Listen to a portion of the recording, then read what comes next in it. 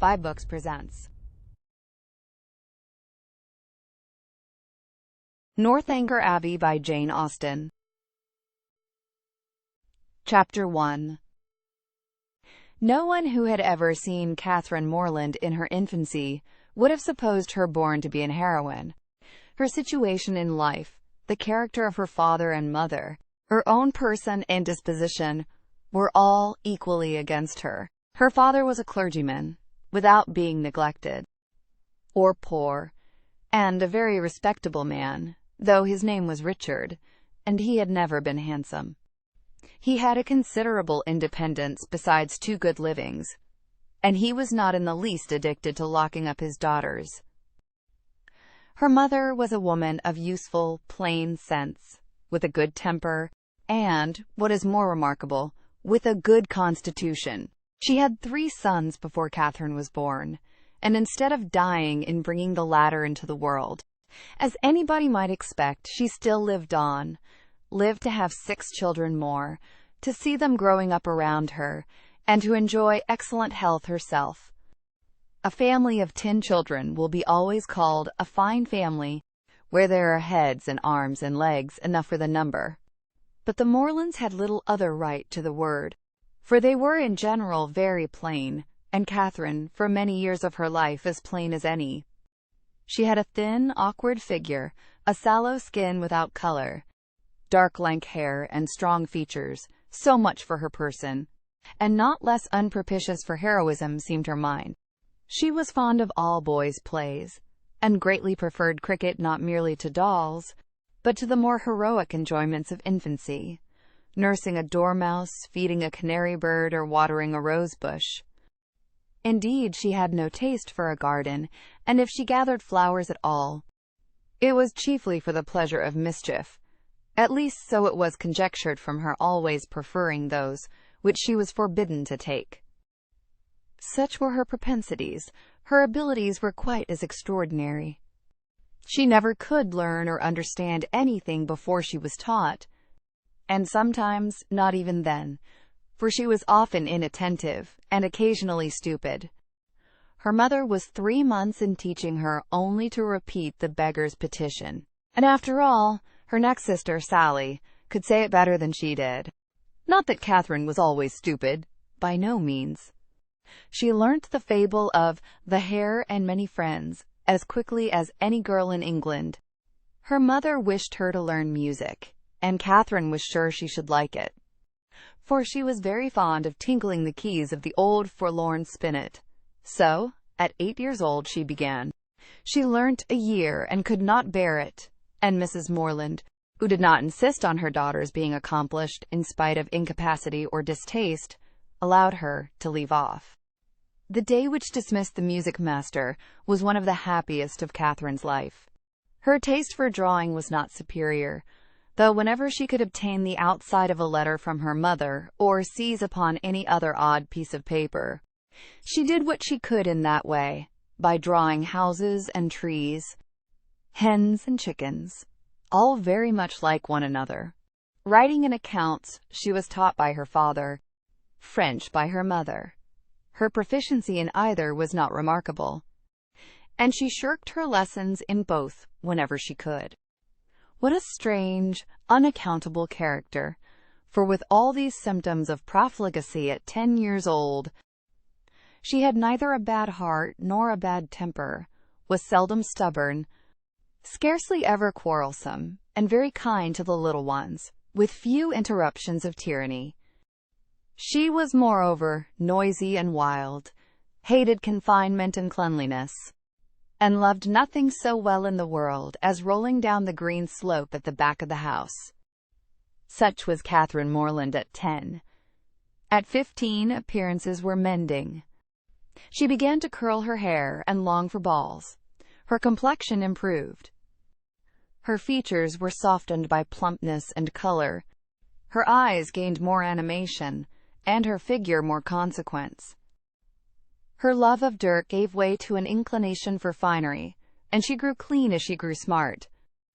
She had now the pleasure of sometimes hearing her father and mother remark on her personal improvement, "Catherine grows quite a good-looking girl. She is almost pretty today," were words which caught her ears now and then. And how welcome were the sounds! To look almost pretty is an acquisition of higher delight to a girl who has been looking plain the first 15 years of her life than a beauty from her cradle can ever receive. Mrs. Morland was a very good woman, and wished to see her children everything they ought to be. But her time was so much occupied in lying in and teaching the little ones, that her elder daughters were inevitably left to shift for themselves. And it was not very wonderful that Catherine, who had by nature nothing heroic about her, should prefer cricket, baseball, riding on horseback, and running about the country at the age of 14, to books, or at least books of information. For, provided that nothing like useful knowledge could be gained from them, provided they were all story and no reflection, she had never any objection to books at all. But from 15 to 17 she was in training for a heroine. She read all such works as heroines must read, to supply their memories with those quotations which are so serviceable and so soothing in the vicissitudes of their eventful lives. From Pope she learnt to censure those who quote, bear about the mockery of woe. From Gray that many a flower is born to blush unseen, and waste its fragrance on the desert air. From Thomson that it is a delightful task to teach the young idea how to shoot. And from Shakespeare she gained a great store of information, amongst the rest, that trifles light as air are to the jealous confirmation strong as proofs of Holy Writ, that the poor beetle which we tread upon in corporal sufferance feels a pang as great as when a giant dies, and that a young woman in love always looks like Patience on a monument smiling at grief. So far her improvement was sufficient, and in many other points she came on exceedingly well.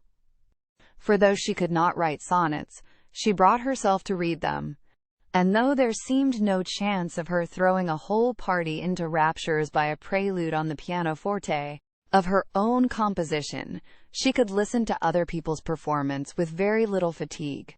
Her greatest deficiency was in the pencil. She had no notion of drawing, not enough even to attempt a sketch of her lover's profile, that she might be detected in the design. There she fell miserably short of the true heroic height.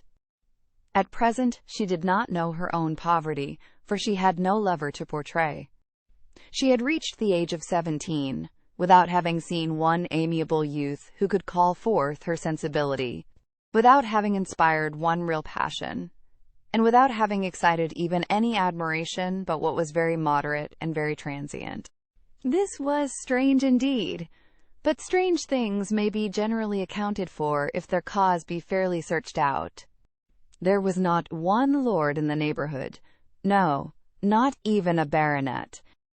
There was not one family among their acquaintance who had reared and supported a boy accidentally found at their door, not one young man whose origin was unknown. Her father had no ward, and the squire of the parish no children. But when a young lady is to be a heroine, the perverseness of 40 surrounding families cannot prevent her. Something must and will happen to throw a hero in her way. Mr. Allen, who owned the chief of the property about Fullerton, the village in Wiltshire where the Morlands lived, was ordered to Bath for the benefit of a gouty constitution, and his lady, a good-humoured woman, fond of Miss Morland, and probably aware that if adventures will not befall a young lady in her own village, she must seek them abroad, invited her to go with them. Mr. and Mrs. Morland were all compliance, and Catherine all happiness. Chapter 2. In addition to what has been already said of Catherine Morland's personal and mental endowments, when about to be launched into all the difficulties and dangers of a 6 weeks' residence in Bath, it may be stated, for the reader's more certain information, lest the following pages should otherwise fail of giving any idea of what her character is meant to be, that her heart was affectionate. her disposition cheerful and open, without conceit or affectation of any kind, her manners just removed from the awkwardness and shyness of a girl, her person pleasing, and, when in good looks, pretty, and her mind about as ignorant and uninformed as the female mind at 17 usually is. When the hour of departure drew near, the maternal anxiety of Mrs. Morland will be naturally supposed to be most severe. 1,000 alarming presentiments of evil to her beloved Catherine from this terrific separation must oppress her heart with sadness, and drown her in tears for the last day or two of their being together. And advice of the most important and applicable nature must, of course, flow from her wise lips in their parting conference in her closet. Cautions against the violence of such noblemen and baronets as delight in forcing young ladies away to some remote farmhouse must, at such a moment, relieve the fullness of her heart. Who would not think so? But Mrs. Morland knew so little of lords and baronets that she entertained no notion of their general mischievousness, and was wholly unsuspicious of danger to her daughter from their machinations. Her cautions were confined to the following points. I beg, Catherine, you will always wrap yourself up very warm about the throat when you come from the rooms at night. And I wish you would try to keep some account of the money you spend. I will give you this little book on purpose. Sally, or rather Sarah, for what young lady of common gentility will reach the age of 16 without altering her name as far as she can, must from situation be at this time the intimate friend and confidant of her sister. It is remarkable, however, that she neither insisted on Catherine's writing by every post, nor exacted her promise of transmitting the character of every new acquaintance, nor a detail of every interesting conversation that Bath might produce. Everything, indeed, relative to this important journey was done, on the part of the Morlands, with a degree of moderation and composure, which seemed rather consistent with the common feelings of common life, than with the refined susceptibilities, the tender emotions which the first separation of a heroine from her family ought always to excite. Her father, instead of giving her an unlimited order on his banker, or even putting £100 bank bill into her hands, gave her only 10 guineas, and promised her more when she wanted it. Under these unpromising auspices, the parting took place, and the journey began. It was performed with suitable quietness and uneventful safety. Neither robbers nor tempests befriended them, nor one lucky overturn to introduce them to the hero. Nothing more alarming occurred than a fear, on Mrs. Allen's side, of having once left her clogs behind her at an inn, and that fortunately proved to be groundless. They arrived at Bath. Catherine was all eager delight.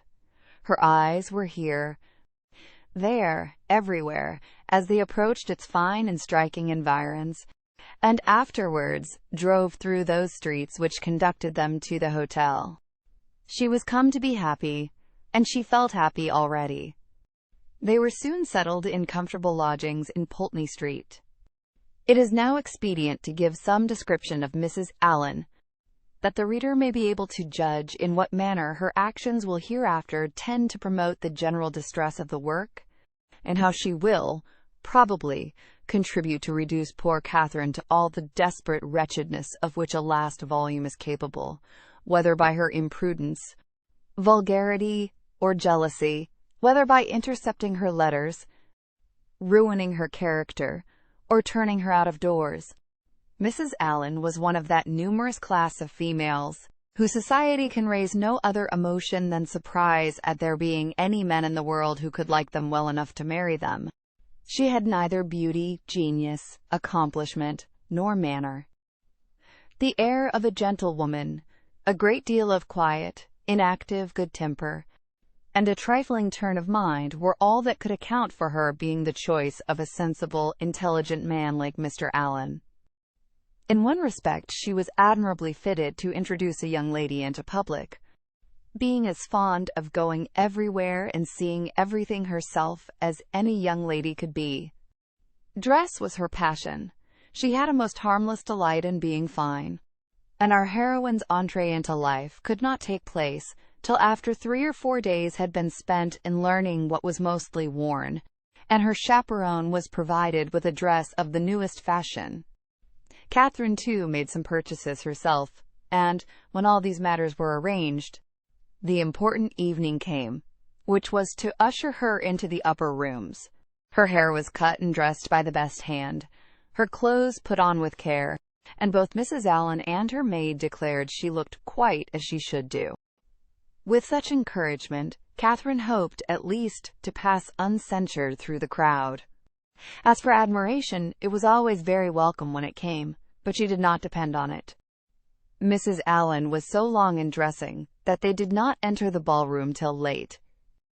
The season was full, the room crowded, and the two ladies squeezed in as well as they could. As for Mr. Allen, he repaired directly to the card-room and left them to enjoy a mob by themselves. With more care for the safety of her new gown than for the comfort of her protégée, Mrs. Allen made her way through the throng of men by the door, as swiftly as the necessary caution would allow. Catherine, however, kept close at her side, and linked her arm too firmly within her friend's to be torn asunder by any common effort of a struggling assembly. But to her utter amazement, she found that to proceed along the room was by no means the way to disengage themselves from the crowd. It seemed rather to increase as they went on, whereas she had imagined that when once fairly within the door, they should easily find seats and be able to watch the dances with perfect convenience. But this was far from being the case, and though by unwearied diligence they gained even the top of the room, their situation was just the same. They saw nothing of the dancers but the high feathers of some of the ladies. Still, they moved on. Something better was yet in view, and by a continued exertion of strength and ingenuity, they found themselves at last in the passage behind the highest bench.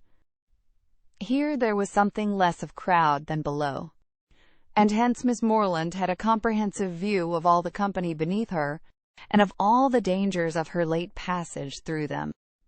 It was a splendid sight, and she began for the first time that evening to feel herself at a ball. She longed to dance, but she had not an acquaintance in the room. Mrs. Allen did all that she could do in such a case by saying very placidly, every now and then, "I wish you could dance, my dear. I wish you could get a partner." For some time her young friend felt obliged to her for these wishes, but they were repeated so often, and proved so totally ineffectual, that Catherine grew tired at last, and would thank her no more. They were not long able, however, to enjoy the repose of the eminence they had so laboriously gained. Everybody was shortly in motion for tea, and they must squeeze out like the rest. Catherine began to feel something of disappointment. She was tired of being continually pressed against by people, the generality of whose faces possessed nothing to interest, and with all of whom she was so wholly unacquainted that she could not relieve the irksomeness of imprisonment by the exchange of a syllable with any of her fellow captives. And when at last arrived in the tea-room, she felt yet more the awkwardness of having no party to join, no acquaintance to claim, no gentleman to assist them. They saw nothing of Mr. Allen, and after looking about them in vain for a more eligible situation, were obliged to sit down at the end of a table, at which a large party were already placed, without having anything to do there, or anybody to speak to, except each other. Mrs. Allen congratulated herself, as soon as they were seated, on having preserved her gown from injury. "It would have been very shocking to have it torn," said she, "would not it? It is such a delicate muslin. For my part, have not seen anything I like so well in the whole room, I assure you." "How uncomfortable it is," whispered Catherine, "not to have a single acquaintance here." "Yes, my dear," replied Mrs. Allen, with perfect serenity. "It is very uncomfortable indeed. What shall we do? The gentlemen and ladies at this table look as if they wondered why we came here. We seem forcing ourselves into their party." "Aye, so we do. That is very disagreeable. I wish we had a large acquaintance here. I wish we had any. It would be somebody to go to. Very true, my dear, and if we knew anybody we would join them directly. The Skinners were here last year. I wish they were here now. Had not we better go away as it is? Here are no tea things for us, you see. No more there are, indeed. How very provoking. But I think we had better sit still, for one gets so tumbled in such a crowd. How is my head, my dear? Somebody gave me a push that has hurt it, I am afraid. No, indeed, it looks very nice. But, dear Mrs. Allen, are you sure there is nobody you know in all this multitude of people? I think you must know somebody. I don't, upon my word. I wish I did. I wish I had a large acquaintance here with all my heart, and then I should get you a partner. I should be so glad to have you dance. There goes a strange-looking woman. What an odd gown she has got on. How old-fashioned it is. Look at the back. After some time they received an offer of tea from one of their neighbors. It was thankfully accepted, and this introduced a light conversation with the gentleman who offered it, which was the only time that anybody spoke to them during the evening, till they were discovered and joined by Mr. Allen when the dance was over. "Well, Miss Morland," said he directly, "I hope you have had an agreeable ball." "Very agreeable indeed," she replied, vainly endeavoring to hide a great yawn. "I wish she had been able to dance," said his wife. "I wish we could have got a partner for her. I have been saying how glad I should be if the Skinners were here this winter instead of last. Or if the Parrys had come, as they talked of once. She might have danced with George Parry. I am so sorry she has not had a partner." "We shall do better another evening, I hope," was Mr. Allen's consolation. The company began to disperse when the dancing was over, enough to leave space for the remainder to walk about in some comfort. And now was the time for a heroine, who had not yet played a very distinguished part in the events of the evening, to be noticed and admired. Every 5 minutes, by removing some of the crowd, gave greater openings for her charms. She was now seen by many young men who had not been near her before. Not one, however, started with rapturous wonder on beholding her. No whisper of eager inquiry ran round the room, nor was she once called a divinity by anybody. Yet Catherine was in very good looks, and had the company only seen her 3 years before, they would now have thought her exceedingly handsome. She was looked at, however, and with some admiration, for, in her own hearing, 2 gentlemen pronounced her to be a pretty girl. Such words had their due effect. She immediately thought the evening pleasanter than she had found it before. Her humble vanity was contented. She felt more obliged to the 2 young men for this simple praise than a true quality heroine would have been for 15 sonnets in celebration of her charms, and went to her chair in good humor with everybody, and perfectly satisfied with her share of public attention. Chapter 3. Every morning now brought its regular duties. Shops were to be visited, some new part of the town to be looked at, and the pump room to be attended, where they paraded up and down for an hour, looking at everybody and speaking to no one. The wish of a numerous acquaintance in Bath was still uppermost with Mrs. Allen, and she repeated it after every fresh proof, which every morning brought, of her knowing nobody at all. They made their appearance in the lower rooms, and here fortune was more favorable to our heroine. The master of the ceremonies introduced to her a very gentlemanlike young man as a partner. His name was Tilney. He seemed to be about 4 or 25, was rather tall, had a pleasing countenance, a very intelligent and lively eye, and, if not quite handsome, was very near it. His address was good, and Catherine felt herself in high luck. There was little leisure for speaking while they danced, but when they were seated at tea, she found him as agreeable as she had already given him credit for being. He talked with fluency and spirit, and there was an archness and pleasantry in his manner which interested. though it was hardly understood by her. After chatting some time on such matters as naturally arose from the objects around them, he suddenly addressed her with, "I have hitherto been very remiss, madam, in the proper attentions of a partner here.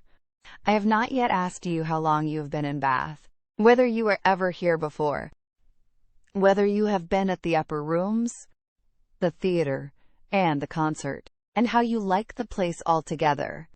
I have been very negligent, but are you now at leisure to satisfy me in these particulars? If you are, I will begin directly." "You need not give yourself that trouble, sir." "No trouble, I assure you, madam." Then, forming his features into a set smile, and affectedly softening his voice, he added, with a simpering air, "Have you been long in Bath, madam?" "About a week, sir," replied Catherine, trying not to laugh. "Really?" with affected astonishment. "Why should you be surprised, sir?" "Why, indeed?" said he, in his natural tone. "But some emotion must appear to be raised by your reply, and surprise is more easily assumed, and not less reasonable than any other. Now let us go on. Were you never here before, madam?" "Never, sir." "Indeed. Have you yet honored the upper rooms?" "Yes, sir.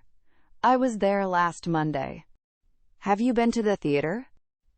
"Yes, sir. I was at the play on Tuesday." "To the concert?" "Yes, sir, on Wednesday." "And are you altogether pleased with Bath?" "Yes, I like it very well." Now I must give one smirk, and then we may be rational again. Catherine turned away her head, not knowing whether she might venture to laugh. "I see what you think of me," said he gravely. "I shall make but a poor figure in your journal tomorrow." "My journal!" "Yes, I know exactly what you will say. Friday. Went to the lower rooms. Wore my sprigged muslin robe with blue trimmings, plain black shoes. Appeared to much advantage, but was strangely harassed by a queer, half-witted man, who would make me dance with him, and distressed me by his nonsense. Indeed, I shall say no such thing. Shall I tell you what you ought to say?" "If you please." "I danced with a very agreeable young man, introduced by Mr. King. Had a great deal of conversation with him. Seems a most extraordinary genius. Hope I may know more of him." "That, madam, is what I wish you to say." "But perhaps—" "I keep no journal." "Perhaps you are not sitting in this room, and I am not sitting by you. These are points in which a doubt is equally possible. Not keep a journal. How are your absent cousins to understand the tenor of your life in Bath without one? How are the civilities and compliments of every day to be related as they ought to be, unless noted down every evening in a journal? How are your various dresses to be remembered, and the particular state of your complexion and curl of your hair to be described in all their diversities, without having constant recourse to a journal? My dear madam, I am not so ignorant of young ladies' ways as you wish to believe me. It is this delightful habit of journaling which largely contributes to form the easy style of writing for which ladies are so generally celebrated. Everybody allows that the talent of writing agreeable letters is peculiarly female. Nature may have done something, but I am sure it must be essentially assisted by the practice of keeping a journal. I have sometimes thought," said Catherine, doubtingly, "whether ladies do write so much better letters than gentlemen. That is, I should not think the superiority was always on our side. As far as I have had opportunity of judging, it appears to me that the usual style of letter writing among women is faultless, except in 3 particulars. And what are they? A general deficiency of subject, a total inattention to stops, and a very frequent ignorance of grammar. Upon my word, I need not have been afraid of disclaiming the compliment. You do not think too highly of us in that way. I should no more lay it down as a general rule that women write better letters than men, than that they sing better duets, or draw better landscapes. In every power, of which taste is the foundation, excellence is pretty fairly divided between the sexes. They were interrupted by Mrs. Allen. "My dear Catherine," said she, "do take this pin out of my sleeve. I am afraid it has torn a hole already. I shall be quite sorry if it has, for this is a favorite gown, though it cost but 9 shillings a yard." "That is exactly what I should have guessed it, madam," said Mr. Tilney, looking at the muslin. "Do you understand muslins, sir?" "Particularly well. I always buy my own cravats, and am allowed to be an excellent judge, and my sister has often trusted me in the choice of a gown. I bought one for her the other day, and it was pronounced to be a prodigious bargain by every lady who saw it. I gave but 5 shillings a yard for it, and a true Indian muslin." Mrs. Allen was quite struck by his genius. "Men commonly take so little notice of those things," said she. "I can never get Mr. Allen to know one of my gowns from another. You must be a great comfort to your sister, sir." "I hope I am, madam. And pray, sir, what do you think of Miss Morland's gown?" "It is very pretty, madam," said he, gravely examining it, "but I do not think it will wash well. I am afraid it will fray." "How can you," said Catherine, "be so—" she had almost said, "strange." "I am quite of your opinion," replied Mrs. Allen, "and so I told Miss Morland when she bought it. But then, you know, madam, muslin always turns to some account or other. Miss Morland will get enough out of it for a handkerchief, or a cap, or a cloak. Muslin can never be said to be wasted. I have heard my sister say so 40 times, when she has been extravagant in buying more than she wanted, or careless in cutting it to pieces. Bath is a charming place, sir. There are so many good shops here. We are sadly off in the country. Not but what we have very good shops in Salisbury, but it is so far to go. 8 miles is a long way. Mr. Allen says it is 9, measured 9, but I am sure it cannot be more than 8, and it is such a fag, I come back tired to death. Now, here one can step out of doors and get a thing in 5 minutes." Mr. Tilney was polite enough to seem interested in what she said, and she kept him on the subject of muslins till the dancing recommenced. Catherine feared, as she listened to their discourse, that he indulged himself a little too much with the foibles of others. "What are you thinking of so earnestly?" said he, as they walked back to the ballroom. "Not of your partner, I hope, for by that shake of the head, your meditations are not satisfactory." Catherine colored, and said I was not thinking of anything. "That is artful and deep, to be sure. But I had rather be told at once that you will not tell me." "Well then, I will not. Thank you, for now we shall soon be acquainted, as I am authorized to tease you on this subject whenever we meet, and nothing in the world advances intimacy so much." They danced again, and, when the assembly closed, parted, on the ladies' side at least, with a strong inclination for continuing the acquaintance. Whether she thought of him so much, while she drank her warm wine and water, and prepared herself for bed, as to dream of him when there, cannot be ascertained. But I hope it was no more than in a slight slumber, or a morning doze at most.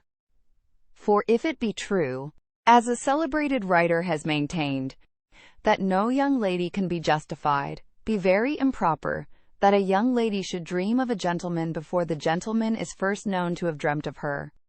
How proper Mr. Tilney might be as a dreamer, or a lover, had not yet perhaps entered Mr. Allen's head, but that he was not objectionable as a common acquaintance for his young charge, he was on inquiry satisfied. for he had early in the evening taken pains to know who her partner was, and had been assured of Mr. Tilney's being a clergyman, and of a very respectable family in Gloucestershire. Chapter 4. With more than usual eagerness did Catherine hasten to the pump-room the next day, secure within herself of seeing Mr. Tilney there before the morning were over, and ready to meet him with a smile. But no smile was demanded. Mr. Tilney did not appear. Every creature in Bath, except himself, was to be seen in the room at different periods of the fashionable hours. Crowds of people were every moment passing in and out, up the steps and down, people whom nobody cared about, and nobody wanted to see, and he only was absent. "What a delightful place Bath is," said Mrs. Allen, as they sat down near the great clock, after parading the room till they were tired. "And how pleasant it would be if we had any acquaintance here." This sentiment had been uttered so often in vain that Mrs. Allen had no particular reason to hope it would be followed with more advantage now. But we are told to despair of nothing we would attain, as unwearied diligence our point would gain. And the unwearied diligence with which she had every day wished for the same thing was at length to have its just reward. For hardly had she been seated 10 minutes before a lady of about her own age, who was sitting by her, and had been looking at her attentively for several minutes, addressed her with great complaisance in these words: "I think, madam, I cannot be mistaken. It is a long time since I had the pleasure of seeing you, but is not your name Allen?" This question answered, as it readily was. The stranger pronounced hers to be Thorpe, and Mrs. Allen immediately recognized the features of a former schoolfellow and intimate, whom she had seen only once since their respective marriages, and that many years ago. Their joy on this meeting was very great, as well it might, since they had been contented to know nothing of each other for the last 15 years. Compliments on good looks now passed, and, after observing how time had slipped away since they were last together, how little they had thought of meeting in Bath, and what a pleasure it was to see an old friend, they proceeded to make inquiries and give intelligence as to their families, sisters, and cousins, talking both together, far more ready to give than to receive information, and each hearing very little of what the other said. Mrs. Thorpe, however, had one great advantage as a talker over Mrs. Allen in a family of children, and when she expatiated on the talents of her sons and the beauty of her daughters, when she related their different situations and views, that John was at Oxford, Edward at Merchant Taylor's, and William at sea, and all of them more beloved and respected in their different station than any other 3 beings ever were, Mrs. Allen had no similar information to give, no similar triumphs to press on the unwilling and unbelieving ear of her friend, and was forced to sit and appear to listen to all these maternal effusions, consoling herself, however, with the discovery, which her keen eyes soon made, that the lace on Mrs. Thorpe's pelisse was not half so handsome as that on her own. "Here come, my dear girls," cried Mrs. Thorpe, pointing at 3 smart-looking females who, arm in arm, were then moving towards her. "My dear Mrs. Allen, I long to introduce them. They will be so delighted to see you.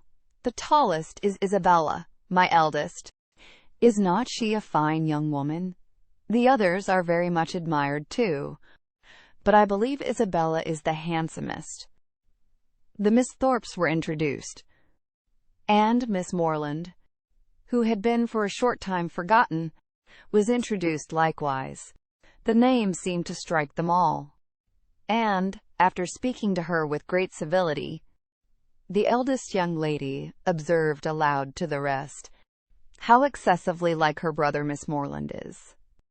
"The very picture of him, indeed," cried the mother, "and I should have known her anywhere for his sister. was repeated by them all, 2 or 3 times over. For a moment Catherine was surprised. But Mrs. Thorpe and her daughters had scarcely begun the history of their acquaintance with Mr. James Morland before she remembered that her eldest brother had lately formed an intimacy with a young man of his own college, of the name of Thorpe, and that he had spent the last week of the Christmas vacation with his family, near London. The whole being explained, many obliging things were said by the Miss Thorpes of their wish of being better acquainted with her, of being considered as already friends, through the friendship of their brothers, etc., which Catherine heard with pleasure, and answered with all the pretty expressions she could command. And, as the first proof of amity, she was soon invited to accept an arm of the eldest Miss Thorpe, and take a turn with her about the room.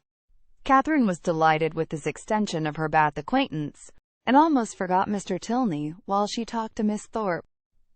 Friendship is certainly the finest balm for the pangs of disappointed love. Their conversation turned upon those subjects of which the free discussion has generally much to do in perfecting a sudden intimacy between two young ladies, such as dress, balls, flirtations, and quizzes. Miss Thorpe, however, being 4 years older than Miss Morland, and at least 4 years better informed, had a very decided advantage in discussing such points. She could compare the balls of Bath with those of Tunbridge, its fashions with the fashions of London, could rectify the opinions of her new friend in many articles of tasteful attire, could discover a flirtation between any gentleman and lady who only smiled on each other, and point out a quiz through the thickness of a crowd. These powers received due admiration from Catherine, to whom they were entirely new, and the respect which they naturally inspired might have been too great for familiarity, had not the easy gaiety of Miss Thorpe's manners, and her frequent expressions of delight on this acquaintance with her, softened down every feeling of awe, and left nothing but tender affection. Their increasing attachment was not to be satisfied with half a dozen turns in the pump-room, but required, when they all quitted it together, that Miss Thorpe should accompany Miss Morland to the very door of Mr. Allen's house, and that they should there part with a most affectionate and lengthened shake of hands, after learning, to their mutual relief, that they should see each other across the theatre at night, and say their prayers in the same chapel the next morning. Catherine then ran directly upstairs, and watched Miss Thorpe's progress down the street from the drawing-room window, admired the graceful spirit of her walk, the fashionable air of her figure and dress, and felt grateful, as well she might, for the chance which had procured her such a friend. Mrs. Thorpe was a widow, and not a very rich one. She was a good-humored, well-meaning woman, and a very indulgent mother. Her eldest daughter had great personal beauty, and the younger ones, by pretending to be as handsome as their sister, imitating her air, and dressing in the same style, did very well. This brief account of the family is intended to supersede the necessity of a long and minute detail from Mrs. Thorpe herself, of her past adventures and sufferings, which might otherwise be expected to occupy the 3 or 4 following chapters, in which the worthlessness of lords and attorneys might be set forth, and conversations, which had passed 20 years before, be minutely repeated. Chapter 5. Catherine was not so much engaged at the theatre that evening, in returning the nods and smiles of Miss Thorpe, though they certainly claimed much of her leisure, as to forget to look with an inquiring eye for Mr. Tilney in every box which her eye could reach. But she looked in vain. Mr. Tilney was no fonder of the play than the pump-room. She hoped to be more fortunate the next day, and when her wishes for fine weather were answered by seeing a beautiful morning, she hardly felt a doubt of it, for a fine Sunday in Bath empties every house of its inhabitants, and all the world appears on such an occasion to walk about and tell their acquaintance what a charming day it is. As soon as divine service was over, the Thorpes and Allens eagerly joined each other, and after staying long enough in the pump room to discover that the crowd was insupportable, and that there was not a genteel face to be seen, which everybody discovers every Sunday throughout the season, they hastened away to the Crescent, to breathe the fresh air of better company. Here Catherine and Isabella, arm in arm, again tasted the sweets of friendship in an unreserved conversation. They talked much, and with much enjoyment, but again was Catherine disappointed in her hope of re-seeing her partner. He was nowhere to be met with. Every search for him was equally unsuccessful. In morning lounges or evening assemblies, neither at the upper nor lower rooms, at dressed or undressed balls, was he perceivable, nor among the walkers, the horsemen, or the curricle drivers of the morning. His name was not in the pump-room book, and curiosity could do no more. He must be gone from Bath. Yet he had not mentioned that his stay would be so short. This sort of mysteriousness, which is always so becoming in a hero, threw a fresh grace in Catherine's imagination around his person and manners, and increased her anxiety to know more of him. From the Thorpes she could learn nothing, for they had been only 2 days in Bath before they met with Mrs. Allen. It was a subject, however, in which she often indulged with her fair friend, from whom she received every possible encouragement to continue to think of him, and his impression on her fancy was not suffered therefore to weaken. Isabella was very sure that he must be a charming young man, and was equally sure that he must have been delighted with her dear Catherine, and would therefore shortly return. She liked him the better for being a clergyman, for she must confess herself very partial to the profession, and something like a sigh escaped her as she said it. Perhaps Catherine was wrong in not demanding the cause of that gentle emotion, but she was not experienced enough in the finesse of love, or the duties of friendship, to know when delicate raillery was properly called for, or when a confidence should be forced. Mrs. Allen was now quite happy, quite satisfied with Bath. She had found some acquaintance, had been so lucky, too, as to find in them the family of a most worthy old friend, and, as the completion of good fortune, had found these friends by no means so expensively dressed as herself. Her daily expressions were no longer, "I wish we had some acquaintance in Bath."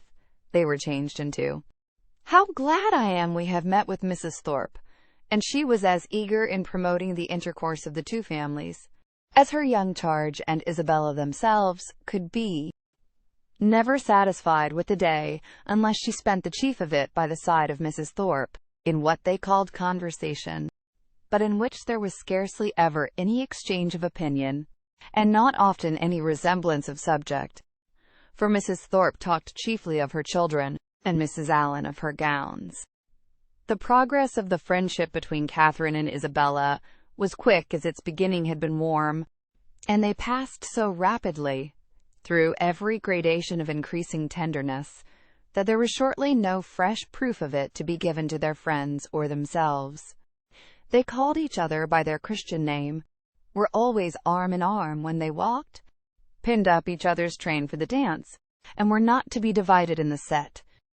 And if a rainy morning deprived them of other enjoyments, they were still resolute in meeting in defiance of wet and dirt, and shut themselves up to read novels together.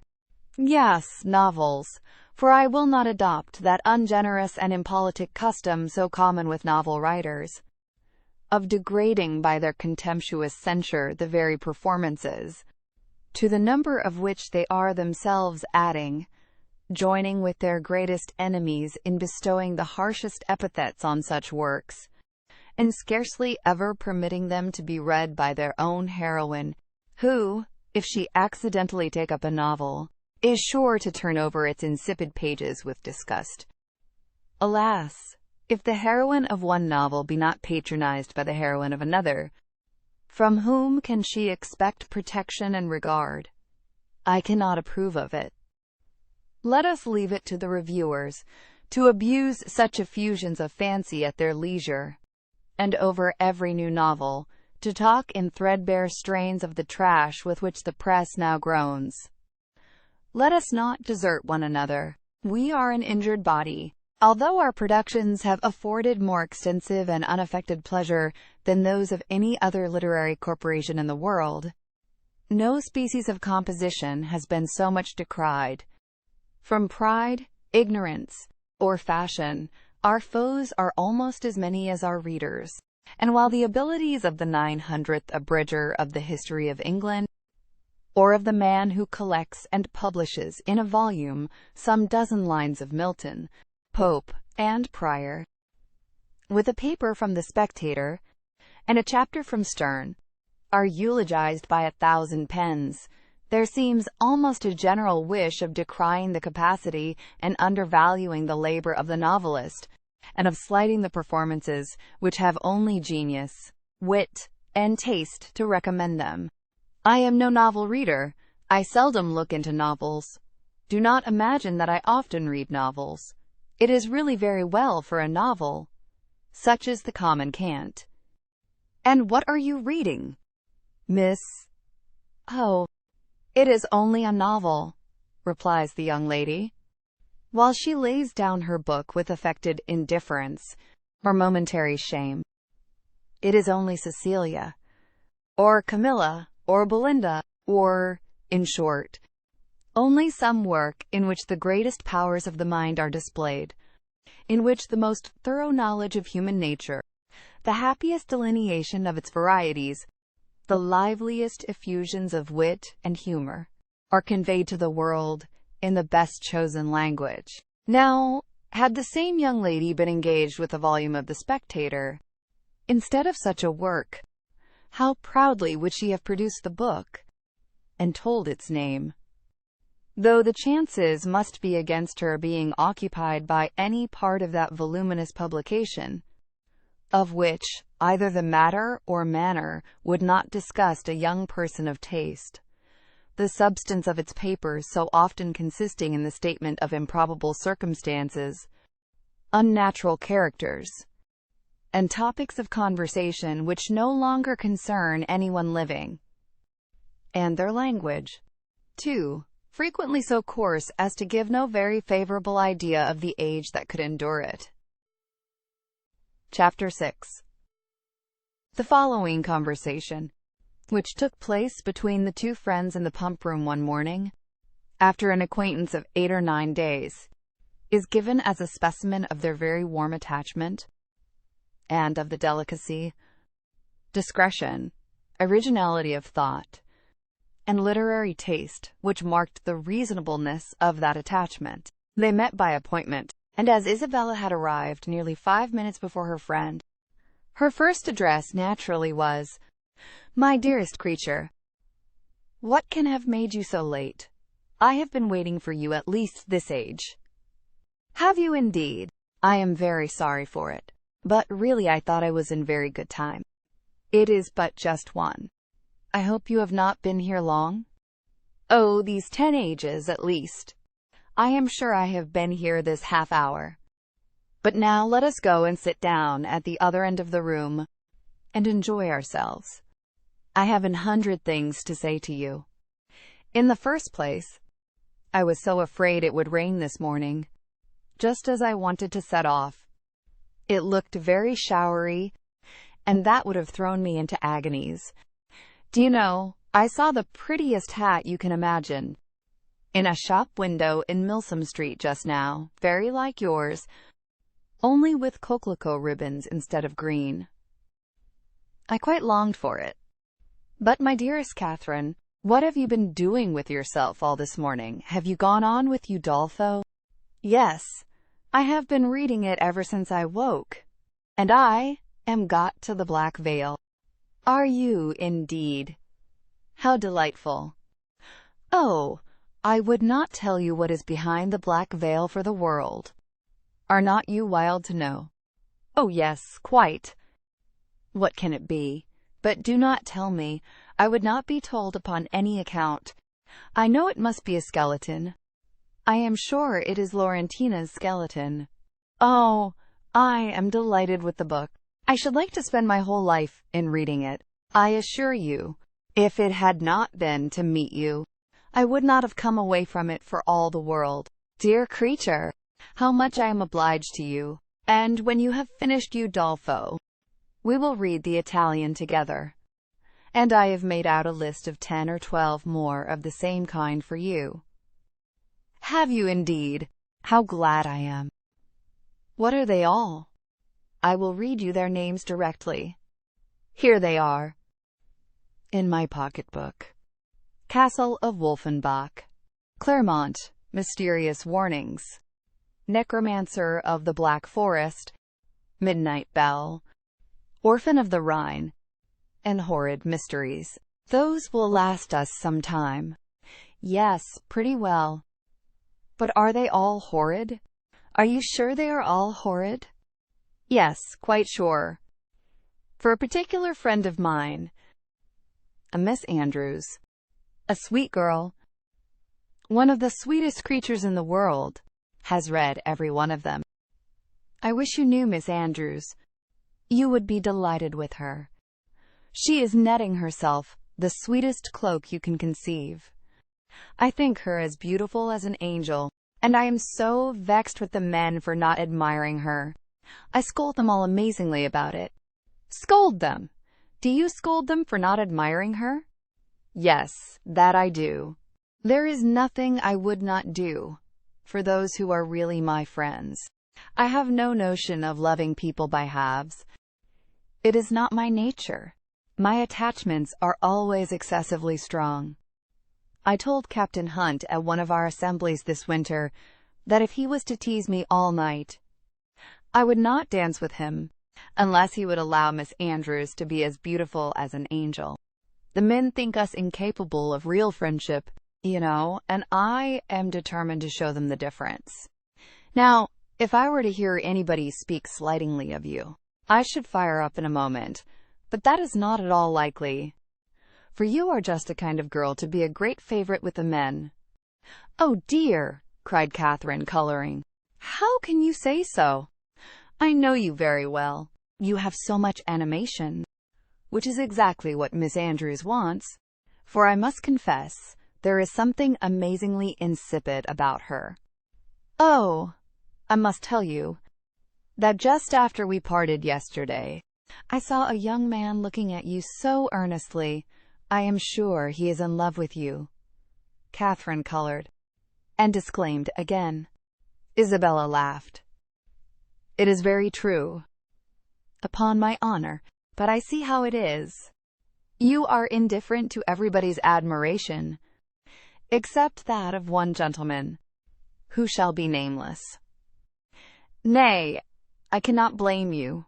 Speaking more seriously, your feelings are easily understood, where the heart is really attached. I know very well how little one can be pleased with the attention of anybody else. Everything is so insipid, so uninteresting, that does not relate to the beloved object. I can perfectly comprehend your feelings, but you should not persuade me that I think so very much about Mr. Tilney, for perhaps I may never see him again. Not see him again? My dearest creature, do not talk of it. I am sure you would be miserable if you thought so. No, indeed, I should not. I do not pretend to say that I was not very much pleased with him, but while I have Udolpho to read, I feel as if nobody could make me miserable. Oh, the dreadful black veil! My dear Isabella, I am sure there must be Laurentina's skeleton behind it. It is so odd to me that you should never have read Udolpho before. But I suppose Mrs. Morland objects to novels. No, she does not. She very often reads Sir Charles Grandison herself. But new books do not fall in our way. Sir Charles Grandison, that is an amazing, horrid book, is it not? I remember Miss Andrews could not get through the first volume. It is not like Udolpho at all, but yet I think it is very entertaining. Do you indeed? You surprise me. I thought it had not been readable. But, my dearest Catherine, have you settled what to wear on your head tonight? I am determined at all events to be dressed exactly like you. The men take notice of that sometimes, you know. But it does not signify if they do, said Catherine, very innocently. Signify? Oh, heavens! I make it a rule never to mind what they say. They are very often amazingly impertinent if you do not treat them with spirit and make them keep their distance. Are they? Well, I never observed that. They always behave very well to me. Oh, they give themselves such airs. They are the most conceited creatures in the world, and think themselves of so much importance. By the by, though I have thought of it 100 times, I have always forgot to ask you, what is your favorite complexion in a man? Do you like them best, dark or fair? I hardly know. I never much thought about it. Something between both, I think. Brown, not fair, and not very dark. Very well, Catherine. That is exactly he. I have not forgot your description of Mr. Tilney. A brown skin, with dark eyes, and rather dark hair. Well, my taste is different. I prefer light eyes. And as to complexion, do you know, I like a sallow better than any other. You must not betray me, if you should ever meet with one of your acquaintance answering that description. Betray you? What do you mean? Nay, do not distress me. I believe I have said too much. Let us drop the subject. Catherine, in some amazement, complied, and after remaining a few moments silent, was on the point of reverting to what interested her at that time, rather more than anything else in the world, Laurentina's skeleton, when her friend prevented her by saying, "For heaven's sake, let us move away from this end of the room. Do you know, there are 2 odious young men who have been staring at me this half-hour. They really put me quite out of countenance. Let us go and look at the arrivals. They will hardly follow us there." Away they walked to the book, and while Isabella examined the names, it was Catherine's employment to watch the proceedings of these alarming young men. They are not coming this way, are they? I hope they are not so impertinent as to follow us. Pray let me know if they are coming. I am determined I will not look up. In a few moments Catherine, with unaffected pleasure, assured her that she need not be longer uneasy, as the gentlemen had just left the pump-room. "And which way are they gone?" said Isabella, turning hastily round. One was a very good-looking young man. They went towards the churchyard. "Well, I am amazingly glad I have got rid of them. And now, what say you to going to Edgar's Buildings with me, and looking at my new hat? You said you should like to see it." Catherine readily agreed. "Only," she added, "perhaps we may overtake the 2 young men." "Oh, never mind that. If we make haste, we shall pass by them presently, and I am dying to show you my hat. But if we only wait a few minutes, there will be no danger of our seeing them at all. I shall not pay them any such compliment. I assure you, I have no notion of treating men with such respect. That is the way to spoil them." Catherine had nothing to oppose against such reasoning, and therefore, to show the independence of Miss Thorpe, and her resolution of humbling the sex, they set off immediately, as fast as they could walk, in pursuit of the 2 young men. Chapter 7. Half a minute conducted them through the pump yard to the archway, opposite Union Passage. But here they were stopped. Everybody acquainted with Bath may remember the difficulties of crossing Cheap Street at this point. It is indeed a street of so impertinent a nature, so unfortunately connected with the great London and Oxford roads, and the principal inn of the city, that a day never passes in which parties of ladies, however important their business, whether in quest of pastry, millinery, or even, as in the present case, of young men, are not detained on one side or other by carriages, horsemen, or carts. This evil had been felt and lamented at least 3 times a day by Isabella since her residence in Bath, and she was now fated to feel and lament it once more, for at the very moment of coming opposite to Union Passage, and within view of the 2 gentlemen who were proceeding through the crowds and threading the gutters of that interesting alley, they were prevented crossing by the approach of a gig, driven along on bad pavement by a most knowing-looking coachman, with all the vehemence that could most fitly endanger the lives of himself, his companion, and his horse. "Oh, these odious gigs," said Isabella, looking up. "How I detest them!" But this detestation, though so just, was of short duration, for she looked again and exclaimed, "Delightful, Mr. Morland and my brother! Good heaven! 'Tis James," was uttered at the same moment by Catherine, and, on catching the young men's eyes, the horse was immediately checked with a violence which almost threw him on his haunches, and a servant having now scampered up, the gentleman jumped out, and the equipage was delivered to his care. Catherine, by whom this meeting was wholly unexpected, received her brother with the liveliest pleasure, and he, being of a very amiable disposition, and sincerely attached to her, gave every proof on his side of equal satisfaction, which he could have leisure to do, while the bright eyes of Miss Thorpe were incessantly challenging his notice, and to her his devoirs were speedily paid, with a mixture of joy and embarrassment which might have informed Catherine, had she been more expert in the development of other people's feelings, and less simply engrossed by her own, that her brother thought her friend quite as pretty as she could do herself.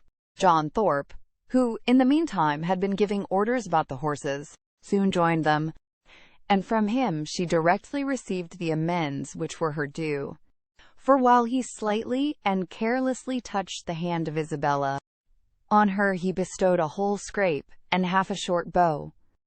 He was a stout young man of middling height, who, with a plain face and ungraceful form, seemed fearful of being too handsome unless he wore the dress of a groom, and too much like a gentleman unless he were easy where he ought to be civil, and impudent where he might be allowed to be easy. He took out his watch. "How long do you think we have been running it from Tetbury, Miss Morland?" "I do not know the distance." Her brother told her that it was 23 miles. 23, cried Thorpe. 25 if it is an inch, Morland remonstrated. Pleaded the authority of road books, innkeepers, and milestones. But his friend disregarded them all. He had a surer test of distance. "I know it must be 25, said he. "By the time we have been doing it, it is now 1:30.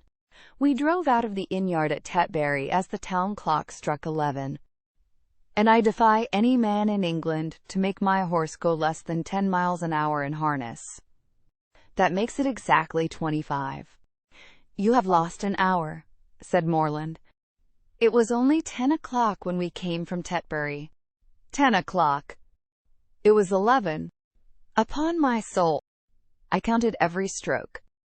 This brother of yours would persuade me out of my senses. Miss Morland, do but look at my horse. Did you ever see an animal so made for speed in your life?"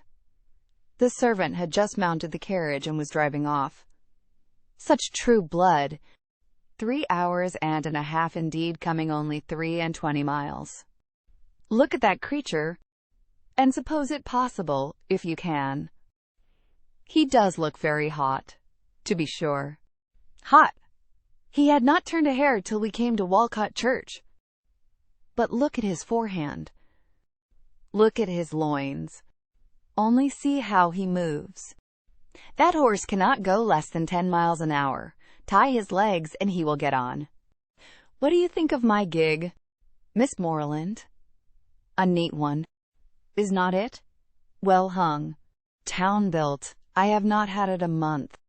It was built for a Christchurch man, a friend of mine. A very good sort of fellow. He ran it a few weeks, till, I believe, it was convenient to have done with it. I happened just then to be looking out for some light thing of the kind, though I had pretty well determined on a curricle too. But I chanced to meet him on Magdalen Bridge, as he was driving into Oxford, last term. "Ah, Thorpe," said he, "do you happen to want such a little thing as this? It is a capital one of the kind, but I am cursed tired of it." "Oh, D," said I am your man. What do you ask? And how much do you think he did? Miss Morland? I am sure I cannot guess at all. Curricle hung, you see. Seat, trunk, sword case, splashing board, lamps, silver molding. All you see complete. The ironwork as good as new, or better. He asked 50 guineas. I closed with him directly, threw down the money, and the carriage was mine. And I am sure, said Catherine, I know so little of such things that I cannot judge whether it was cheap or dear. Neither one nor t'other. I might have got it for less, I dare say. But I hate haggling, and poor Freeman wanted cash. That was very good-natured of you, said Catherine. Quite pleased. Oh, Dan, when one has the means of doing a kind thing by a friend, I hate to be pitiful. An inquiry now took place into the intended movements of the young ladies, and, on finding whither they were going, it was decided that the gentlemen should accompany them to Edgar's Buildings and pay their respects to Mrs. Thorpe. James and Isabella led the way, and so well satisfied was the latter with her lot, so contentedly was she endeavoring to ensure a pleasant walk to him who brought the double recommendation of being her brother's friend, and her friend's brother. So pure and uncoquettish were her feelings, that, though they overtook and passed the two offending young men in Milsom Street, she was so far from seeking to attract their notice, that she looked back at them only 3 times. John Thorpe kept of course with Catherine, and, after a few minutes' silence, renewed the conversation about his gig. You will find, however, Miss Morland, it would be reckoned a cheap thing by some people, for I might have sold it for 10 guineas more the next day. Jackson, of Oriel, bid me 60 at once. Morland was with me at the time. Yes, said Morland, who overheard this.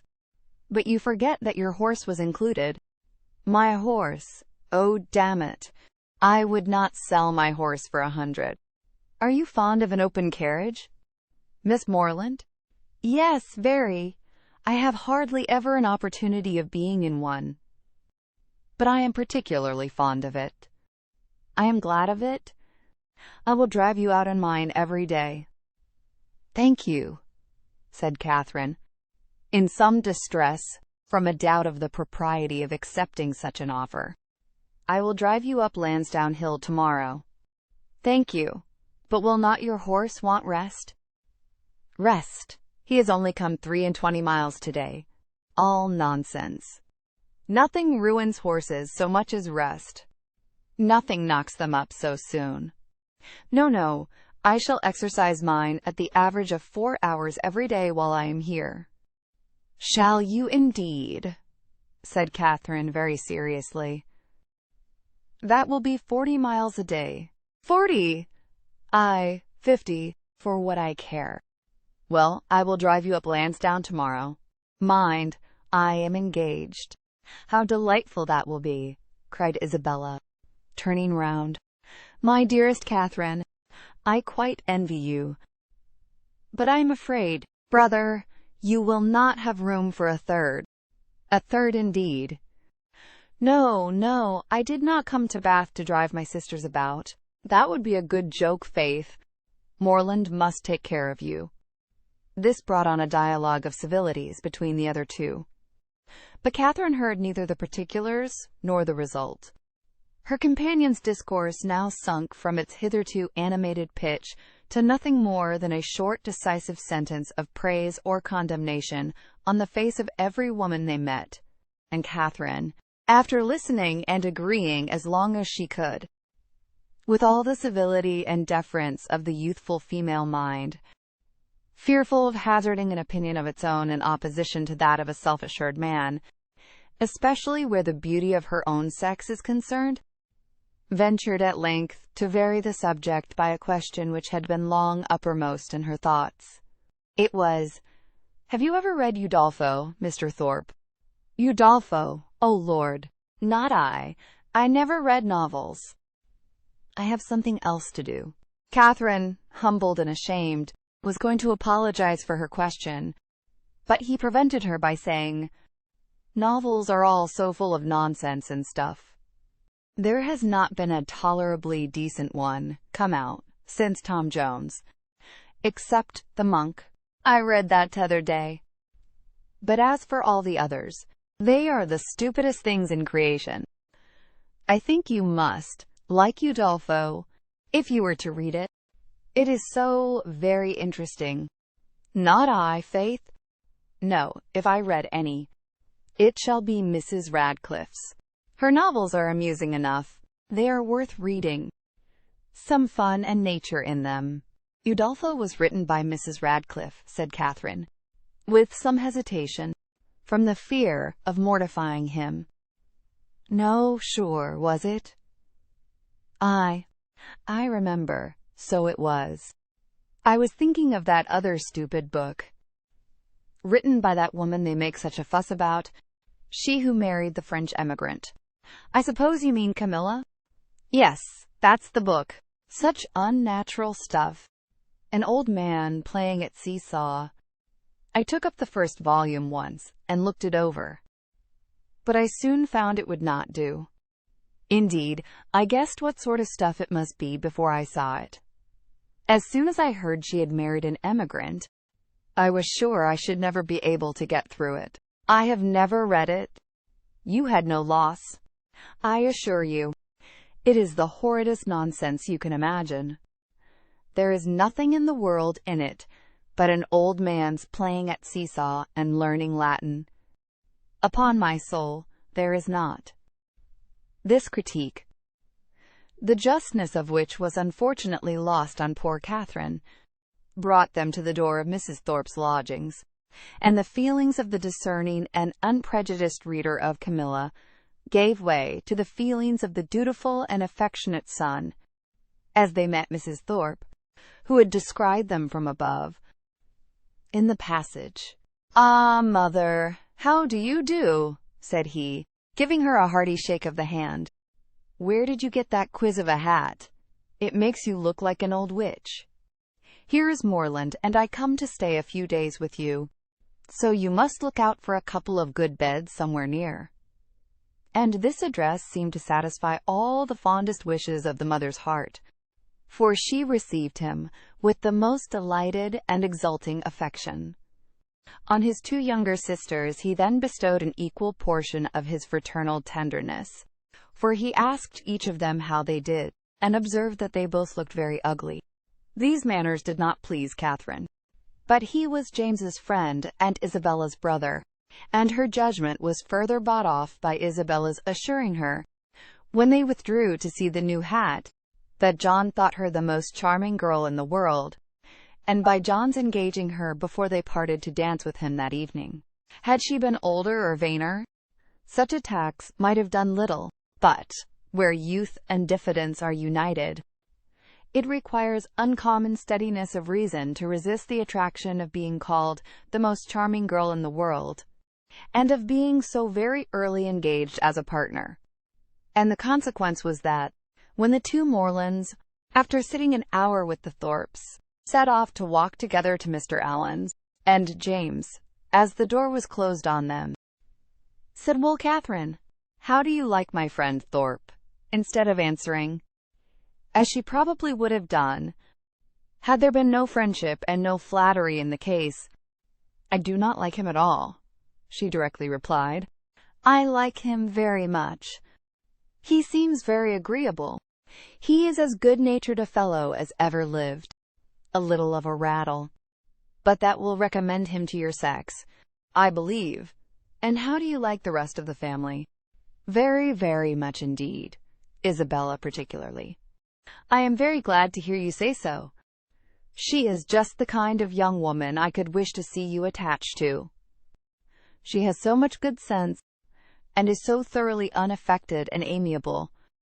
I always wanted you to know her, and she seems very fond of you. She said the highest things in your praise that could possibly be. And the praise of such a girl as Miss Thorpe, even you, Catherine," taking her hand with affection, "may be proud of." "Indeed I am," she replied. "I love her exceedingly, and am delighted to find that you like her too.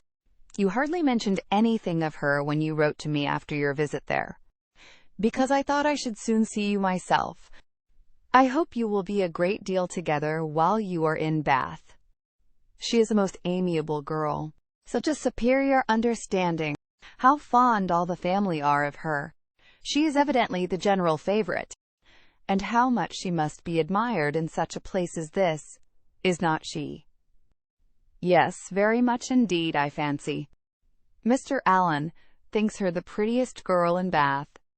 "I dare say he does, and I do not know any man who is a better judge of beauty than Mr. Allen. I need not ask you whether you are happy here, my dear Catherine, with such a companion and friend as Isabella Thorpe. It would be impossible for you to be otherwise. And the Allens, I am sure, are very kind to you." "Yes, very kind. I never was so happy before. And now you are come, it will be more delightful than ever. How good it is of you to come so far on purpose to see me." James accepted this tribute of gratitude, and qualified his conscience for accepting it too, by saying with perfect sincerity, "Indeed, Catherine, I love you dearly. Inquiries and communications concerning brothers and sisters, the situation of some, the growth of the rest, and other family matters now pass between them," and continued, with only one small digression on James's part, in praise of Miss Thorpe, till they reached Pulteney Street, where he was welcomed with great kindness by Mr. and Mrs. Allen, invited by the former to dine with them, and summoned by the latter to guess the price and weigh the merits of a new muffin tippet. A pre-engagement in Edgar's Buildings prevented his accepting the invitation of one friend, and obliged him to hurry away as soon as he had satisfied the demands of the other, the time of the two parties uniting in the octagon room being correctly adjusted. Catherine was then left to the luxury of a raised, restless, and frightened imagination over the pages of Udolpho, lost from all worldly concerns of dressing and dinner, incapable of soothing Mrs. Allen's fears on the delay of an expected dressmaker, and having only 1 minute in 60 to bestow even on the reflection of her own felicity, in being already engaged for the evening. Chapter 8. In spite of Udolpho and the dressmaker, however, the party from Pulteney Street reached the upper rooms in very good time. The Thorpes and James Morland were there only 2 minutes before them, and Isabella, having gone through the usual ceremonial of meeting her friend with the most smiling and affectionate haste, of admiring the set of her gown, and envying the curl of her hair, they followed their chaperones, arm in arm, into the ballroom, whispering to each other whenever a thought occurred, and supplying the place of many ideas by a squeeze of the hand or a smile of affection. The dancing began within a few minutes after they were seated, and James, who had been engaged quite as long as his sister, was very importunate with Isabella to stand up. But John was gone into the card-room to speak to a friend, and nothing, she declared, should induce her to join the set before her dear Catherine could join it too. "I assure you," said she, "I would not stand up without your dear sister for all the world. For if I did, we should certainly be separated the whole evening." Catherine accepted this kindness with gratitude, and they continued as they were for 3 minutes longer, when Isabella, who had been talking to James on the other side of her, turned again to his sister and whispered, "My dear creature, I am afraid I must leave you. Your brother is so amazingly impatient to begin. I know you will not mind my going away, and I dare say John will be back in a moment, and then you may easily find me out." Catherine, though a little disappointed, had too much good nature to make any opposition, and the others rising up, Isabella had only time to press her friend's hand and say, "Good-bye, my dear love," before they hurried off, the younger Miss Thorpes being also dancing. Catherine was left to the mercy of Mrs. Thorpe and Mrs. Allen, between whom she now remained. She could not help being vexed at the non-appearance of Mr. Thorpe, for she not only longed to be dancing, but was likewise aware that, as the real dignity of her situation could not be known, she was sharing with the scores of other young ladies still sitting down all the discredit of wanting a partner, to be disgraced in the eye of the world, to wear the appearance of infamy while her heart is all purity, her actions all innocence, and the misconduct of another the true source of her debasement, is one of those circumstances which peculiarly belong to the heroine's life, and her fortitude under it what particularly dignifies her character. Catherine had fortitude too. She suffered, but no murmur passed her lips. From this state of humiliation, she was roused, at the end of 10 minutes, to a pleasanter feeling, by seeing, not Mr. Thorpe, but Mr. Tilney, within 3 yards of the place where they sat. He seemed to be moving that way, but he did not see her, and therefore the smile and the blush, which his sudden reappearance raised in Catherine, passed away without sullying her heroic importance. He looked as handsome and as lively as ever, and was talking with interest to a fashionable and pleasing-looking young woman, who leant on his arm, and whom Catherine immediately guessed to be his sister, thus unthinkingly throwing away a fair opportunity of considering him lost to her forever, by being married already. But guided only by what was simple and probable, it had never entered her head that Mr. Tilney could be married. He had not behaved. He had not talked like the married men to whom she had been used. He had never mentioned a wife, and he had acknowledged a sister. From these circumstances sprang the instant conclusion of his sister's now being by his side, and therefore, instead of turning of a death-like paleness and falling in a fit on Mrs. Allen's bosom, Catherine sat erect, in the perfect use of her senses, and with cheeks only a little redder than usual. Mr. Tilney and his companion, who continued, though slowly, to approach, were immediately preceded by a lady, an acquaintance of Mrs. Thorpe, and this lady stopping to speak to her, they, as belonging to her, stopped likewise, and Catherine, catching Mr. Tilney's eye, instantly received from him the smiling tribute of recognition. She returned it with pleasure, and then advancing still nearer, he spoke both to her and Mrs. Allen, by whom he was very civilly acknowledged. "I am very happy to see you again, sir, indeed. I was afraid you had left Bath." He thanked her for her fears, and said that he had quitted it for a week, on the very morning after his having had the pleasure of seeing her. "Well, sir, and I dare say you are not sorry to be back again, for it is just the place for young people, and indeed for everybody else too. I tell Mr. Allen, when he talks of being sick of it, that I am sure he should not complain, for it is so very agreeable a place, that it is much better to be here than at home at this dull time of year. I tell him he is quite in luck to be sent here for his health, and I hope, madam, that Mr. Allen will be obliged to like the place, from finding it of service to him. Thank you, sir. I have no doubt that he will.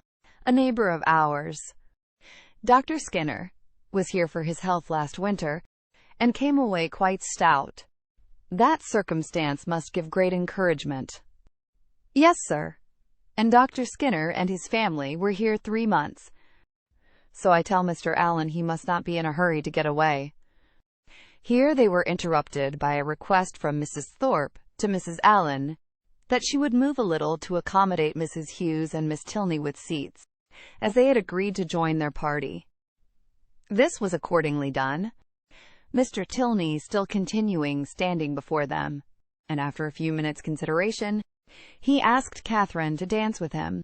This compliment, delightful as it was, produced severe mortification to the lady, and in giving her denial, she expressed her sorrow on the occasion so very much as if she really felt it, that had Thorpe, who joined her just afterwards, been half a minute earlier, he might have thought her sufferings rather too acute.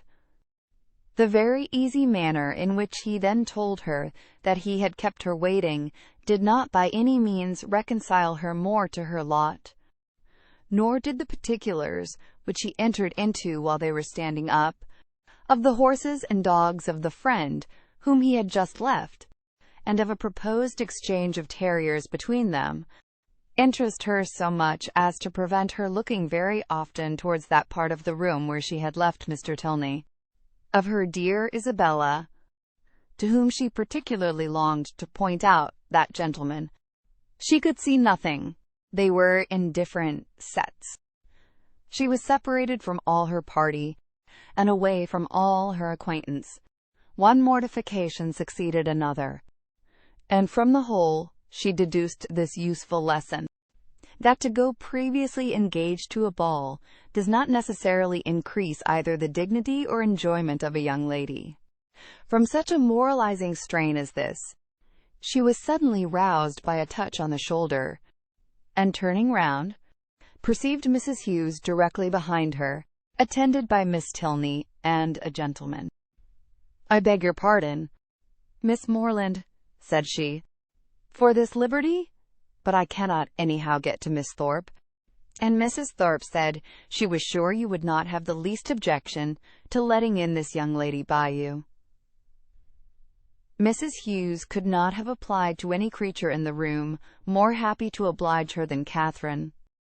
The young ladies were introduced to each other, Miss Tilney expressing a proper sense of such goodness, Miss Morland with the real delicacy of a generous mind making light of the obligation, and Mrs. Hughes, satisfied with having so respectably settled her young charge, returned to her party. Miss Tilney had a good figure, a pretty face, and a very agreeable countenance, and her air, though it had not all the decided pretension, the resolute stylishness of Miss Thorpe's, had more real elegance. Her manners showed good sense and good breeding. They were neither shy nor affectedly open, and she seemed capable of being young, attractive, and at a ball without wanting to fix the attention of every man near her, and without exaggerated feelings of ecstatic delight or inconceivable vexation on every little trifling occurrence.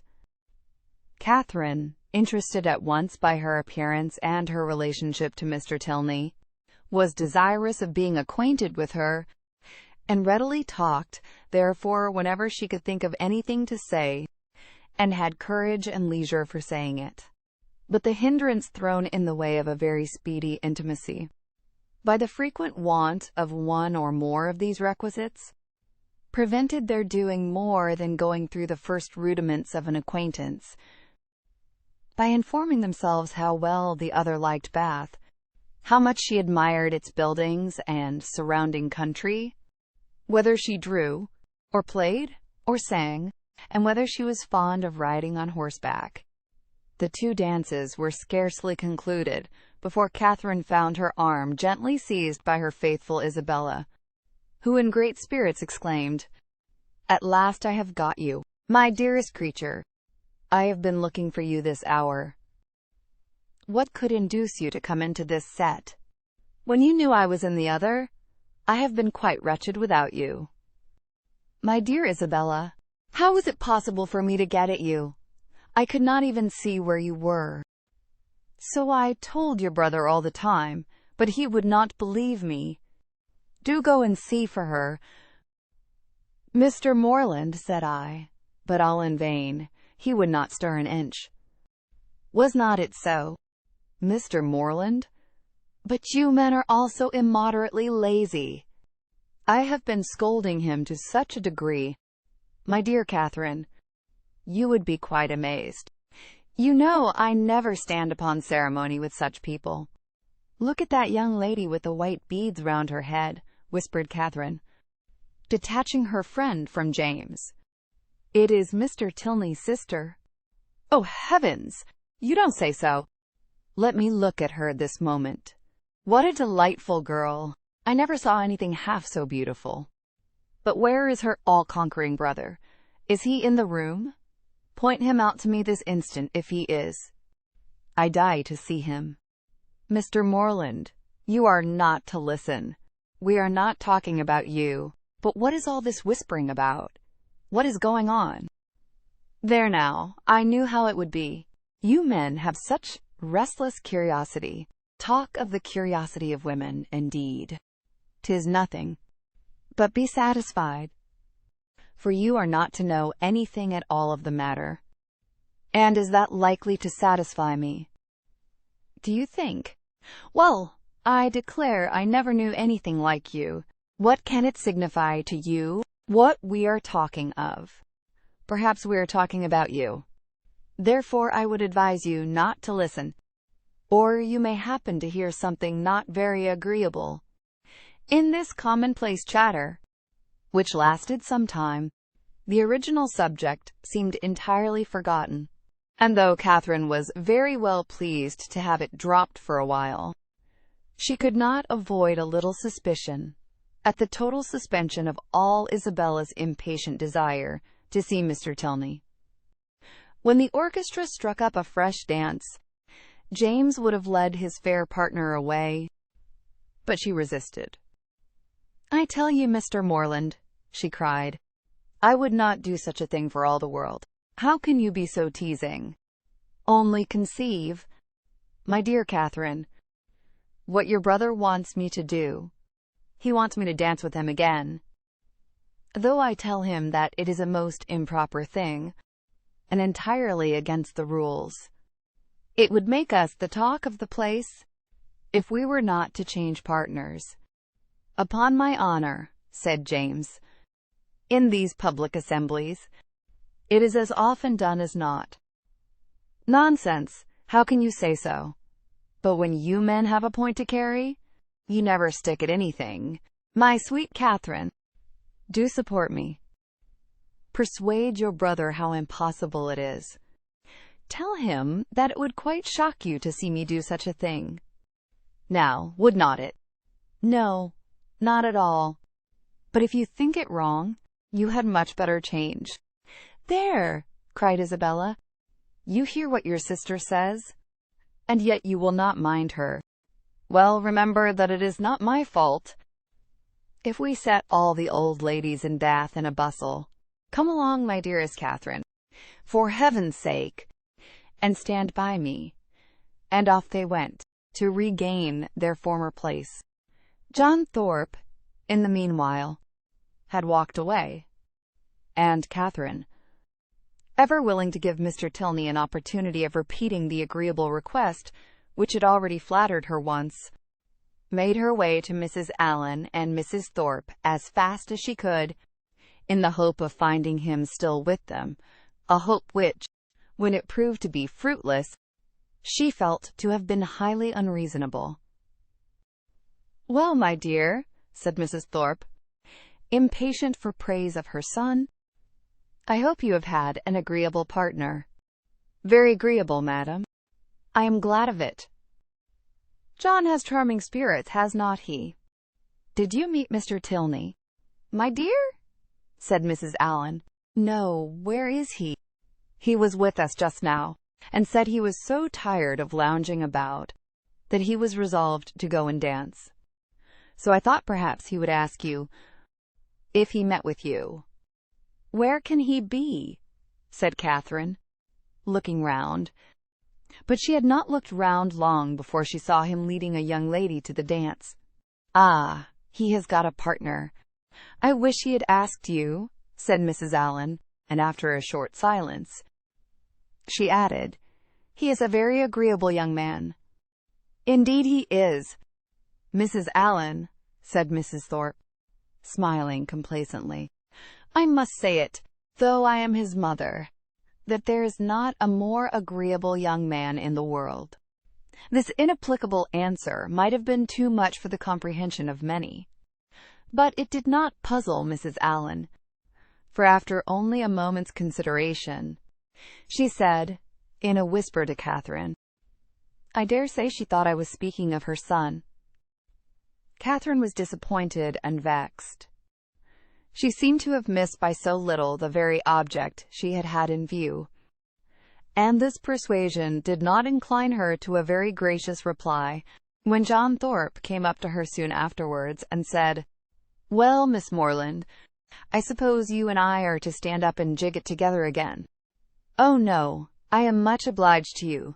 Our 2 dances are over, and, besides, I am tired, and do not mean to dance any more." "Do not you? Then let us walk about and quiz people. Come along with me, and I will show you the 4 greatest quizzers in the room, my 2 younger sisters, and their partners. I have been laughing at them this half-hour." Again Catherine excused herself, and at last he walked off to quiz his sisters by himself. The rest of the evening she found very dull. Mr. Tilney was drawn away from their party at tea to attend that of his partner.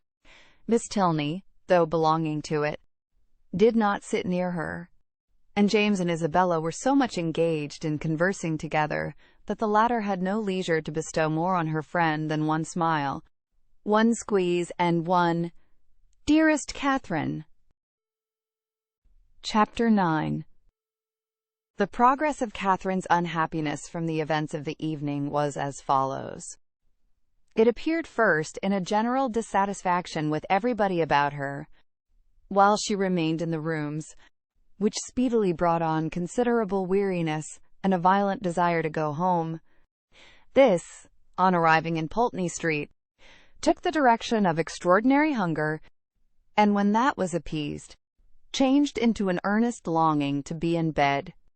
Such was the extreme point of her distress, for when there she immediately fell into a sound sleep which lasted 9 hours, and from which she awoke perfectly revived, in excellent spirits, with fresh hopes and fresh schemes.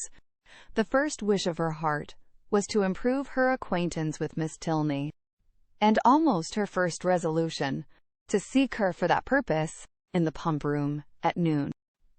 In the pump room, one so newly arrived in Bath must be met with, and that building she had already found so favorable for the discovery of female excellence and the completion of female intimacy, so admirably adapted for secret discourses and unlimited confidence, that she was most reasonably encouraged to expect another friend from within its walls. Her plan for the morning thus settled, she sat quietly down to her book after breakfast, resolving to remain in the same place and the same employment till the clock struck 1, and from habitude very little incommoded by the remarks and ejaculations of Mrs. Allen, whose vacancy of mind and incapacity for thinking were such, that as she never talked a great deal, so she could never be entirely silent, and, therefore, while she sat at her work, if she lost her needle or broke her thread, if she heard a carriage in the street, or saw a speck upon her gown, she must observe it aloud, whether there were anyone at leisure to answer her or not. At about 12:30, A remarkably loud rap drew her in haste to the window, and scarcely had she time to inform Catherine of there being 2 open carriages at the door. In the first only a servant, her brother driving Miss Thorpe in the second, before John Thorpe came running upstairs, calling out, "Well, Miss Morland, here I am. Have you been waiting long? We could not come before." The old devil of a coachmaker was such an eternity, finding out a thing fit to be got into, and now it is 10,000 to 1, but they break down before we are out of the street. "How do you do, Mrs. Allen? A famous ball last night, was not it? Come, Miss Morland, be quick, for the others are in a confounded hurry to be off. They want to get their tumble over." "What do you mean?" said Catherine. "Where are you all going to?" "Going to? Why, you have not forgot our engagement. Did not we agree together to take a drive this morning? What a head you have! We are going up Claverton Down. Something was said about it, I remember," said Catherine, looking at Mrs. Allen for her opinion. "But really I did not expect you." "Not expect me! That's a good one. And what a dust you would have made if I had not come." Catherine's silent appeal to her friend, meanwhile, was entirely thrown away. For Mrs. Allen, not being at all in the habit of conveying any expression herself by a look, was not aware of its being ever intended by anybody else. And Catherine, whose desire of seeing Miss Tilney again could at that moment bear a short delay in favor of a drive, and who thought there could be no impropriety in her going with Mr. Thorpe, as Isabella was going at the same time with James, was therefore obliged to speak plainer. "Well, ma'am, what do you say to it? Can you spare me for an hour or 2? Shall I go?" "Do just as you please, my dear," replied Mrs. Allen, with the most placid indifference. Catherine took the advice and ran off to get ready. In a very few minutes she reappeared, having scarcely allowed the 2 others time enough to get through a few short sentences in her praise. After Thorpe had procured Mrs. Allen's admiration of his gig, and then receiving her friend's parting good wishes, they both hurried downstairs. "My dearest creature," cried Isabella, to whom the duty of friendship immediately called her before she could get into the carriage, "you have been at least 3 hours getting ready. I was afraid you were ill. What a delightful ball we had last night. I have 1,000 things to say to you, but make haste and get in, for I long to be off." Catherine followed her orders and turned away, but not too soon to hear her friend exclaim aloud to James, "What a sweet girl she is! I quite dote on her." "You will not be frightened, Miss Morland," said Thorpe, as he handed her in. "If my horse should dance about a little at first setting off, he will, most likely, give a plunge or 2, and perhaps take the rest for a minute. But he will soon know his master. He is full of spirits, playful as can be, but there is no vice in him." Catherine did not think the portrait a very inviting one, but it was too late to retreat, and she was too young to own herself frightened. So, resigning herself to her fate, and trusting to the animal's boasted knowledge of its owner, she sat peaceably down, and saw Thorpe sit down by her. Everything being then arranged, the servant who stood at the horse's head was bid in an important voice to let him go, and off they went in the quietest manner imaginable, without a plunge or a caper, or anything like one. Catherine, delighted at so happy an escape, spoke her pleasure aloud with grateful surprise, and her companion immediately made the matter perfectly simple by assuring her that it was entirely owing to the peculiarly judicious manner in which he had then held the reins, and the singular discernment and dexterity with which he had directed his whip.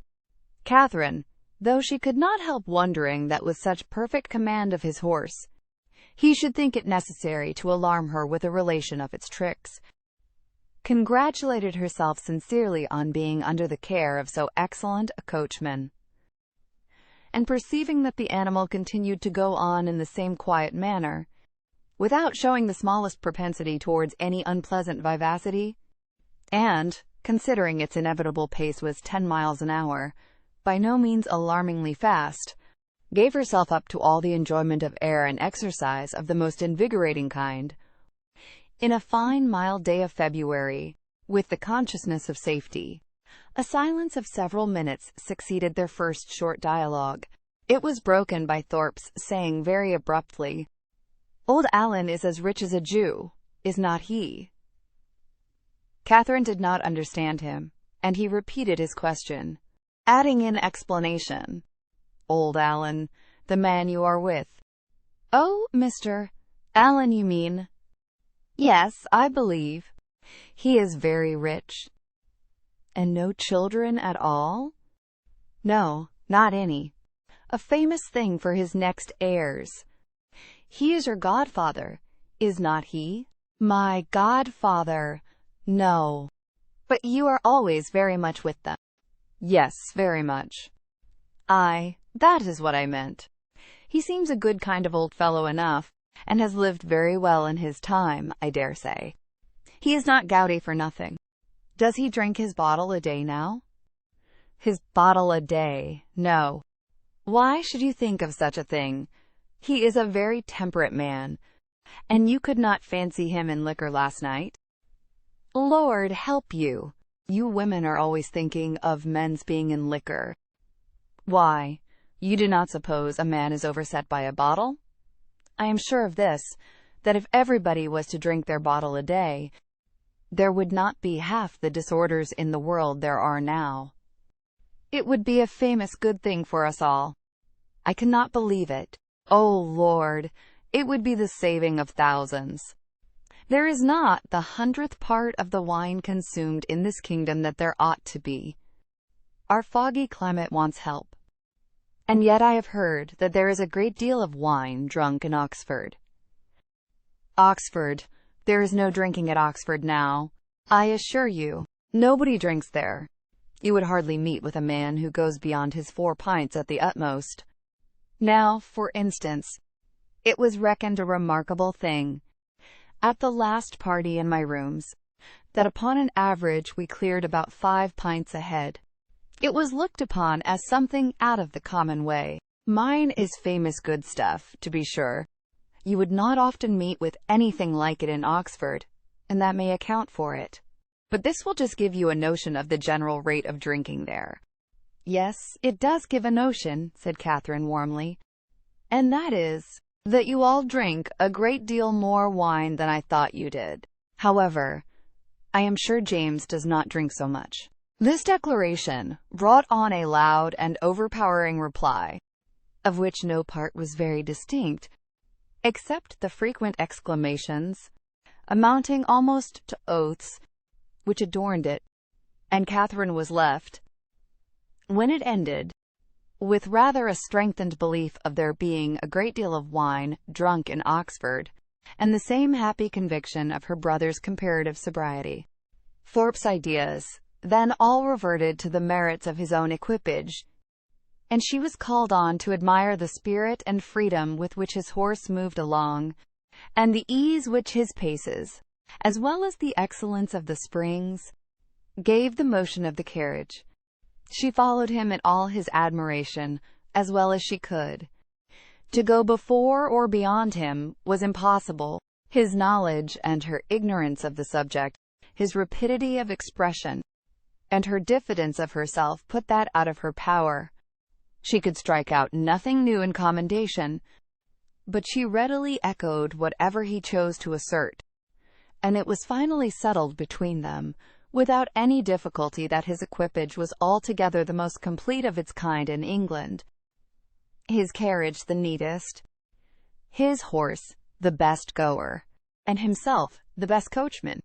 "You do not really think—" "Mr. Thorpe," said Catherine, venturing after some time to consider the matter as entirely decided, and to offer some little variation on the subject, that James's gig will break down.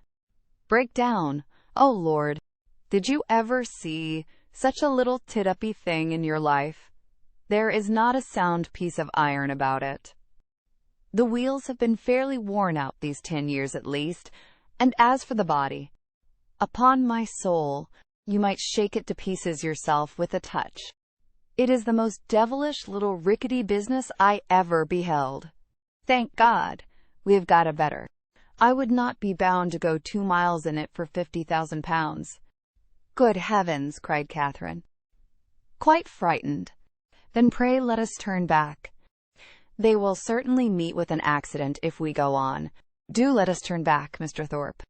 Stop and speak to my brother, and tell him how very unsafe it is.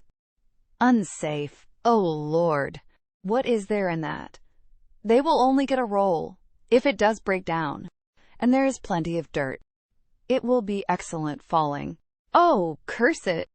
The carriage is safe enough, if a man knows how to drive it. A thing of that sort, in good hands, will last above 20 years after it is fairly worn out. Lord bless you!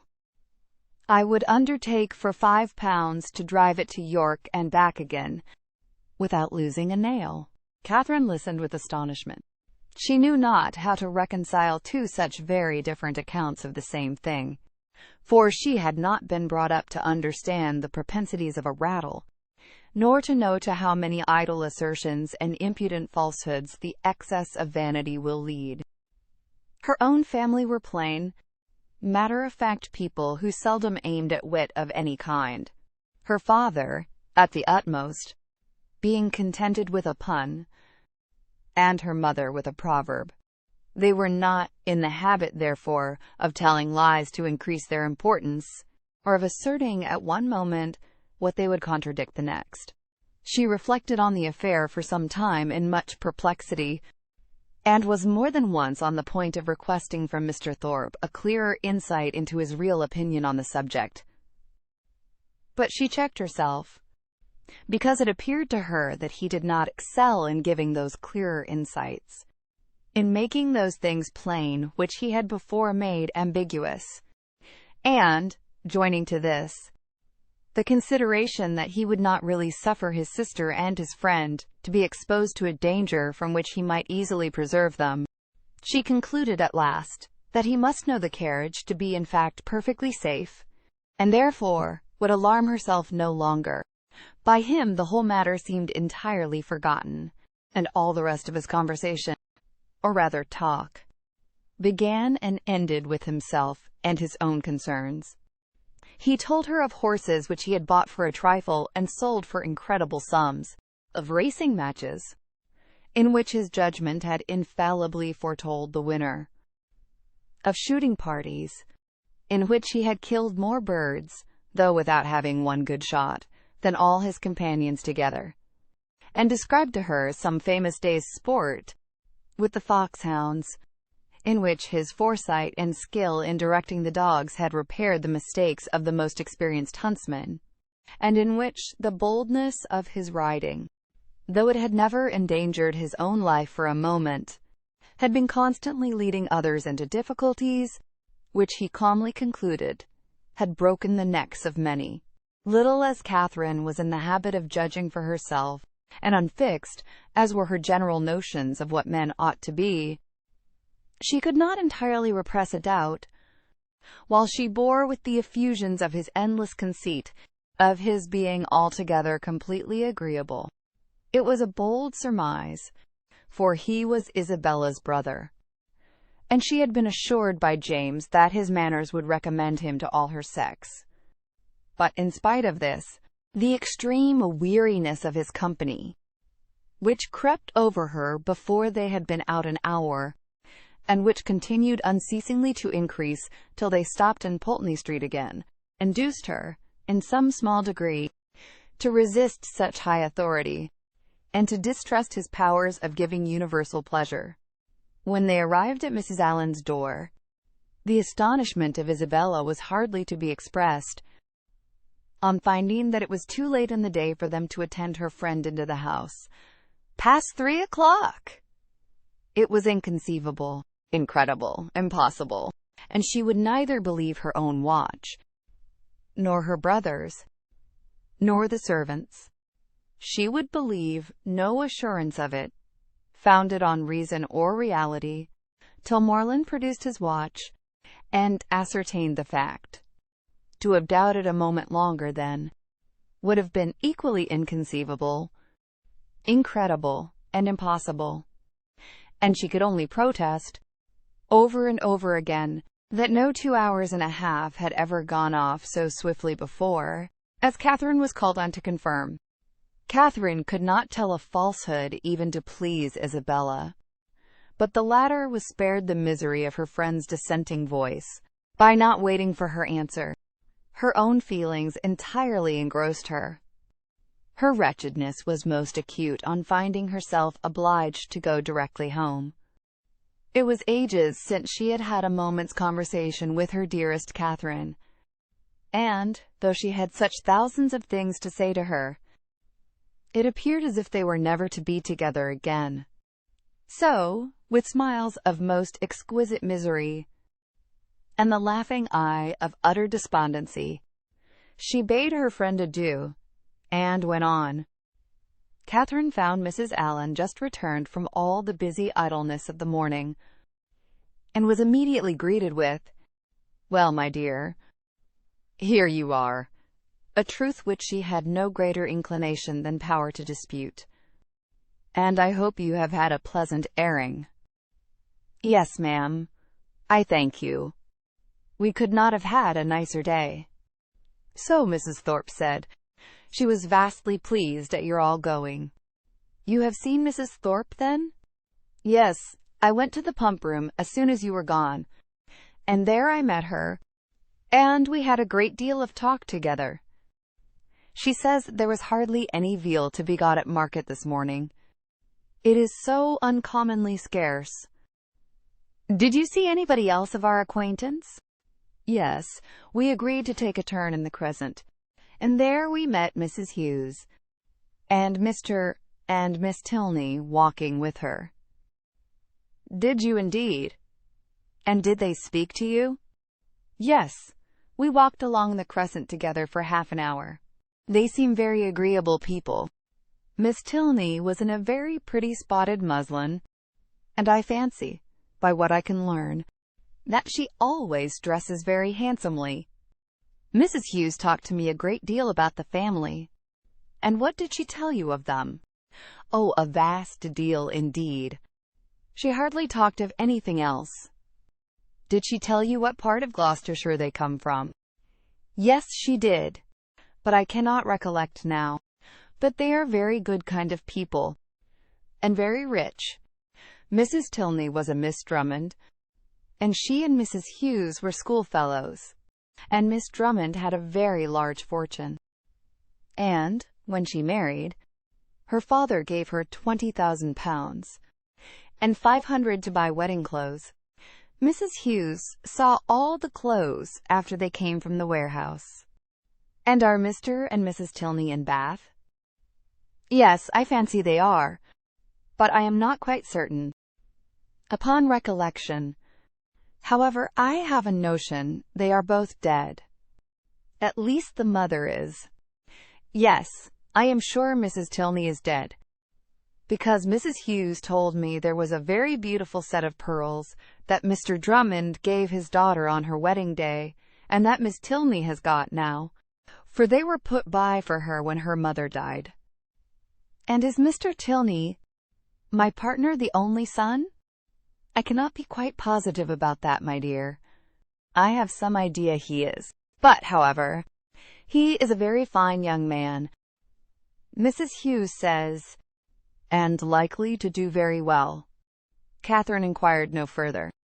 She had heard enough to feel that Mrs. Allen had no real intelligence to give, and that she was most particularly unfortunate herself in having missed such a meeting with both brother and sister. Could she have foreseen such a circumstance?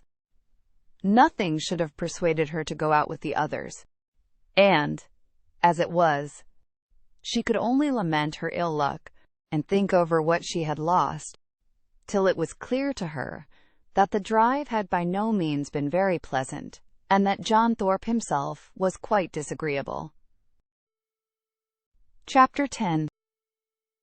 The Allens, Thorpes, and Morlands all met in the evening at the theatre, and, as Catherine and Isabella sat together, there was then an opportunity for the latter to utter some few of the many thousand things which had been collecting within her for communication in the immeasurable length of time which had divided them. "Oh, heavens! My beloved Catherine, have I got you at last?" was her address on Catherine's entering the box and sitting by her. "Now, Mr. Morland," for he was close to her on the other side, "I shall not speak another word to you all the rest of the evening, so I charge you not to expect it. My sweetest Catherine, how have you been this long age? But I need not ask you, for you look delightfully. You really have done your hair in a more heavenly style than ever. You mischievous creature, do you want to attract everybody? I assure you, my brother is quite in love with you already. And as for Mr. Tilney, but that is a settled thing. Even your modesty cannot doubt his attachment now. His coming back to Bath makes it too plain. Oh, what would not I give to see him! I really am quite wild with impatience. My mother says he is the most delightful young man in the world. She saw him this morning. You know, you must introduce him to me. Is he in the house now? Look about. For heaven's sake! I assure you, I can hardly exist till I see him." "No," said Catherine, "he is not here. I cannot see him anywhere." "Oh, horrid! Am I never to be acquainted with him? How do you like my gown? I think it does not look amiss. The sleeves were entirely my own thought. Do you know, I get so immoderately sick of Bath. Your brother and I were agreeing this morning that, though it is vastly well to be here for a few weeks, we would not live here for millions. We soon found out that our tastes were exactly alike in preferring the country to every other place. Really, our opinions were so exactly the same. It was quite ridiculous. There was not a single point in which we differed. I would not have had you by for the world. You are such a sly thing. I am sure you would have made some droll remark or other about it. No, indeed I should not. Oh, yes, you would indeed. I know you better than you know yourself. You would have told us that we seemed born for each other, or some nonsense of that kind, which would have distressed me beyond conception. My cheeks would have been as red as your roses. I would not have had you by, for the world. Indeed, you do me injustice. I would not have made so improper a remark upon any account. And besides, I am sure it would never have entered my head." Isabella smiled incredulously, and talked the rest of the evening to James. Catherine's resolution of endeavoring to meet Miss Tilney again continued in full force the next morning, until the usual moment of going to the pump-room. She felt some alarm from the dread of a second prevention, but nothing of that kind occurred. No visitors appeared to delay them, and they all three set off in good time for the pump-room, where the ordinary course of events and conversation took place. Mr. Allen, after drinking his glass of water, joined some gentlemen to talk over the politics of the day and compare the accounts of their newspapers, and the ladies walked about together, noticing every new face and almost every new bonnet in the room. The female part of the Thorpe family, attended by James Morland, appeared among the crowd in less than a quarter of an hour, and Catherine immediately took her usual place by the side of her friend. James, who was now in constant attendance, maintained a similar position, and separating themselves from the rest of their party, they walked in that manner for some time, till Catherine began to doubt the happiness of a situation which, confining her entirely to her friend and brother, gave her very little share in the notice of either. They were always engaged in some sentimental discussion or lively dispute, but their sentiment was conveyed in such whispering voices, and their vivacity attended with so much laughter, that though Catherine's supporting opinion was not unfrequently called for by one or the other, she was never able to give any, from not having heard a word of the subject.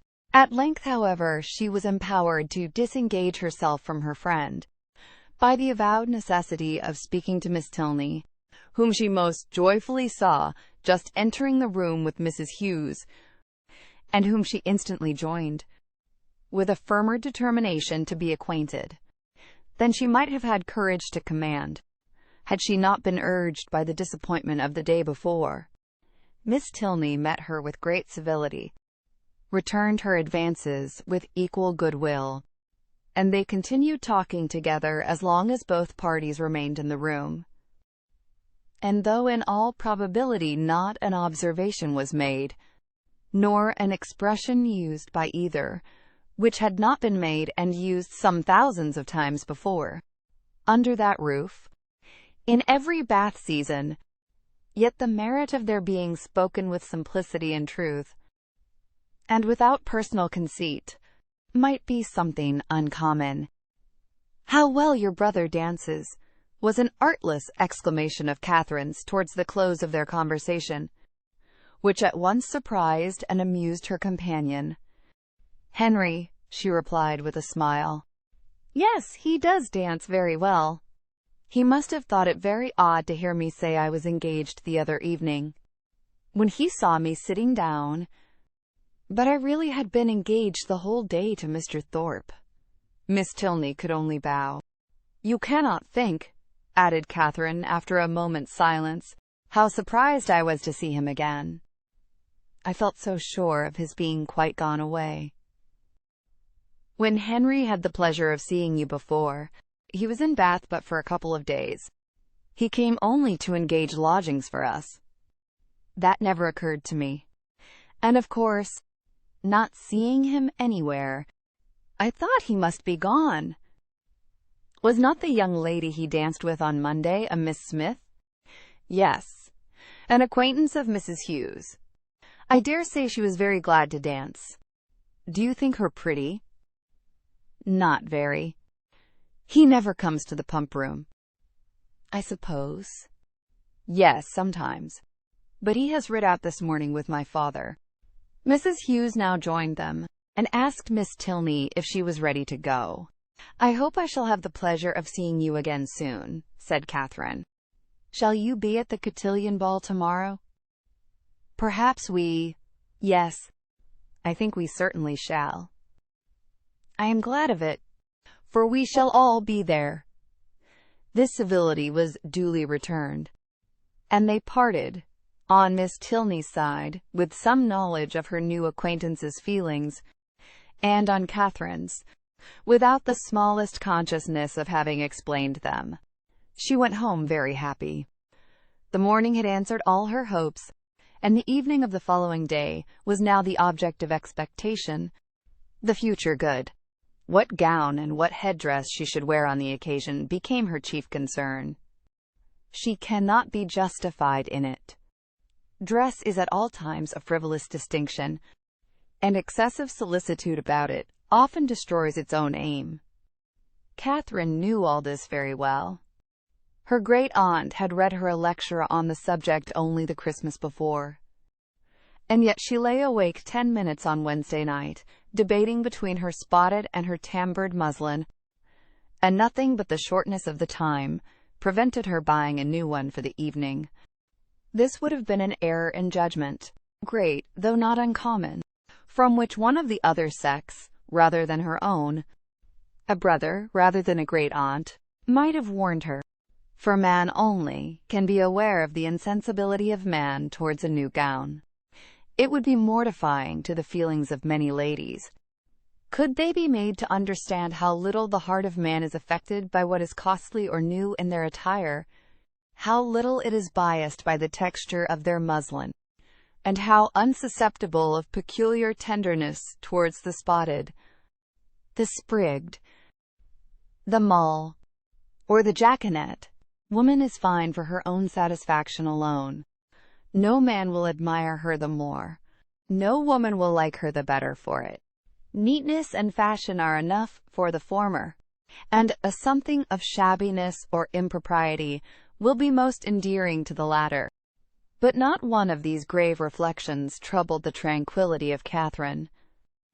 She entered the rooms on Thursday evening with feelings very different from what had attended her thither the Monday before.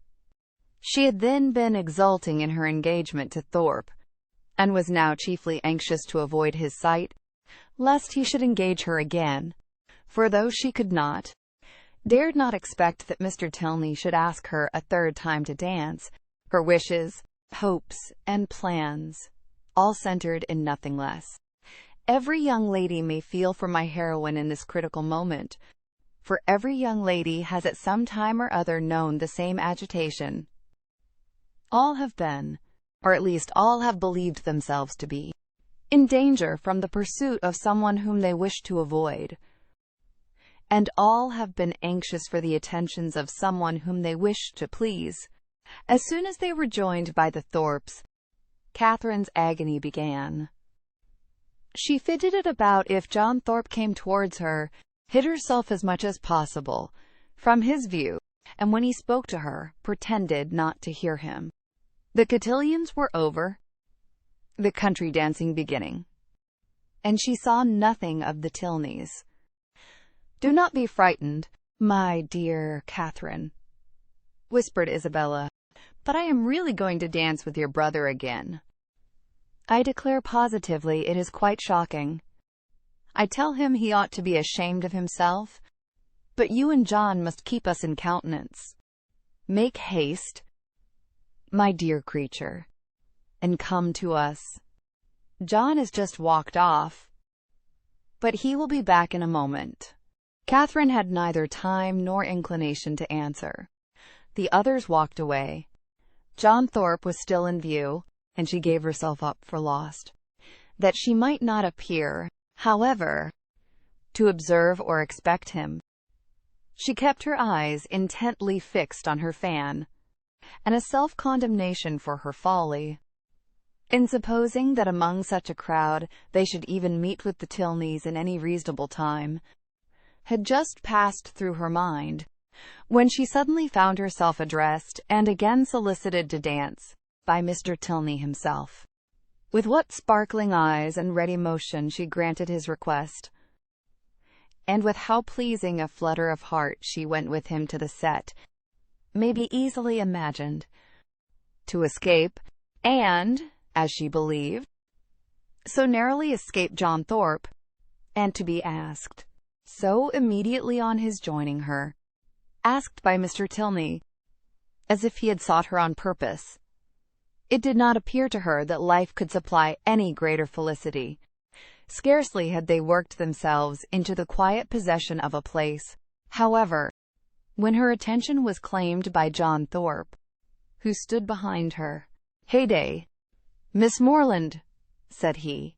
"What is the meaning of this? I thought you and I were to dance together. I wonder you should think so, for you never asked me."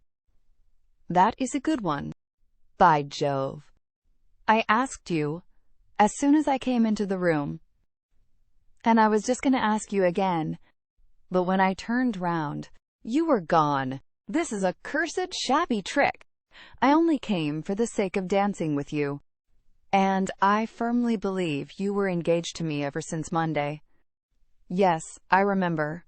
I asked you while you were waiting in the lobby for your cloak, and here have I been telling all my acquaintance that I was going to dance with the prettiest girl in the room, and when they see you standing up with somebody else, they will quiz me famously. Oh no, they will never think of me after such a description as that. By heavens, if they do not, I will kick them out of the room for blockheads.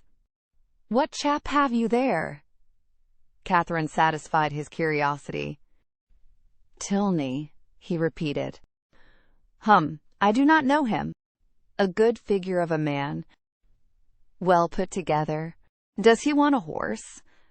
Here is a friend of mine, Sam Fletcher, has got one to sell that would suit anybody. A famous clever animal for the road, only 40 guineas. I had 50 minds to buy it myself, for it is one of my maxims always to buy a good horse when I meet with one. But it would not answer my purpose. It would not do for the field. I would give any money for a real good hunter. I have 3 now, the best that ever were backed. I would not take 800 guineas for them, Fletcher, and I mean to get a house in Leicestershire against the next season. It is so damn uncomfortable living at an inn. This was the last sentence by which he could weary Catherine's attention, for he was just then borne off by the resistless pressure of a long string of passing ladies.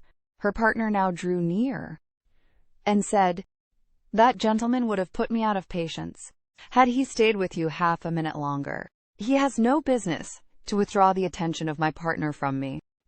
We have entered into a contract of mutual agreeableness for the space of an evening, and all our agreeableness belongs solely to each other for that time. Nobody can fasten themselves on the notice of one without injuring the rights of the other. I consider a country dance as an emblem of marriage. Fidelity and complaisance are the principal duties of both, and those men who do not choose to dance or marry themselves have no business with the partners or wives of their neighbors. But they are such very different things that you think they cannot be compared together. To be sure not. People that marry can never part, but must go and keep house together. People that dance only stand opposite each other in a long room for half an hour. And such is your definition of matrimony and dancing. Taken in that light, certainly, their resemblance is not striking, but I think I could place them in such a view. You will allow that, in both, man has the advantage of choice, woman only the power of refusal. That in both, it is an engagement between man and woman, formed for the advantage of each, and that, when once entered into, they belong exclusively to each other till the moment of its dissolution. That it is their duty, each to endeavor to give the other no cause for wishing that he or she had bestowed themselves elsewhere, and their best interest to keep their own imaginations from wandering towards the perfections of their neighbors, or fancying that they should have been better off with anyone else. You will allow all this? Yes, to be sure. As you stated, all this sounds very well, but still they are so very different. I cannot look upon them at all in the same light, nor think the same duties belong to them. In one respect, there certainly is a difference. In marriage, the man is supposed to provide for the support of the woman to make the home agreeable to the man. He is to purvey, and she is to smile. But in dancing, their duties are exactly changed. The agreeableness, the compliance are expected from him, while she furnishes the fan and the lavender water. That, I suppose, was the difference of duties which struck you as rendering the conditions incapable of comparison. No, indeed, I never thought of that. Then I am quite at a loss. One thing, however, I must observe. This disposition, on your side, is rather alarming. You totally disallow any similarity in the obligations. And may I not thence infer that your notions of the duties of the dancing state are not so strict as your partner might wish? Have I not reason to fear that if the gentleman who spoke to you just now were to return, or if any other gentleman were to address you, there would be nothing to restrain you from conversing with him as long as you chose? Mr. Thorpe is such a very particular friend of my brother's, that if he talks to me, I must talk to him again. But there are hardly 3 young men in the room besides him that I have any acquaintance with. And is that to be my only security? Alas, alas! Nay, I am sure you cannot have a better. For if I do not know anybody, it is impossible for me to talk to them. And, besides, I do not want to talk to anybody. Now you have given me a security worth having, and I shall proceed with courage. Do you find Bath as agreeable as when I had the honor of making the inquiry before? Yes, quite. More so. Indeed. More so. Take care, or you will forget to be tired of it at the proper time. You ought to be tired at the end of 6 weeks. I do not think I should be tired if I were to stay here 6 months. Bath, compared with London, has little variety, and so everybody finds out every year.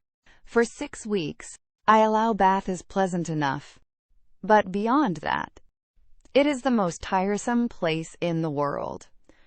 You would be told so by people of all descriptions, who come regularly every winter, lengthen their 6 weeks into 10 or 12, and go away at last, because they can afford to stay no longer.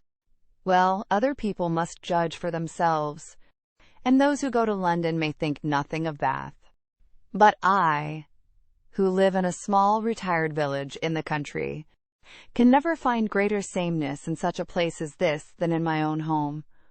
For here are a variety of amusements, a variety of things to be seen and done all day long, which I can know nothing of there.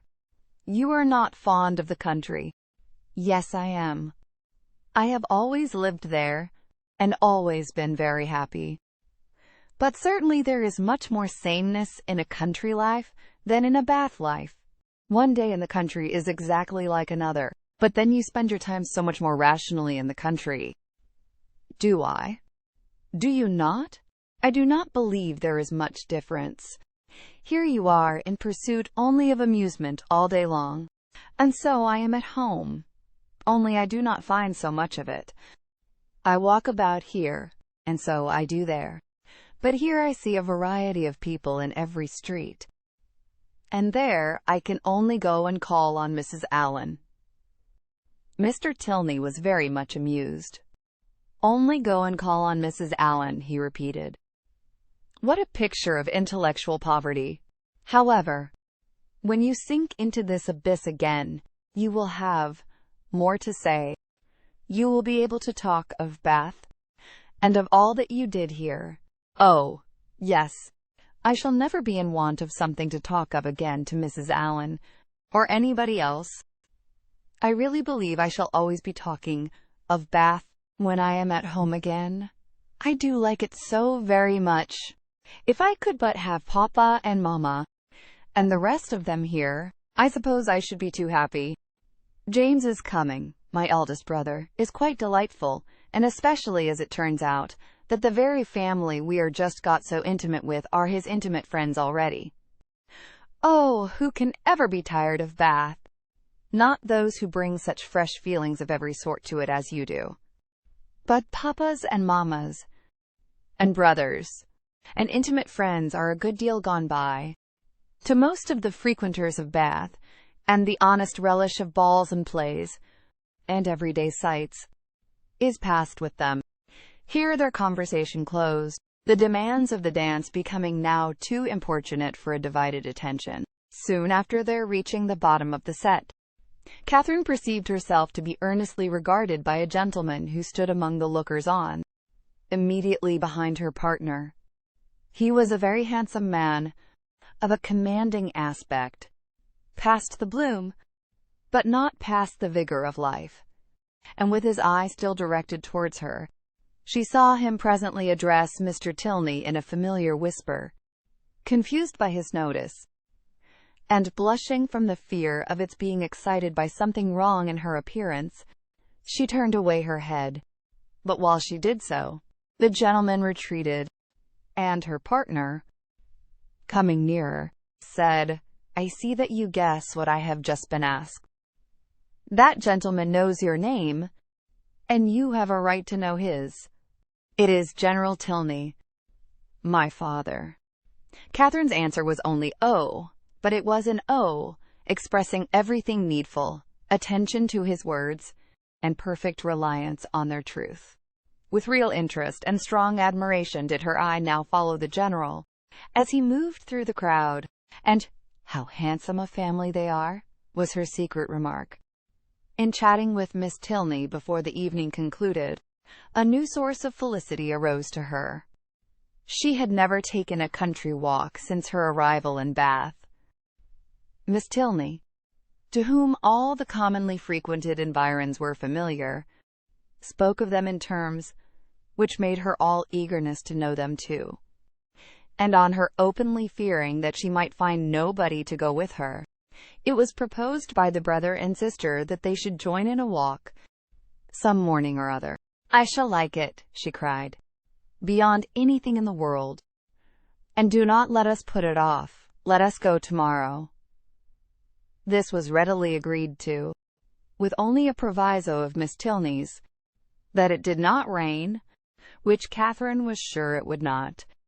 At 12 o'clock, they were to call for her in Pulteney Street, and, remember, 12 o'clock was her parting speech to her new friend.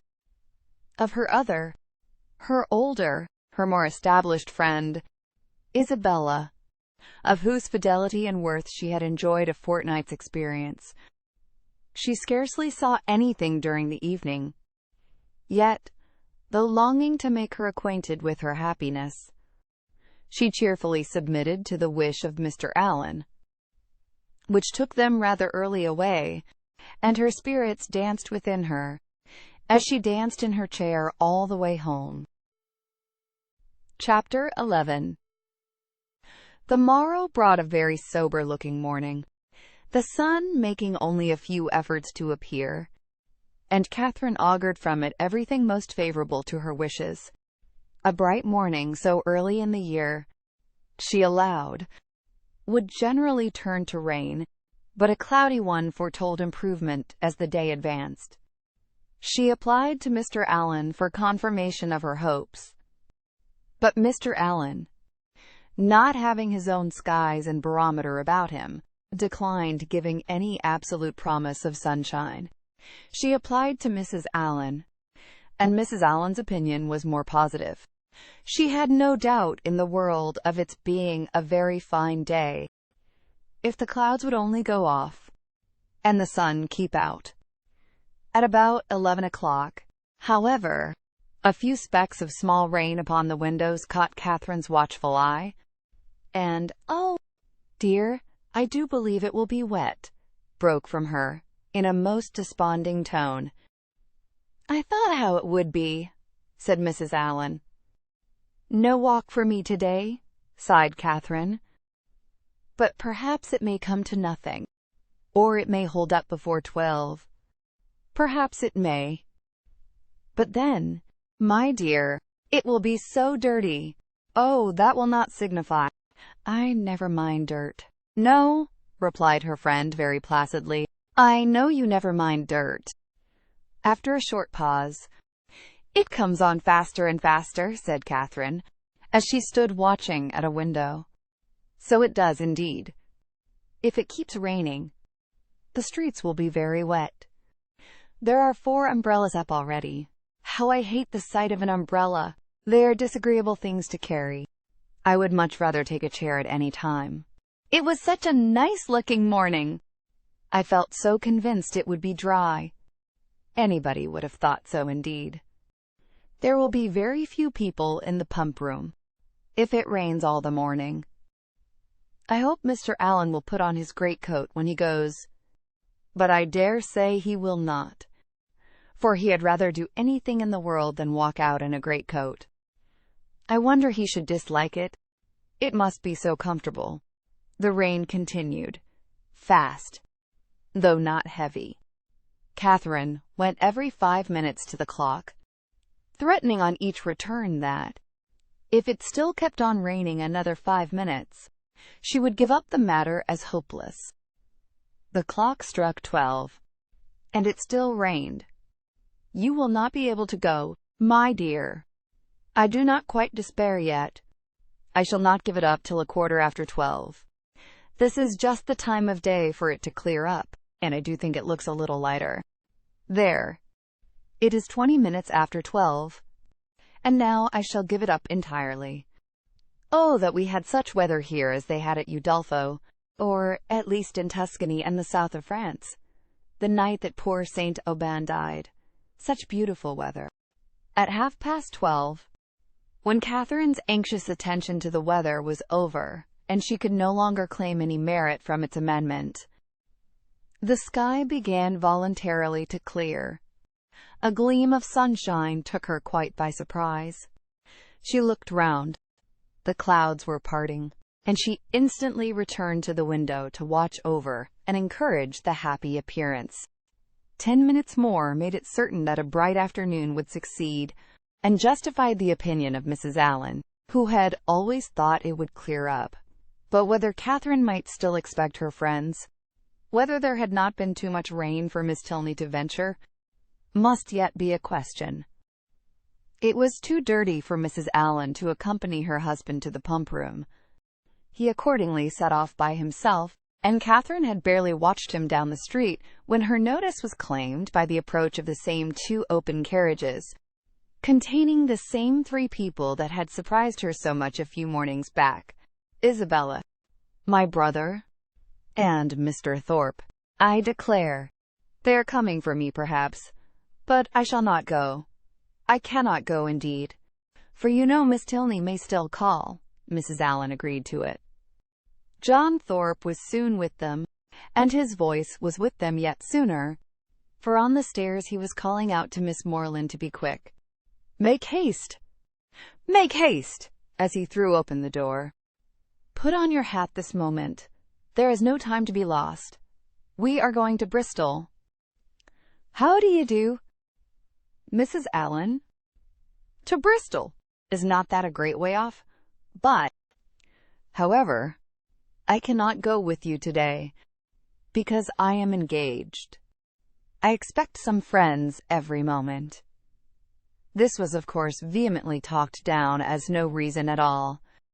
Mrs. Allen was called on to second him, and the 2 others walked in to give their assistance. "My sweetest Catherine, is not this delightful? We shall have a most heavenly drive. You are to thank your brother and me for the scheme. It darted into our heads at breakfast time, I verily believe at the same instant, and we should have been off 2 hours ago if it had not been for this detestable rain. But it does not signify. The nights are moonlight, and we shall do delightfully. Oh, I am in such ecstasies at the thoughts of a little country air and quiet. So much better than going to the lower rooms. We shall drive directly to Clifton and dine there. And, as soon as dinner is over, if there is time for it, go on to King's Weston. I doubt our being able to do so much," said Morland. "You croaking fellow!" cried Thorpe. "We shall be able to do 10 times more. King's Weston, aye, and Blaise Castle too, and anything else we can hear of. But here is your sister says she will not go." "Blaise Castle!" cried Catherine. "What is that?" "The finest place in England, worth going 50 miles at any time to see." "What? Is it really a castle?" "An old castle. The oldest in the kingdom." "But is it like what one reads of?" "Exactly. The very same." "But now really, are there towers and long galleries?" "By dozens." "Then I should like to see it." "But I cannot go." "Not go, my beloved creature." "What do you mean?" "I cannot go because," looking down as she spoke, fearful of Isabella's smile, "I expect Miss Tilney and her brother to call on me to take a country walk. They promised to come at 12. Only it rained.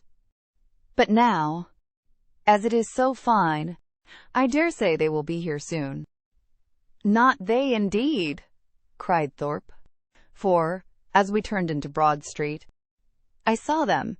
Does he not drive a phaeton with bright chestnuts?" "I do not know, indeed." "Yes, I know he does.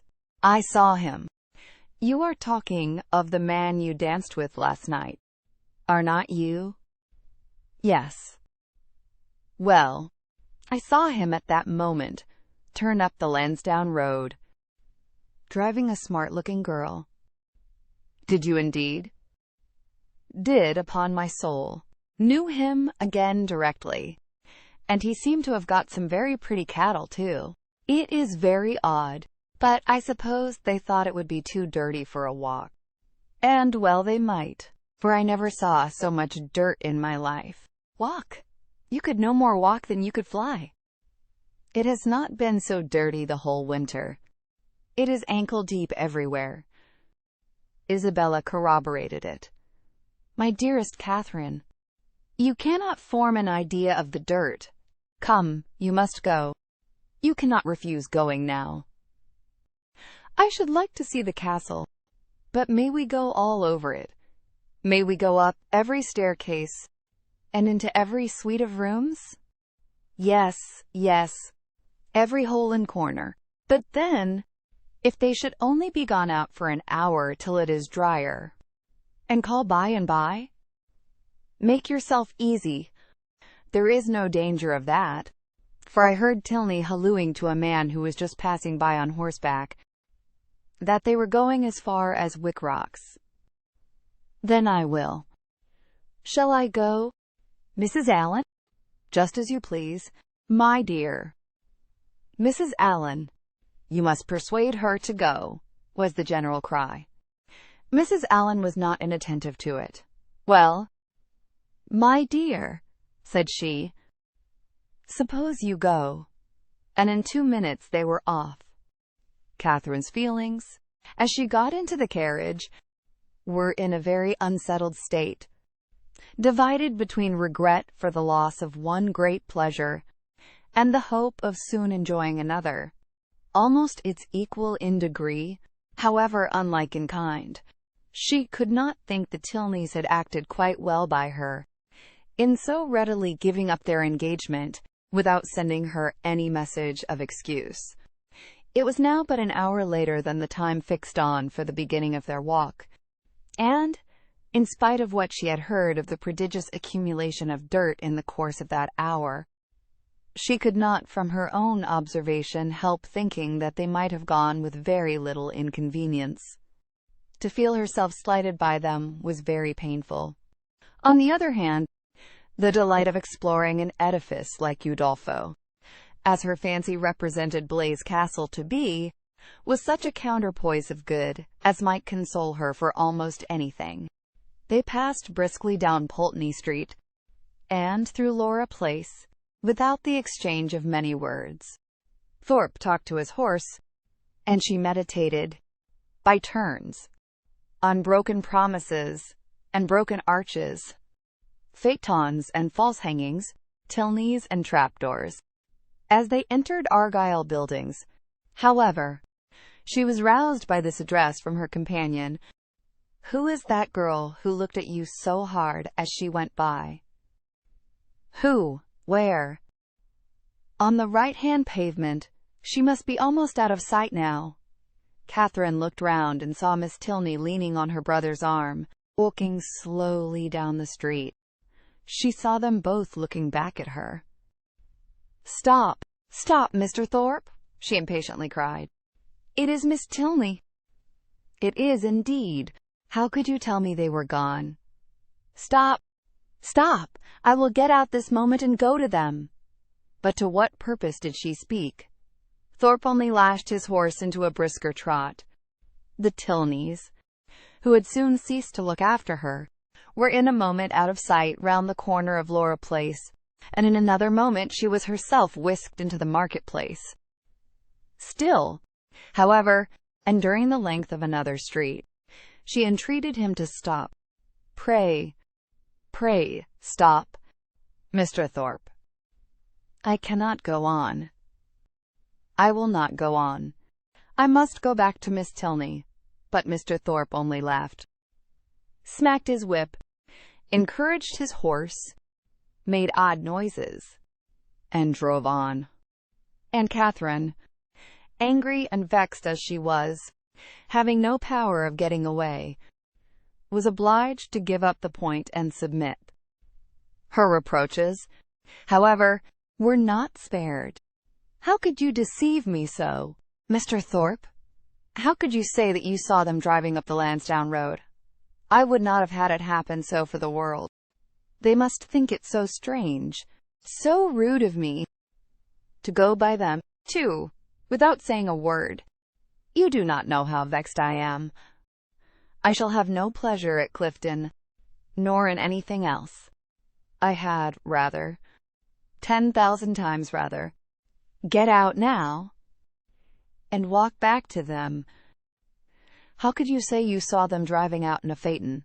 Thorpe defended himself very stoutly, declared he had never seen two men so much alike in his life, and would hardly give up the point of its having been Tilney himself.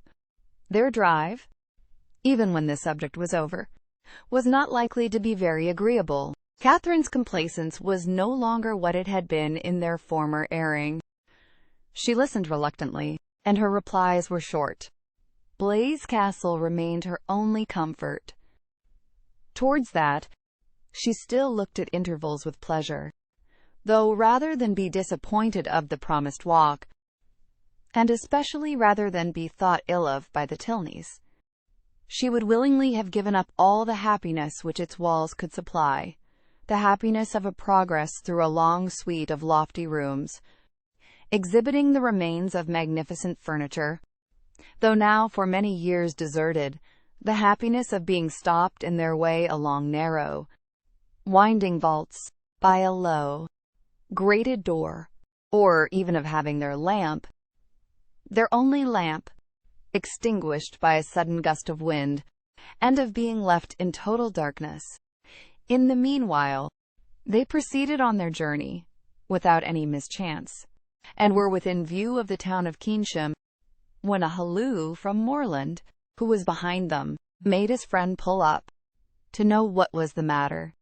The others then came close enough for conversation, and Morland said, "We had better go back, Thorpe. It is too late to go on today. Your sister thinks so as well as I. We have been exactly an hour coming from Pulteney Street, very little more than 7 miles, and, I suppose, we have at least 8 more to go. It will never do. We set out a great deal too late. We had much better put it off till another day, and turn round." "It is all one to me," replied Thorpe rather angrily, and instantly turning his horse, they were on their way back to Bath. "If your brother had not got such a dumb beast to drive," said he soon afterwards, "we might have done it very well. My horse would have trotted to Clifton within the hour, if left to himself, and I have almost broke my arm with pulling him in to that cursed, broken-winded jade's pace. Morland is a fool for not keeping a horse and gig of his own." "No, he is not," said Catherine warmly, "for I am sure he could not afford it." "And why cannot he afford it?" "Because he has not money enough." "And whose fault is that?" "Nobody's, that I know of." Thorpe then said something in the loud, incoherent way to which he had often recourse, about its being a d thing to be miserly, and that if people who rolled in money could not afford things, he did not know who could, which Catherine did not even endeavor to understand.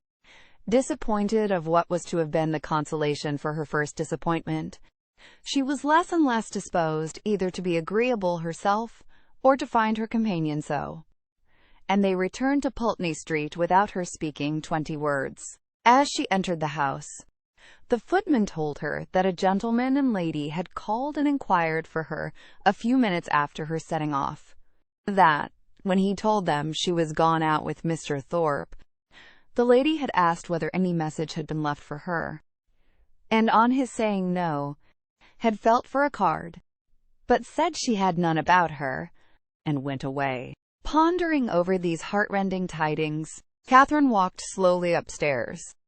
At the head of them she was met by Mr. Allen, who, on hearing the reason of their speedy return, said, "I am glad your brother had so much sense. I am glad you are come back. It was a strange, wild scheme." They all spent the evening together at Thorpe's. Catherine was disturbed and out of spirits.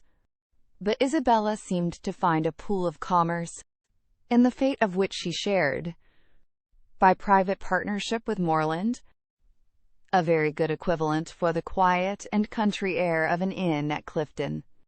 Her satisfaction, too, in not being at the lower rooms was spoken more than once. "How I pity the poor creatures that are going there. How glad I am that I am not amongst them. I wonder whether it will be a full ball or not. They have not begun dancing yet. I would not be there for all the world. It is so delightful to have an evening now and then to oneself. I dare say it will not be a very good ball. I know the Mitchells will not be there. I am sure I pity everybody that is. But I dare say, Mr. Morland, you long to be at it. Do not you? I am sure you do. Well, pray do not let anybody here be a restraint on you. I dare say we could do very well without you. But you men think yourselves of such consequence." Catherine could almost have accused Isabella of being wanting in tenderness towards herself and her sorrows. So very little did they appear to dwell on her mind, and so very inadequate was the comfort she offered. "Do not be so dull, my dearest creature," she whispered. "You will quite break my heart. It was amazingly shocking, to be sure. But the Tilneys were entirely to blame. Why were not they more punctual? It was dirty, indeed, but what did that signify? I am sure John and I should not have minded it. I never mind going through anything where a friend is concerned. That is my disposition, and John is just the same. He has amazing strong feelings. Good heavens, what a delightful hand you have got. Kings, I vow, I never was so happy in my life. I would 50 times rather you should have them than myself. And now I may dismiss my heroine to the sleepless couch, which is the true heroine's portion, to a pillow strewed with thorns and wet with tears. And lucky may she think herself, if she get another good night's rest in the course of the next 3 months." Chapter 12. "Mrs. Allen," said Catherine the next morning, "will there be any harm in my calling on Miss Tilney today? I shall not be easy till I have explained everything." "Go, by all means, my dear. Only put on a white gown. Miss Tilney always wears white." Catherine cheerfully complied, and being properly equipped, was more impatient than ever to be at the pump room, that she might inform herself of General Tilney's lodgings, for though she believed they were in Milsom Street, she was not certain of the house, and Mrs. Allen's wavering convictions only made it more doubtful.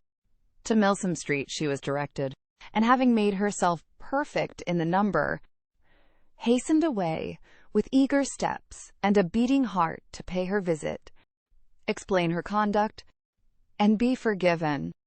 Tripping lightly through the churchyard, and resolutely turning away her eyes, that she might not be obliged to see her beloved Isabella and her dear family, who, she had reason to believe, were in a shop hard by, she reached the house without any impediment, looked at the number, knocked at the door, and inquired for Miss Tilney. The man believed Miss Tilney to be at home, but was not quite certain. Would she be pleased to send up her name? She gave her card. In a few minutes the servant returned, and with a look which did not quite confirm his words, said he had been mistaken, for that Miss Tilney was walked out. Catherine, with a blush of mortification, left the house. She felt almost persuaded that Miss Tilney was at home, and too much offended to admit her, and, as she retired down the street, could not withhold one glance at the drawing-room windows, in expectation of seeing her there. But no one appeared at them. At the bottom of the street, however, she looked back again, and then, not at a window, but issuing from the door, she saw Miss Tilney herself. She was followed by a gentleman, whom Catherine believed to be her father, and they turned up towards Edgar's buildings. Catherine, in deep mortification, proceeded on her way. She could almost be angry herself at such angry incivility, but she checked the resentful sensation. She remembered her own ignorance. She knew not how such an offence as hers might be classed by the laws of worldly politeness, to what a degree of unforgivingness it might with propriety lead, nor to what rigours of rudeness in return it might justly make her amenable. Dejected and humbled, she had even some thoughts of not going with the others to the theatre that night. But it must be confessed that they were not of long continuance, for she soon recollected, in the first place, that she was without any excuse for staying at home, and, in the second, that it was a play she wanted very much to see. To the theatre accordingly they all went. No Tilneys appeared to plague or please her. She feared that, amongst the many perfections of the family, a fondness for plays was not to be ranked, but perhaps it was because they were habituated to the finer performances of the London stage, which she knew, on Isabella's authority, rendered everything else of the kind quite horrid. She was not deceived in her own expectation of pleasure.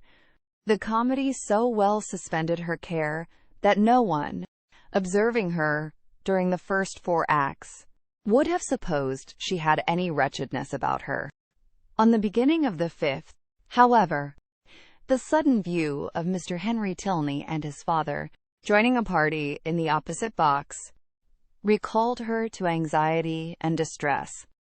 The stage could no longer excite genuine merriment, no longer keep her whole attention. Every other look upon an average was directed towards the opposite box. And, for the space of 2 entire scenes, did she thus watch Henry Tilney without being once able to catch his eye. No longer could he be suspected of indifference for a play. His notice was never withdrawn from the stage during 2 whole scenes. At length, however, he did look towards her, and he bowed, but such a bow! No smile, no continued observance attended it. His eyes were immediately returned to their former direction. Catherine was restlessly miserable. She could almost have run round the box in which he sat, and forced him to hear her explanation. Feelings rather natural than heroic possessed her. Instead of considering her own dignity injured by this ready condemnation, instead of proudly resolving, in conscious innocence, to show her resentment towards him who could harbor a doubt of it, to leave to him all the trouble of seeking an explanation, and to enlighten him on the past only by avoiding his sight, or flirting with somebody else, she took to herself all the shame of misconduct, or at least of its appearance, and was only eager for an opportunity of explaining its cause. The play concluded, the curtain fell. Henry Tilney was no longer to be seen where he had hitherto sat, but his father remained, and perhaps he might be now coming round to their box. She was right. In a few minutes he appeared, and, making his way through the then thinning rows, spoke with like calm politeness to Mrs. Allen and her friend. Not with such calmness was he answered by the latter. "Oh, Mr. Tilney, I have been quite wild to speak to you, and make my apologies. You must have thought me so rude. But indeed it was not my own fault. Was it, Mrs. Allen? Did not they tell me that Mr. Tilney and his sister were gone out in a phaeton together? And then, what could I do? But I had 10,000 times rather have been with you. Now had not I, Mrs. Allen?" "My dear, you tumble my gown," was Mrs. Allen's reply. Her assurance, however, standing sole as it did, was not thrown away. It brought a more cordial, more natural smile into his countenance, and he replied in a tone which retained only a little affected reserve. "We were much obliged to you at any rate for wishing us a pleasant walk after our passing you in Argyle Street. You were so kind as to look back on purpose. But indeed I did not wish you a pleasant walk. I never thought of such a thing. But I begged Mr. Thorpe so earnestly to stop. I called out to him as soon as ever I saw you. Now, Mrs. Allen, did not. Oh, you were not there. But indeed I did. And, if Mr. Thorpe would only have stopped, I would have jumped out and run after you. Is there a Henry in the world who could be insensible to such a declaration? Henry Tilney, at least, was not. With a yet sweeter smile, he said everything that need be said of his sister's concern, regret, and dependence on Catherine's honor. "Oh, do not say Miss Tilney was not angry," cried Catherine, "because I know she was, for she would not see me this morning when I called. I saw her walk out of the house the next minute after my leaving it. I was hurt, but I was not affronted. Perhaps you did not know I had been there. I was not within at the time, but I heard of it from Eleanor, and she has been wishing ever since to see you, to explain the reason of such incivility. But perhaps I can do it as well. It was nothing more than that my father, they were just preparing to walk out, and he being hurried for time, and not caring to have it put off, made a point of her being denied. That was all.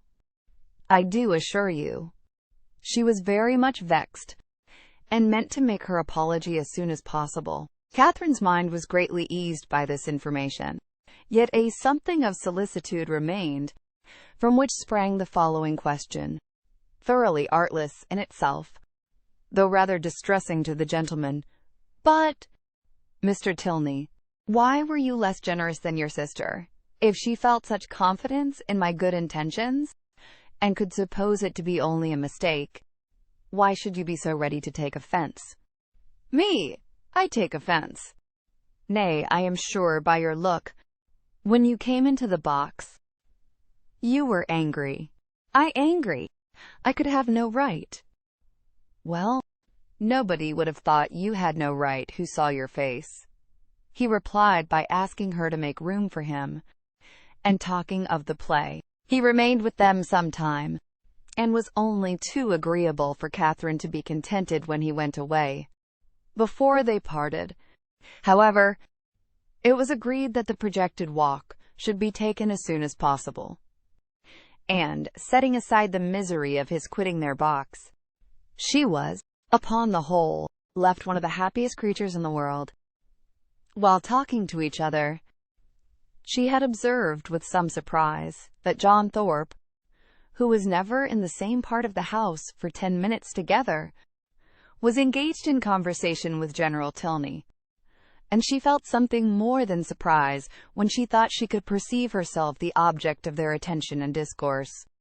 What could they have to say of her? She feared General Tilney did not like her appearance. She found it was implied in his preventing her admittance to his daughter, rather than postpone his own walk a few minutes. "How came Mr. Thorpe to know your father?" was her anxious inquiry, as she pointed them out to her companion. "He knew nothing about it." But his father, like every military man, had a very large acquaintance. When the entertainment was over, Thorpe came to assist them in getting out. Catherine was the immediate object of his gallantry, and, while they waited in the lobby for a chair, he prevented the inquiry which had traveled from her heart almost to the tip of her tongue, by asking, in a consequential manner, whether she had seen him talking with General Tilney. "He is a fine old fellow, upon my soul. Stout, active, looks as young as his son. I have a great regard for him. I assure you, a gentlemanlike, good sort of fellow as ever lived." "But how came you to know him?" "Know him? There are few people much about town that I do not know. I have met him forever at the Bedford, and I knew his face again today the moment he came into the billiard room. One of the best players we have, by the by, and we had a little touch together though I was almost afraid of him at first. The odds were 5-4 against me, and if I had not made one of the cleanest strokes that perhaps ever was made in this world, I took his ball exactly, but I could not make you understand it without a table. However, I did beat him. A very fine fellow, as rich as a Jew. I should like to dine with him. I dare say he gives famous dinners. But what do you think we have been talking of? You. Yes, by heavens. And the General thinks you the finest girl in Bath. Oh, nonsense. How can you say so? And what do you think I said, lowering his voice? Well done. General, said I am quite of your mind. Here Catherine, who was much less gratified by his admiration than by General Tilney's, was not sorry to be called away by Mr. Allen. Thorpe, however, would see her to her chair, and, till she entered it, continued the same kind of delicate flattery, in spite of her entreating him to have done, that General Tilney, instead of disliking, should admire her, was very delightful, and she joyfully thought that there was not one of the family whom she need now fear to meet. The evening had done more, much more, for her than could have been expected. Chapter 13.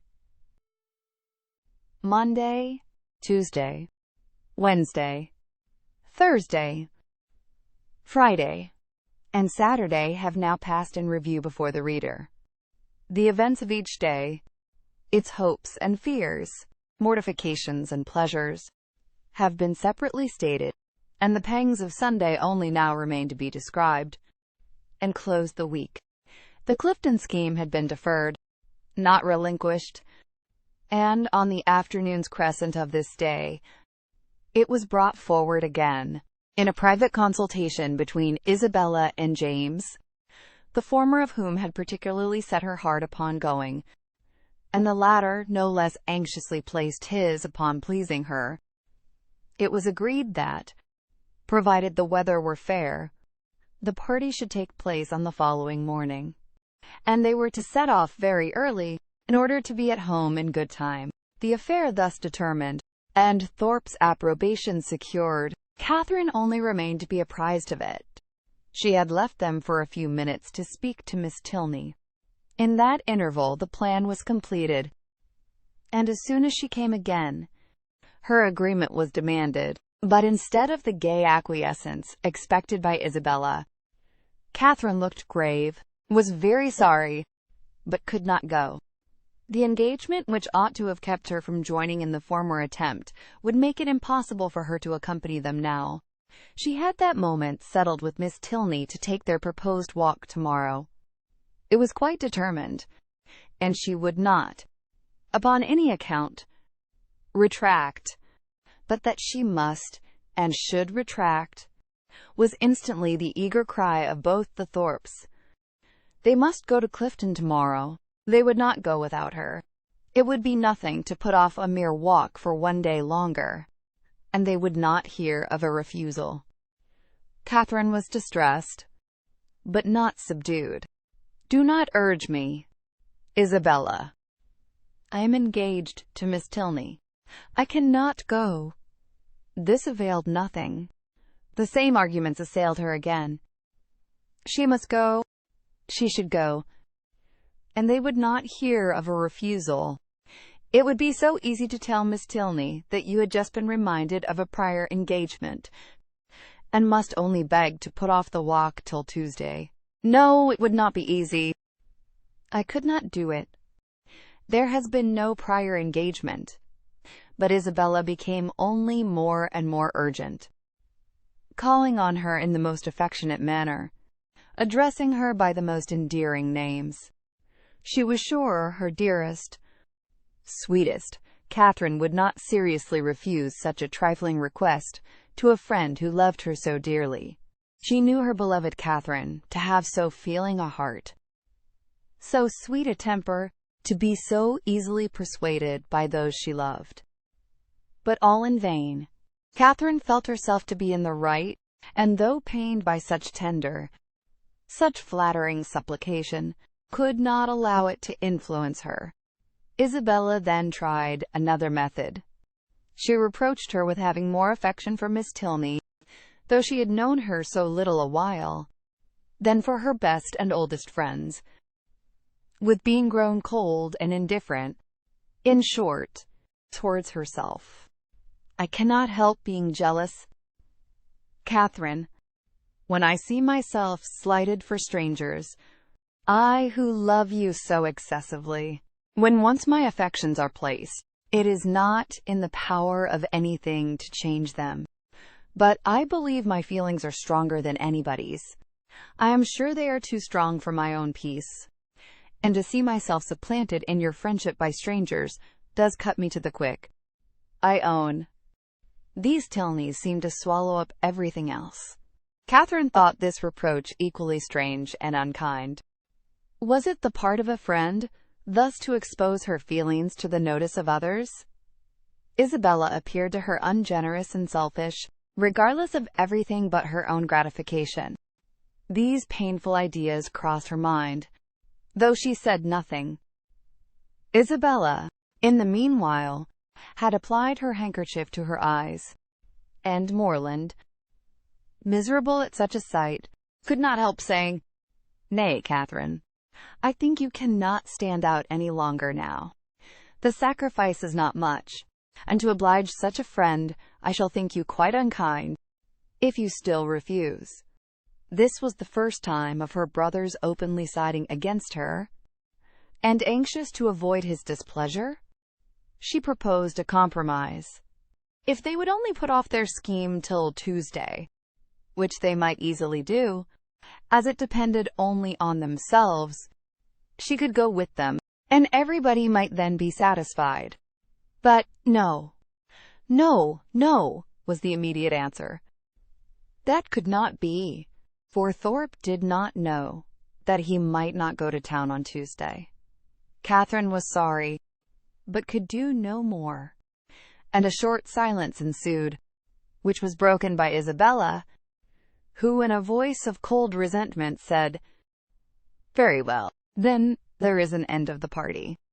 If Catherine does not go, I cannot be the only woman. I would not, upon any account in the world, do so improper a thing." "Catherine, you must go," said James. "But why cannot Mr. Thorpe drive one of his other sisters? I dare say either of them would like to go." "Thank ye," cried Thorpe, "but I did not come to Bath to drive my sisters about, and look like a fool. No, if you do not go, demma if I do. I only go for the sake of driving you. That is a compliment, which gives me no pleasure." But her words were lost on Thorpe, who had turned abruptly away. The three others still continued together, walking in a most uncomfortable manner to poor Catherine. Sometimes not a word was said. Sometimes she was again attacked with supplications or reproaches, and her arm was still linked within Isabella's, though their hearts were at war. At one moment she was softened, at another irritated, always distressed, but always steady. "I did not think you had been so obstinate, Catherine," said James. "You were not used to be so hard to persuade. You once were the kindest, best tempered of my sisters. I hope I am not less so now," she replied, very feelingly. "But indeed I cannot go. If I am wrong, I am doing what I believe to be right." "I suspect," said Isabella, in a low voice, "there is no great struggle." Catherine's heart swelled. She drew away her arm, and Isabella made no opposition. Thus passed a long 10 minutes, till they were again joined by Thorpe, who, coming to them with a gayer look, said, "Well, I have settled the matter, and now we may all go tomorrow with a safe conscience. I have been to Miss Tilney, and made your excuses." "You have not!" cried Catherine. "I have, upon my soul, left her this moment, told her you had sent me to say that, having just recollected a prior engagement of going to Clifton with us tomorrow, you could not have the pleasure of walking with her till Tuesday. She said very well. Tuesday was just as convenient to her, so there is an end of all our difficulties. A pretty good thought of mine, hey? Isabella's countenance was once more all smiles and good humor, and James too looked happy again. A most heavenly thought indeed. Now, my sweet Catherine, all our distresses are over. You are honorably acquitted, and we shall have a most delightful party. This will not do, said Catherine. I cannot submit to this. I must run after Miss Tilney directly and set her right. Isabella, however, caught hold of one hand, Thorpe of the other, and remonstrances poured in from all three. Even James was quite angry. When everything was settled, when Miss Tilney herself said that Tuesday would suit her as well, it was quite ridiculous, quite absurd, to make any further objection. I do not care. Mr. Thorpe had no business to invent any such message. If I had thought it right to put it off, I could have spoken to Miss Tilney myself. This is only doing it in a ruder way. And how do I know that Mr. Thorpe has? He may be mistaken again, perhaps. He led me into one act of rudeness by his mistake on Friday. Let me go, Mr. Thorpe. Isabella, do not hold me. Thorpe told her it would be in vain to go after the Tilneys. They were turning the corner into Brock Street when he had overtaken them, and were at home by this time. Then I will go after them, said Catherine. Wherever they are, I will go after them. It does not signify talking. If I could not be persuaded into doing what I thought wrong, I never will be tricked into it. And with these words she broke away and hurried off. Thorpe would have darted after her, but Morland withheld him. Let her go. Let her go. If she will go. She is as obstinate as... Thorpe never finished the simile, for it could hardly have been a proper one. Away walked Catherine in great agitation, as fast as the crowd would permit her, fearful of being pursued, yet determined to persevere. As she walked, she reflected on what had passed. It was painful to her to disappoint and displease them, particularly to displease her brother. But she could not repent her resistance, setting her own inclination apart. To have failed a second time in her engagement to Miss Tilney, to have retracted a promise voluntarily made only 5 minutes before, and on a false pretense too, must have been wrong. She had not been withstanding them on selfish principles alone. She had not consulted merely her own gratification, that might have been ensured in some degree by the excursion itself, by seeing Blaise Castle. No, she had attended to what was due to others, and to her own character in their opinion. Her conviction of being right, however, was not enough to restore her composure. Till she had spoken to Miss Tilney, she could not be at ease, and quickening her pace when she got clear of the crescent, she almost ran over the remaining ground, till she gained the top of Milsom Street. So rapid had been her movements, that in spite of the Tilneys' advantage in the outset, they were but just turning into their lodgings as she came within view of them, and the servant still remaining at the open door. She used only the ceremony of saying that she must speak with Miss Tilney that moment, and hurrying by him proceeded upstairs. Then, opening the first door before her, which happened to be the right, she immediately found herself in the drawing-room with General Tilney, his son, and daughter. Her explanation, defective only in being, from her irritation of nerves and shortness of breath, no explanation at all, was instantly given. I am come in a great hurry. It was all a mistake. I never promised to go. I told them from the first I could not go. I ran away in a great hurry to explain it. I did not care what you thought of me. I would not stay for the servant.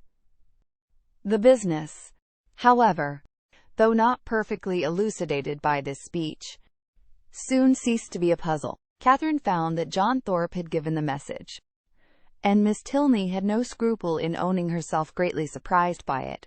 But whether her brother had still exceeded her in resentment, Catherine, though she instinctively addressed herself as much to one as to the other in her vindication, had no means of knowing. Whatever might have been felt before her arrival, her eager declarations immediately made every look and sentence as friendly as she could desire. The affair thus happily settled, she was introduced by Miss Tilney to her father, and received by him with such ready, such solicitous politeness as recalled Thorpe's information to her mind, and made her think with pleasure that he might be sometimes depended on. To such anxious attention was the general's civility carried, that, not aware of her extraordinary swiftness in entering the house, he was quite angry with the servant whose neglect had reduced her to open the door of the apartment herself. What did William mean by it? He should make a point of inquiring into the matter, and if Catherine had not most warmly asserted his innocence, it seemed likely that William would lose the favor of his master forever, if not his place, by her rapidity. After sitting with them a quarter of an hour, she rose to take leave, and was then most agreeably surprised by General Tilney's asking her if she would do his daughter the honor of dining and spending the rest of the day with her. Miss Tilney added her own wishes. Catherine was greatly obliged, but it was quite out of her power. Mr. and Mrs. Allen would expect her back every moment. The general declared he could say no more. The claims of Mr. and Mrs. Allen were not to be superseded, but on some other day he trusted, when longer notice could be given, they would not refuse to spare her to her friend. Oh no, Catherine was sure they would not have the least objection, and she should have great pleasure in coming. The general attended her himself to the street door, saying everything gallant as they went downstairs, admiring the elasticity of her walk, which corresponded exactly with the spirit of her dancing, and making her one of the most graceful bows she had ever beheld. When they parted, Catherine, delighted by all that had passed, proceeded gaily to Pulteney Street, walking, as she concluded, with great elasticity, though she had never thought of it before.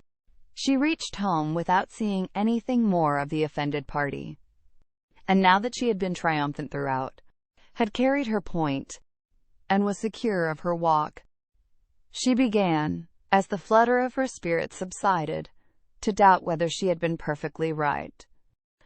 A sacrifice was always noble, and if she had given way to their entreaties, she should have been spared the distressing idea of a friend displeased, a brother angry, and a scheme of great happiness to both destroyed, perhaps through her means.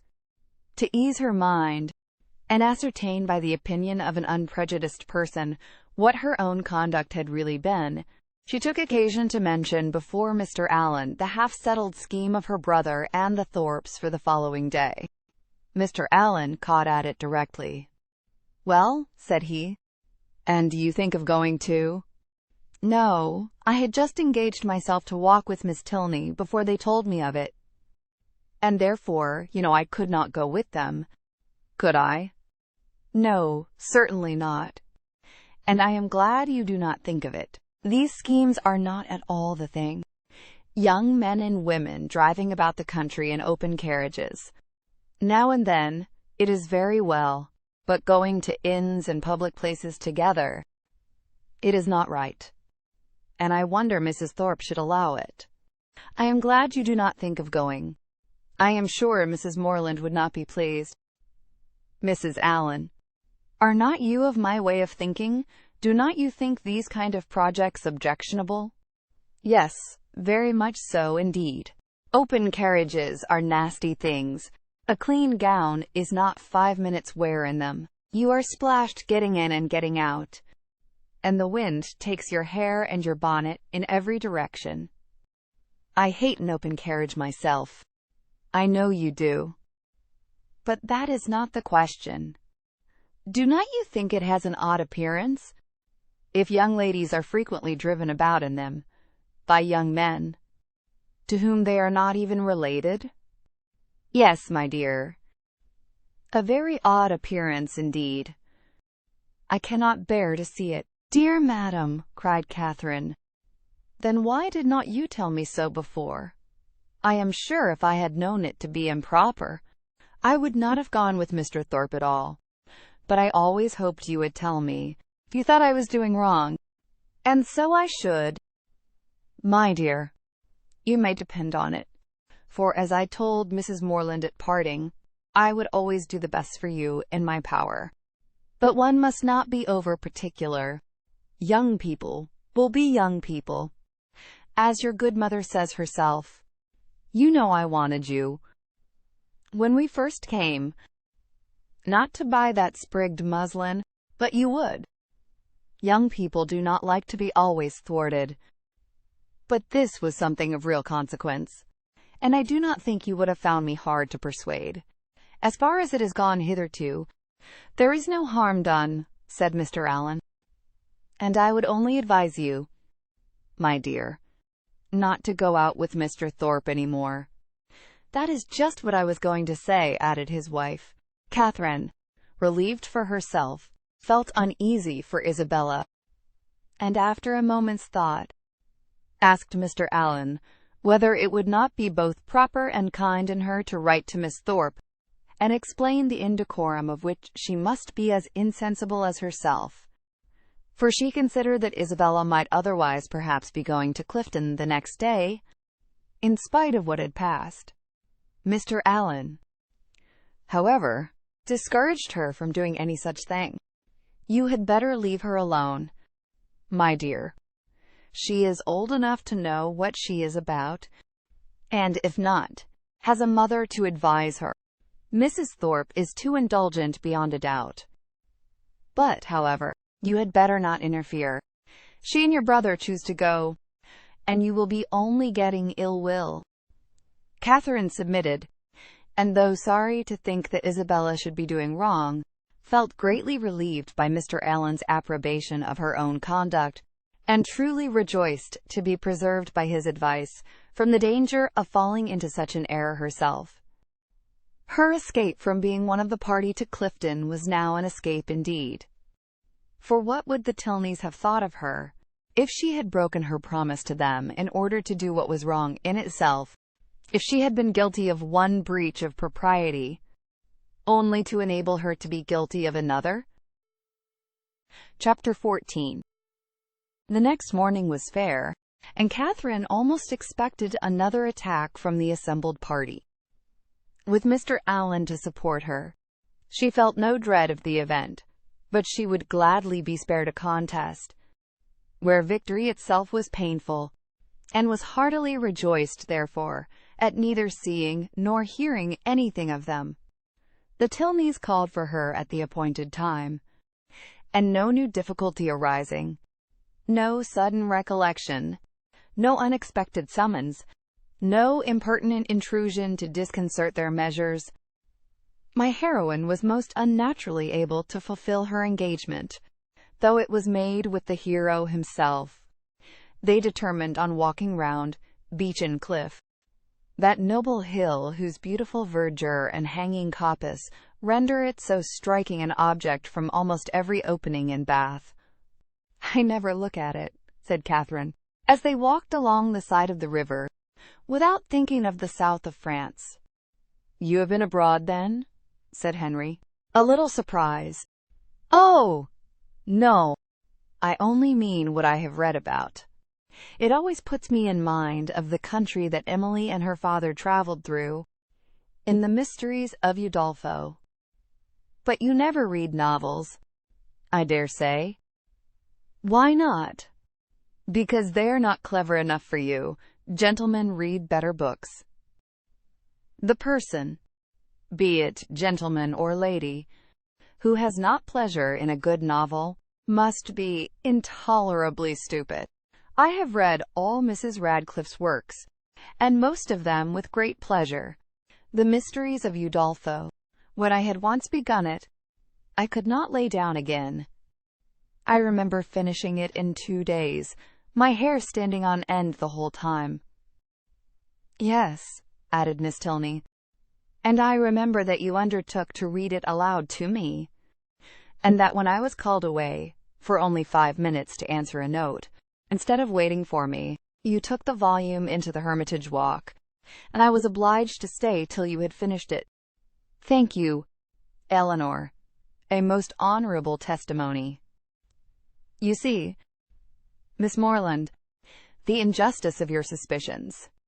Here was I, in my eagerness to get on, refusing to wait only 5 minutes for my sister, breaking the promise I had made of reading it aloud, and keeping her in suspense at a most interesting part, by running away with the volume, which, you are to observe, was her own, particularly her own.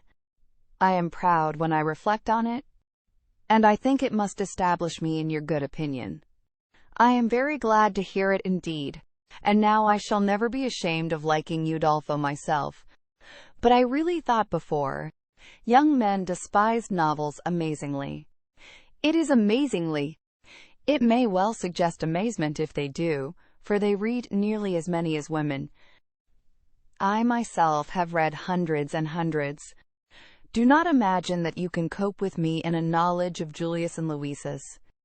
If we proceed to particulars, and engage in the never-ceasing inquiry of have you read this and have you read that, I shall soon leave you as far behind me as, what shall I say? I want an appropriate simile. As far as your friend Emily herself left poor Valancourt when she went with her aunt into Italy. Consider how many years I have had the start of you. I had entered on my studies at Oxford, while you were a good little girl, working your sampler at home. Not very good, I am afraid. But now, really, do not you think Udolpho the nicest book in the world? The nicest, by which I suppose you mean the neatest. That must depend upon the binding. Henry, said Miss Tilney, you are very impertinent. Miss Morland, he is treating you exactly as he does his sister. He is forever finding fault with me for some incorrectness of language, and now he is taking the same liberty with you. The word nicest, as you used it, did not suit him, and you had better change it as soon as you can, or we shall be overpowered with Johnson and Blair all the rest of the way. I am sure, cried Catherine, I did not mean to say anything wrong, but it is a nice book, and why should not I call it so? Very true, said Henry. And this is a very nice day, and we are taking a very nice walk, and you are 2 very nice young ladies. Oh, it is a very nice word indeed. It does for everything. Originally, perhaps, it was applied only to express neatness, propriety, delicacy, or refinement. People were nice in their dress, in their sentiments, or their choice. But now every commendation on every subject is comprised in that one word. While, in fact, cried his sister, it ought only to be applied to you without any commendation at all. You are more nice than wise. Come, Miss Morland, let us leave him to meditate over our faults in the utmost propriety of diction, while we praise Udolpho in whatever terms we like best. It is a most interesting work. You are fond of that kind of reading? To say the truth, I do not much like any other. Indeed. That is, I can read poetry and plays, and things of that sort, and do not dislike travels. But history, real solemn history, I cannot be interested in. Can you? Yes, I am fond of history. I wish I were too. I read it a little as a duty, but it tells me nothing that does not either vex or weary me. The quarrels of popes and kings, with wars or pestilences in every page, the men all so good for nothing, and hardly any women at all. It is very tiresome, and yet I often think it odd that it should be so dull, for a great deal of it must be invention. The speeches that are put into the heroes' mouths, their thoughts and designs, the chief of all this must be invention, and invention is what delights me in other books. Historians, you think, said Miss Tilney, are not happy in their flights of fancy. They display imagination without raising interest. I am fond of history, and am very well contented to take the false with the true. In the principal facts, they have sources of intelligence in former histories and records, which may be as much depended on, I conclude, as anything that does not actually pass under one's own observation. And as for the little embellishments you speak of, they are embellishments, and I like them as such. If a speech be well drawn up, I read it with pleasure, by whomsoever it may be made, and probably with much greater, if the production of Mr. Hume or Mr. Robertson, than if the genuine words of Caractacus, Agricola, or Alfred the Great. You are fond of history, and so are Mr. Allen and my father, and I have 2 brothers who do not dislike it. So many instances within my small circle of friends is remarkable. At this rate, I shall not pity the writers of history any longer. If people like to read their books, it is all very well, but to be at so much trouble in filling great volumes, which, as I used to think, nobody would willingly ever look into, to be laboring only for the torment of little boys and girls, always struck me as a hard fate. And though I know it is all very right and necessary, I have often wondered at the person's courage that could sit down on purpose to do it. That little boys and girls should be tormented, said Henry, is what no one at all acquainted with human nature in a civilized state can deny.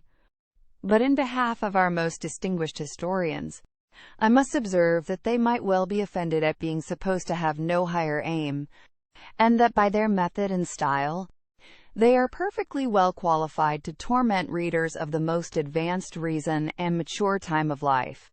I use the verb to torment, as I observe to be your own method, instead of to instruct, supposing them to be now admitted as synonymous. You think me foolish to call instruction a torment, but if you had been as much used as myself to hear poor little children first learning their letters and then learning to spell, if you had ever seen how stupid they can be for a whole morning together, and how tired my poor mother is at the end of it, as I am in the habit of seeing almost every day of my life at home, you would allow that to torment and to instruct might sometimes be used as synonymous words. Very probably. But historians are not accountable for the difficulty of learning to read, and even you yourself, who do not altogether seem particularly friendly to very severe, very intense application, may perhaps be brought to acknowledge that it is very well worth while to be tormented for 2 or 3 years of one's life, for the sake of being able to read all the rest of it. Consider, if reading had not been taught, Mrs. Radcliffe would have written in vain, or perhaps might not have written at all. Catherine assented, and a very warm panegyric from her on that lady's merits closed the subject. The Tilneys were soon engaged in another, on which she had nothing to say. They were viewing the country with the eyes of persons accustomed to drawing, and decided on its capability of being formed into pictures, with all the eagerness of real taste. Here Catherine was quite lost. She knew nothing of drawing, nothing of taste, and she listened to them with an attention which brought her little profit, for they talked in phrases which conveyed scarcely any idea to her. The little which she could understand, however, appeared to contradict the very few notions she had entertained on the matter before.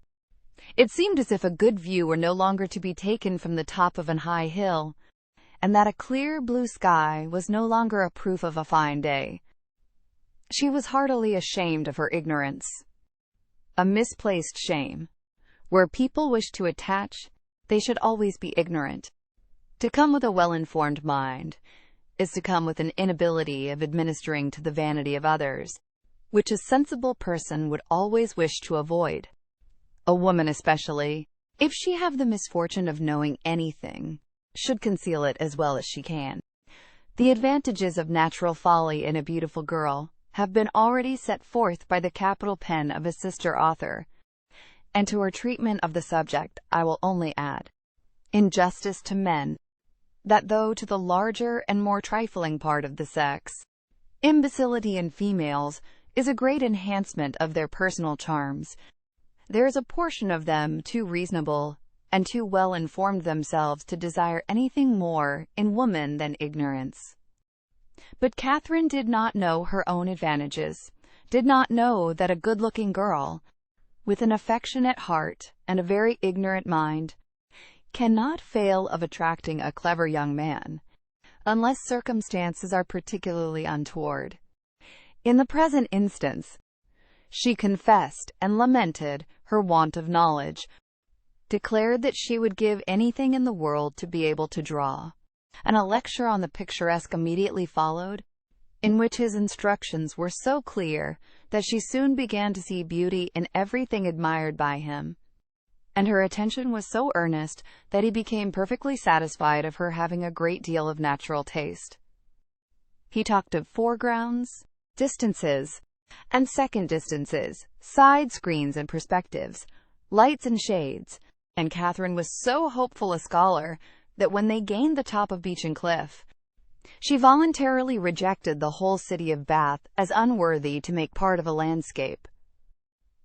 Delighted with her progress, and fearful of wearying her with too much wisdom at once, Henry suffered the subject to decline, and by an easy transition from a piece of rocky fragment and the withered oak which he had placed near its summit, to oaks in general, to forests, the enclosure of them, wastelands, crown lands and government, he shortly found himself arrived at politics. And from politics, it was an easy step to silence. The general pause which succeeded his short disquisition on the state of the nation was put an end to by Catherine, who, in rather a solemn tone of voice, uttered these words: "I have heard that something very shocking indeed will soon come out in London." Miss Tilney, to whom this was chiefly addressed, was startled, and hastily replied, "Indeed! And of what nature?" "That I do not know, nor who is the author. I have only heard that it is to be more horrible than anything we have met with yet." "Good heaven! Where could you hear of such a thing?" "A particular friend of mine had an account of it in a letter from London yesterday. It is to be uncommonly dreadful. I shall expect murder and everything of the kind." "You speak with astonishing composure. But I hope your friend's accounts have been exaggerated, and if such a design is known beforehand, proper measures will undoubtedly be taken by government to prevent its coming to effect." "Government," said Henry, endeavoring not to smile, "neither desires nor dares to interfere in such matters. There must be murder, and government cares not how much." The lady stared. He laughed, and added, "Come, shall I make you understand each other, or leave you to puzzle out an explanation as you can? No, I will be noble. I will prove myself a man, no less by the generosity of my soul than the clearness of my head. I have no patience with such of my sex as disdain to let themselves sometimes down to the comprehension of yours. Perhaps the abilities of women are neither sound nor acute, neither vigorous nor keen. Perhaps they may want observation, discernment, judgment, fire, genius, and wit. Miss Morland, do not mind what he says, but have the goodness to satisfy me as to this dreadful riot." Riot. What riot? My dear Eleanor, the riot is only in your own brain. The confusion there is scandalous. Miss Morland has been talking of nothing more dreadful than a new publication which is shortly to come out, in 3 duodecimo volumes, 276 pages in each, with a frontispiece to the first, of 2 tombstones and a lantern. Do you understand? And you, Miss Morland, my stupid sister has mistaken all your clearest expressions. You talked of expected horrors in London, and instead of instantly conceiving, as any rational creature would have done, that such words could relate only to a circulating library, she immediately pictured to herself a mob of 3,000 men assembling in St. George's Fields, the Bank attacked, the Tower threatened, the streets of London flowing with blood, a detachment of the 12 Light Dragoons, the hopes of the nation, called up from Northampton to quell the insurgents, and the gallant Captain Frederick Tilney, in the moment of charging at the head of his troop, knocked off his horse by a brickbat from an upper window. Forgive her stupidity. The fears of the sister have added to the weakness of the woman, but she is by no means a simpleton in general. Catherine looked grave. And now, Henry, said Miss Tilney, that you have made us understand each other, you may as well make Miss Morland understand yourself, unless you mean to have her think you intolerably rude to your sister, and a great brute, in your opinion of women in general. Miss Morland is not used to your odd ways. I shall be most happy to make her better acquainted with them, no doubt. But that is no explanation of the present. What am I to do? You know what you ought to do. Clear your character handsomely before her. Tell her that you think very highly of the understanding of women. Miss Morland, I think very highly of the understanding of all the women in the world, especially of those, whoever they may be, with whom I happen to be in company. That is not enough. Be more serious. Miss Morland, no one can think more highly of the understanding of women than I do. In my opinion, nature has given them so much that they never find it necessary to use more than half. We shall get nothing more serious from him now, Miss Morland. He is not in a sober mood, but I do assure you that he must be entirely misunderstood. If he can ever appear to say an unjust thing of any woman at all, or an unkind one of me, it was no effort to Catherine to believe that Henry Tilney could never be wrong. His manner might sometimes surprise, but his meaning must always be just, and what she did not understand, she was almost as ready to admire as what she did. The whole walk was delightful, and though it ended too soon, its conclusion was delightful too. Her friends attended her into the house, and Miss Tilney, before they parted, addressing herself with respectful form, as much to Mrs. Allen as to Catherine, petitioned for the pleasure of her company to dinner on the day after the next. No difficulty was made on Mrs. Allen's side, and the only difficulty on Catherine's was in concealing the excess of her pleasure. The morning had passed away so charmingly as to banish all her friendship and natural affection, for no thought of Isabella or James had crossed her during their walk. When the Tilneys were gone, she became amiable again, but she was amiable for some time to little effect. Mrs. Allen had no intelligence to give that could relieve her anxiety. She had heard nothing of any of them. Towards the end of the morning, however, Catherine, having occasion for some indispensable yard of ribbon which must be bought without a moment's delay, walked out into the town, and in Bond Street overtook the second Miss Thorpe, as she was loitering towards Edgar's Buildings between 2 of the sweetest girls in the world, who had been her dear friends all the morning. From her, she soon learned that the party to Clifton had taken place. "They set off at 8 this morning," said Miss Anne, "and I am sure I do not envy them their drive. I think you and I are very well off to be out of the scrape. It must be the dullest thing in the world. for there is not a soul at Clifton at this time of year. Belle went with your brother, and John drove Maria. Catherine spoke the pleasure she really felt on hearing this part of the arrangement. "Oh, yes," rejoined the other. "Maria is gone. She was quite wild to go. She thought it would be something very fine. I cannot say I admire her taste, and for my part, I was determined from the first not to go, if they pressed me ever so much." Catherine, a little doubtful of this, could not help answering, "I wish you could have gone too. It is a pity you could not all go." "Thank you, but it is quite a matter of indifference to me. Indeed, I would not have gone on any account. I was saying so to Emily and Sophia when you overtook us." Catherine was still unconvinced, but glad that Anne should have the friendship of an Emily and a Sophia to console her. She bade her adieu without much uneasiness, and returned home, pleased that the party had not been prevented by her refusing to join it, and very heartily wishing that it might be too pleasant to allow either James or Isabella to resent her resistance any longer. Chapter 15.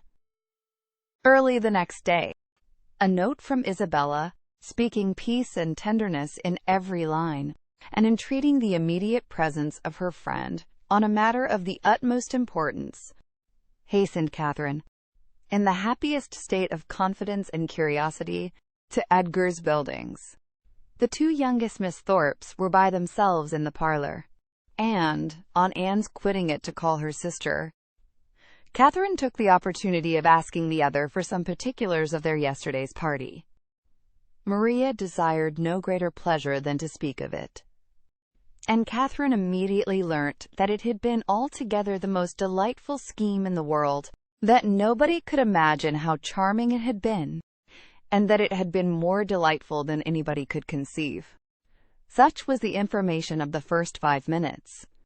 The second unfolded thus much in detail, that they had driven directly to the York Hotel, ate some soup, and bespoke an early dinner, walked down to the pump room, tasted the water, and laid out some shillings in purses and spars, then sojourned to eat ice at a pastry-cook's, and hurrying back to the hotel, swallowed their dinner in haste, to prevent being in the dark, and then had a delightful drive back. Only the moon was not up, and it rained a little, and Mr. Morland's horse was so tired he could hardly get it along. Catherine listened with heartfelt satisfaction. It appeared that Blaise Castle had never been thought of, and, as for all the rest, there was nothing to regret for half an instant. Maria's intelligence concluded with a tender effusion of pity for her sister Anne, whom she represented as insupportably cross from being excluded the party. "She will never forgive me, I am sure, but, how could I help it? John would have me go, for he vowed he would not drive her, because she had such thick ankles. I dare say she will not be in good humor again this month, but I am determined I will not be cross. It is not a little matter that puts me out of temper." Isabella now entered the room with so eager a step, and a look of such happy importance, as engaged all her friends' notice. Maria was without ceremony sent away, and Isabella, embracing Catherine, thus began: "Yes, my dear Catherine, it is so indeed. Your penetration has not deceived you. Oh, that arch eye of yours! It sees through everything." Catherine replied only by a look of wondering ignorance. "Nay, my beloved, sweetest friend," continued the other, "compose yourself. I am amazingly agitated, as you perceive. Let us sit down and talk in comfort. Well, and so you guessed it the moment you had my note? Sly creature! Oh, my dear Catherine, you alone, who know my heart, can judge of my present happiness. Your brother is the most charming of men. I only wish I were more worthy of him. But what will your excellent father and mother say? Oh, Heavens! When I think of them, I am so agitated. Catherine's understanding began to awake. An idea of the truth suddenly darted into her mind. And, with the natural blush of so new an emotion, she cried out, "Good heaven! My dear Isabella, what do you mean? Can you really be in love with James?" This bold surmise, however, she soon learnt comprehended but half the fact. The anxious affection, which she was accused of having continually watched in Isabella's every look and action, had, in the course of their yesterday's party, received the delightful confession of an equal love. Her heart and faith were alike engaged to James. Never had Catherine listened to anything so full of interest, wonder, and joy. Her brother and her friend engaged, new to such circumstances. The importance of it appeared unspeakably great, and she contemplated it as one of those grand events, of which the ordinary course of life can hardly afford a return. The strength of her feelings she could not express. The nature of them, however, contented her friend. The happiness of having such a sister was their first effusion, and the fair ladies mingled in embraces and tears of joy. Delighting, however, as Catherine sincerely did, in the prospect of the connection, it must be acknowledged that Isabella far surpassed her in tender anticipations.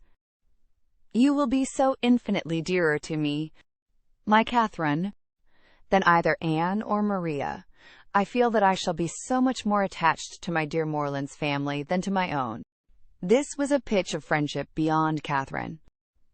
"You are so like your dear brother," continued Isabella, "that I quite doted on you the first moment I saw you. But so it always is with me. The first moment settles everything.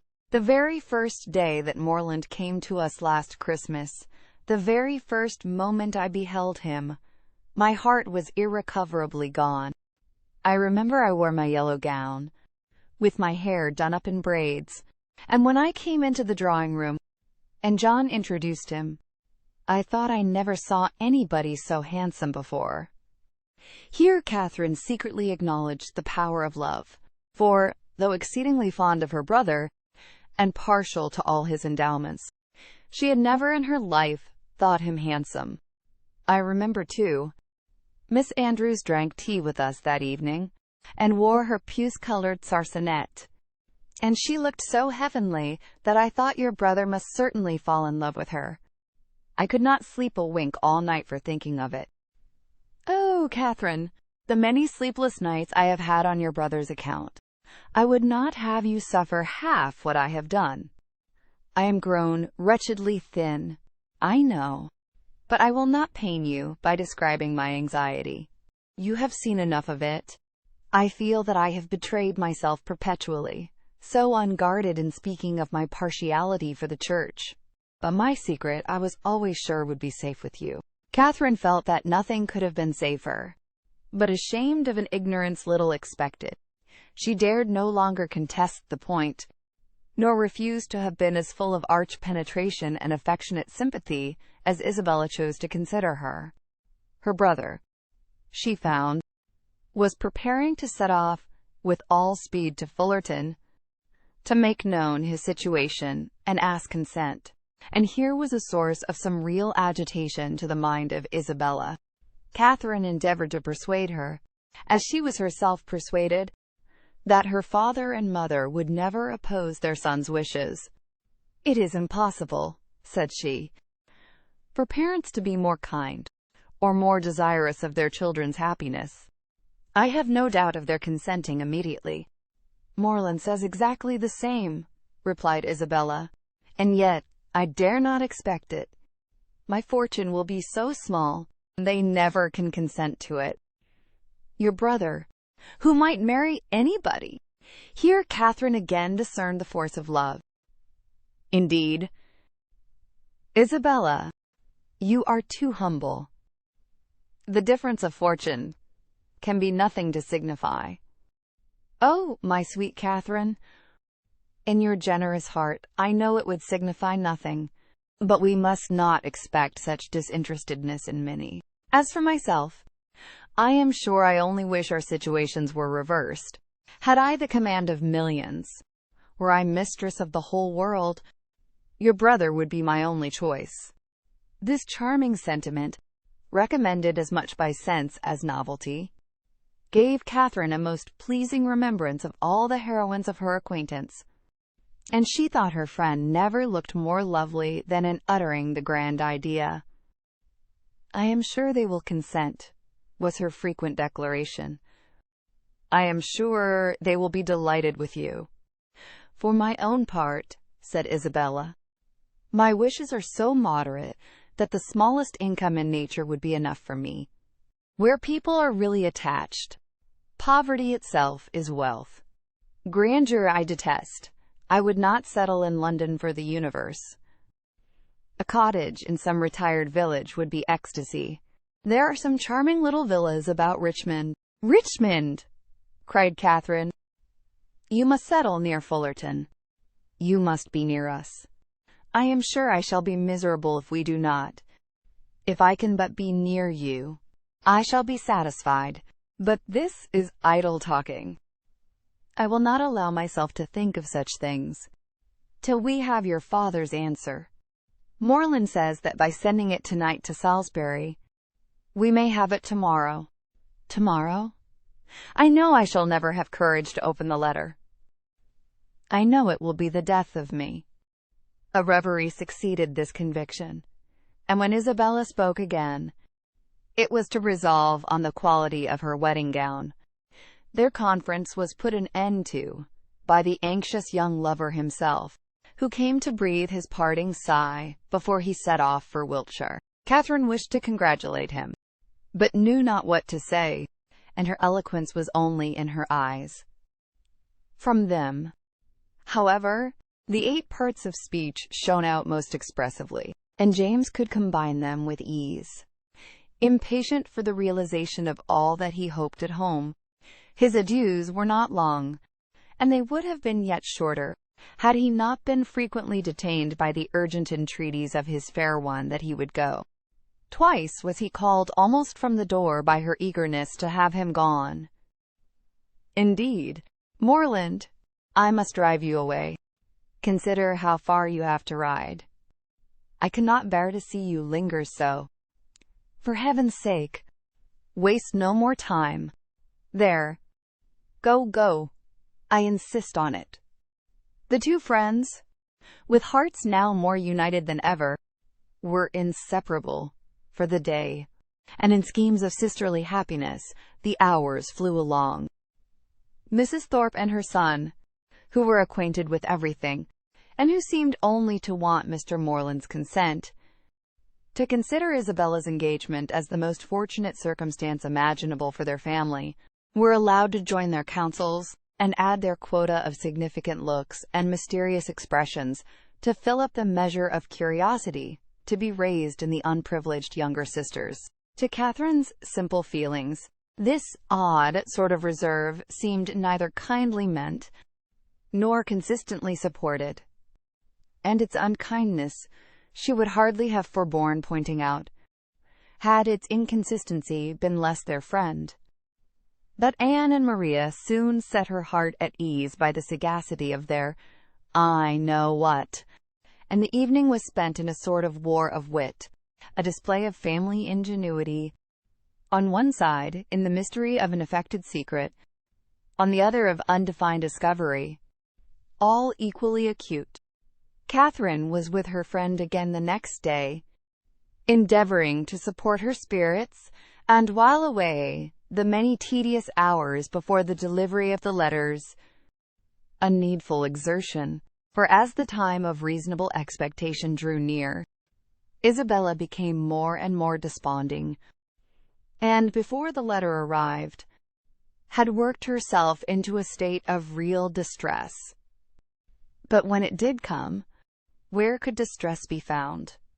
I have had no difficulty in gaining the consent of my kind parents, and am promised that everything in their power shall be done to forward my happiness, were the first 3 lines. And in one moment all was joyful security. The brightest glow was instantly spread over Isabella's features. All care and anxiety seemed removed. Her spirits became almost too high for control, and she called herself without scruple the happiest of mortals. Mrs. Thorpe, with tears of joy, embraced her daughter, her son, her visitor, and could have embraced half the inhabitants of Bath with satisfaction.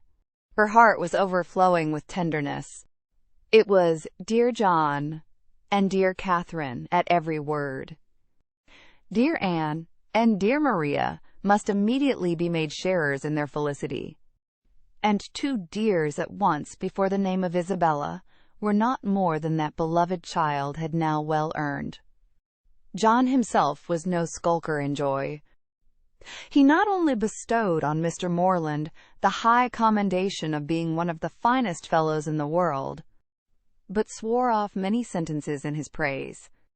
The letter, whence sprang all this felicity, was short, containing little more than this assurance of success, and every particular was deferred till James could write again. But for particulars Isabella could well afford to wait.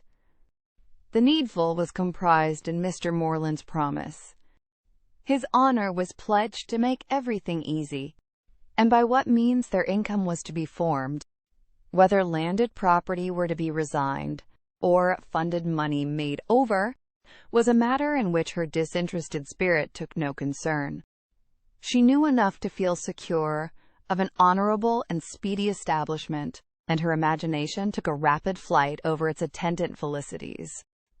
She saw herself at the end of a few weeks, the gaze and admiration of every new acquaintance at Fullerton, the envy of every valued old friend in Putney, with a carriage at her command, a new name on her tickets, and a brilliant exhibition of hoop rings on her finger.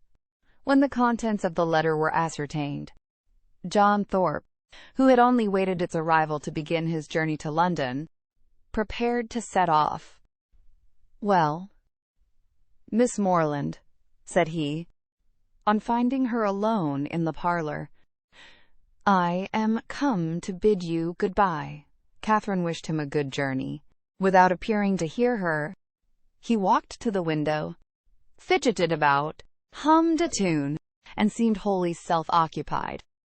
"Shall not you be late at Devizes?" said Catherine. He made no answer, but after a minute's silence burst out with, "A famous good thing, this marrying scheme, upon my soul. A clever fancy of Morland's and Belle's. What do you think of it, Miss Morland? I say it is no bad notion. I am sure I think it a very good one." "Do you? That's honest. By heavens, I am glad you are no enemy to matrimony. However, did you ever hear the old song, 'Going to one wedding brings on another'? I say, you will come to Belle's wedding, I hope." "Yes, I have promised your sister to be with her, if possible. And then, you know," twisting himself about and forcing a foolish laugh, "I say, then, you know, we may try the truth of this same old song." "May we? But I never sing." "Well, I wish you a good journey. I dine with Miss Tilney today, and must now be going home." "Nay, but there is no such confounded hurry. Who knows when we may be together again? Not but that I shall be down again by the end of a fortnight, and a devilish long fortnight it will appear to me." "Then why do you stay away so long?" replied Catherine, finding that he waited for an answer. "That is kind of you. However, kind and good-natured. I shall not forget it in a hurry." "But you have more good nature and all that than anybody living, I believe." "A monstrous deal of good nature, and it is not only good nature, but you have so much of everything. And then you have such, upon my soul. I do not know anybody like you. Oh, dear, There are a great many people like me, I dare say, only a great deal better. Good morning to you. But I say, Miss Morland, I shall come and pay my respects at Fullerton before it is long. If not disagreeable, pray do. My father and mother will be very glad to see you. And I hope, Miss Morland, you will not be sorry to see me. Oh dear, not at all. There are very few people I am sorry to see. Company is always cheerful. That is just my way of thinking. Give me but a little cheerful company. Let me only have the company of the people I love. Let me only be where I like and with whom I like, and the devil take the rest, say I. And I am heartily glad to hear you say the same. But I have a notion, Miss Morland, you and I think pretty much alike upon most matters. Perhaps we may, but it is more than I ever thought of. And as to most matters, to say the truth, there are not many that I know my own mind about. By Jove, no more do I.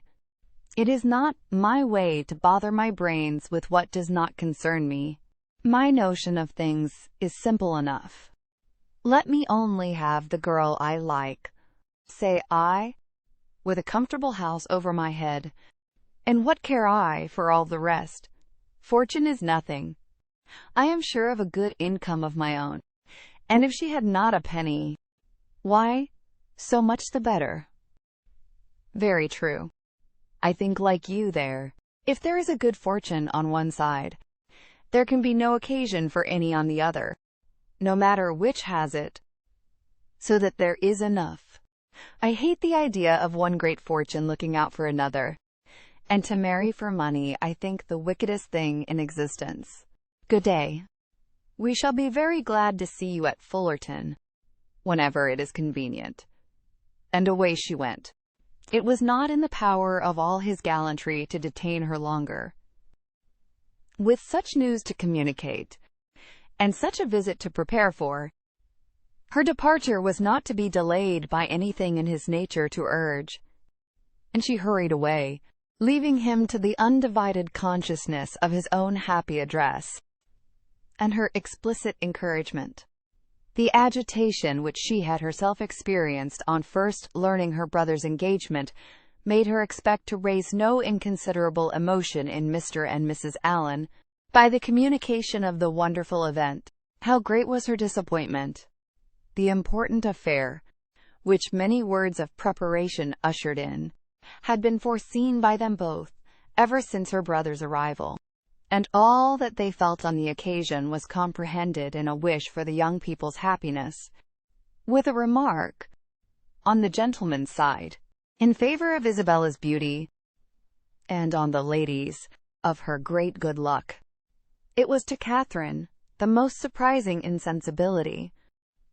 The disclosure, however, of the great secret of James's going to Fullerton the day before, did raise some emotion in Mrs. Allen. She could not listen to that with perfect calmness, but repeatedly regretted the necessity of its concealment, wished she could have known his intention, wished she could have seen him before he went, as she should certainly have troubled him with her best regards to his father and mother, and her kind compliments to all the Skinners. Chapter 16. Catherine's expectations of pleasure from her visit in Milsom Street were so very high that disappointment was inevitable, and accordingly, though she was most politely received by General Tilney, and kindly welcomed by his daughter, though Henry was at home, and no one else of the party, she found, on her return, without spending many hours in the examination of her feelings, that she had gone to her appointment preparing for happiness which it had not afforded. Instead of finding herself improved in acquaintance with Miss Tilney from the intercourse of the day, she seemed hardly so intimate with her as before. Instead of seeing Henry Tilney to greater advantage than ever in the ease of a family party, he had never said so little, nor been so little agreeable. And in spite of their father's great civilities to her, in spite of his thanks, invitations, and compliments, it had been a release to get away from him. It puzzled her to account for all this. It could not be General Tilney's fault.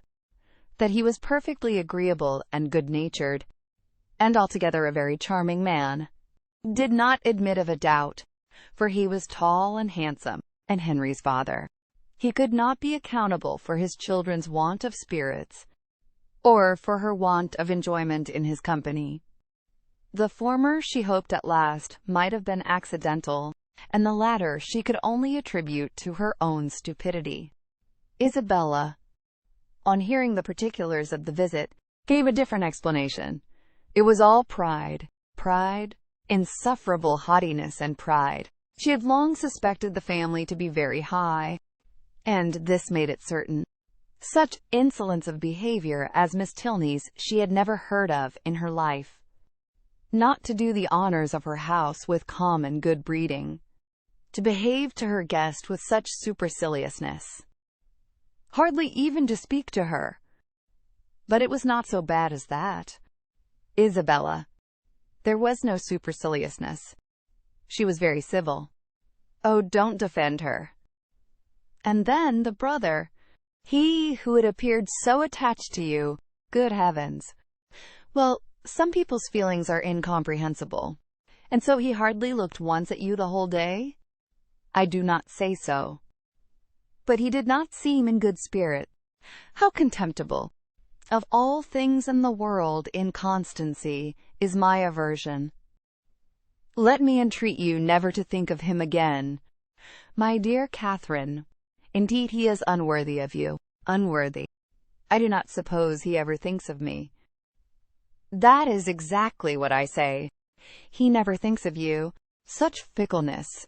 Oh, how different to your brother and to mine. I really believe John has the most constant heart.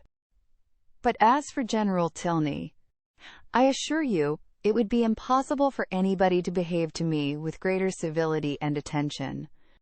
It seemed to be his only care to entertain and make me happy. Oh, I know no harm of him. I do not suspect him of pride. I believe he is a very gentlemanlike man. John thinks very well of him, and John's judgment. Well, I shall see how they behave to me this evening.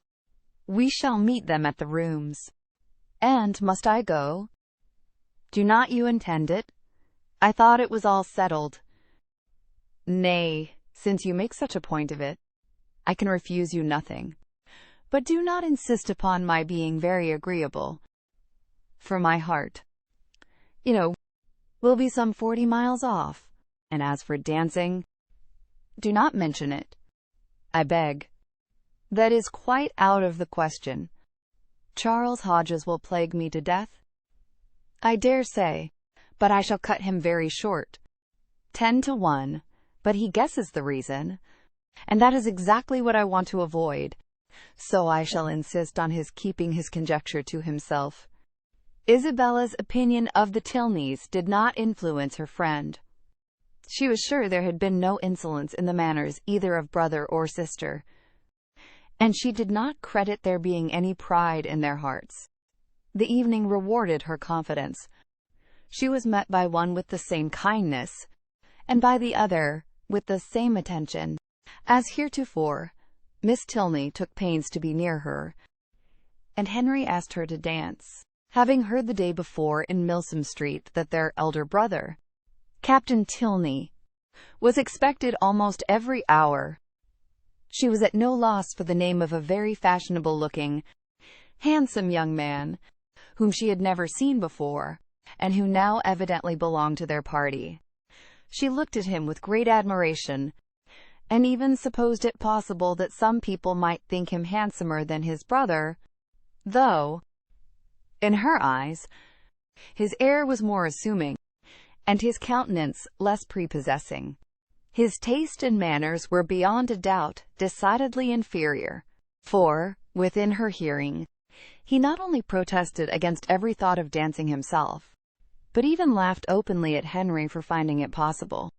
From the latter circumstance, it may be presumed that, whatever might be our heroine's opinion of him, his admiration of her was not of a very dangerous kind, not likely to produce animosities between the brothers, nor persecutions to the lady.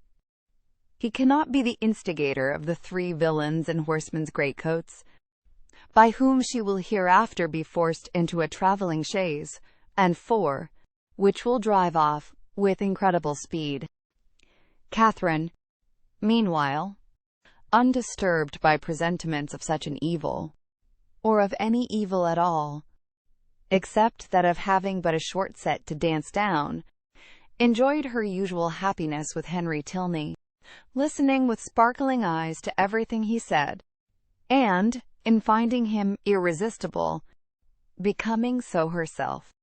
At the end of the first dance, Captain Tilney came towards them again, and, much to Catherine's dissatisfaction, pulled his brother away.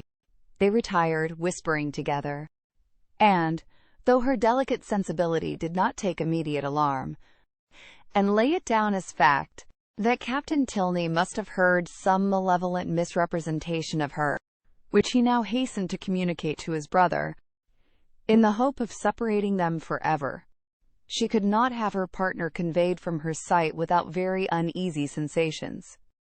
Her suspense was of full 5 minutes' duration, and she was beginning to think it a very long quarter of an hour, when they both returned, and an explanation was given, by Henry's requesting to know if she thought her friend, Miss Thorpe, would have any objection to dancing, as his brother would be most happy to be introduced to her. Catherine, without hesitation, replied that she was very sure Miss Thorpe did not mean to dance at all. The cruel reply was passed on to the other, and he immediately walked away. "Your brother will not mind it." "I know," said she, "because I heard him say before that he hated dancing, but it was very good-natured in him to think of it. I suppose he saw Isabella sitting down, and fancied she might wish for a partner. But he is quite mistaken, for she would not dance upon any account in the world." Henry smiled, and said, "How very little trouble it can give you to understand the motive of other people's actions." "Why? What do you mean?" "With you, it is not. How is such a one likely to be influenced? What is the inducement most likely to act upon such a person's feelings? Age, situation, and probable habits of life considered. But how should I be influenced? What would be my inducement in acting so and so? I do not understand you." "Then we are on very unequal terms, for I understand you perfectly well." "Me? Yes. I cannot speak well enough to be unintelligible." "Bravo! An excellent satire on modern language. But pray tell me what you mean." "Shall I indeed? Do you really desire it? But you are not aware of the consequences. It will involve you in a very cruel embarrassment, and certainly bring on a disagreement between us." "No, no, it shall not do either. I am not afraid." "Well, then, I only meant that your attributing my brother's wish of dancing with Miss Thorpe to good nature alone convinced me of your being superior in good nature yourself to all the rest of the world." Catherine blushed and disclaimed, and the gentleman's predictions were verified. There was a something, however, in his words which repaid her for the pain of confusion, and that something occupied her mind so much that she drew back for some time, forgetting to speak or to listen, and almost forgetting where she was, till, roused by the voice of Isabella, she looked up and saw her, with Captain Tilney, preparing to give them hands across. Isabella shrugged her shoulders and smiled. The only explanation of this extraordinary change which could at that time be given. But as it was not quite enough for Catherine's comprehension, she spoke her astonishment in very plain terms to her partner. "I cannot think how it could happen. Isabella was so determined not to dance. And did Isabella never change her mind before?" Oh, but because... And your brother? After what you told him from me, how could he think of going to ask her? I cannot take surprise to myself on that head. You bid me be surprised on your friend's account, and therefore I am. But as for my brother, his conduct in the business, I must own, has been no more than I believed him perfectly equal to.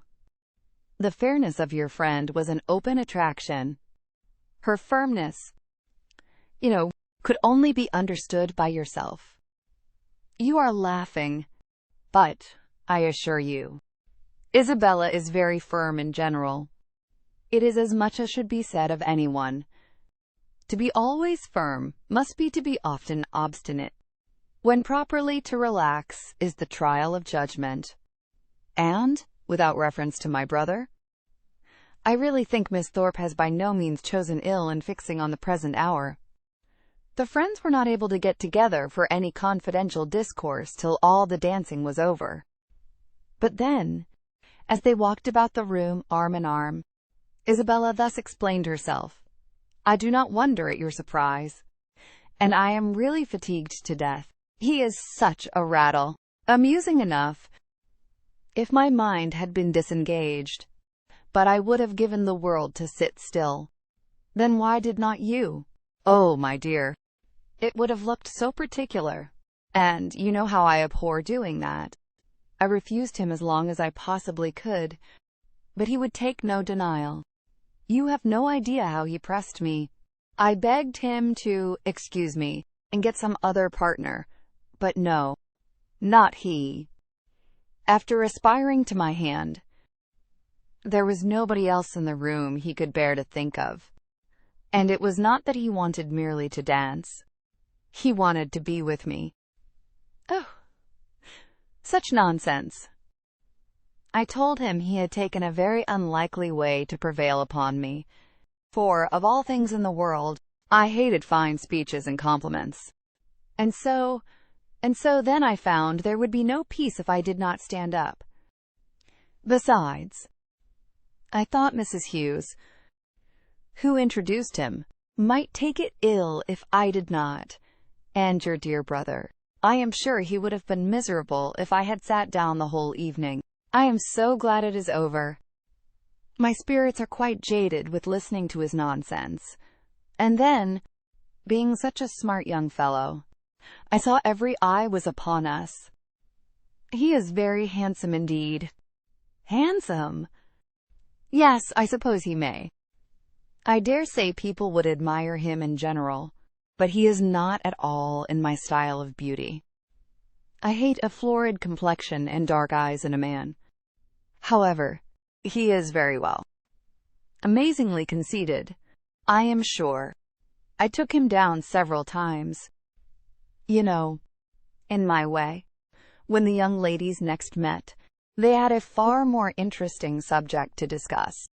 James Morland's second letter was then received, and the kind intentions of his father fully explained. A living, of which Mr. Morland was himself patron and incumbent, of about £400 yearly value, was to be resigned to his son as soon as he should be old enough to take it. No trifling deduction from the family income, no niggardly assignment to one of 10 children. An estate of at least equal value, moreover, was assured as his future inheritance. James expressed himself on the occasion with becoming gratitude, and the necessity of waiting between 2 and 3 years before they could marry, being, however unwelcome, no more than he had expected, was borne by him, without discontent. Catherine, whose expectations had been as unfixed as her ideas of her father's income, and whose judgment was now entirely led by her brother, felt equally well satisfied, and heartily congratulated Isabella on having everything so pleasantly settled. "It is very charming indeed," said Isabella, with a grave face. "Mr. Morland has behaved vastly handsome indeed," said the gentle Mrs. Thorpe, looking anxiously at her daughter. "I only wish I could do as much. One could not expect more from him. If he finds he can do more by and by, I dare say he will, for I am sure he must be an excellent, good-hearted man. 400 is but a small income to begin on, indeed. But your wishes, my dear Isabella, are so moderate. You do not consider how little you ever want. My dear, it is not on my own account I wish for more, but I cannot bear to be the means of injuring my dear Morland, making him sit down upon an income hardly enough to find one in the common necessaries of life. For myself, it is nothing. I never think of myself. I know you never do, my dear, and you will always find your reward in the affection it makes everybody feel for you. There never was a young woman so beloved as you are by everybody that knows you. And I dare say, when Mr. Morland sees you, my dear child, but do not let us distress our dear Catherine by talking of such things. Mr. Morland has behaved so very handsome. You know, I always heard he was a most excellent man. And, you know, my dear, we are not to suppose, but what, if you had had a suitable fortune, he would have come down with something more, for I am sure he must be a most liberal-minded man. Nobody can think better of Mr. Morland than I do, I am sure. But everybody has their failing, you know, and everybody has a right to do what they like with their own money. Catherine was hurt by these insinuations. I am very sure, said she, that my father has promised to do as much as he can afford. Isabella recollected herself. As to that, my sweet Catherine, there cannot be a doubt, and you know me well enough to be sure that a much smaller income would satisfy me. It is not the want of more money that makes me just at present a little out of spirits. I hate money. And if our union could take place now, upon only £50 a year, I should not have a wish unsatisfied. Ah, my Catherine, you have found me out. There's the sting. The long, endless 2 years and a half that are to pass before your brother can hold the living. Yes, yes, my darling Isabella, said Mrs. Thorpe, we perfectly see into your heart. You have no disguise. We perfectly understand the present vexation, and everybody must love you the better for such a noble, honest affection. Catherine's uncomfortable feelings began to lessen. She endeavored to believe that the delay of the marriage was the only source of Isabella's regret, and when she saw her at their next interview, as cheerful and amiable as ever, endeavored to forget that she had for a minute thought otherwise. James soon followed his letter, and was received with the most gratifying kindness. Chapter 17. The Allens had now entered on the 6th week of their stay in Bath, and whether it should be the last was for some time a question to which Catherine listened with a beating heart.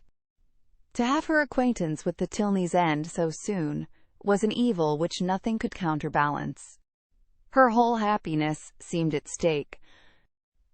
While the affair was in suspense, and everything secured, when it was determined that the lodgings should be taken for another fortnight. What this additional fortnight was to produce to her beyond the pleasure of sometimes seeing Henry Tilney made but a small part of Catherine's speculation. Once or twice, indeed, since James's engagement had taught her what could be done, she had got so far as to indulge in a secret, perhaps, but in general the felicity of being with him for the present bounded her views. The present was now comprised in another 3 weeks, and her happiness being certain for that period, the rest of her life was at such a distance as to excite but little interest. In the course of the morning which saw this business arranged, she visited Miss Tilney, and poured forth her joyful feelings. It was doomed to be a day of trial. No sooner had she expressed her delight in Mr. Allen's lengthened stay Then Miss Tilney told her of her father's having just determined upon quitting Bath by the end of another week. Here was a blow. The past suspense of the morning had been ease and quiet to the present disappointment. Catherine's countenance fell, and in a voice of most sincere concern, she echoed Miss Tilney's concluding words. "By the end of another week." "Yes, my father can seldom be prevailed on to give the waters what I think a fair trial. He has been disappointed of some friend's arrival, whom he expected to meet here, and, as he is now pretty well, is in a hurry to get home." "I am very sorry for it," said Catherine dejectedly. "If I had known this before—" "Perhaps," said Miss Tilney in an embarrassed manner, "you would be so good. It would make me very happy if—" The entrance of her father put a stop to the civility, which Catherine was beginning to hope might introduce a desire of their corresponding. After addressing her with his usual politeness, he turned to his daughter and said, "Well, Eleanor, may I congratulate you on being successful in your application to your fair friend? I was just beginning to make the request, sir, as you came in." "Well, proceed by all means. I know how much your heart is in it. My daughter, Miss Morland," he continued, without leaving his daughter time to speak, "has been forming a very bold wish. We leave Bath, as she has perhaps told you, on Saturday se'nnight. A letter from my steward tells me that my presence is wanted at home, and being disappointed in my hope of seeing the Marquis of Longtown and General Courtenay here, some of my very old friends, there is nothing to detain me longer in Bath, and could we carry our selfish point with you, we should leave it without a single regret. Can you, in short, be prevailed on to quit this scene of public triumph, and oblige your friend Eleanor with your company in Gloucestershire? I am almost ashamed to make the request, though its presumption would certainly appear greater to every creature in Bath than yourself. Modesty such as yours, but not for the world would I paint it by open praise. If you can be induced to honor us with a visit, you will make us happy beyond expression. 'Tis true, we can offer you nothing like the gaieties of this lively place. We can tempt you neither by amusement nor splendor, for our mode of living, as you see, is plain and unpretending. Yet no endeavors shall be wanting on our side to make Northanger Abbey not wholly disagreeable." Northanger Abbey.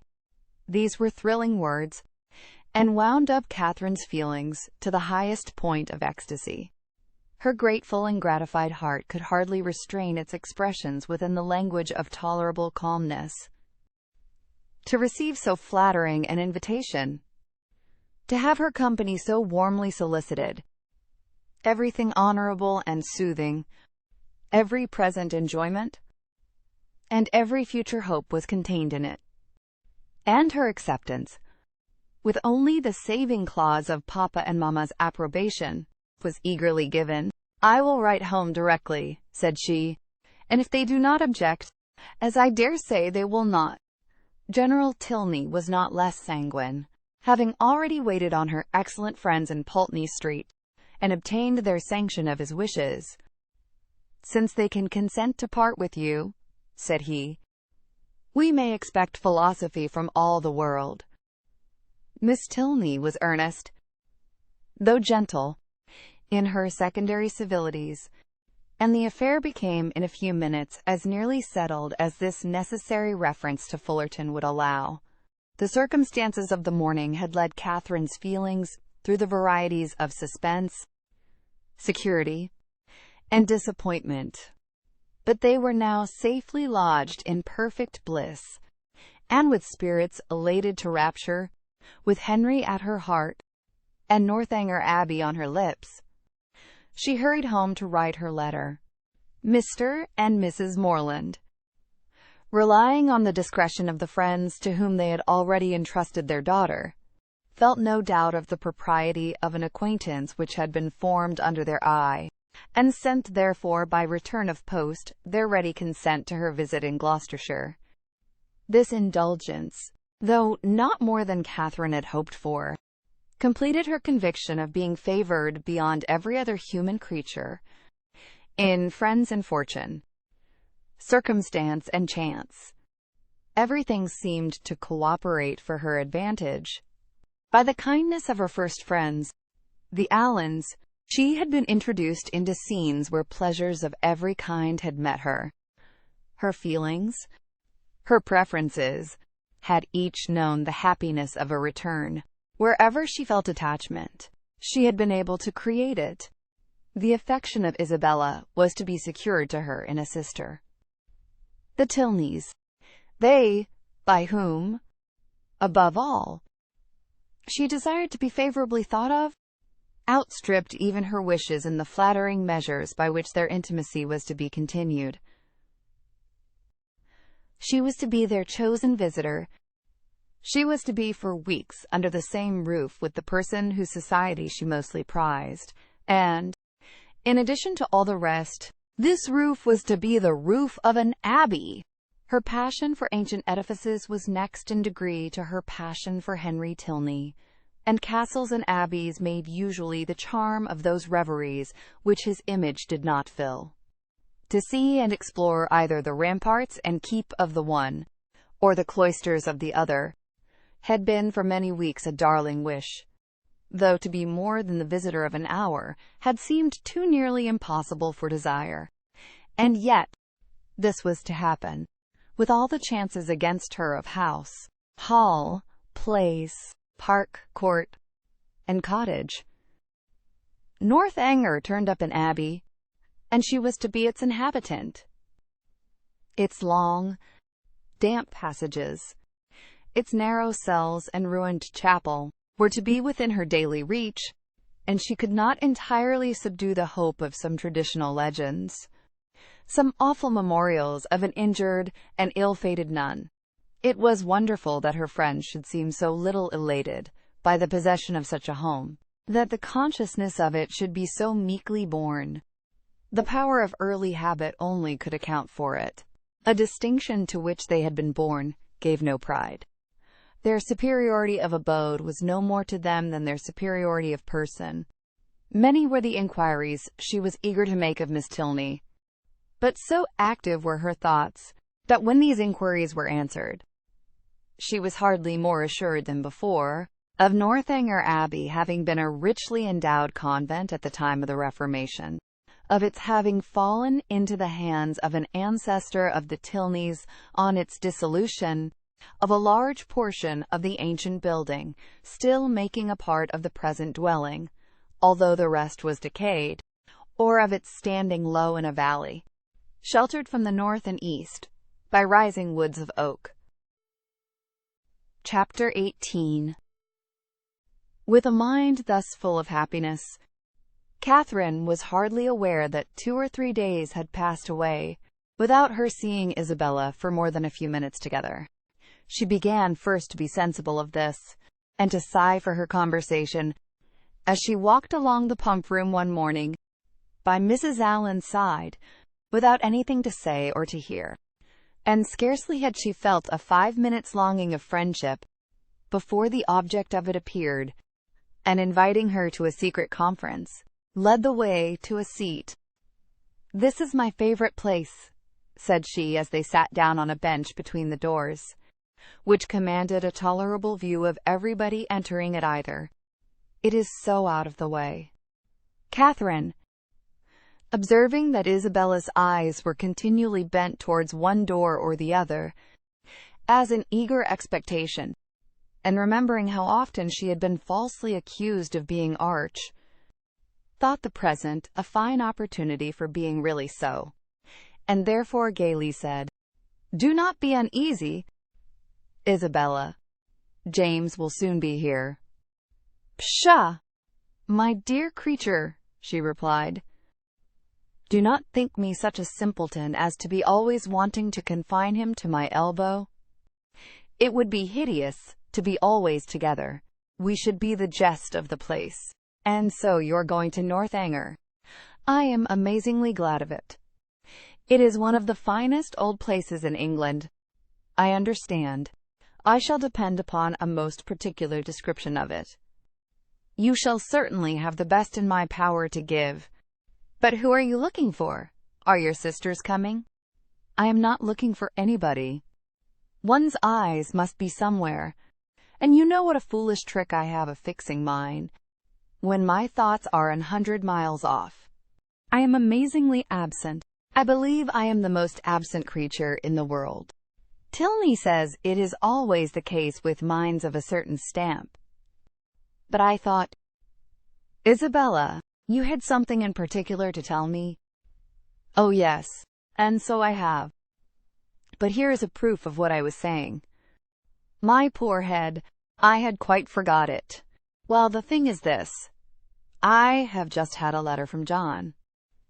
You can guess the contents. No, indeed, I cannot.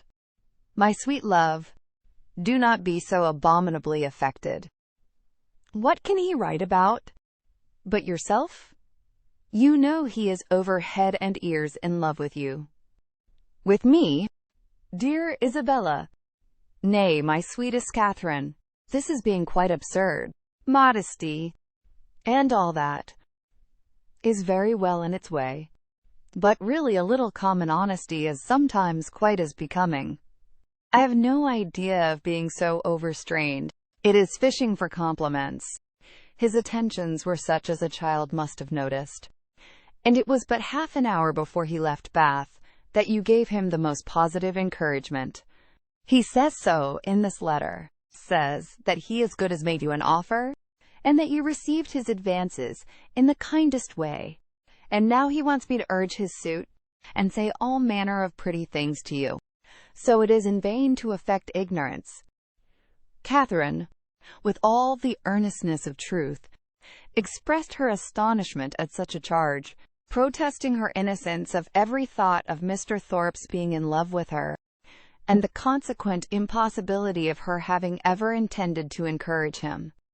As to any attentions on his side, I do declare, upon my honor, I never was sensible of them for a moment, except just his asking me to dance the first day of his coming. And as to making me an offer, or anything like it, there must be some unaccountable mistake. I could not have misunderstood a thing of that kind, you know.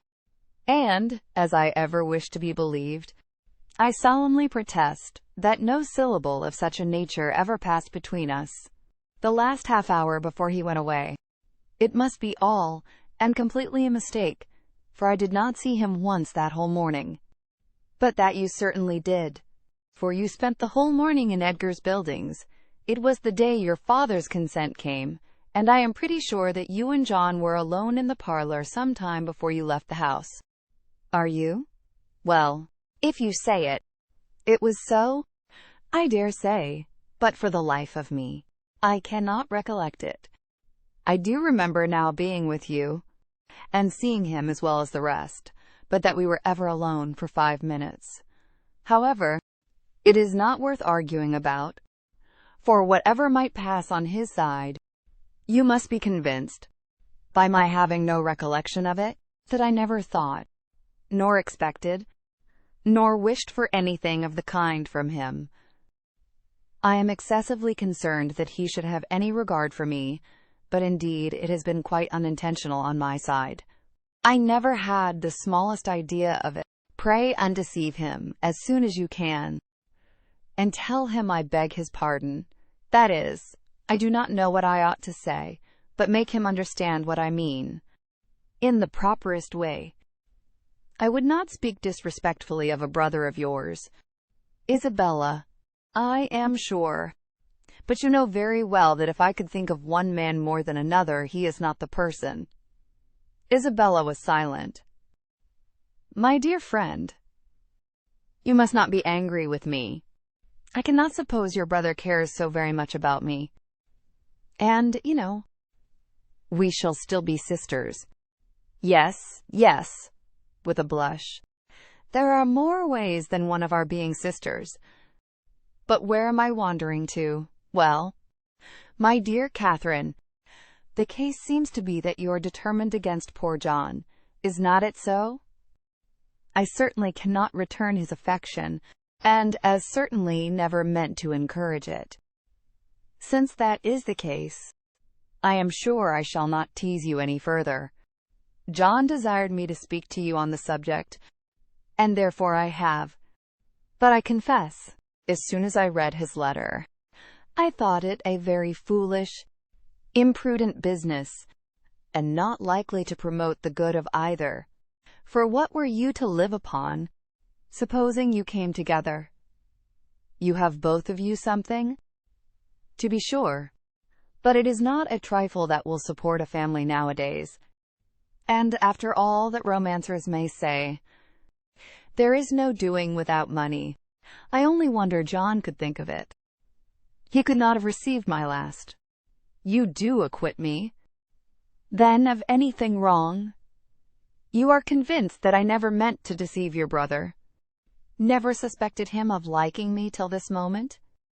Oh, as to that, answered Isabella laughingly, I do not pretend to determine what your thoughts and designs in time past may have been. All that is best known to yourself. A little harmless flirtation or so will occur, and one is often drawn on to give more encouragement than one wishes to stand by. But you may be assured I am the last person in the world to judge you severely. All those things should be allowed for in youth and high spirits. What one means one day, one may not mean the next. Circumstances change. Opinions alter. But my opinion of your brother never did alter. It was always the same. You are describing what never happened. My dearest Catherine, continued the other, without at all listening to her, I would not for all the world be the means of hurrying you into an engagement before you knew what you were about. I do not think anything would justify me in wishing you to sacrifice all your happiness merely to oblige my brother, because he is my brother, and who perhaps after all, might be just as happy without you. For people seldom know what they would be at. Young men especially. They are so amazingly changeable and inconstant. What I say is, why should a brother's happiness be dearer to me than a friend's? I carry my notions of friendship pretty high. But, above all things, my dear Catherine, do not be in a hurry. Take my word for it, that if you are in too great a hurry, you will certainly live to repent it. Tilney says there is nothing people are so often deceived in as the state of their own affections, and I believe he is very right. Ah, here he comes. Never mind. He will not see us, I am sure. Catherine, looking up, perceived Captain Tilney, and Isabella, earnestly fixing her eye on him as she spoke, soon caught his notice. He approached immediately, and took the seat to which her movements invited him. His first address made Catherine start. Though spoken low, she could distinguish. What? Always to be watched. In person, or by proxy. Pshaw! Nonsense! Was Isabella's answer, in the same half-whisper. Why do you put such things into my head? If I could believe it, my spirit, is pretty independent. I wish your heart were independent. That would be enough for me. My heart? Indeed. What can you have to do with hearts? You men have none of you any hearts. If we have not hearts, we have eyes, and they give us torment enough. Do they? I am sorry for it. I am sorry they find anything so disagreeable in me. I will look another way. I hope this pleases you, turning her back on him. I hope your eyes are not tormented now. Never more so. For the edge of a blooming cheek is still in view, at once too much and too little. Catherine heard all this, and quite out of countenance, could listen no longer. Amazed that Isabella could endure it, and jealous for her brother, she rose up, and saying she should join Mrs. Allen, proposed their walking. But for this, Isabella showed no inclination. She was so amazingly tired, and it was so odious to parade about the pump room, and if she moved from her seat, she should miss her sisters. She was expecting her sisters every moment, so that her dearest Catherine must excuse her, and must sit quietly down again. But Catherine could be stubborn too, and Mrs. Allen just then coming up to propose their returning home, she joined her, and walked out of the pump room, leaving Isabella still sitting with Captain Tilney. With much uneasiness did she thus leave them. It seemed to her that Captain Tilney was falling in love with Isabella, and Isabella unconsciously encouraging him. Unconsciously it must be, for Isabella's attachment to James was as certain and well acknowledged as her engagement. To doubt her truth or good intentions was impossible. And yet, during the whole of their conversation, her manner had been odd. She wished Isabella had talked more like her usual self, and not so much about money, and had not looked so well pleased at the sight of Captain Tilney. How strange that she should not perceive his admiration. Catherine longed to give her a hint of it, to put her on her guard, and prevent all the pain which her too lively behavior might otherwise create both for him and her brother. The compliment of John Thorpe's affection did not make amends for this thoughtlessness in his sister. She was almost as far from believing as from wishing it to be sincere, for she had not forgotten that he could mistake, and his assertion of the offer and of her encouragement convinced her that his mistakes could sometimes be very egregious. In vanity, therefore, she gained but little. Her chief profit was in wonder. That he should think it worth his while to fancy himself in love with her was a matter of lively astonishment. Isabella talked of his attentions. She had never been sensible of any. But Isabella had said many things which she hoped had been spoken in haste, and would never be said again, and upon this she was glad to rest altogether for present ease and comfort. Chapter 19. A few days passed away, and Catherine, though not allowing herself to suspect her friend, could not help watching her closely. The result of her observations was not agreeable. Isabella seemed an altered creature. When she saw her, indeed, surrounded only by their immediate friends in Edgar's Buildings or Pulteney Street, her change of manners was so trifling that, had it gone no farther, it might have passed unnoticed. A something of languid indifference, or of that boasted absence of mind which Catherine had never heard of before, would occasionally come across her. But had nothing worse appeared, that might only have spread a new grace and inspired a warmer interest. But when Catherine saw her in public, admitting Captain Tilney's attentions as readily as they were offered, and allowing him almost an equal share with James in her notice and smiles, the alteration became too positive to be passed over. What could be meant by such unsteady conduct, what her friend could be at, was beyond her comprehension. Isabella could not be aware of the pain she was inflicting, but it was a degree of wilful thoughtlessness which Catherine could not but resent. James was the sufferer. She saw him grave and uneasy, and however careless of his present comfort the woman might be who had given him her heart, to her it was always an object. For poor Captain Tilney, too, she was greatly concerned. Though his looks did not please her, his name was a passport to her goodwill, and she thought with sincere compassion of his approaching disappointment. For, in spite of what she had believed herself to overhear in the pump-room, his behavior was so incompatible with a knowledge of Isabella's engagement that she could not, upon reflection, imagine him aware of it. He might be jealous of her brother as a rival, but if more had seemed implied, the fault must have been in her misapprehension. She wished, by a gentle remonstrance, to remind Isabella of her situation, and make her aware of this double unkindness. But for remonstrance, either opportunity or comprehension was always against her. if able to suggest a hint. Isabella could never understand it. In this distress, the intended departure of the Tilney family became her chief consolation. Their journey into Gloucestershire was to take place within a few days, and Captain Tilney's removal would at least restore peace to every heart but his own. But Captain Tilney had at present no intention of removing. He was not to be of the party to Northanger. He was to continue at Bath. When Catherine knew this, her resolution was directly made. She spoke to Henry Tilney on the subject, regretting his brother's evident partiality for Miss Thorpe, and entreating him to make known her prior engagement.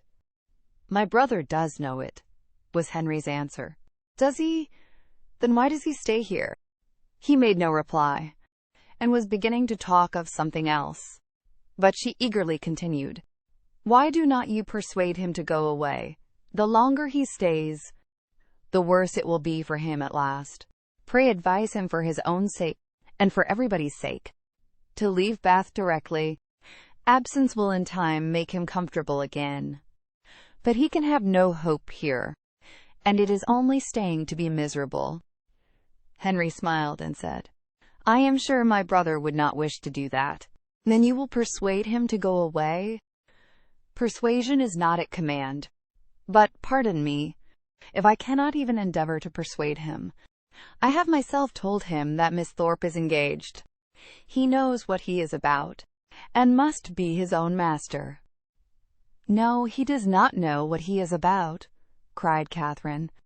"He does not know the pain he is giving my brother.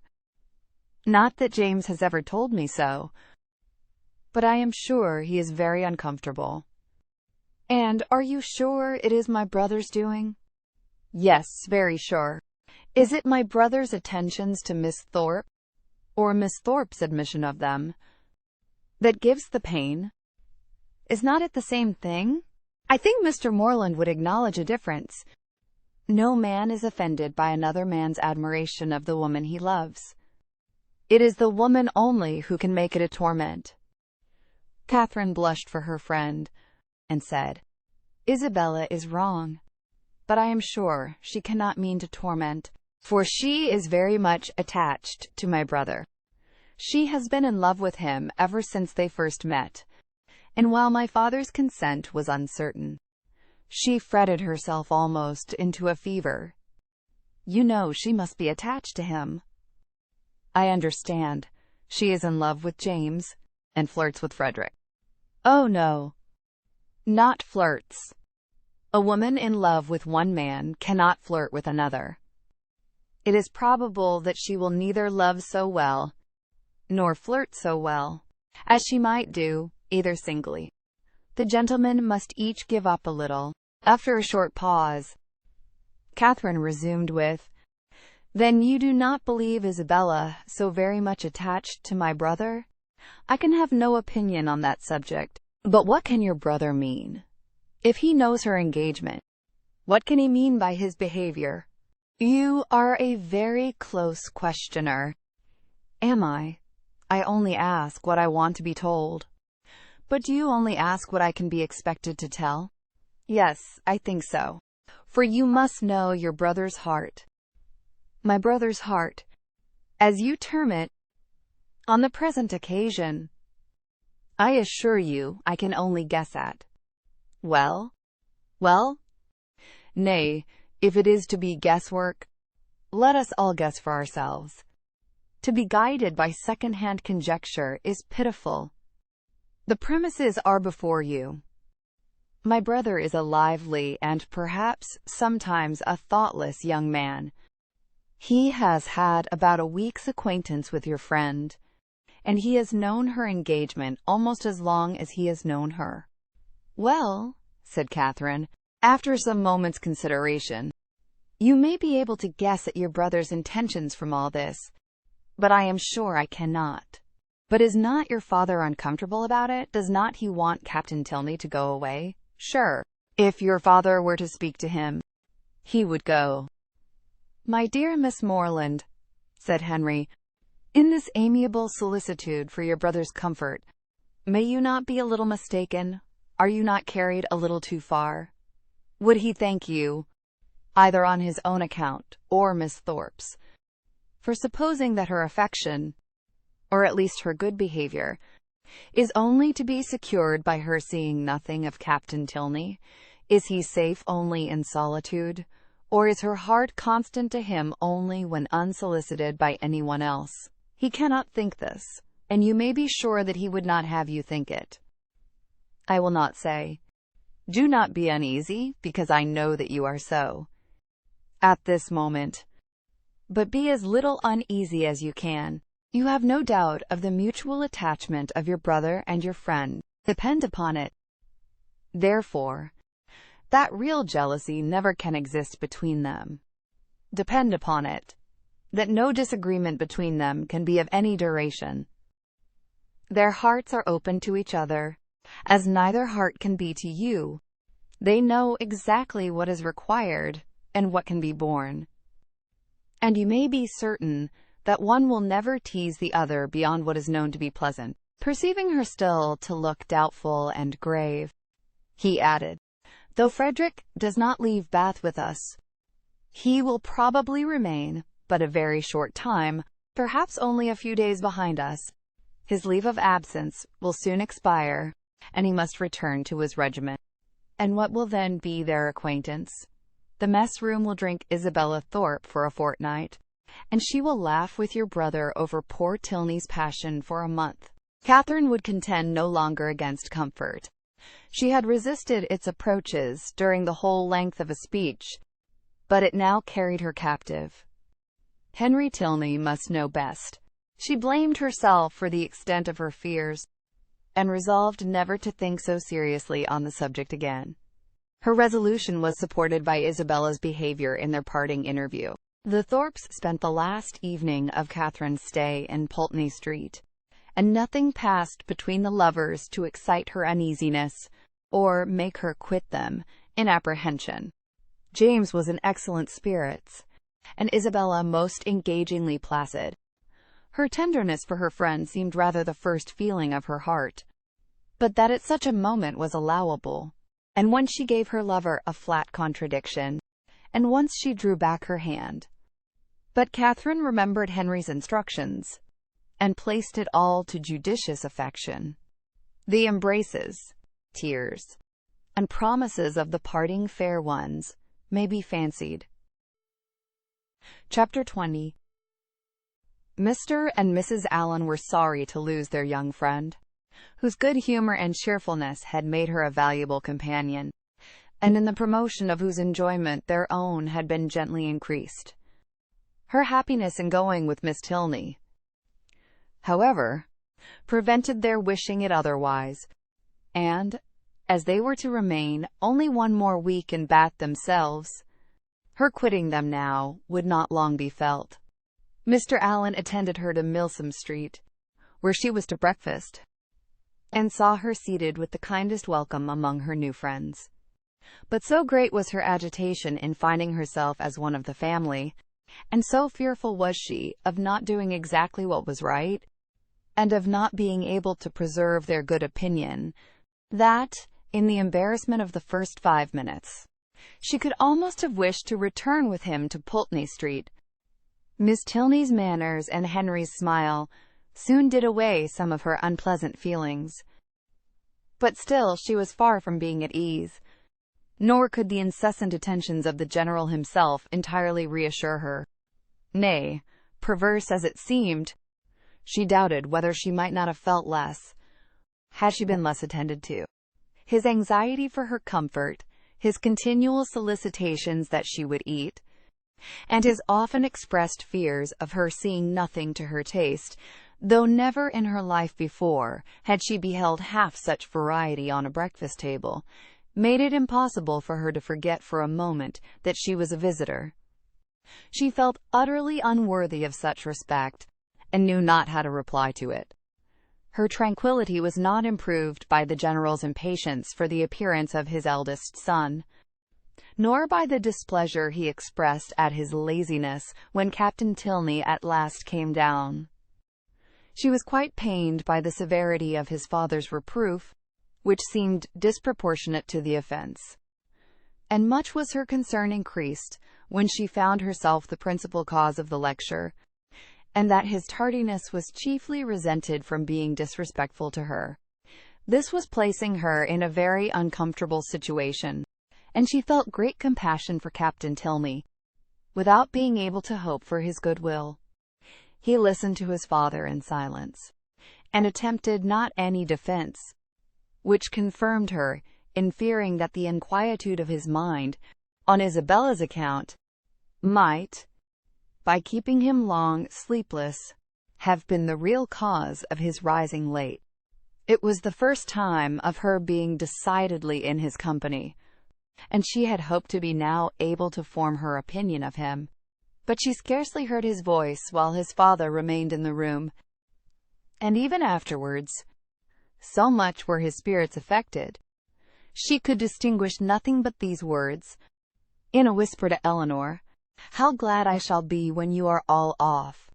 The bustle of going was not pleasant.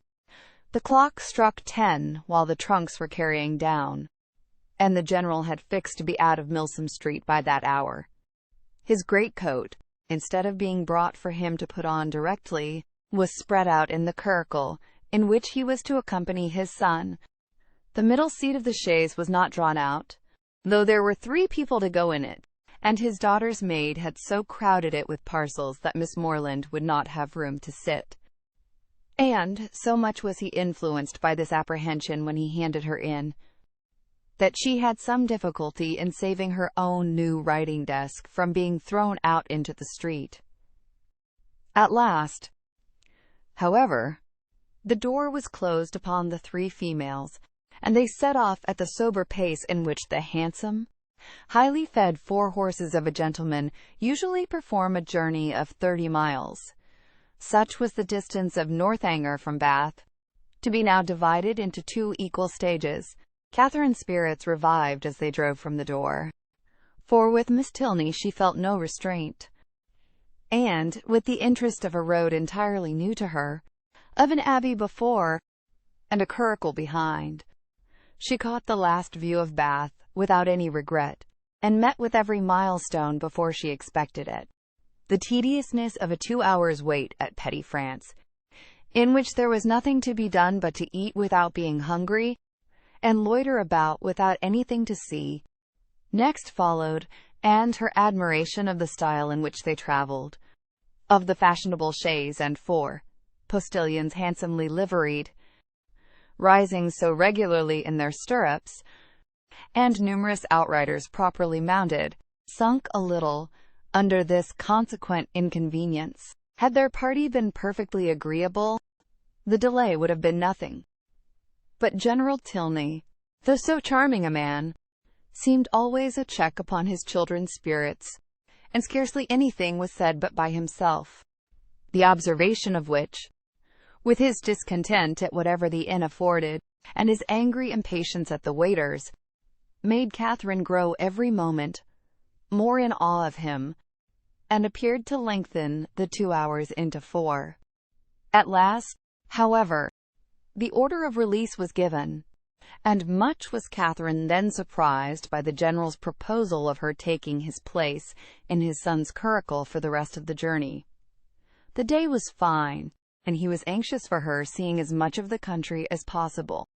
The remembrance of Mr. Allen's opinion respecting young men's open carriages made her blush at the mention of such a plan, and her first thought was to decline it.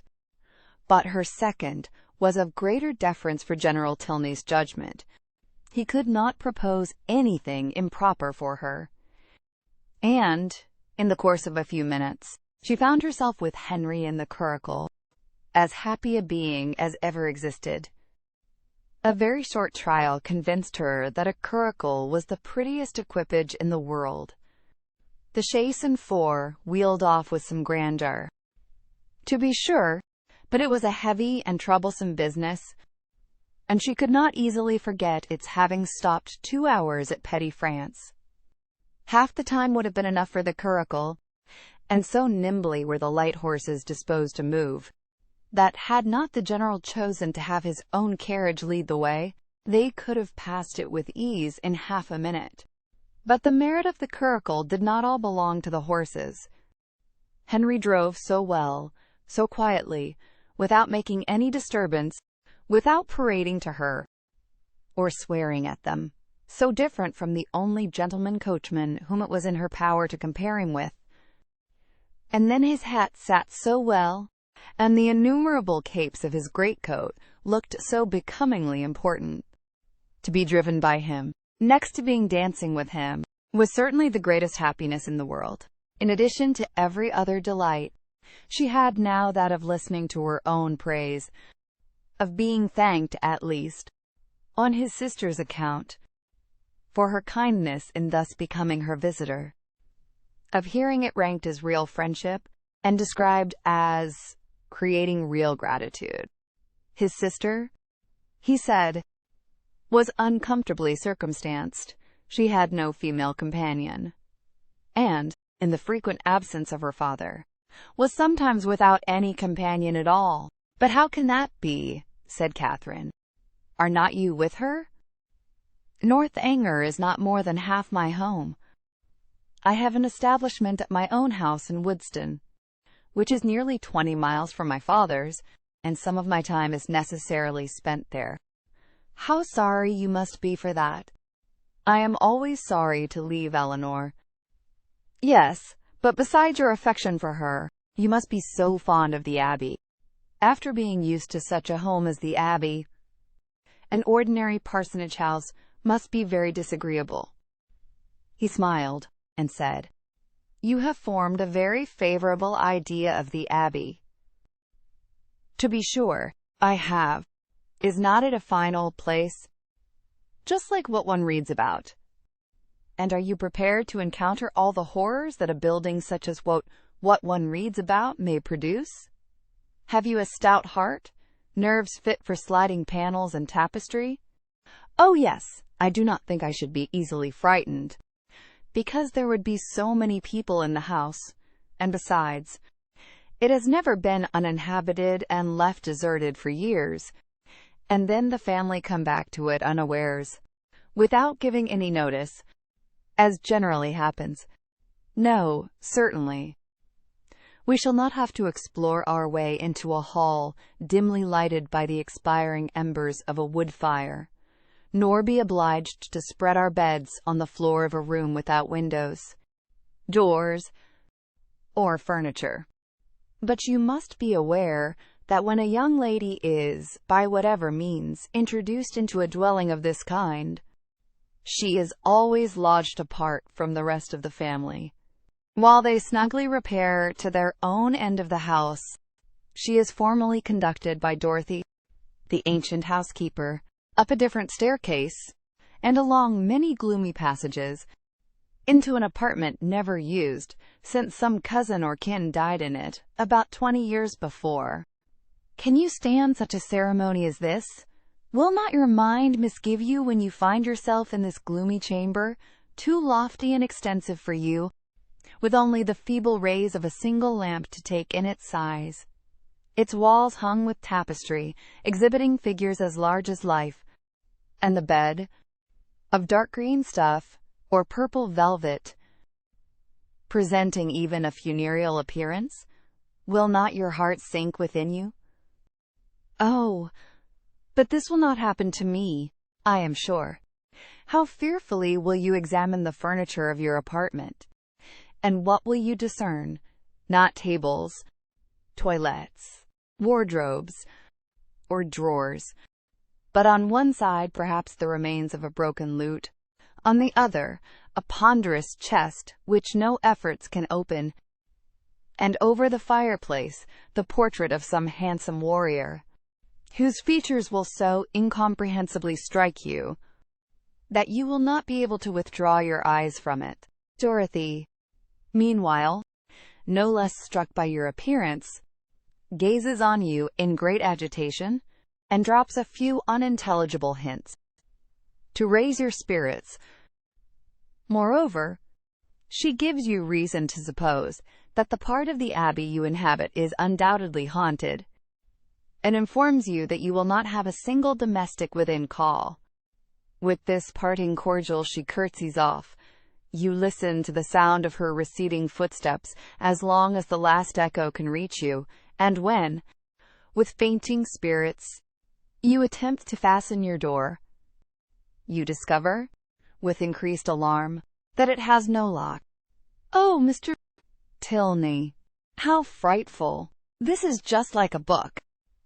But it cannot really happen to me. I am sure your housekeeper is not really Dorothy. Well, what then? Nothing further to alarm perhaps may occur the first night.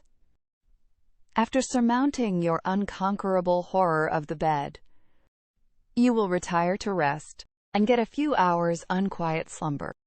But on the second, or at farthest the third night after your arrival, you will probably have a violent storm. Peals of thunder so loud as to seem to shake the edifice to its foundation will roll round the neighboring mountains, and during the frightful gusts of wind which accompany it, you will probably think you discern, for your lamp is not extinguished, one part of the hanging more violently agitated than the rest. Unable, of course, to repress your curiosity in so favorable a moment for indulging it, you will instantly arise, and throwing your dressing gown around you, proceed to examine this mystery. After a very short search, you will discover a division in the tapestries so artfully constructed as to defy the minutest inspection, and on opening it, a door will immediately appear, which door, being only secured by massy bars and a padlock, you will, after a few efforts, succeed in opening, and, with your lamp in your hand, will pass through it into a small vaulted room. No, indeed, I should be too much frightened to do any such thing. What? Not when Dorothy has given you to understand that there is a secret subterraneous communication between your apartment and the chapel of St. Anthony, scarcely 2 miles off. Could you shrink from so simple an adventure? No. No. You'll proceed into this small vaulted room, and through this into several others, without perceiving anything very remarkable in either. In one, perhaps, there may be a dagger, in another a few drops of blood, and in a third the remains of some instrument of torture. But there being nothing in all this out of the common way, and your lamp being nearly exhausted, you will return towards your own apartment. In repassing through the small vaulted room, however, your eyes will be attracted towards a large, old-fashioned cabinet of ebony and gold, which, though narrowly examining the furniture before, you had passed unnoticed.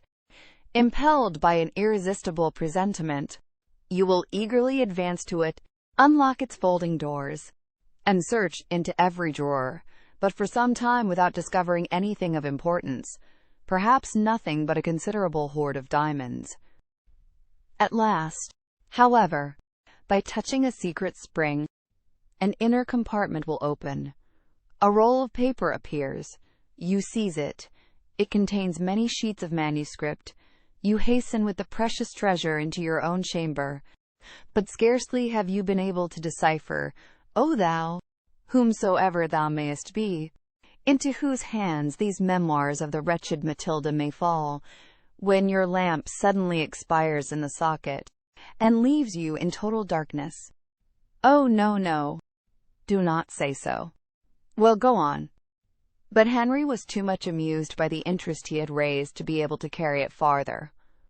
He could no longer command solemnity, either of subject or voice, and was obliged to entreat her to use her own fancy in the perusal of Matilda's woes. Catherine, recollecting herself, grew ashamed of her eagerness, and began earnestly to assure him that her attention had been fixed, without the smallest apprehension of really meeting with what he related. Miss Tilney, she was sure, would never put her into such a chamber as he had described. She was not at all afraid. As they drew near the end of their journey, her impatience for a sight of the Abbey, for some time suspended by his conversation on subjects very different, returned in full force. and every bend in the road was expected with solemn awe to afford a glimpse of its massy walls of gray stone, rising amidst a grove of ancient oaks, with the last beams of the sun playing in beautiful splendor on its high Gothic windows. But so low did the building stand that she found herself passing through the great gates of the lodge into the very grounds of Northanger, without having discerned even an antique chimney. She knew not that she had any right to be surprised, but there was something in this mode of approach which she certainly had not expected. To pass between lodges of a modern appearance, to find herself with such ease in the very precincts of the Abbey, and driven so rapidly along a smooth, level road of fine gravel, without obstacle, alarm, or solemnity of any kind, struck her as odd and inconsistent. She was not long at leisure, however, for such considerations.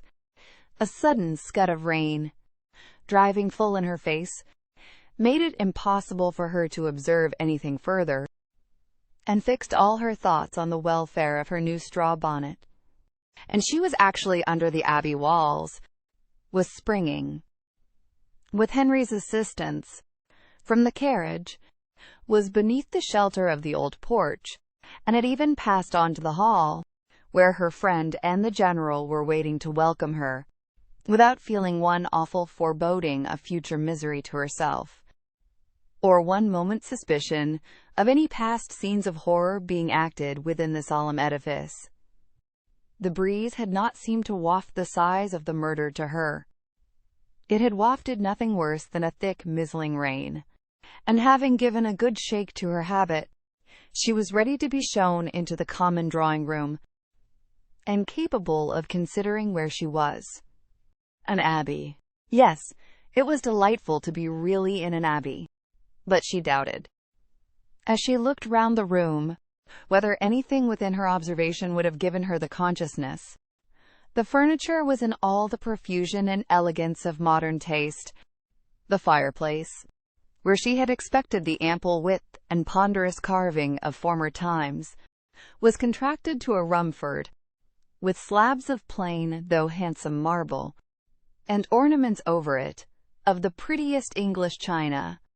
The windows, to which she looked with peculiar dependence, from having heard the general talk of his preserving them in their Gothic form with reverential care, were yet less what her fancy had portrayed. To be sure, the pointed arch was preserved, the form of them was Gothic, they might be even casements, but every pane was so large, so clear, so light, to an imagination which had hoped for the smallest divisions, and the heaviest stonework, for painted glass, dirt, and cobwebs, the difference was very distressing. The general, perceiving how her eye was employed, began to talk of the smallness of the room and simplicity of the furniture, where everything, being for daily use, pretended only to comfort, etc., flattering himself, however, that there were some apartments in the Abbey not unworthy her notice, and was proceeding to mention the costly gilding of one in particular, when, taking out his watch, he stopped short to pronounce it with surprise within 20 minutes of 5. This seemed the word of separation, and Catherine found herself hurried away by Miss Tilney, in such a manner as convinced her that the strictest punctuality to the family hours would be expected at Northanger. Returning through the large and lofty hall, they ascended a broad staircase of shining oak, which, after many flights and many landing places, brought them upon a long, wide gallery. On one side it had a range of doors, and it was lighted on the other by windows, which Catherine had only time to discover, looked into a quadrangle, before Miss Tilney led the way into a chamber, and scarcely staying to hope she would find it comfortable, left her with an anxious entreaty that she would make as little alteration as possible in her dress. Chapter 21.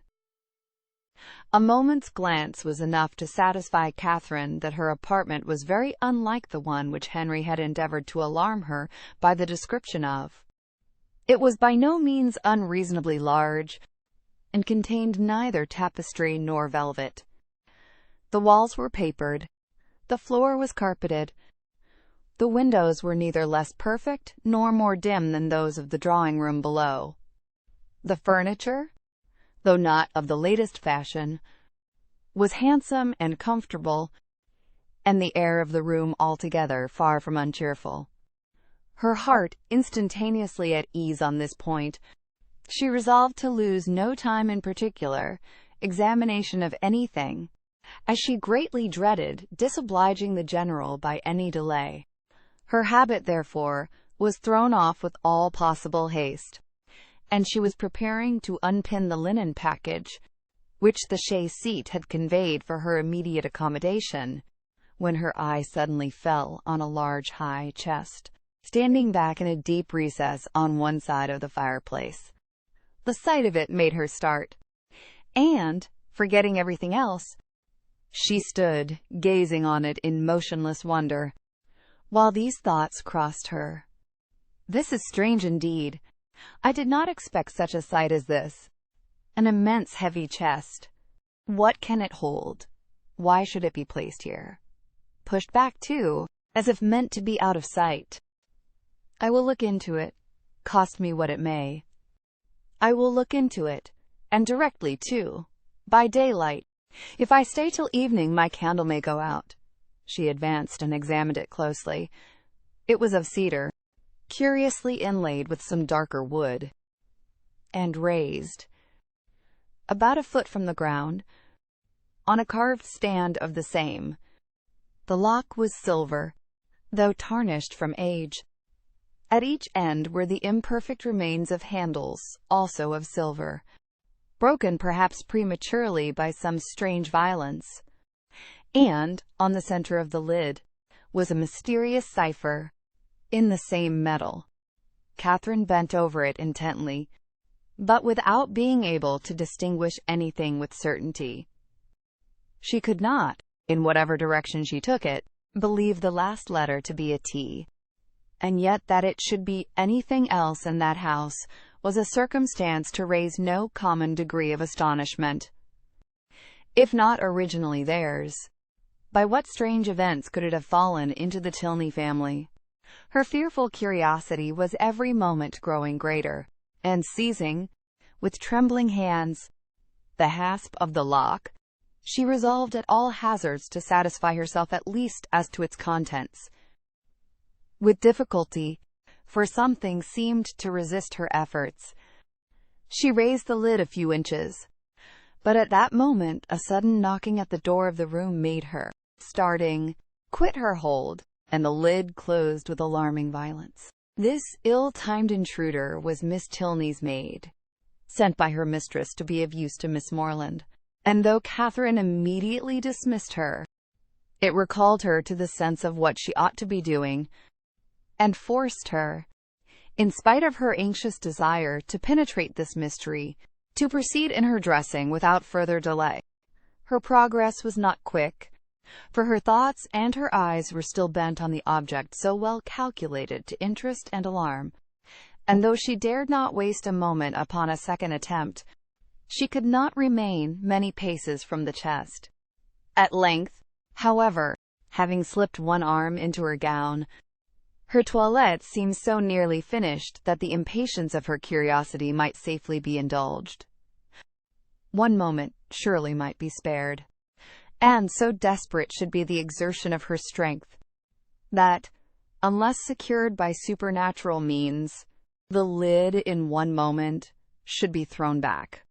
With this spirit she sprang forward, and her confidence did not deceive her. Her resolute effort threw back the lid, and gave to her astonished eyes the view of a white cotton counterpane, properly folded, reposing at one end of the chest in undisputed possession. She was gazing on it with the first blush of surprise when Miss Tilney, anxious for her friend's being ready, entered the room. and to the rising shame of having harbored for some minutes an absurd expectation, was then added the shame of being caught in so idle a search. "That is a curious old chest, is not it?" said Miss Tilney, as Catherine hastily closed it and turned away to the glass. "It is impossible to say how many generations it has been here. How it came to be first put in this room I know not, but I have not had it moved, because I thought it might sometimes be of use in holding hats and bonnets. The worst of it is that its weight makes it difficult to open. In that corner, however, it is at least out of the way." Catherine had no leisure for speech, being at once blushing, tying her gown, and forming wise resolutions with the most violent dispatch. Miss Tilney gently hinted her fear of being late, and in half a minute they ran downstairs together, in an alarm not wholly unfounded, for General Tilney was pacing the drawing-room, his watch in his hand, and having, on the very instant of their entering, pulled the bell with violence, ordered dinner to be on table directly. Catherine trembled at the emphasis with which he spoke, and sat pale and breathless, in a most humble mood, concern for his children, and detesting old chests. And the General, recovering his politeness as he looked at her, spent the rest of his time in scolding his daughter for so foolishly hurrying her fair friend, who was absolutely out of breath from haste, when there was not the least occasion for hurry in the world. But Catherine could not at all get over the double distress of having involved her friend in a lecture, and been a great simpleton herself, till they were happily seated at the dinner table, when the General's complacent smiles, and a good appetite of her own, restored her to peace. The dining parlor was a noble room, suitable in its dimensions to a much larger drawing-room than the one in common use, and fitted up in a style of luxury and expense which was almost lost on the unpractised eye of Catherine, who saw little more than its spaciousness and the number of their attendants.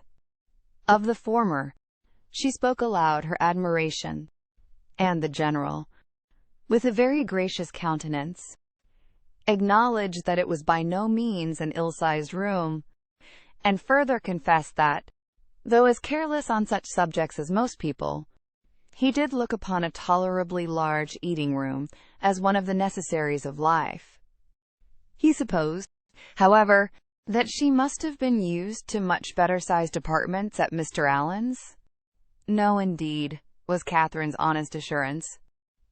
Mr. Allen's dining parlor was not more than half as large, and she had never seen so large a room as this in her life. The General's good humor increased. Why, as he had such rooms, he thought it would be simple not to make use of them, but, upon his honor, he believed there might be more comfort in rooms of only half their size. Mr. Allen's house, he was sure, must be exactly of the true size for rational happiness. The evening passed without any further disturbance, and, in the occasional absence of General Tilney, with much positive cheerfulness. It was only in his presence that Catherine felt the smallest fatigue from her journey, and even then, even in moments of languor or restraint, a sense of general happiness preponderated, and she could think of her friends in Bath without one wish of being with them. The night was stormy. The wind had been rising at intervals the whole afternoon, and by the time the party broke up, it blew and rained violently. Catherine, as she crossed the hall, listened to the tempest with sensations of awe, and when she heard it rage round a corner of the ancient building and close with sudden fury a distant door, felt for the first time that she was really in an abbey. Yes, these were characteristic sounds. They brought to her recollection a countless variety of dreadful situations and horrid scenes, which such buildings had witnessed, and such storms ushered in. And most heartily did she rejoice in the happier circumstances attending her entrance within walls so solemn. She had nothing to dread from midnight assassins or drunken gallants. Henry had certainly been only in jest in what he had told her that morning. In a house so furnished and so guarded, she could have nothing to explore or to suffer, and might go to her bedroom as securely as if it had been her own chamber at Fullerton, thus wisely fortifying her mind. As she proceeded upstairs, she was enabled, especially on perceiving that Miss Tilney slept only 2 doors from her, to enter her room with a tolerably stout heart, and her spirits were immediately assisted by the cheerful blaze of a wood fire. "How much better is this," said she, as she walked to the fender. "How much better to find a fire ready lit, than to have to wait shivering in the cold, till all the family are in bed, as so many poor girls have been obliged to do, and then to have a faithful old servant frightening one by coming in with a faggot. How glad I am that Northanger is what it is. If it had been like some other places, I do not know that, in such a night as this, I could have answered for my courage. But now, to be sure, there is nothing to alarm one." She looked round the room. The window curtains seemed in motion. It could be nothing but the violence of the wind penetrating through the divisions of the shutters, and she stepped boldly forward, carelessly humming a tune, to assure herself of its being so, peeped courageously behind each curtain, saw nothing on either low window seat to scare her, and on placing a hand against the shutter, felt the strongest conviction of the wind's force. A glance at the old chest, as she turned away from this examination, was not without its use. She scorned the causeless fears of an idle fancy, and began with a most happy indifference to prepare herself for bed. She should take her time. She should not hurry herself. She did not care if she were the last person up in the house. But she would not make up her fire. That would seem cowardly, as if she wished for the protection of light after she were in bed. The fire, therefore, died away, and Catherine, having spent the best part of an hour in her arrangements, was beginning to think of stepping into bed, when, on giving a parting glance round the room, she was struck by the appearance of a high, old-fashioned black cabinet, which, though in a situation conspicuous enough, had never caught her notice before. Henry's words, his description of the ebony cabinet, which was to escape her observation at first, immediately rushed across her, and though there could be nothing really in it, there was something whimsical. It was certainly a very remarkable coincidence. She took her candle and looked closely at the cabinet. It was not absolutely ebony and gold, but it was Japan, black and yellow Japan of the handsomest kind. And as she held her candle, the yellow had very much the effect of gold. The key was in the door, and she had a strange fancy to look into it. Not, however, with the smallest expectation of finding anything, but it was so very odd, after what Henry had said. In short, she could not sleep till she had examined it. So placing the candle with great caution on a chair, she seized the key with a very tremulous hand and tried to turn it. But it resisted her utmost strength. Alarmed, but not discouraged, she tried it another way. A bolt flew, and she believed herself successful. But how strangely mysterious! The door was still immovable. She paused a moment in breathless wonder. The wind roared down the chimney.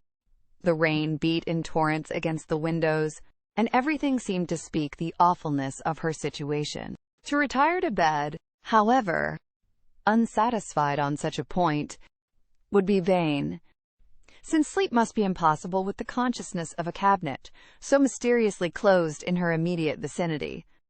Again, therefore, she applied herself to the key, and after moving it in every possible way for some instants, with the determined celerity of hope's last effort, the door suddenly yielded to her hand.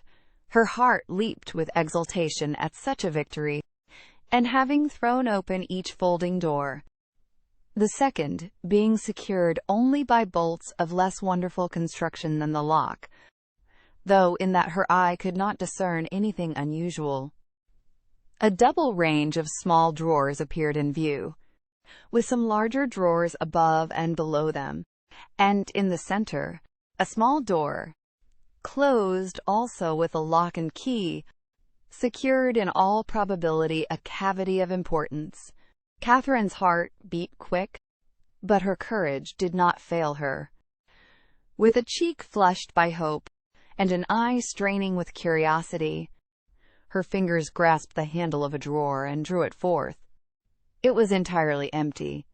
With less alarm and greater eagerness she seized a second, a third, a fourth. Each was equally empty. Not one was left unsearched, and in not one was anything found. Well read in the art of concealing a treasure, the possibility of false linings to the drawers did not escape her, and she felt round each with anxious acuteness in vain. The place in the middle alone remained now unexplored, and though she had never from the first had the smallest idea of finding anything in any part of the cabinet, and was not in the least disappointed at her ill success thus far, it would be foolish not to examine it thoroughly while she was about it.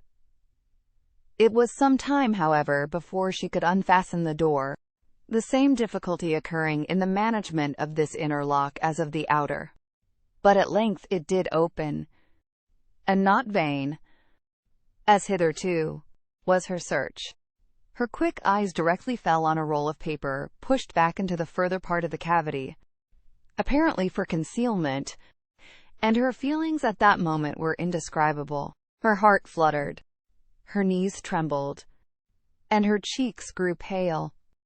She seized, with an unsteady hand, the precious manuscript, for half a glance sufficed to ascertain written characters, and while she acknowledged with awful sensations this striking exemplification of what Henry had foretold, resolved instantly to peruse every line before she attempted to rest. The dimness of the light her candle emitted made her turn to it with alarm, but there was no danger of its sudden extinction. It had yet some hours to burn, and that she might not have any greater difficulty in distinguishing the writing than what its ancient date might occasion, she hastily snuffed it. Alas, it was snuffed and extinguished in one. A lamp could not have expired with more awful effect. Catherine, for a few moments, was motionless with horror. It was done completely. Not a remnant of light in the wick could give hope to the rekindling breath. Darkness, impenetrable and immovable, filled the room. A violent gust of wind, rising with sudden fury, added fresh horror to the moment. Catherine trembled from head to foot. In the pause which succeeded, a sound like receding footsteps and the closing of a distant door struck on her affrighted ear. Human nature could support no more. A cold sweat stood on her forehead. The manuscript fell from her hand, and groping her way to the bed, she jumped hastily in, and sought some suspension of agony by creeping far underneath the clothes. To close her eyes in sleep that night, she felt must be entirely out of the question.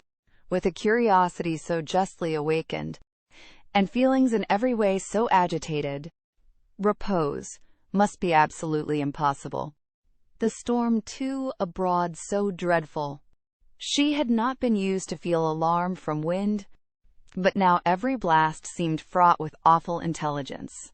The manuscript so wonderfully found, so wonderfully accomplishing the morning's prediction, how was it to be accounted for? What could it contain? To whom could it relate? By what means could it have been so long concealed? And how singularly strange that it should fall to her lot to discover it.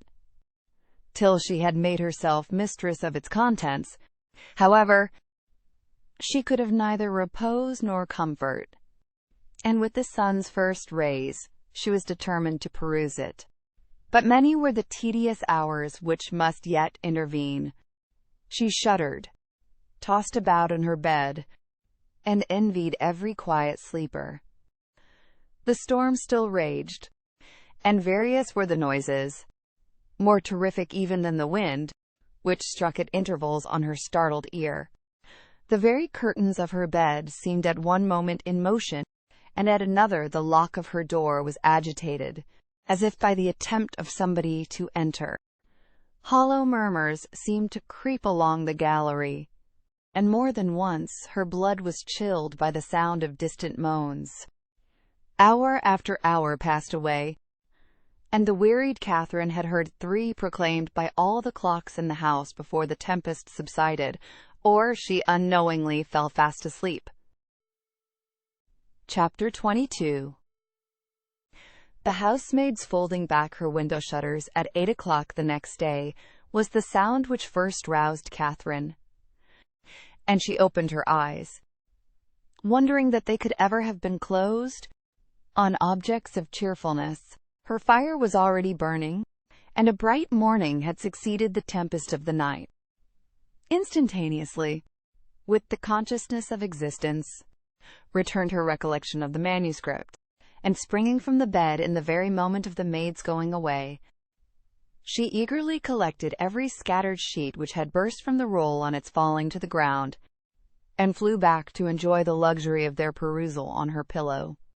She now plainly saw that she must not expect a manuscript of equal length with the generality of what she had shuddered over in books, for the roll, seeming to consist entirely of small disjointed sheets, was altogether but of trifling size, and much less than she had supposed it to be at first. Her greedy eye glanced rapidly over a page. She started at its import. Could it be possible, or did not her senses play her false? An inventory of linen, in coarse and modern characters, seemed all that was before her, if the evidence of sight might be trusted. She held a washing bill in her hand. She seized another sheet, and saw the same articles with little variation. A third, a fourth, and a fifth presented nothing new. Shirts, stockings, cravats, and waistcoats faced her in each. 2 others, penned by the same hand, marked an expenditure scarcely more interesting, in letters, hair powder, shoestring, and breeches ball, and the larger sheet, which had enclosed the rest, seemed by its first cramp line to poultice chestnut mare, a farrier's bill.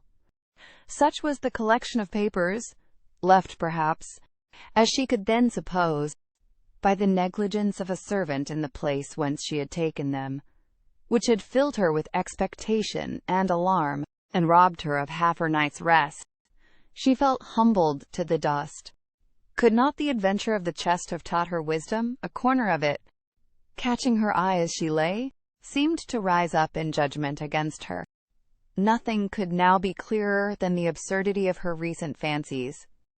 To suppose that a manuscript of many generations back could have remained undiscovered in a room such as that, so modern, so habitable, or that she should be the first to possess the skill of unlocking a cabinet, the key of which was open to all.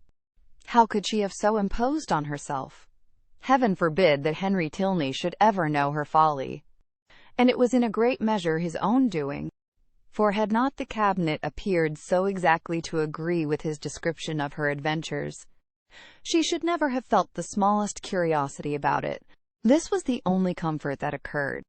Impatient to get rid of those hateful evidences of her folly, those detestable papers, then scattered over the bed, she rose directly, and folding them up as nearly as possible in the same shape as before, returned them to the same spot within the cabinet, with a very hearty wish that no untoward accident might ever bring them forward again, to disgrace her even with herself. Why the lock should have been so difficult to open, however, was still something remarkable, for she could now manage them with perfect ease. In this, there was surely something mysterious, and she indulged in the flattering suggestion for half a minute, till the possibility of the doors having been at first unlocked, and of being herself its fastener, darted into her head, and cost her another blush. She got away as soon as she could from a room in which her conduct produced such unpleasant reflections, and found her way with all speed to the breakfast parlour, as it had been pointed out to her by Miss Tilney the evening before. Henry was alone in it, and his immediate hope of her having been undisturbed by the tempest, with an arch reference to the character of the building they inhabited, was rather distressing. For the world would she not have her weakness suspected, and yet, unequal to an absolute falsehood, was constrained to acknowledge that the wind had kept her awake a little. "But we have a charming morning after it," she added, desiring to get rid of the subject, "and storms and sleeplessness are nothing when they are over. What beautiful hyacinths! I have just learnt to love a hyacinth." "And how might you learn? By accident or argument?" "Your sister taught me. I cannot tell how. Mrs. Allen used to take pains, year after year, to make me like them. But I never could, till I saw them the other day in Milsom Street. I am naturally indifferent about flowers. But now you love a hyacinth. So much the better. You have gained a new source of enjoyment, and it is well to have as many holds upon happiness as possible. Besides, a taste for flowers is always desirable in your sex, as a means of getting you out of doors and tempting you to more frequent exercise than you would otherwise take. And though the love of a hyacinth may be rather domestic, who can tell, the sentiment once raised, but you may in time come to love a rose? But I do not want any such pursuit to get me out of doors. The pleasure of walking and breathing fresh air is enough for me, and in fine weather I am out more than half my time. Mamma says I am never within. At any rate, however, I am pleased that you have learnt to love a hyacinth. The mere habit of learning to love is the thing, and a teachableness of disposition in a young lady is a great blessing. Has my sister a pleasant mode of instruction?" Catherine was saved the embarrassment of attempting an answer by the entrance of the General, whose smiling compliments announced a happy state of mind, but whose gentle hint of sympathetic early rising did not advance her composure. The elegance of the breakfast set forced itself on Catherine's notice when they were seated at table, and, luckily, it had been the General's choice. He was enchanted by her approbation of his taste, confessed it to be neat and simple, thought it right to encourage the manufacture of his country, and, for his part, to his uncritical palate, the tea was as well flavoured from the clay of Staffordshire as from that of Dresden or Civet. But this was quite an old set, purchased 2 years ago. The manufacture was much improved since that time. He had seen some beautiful specimens when last in town, and had he not been perfectly without vanity of that kind, might have been tempted to order a new set. He trusted, however, that an opportunity might ere long occur of selecting one, though not for himself. Catherine was probably the only one of the party who did not understand him. Shortly after breakfast, Henry left them for Woodston, where business required, and would keep him 2 or 3 days. They all attended in the hall to see him mount his horse, and immediately on re-entering the breakfast-room, Catherine walked to a window, in the hope of catching another glimpse of his figure. "This is a somewhat heavy call upon your brother's fortitude," observed the General to Eleanor. "Woodston will make but a sombre appearance today." "Is it a pretty place?" asked Catherine. "What say you, Eleanor? Speak your opinion." for ladies can best tell the taste of ladies in regard to places as well as men. I think it would be acknowledged by the most impartial eye to have many recommendations. The house stands among fine meadows facing the southeast, with an excellent kitchen garden in the same aspect. The walls surrounding which I built and stocked myself about 10 years ago, for the benefit of my son. It is a family living, Miss Morland, and the property in the place being chiefly my own, you may believe I take care that it shall not be a bad one. Did Henry's income depend solely on this living? He would not be ill provided for. Perhaps it may seem odd that with only 2 younger children, I should think any profession necessary for him. And certainly there are moments when we could all wish him disengaged from every tie of business. But, though I may not exactly make converts of you young ladies, I am sure your father, Miss Morland, would agree with me in thinking it expedient to give every young man some employment. The money is nothing. It is not an object, but employment is the thing. Even Frederick, my eldest son, you see, who will perhaps inherit as considerable a landed property as any private man in the county, has his profession. The imposing effect of this last argument was equal to his wishes. The silence of the lady proved it to be unanswerable. Something had been said the evening before of her being shown over the house, and he now offered himself as her conductor, and though Catherine had hoped to explore it accompanied only by his daughter, it was a proposal of too much happiness in itself, under any circumstances, not to be gladly accepted. For she had been already 18 hours in the Abbey, and had seen only a few of its rooms. The netting box, just leisurely drawn forth, was closed with joyful haste, and she was ready to attend him in a moment. And when they had gone over the house, he promised himself, moreover, the pleasure of accompanying her into the shrubberies and garden. She curtsied her acquiescence. But perhaps it might be more agreeable to her to make those her first object. The weather was at present favorable, and at this time of year the uncertainty was very great of its continuing so. Which would she prefer? He was equally at her service. Which did his daughter think would most accord with her fair friend's wishes? But he thought he could discern. Yes, he certainly read in Miss Morland's eyes a judicious desire of making use of the present smiling weather. But when did she judge amiss? The Abbey would be always safe and dry. He yielded implicitly, and would fetch his hat and attend them in a moment. He left the room, and Catherine, with a disappointed, anxious face, began to speak of her unwillingness that he should be taking them out of doors against his own inclination, under a mistaken idea of pleasing her. But she was stopped by Miss Tilney saying, with a little confusion, I believe it will be wisest to take the morning while it is so fine, and do not be uneasy on my father's account. He always walks out at this time of day. Catherine did not exactly know how this was to be understood. Why was Miss Tilney embarrassed?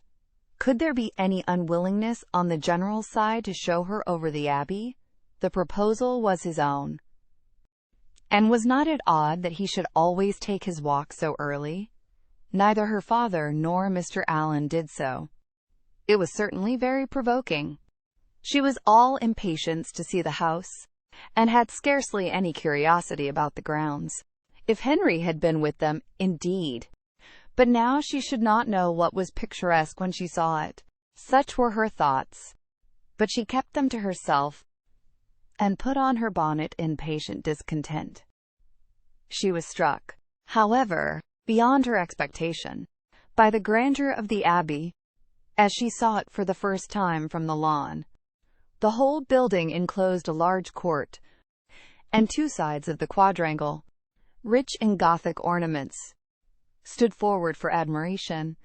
The remainder was shut off by knolls of old trees, or luxuriant plantations, and the steep woody hills rising behind, to give it shelter. were beautiful even in the leafless month of March. Catherine had seen nothing to compare with it, and her feelings of delight were so strong that without waiting for any better authority, she boldly burst forth in wonder and praise.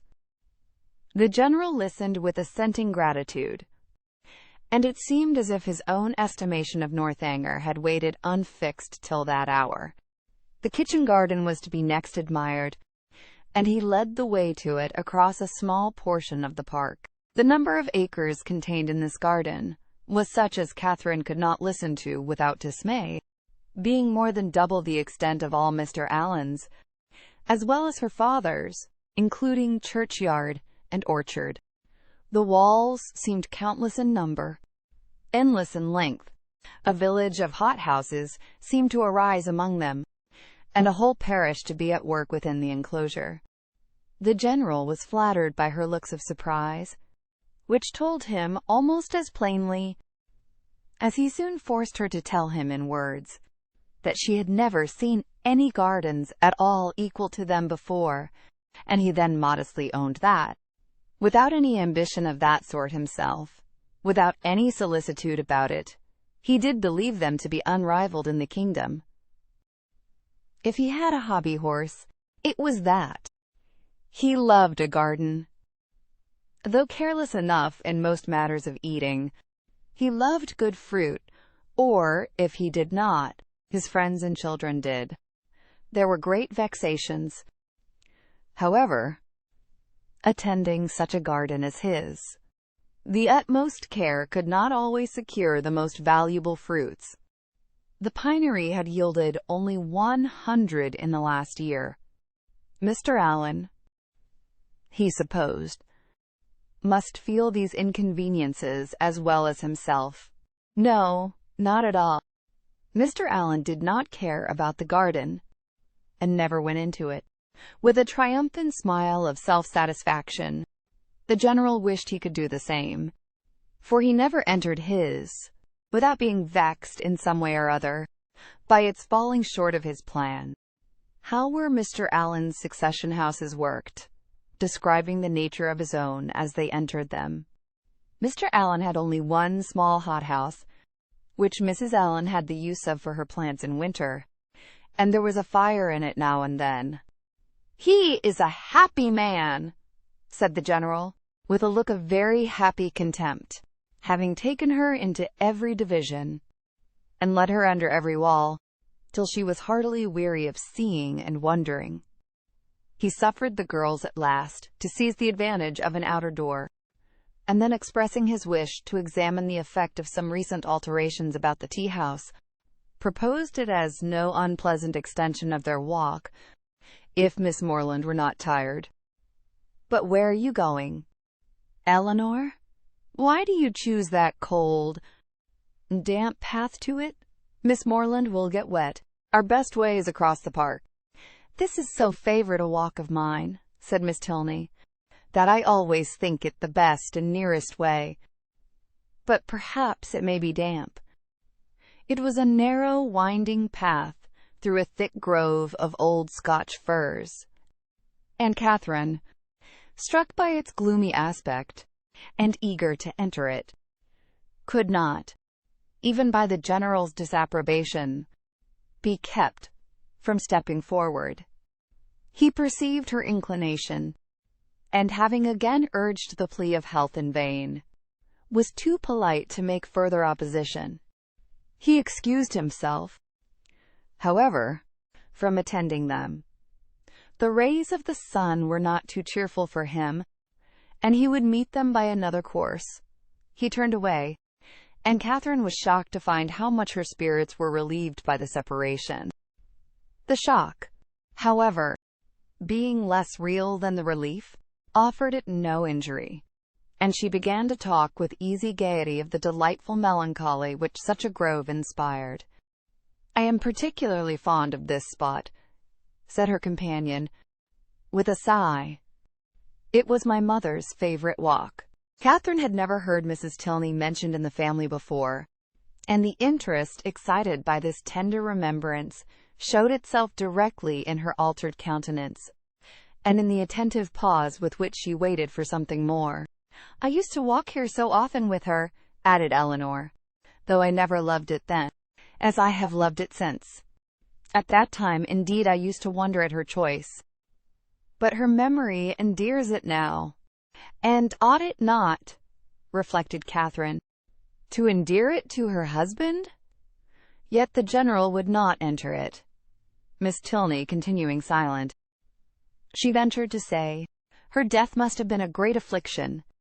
"A great and increasing one," replied the other, in a low voice.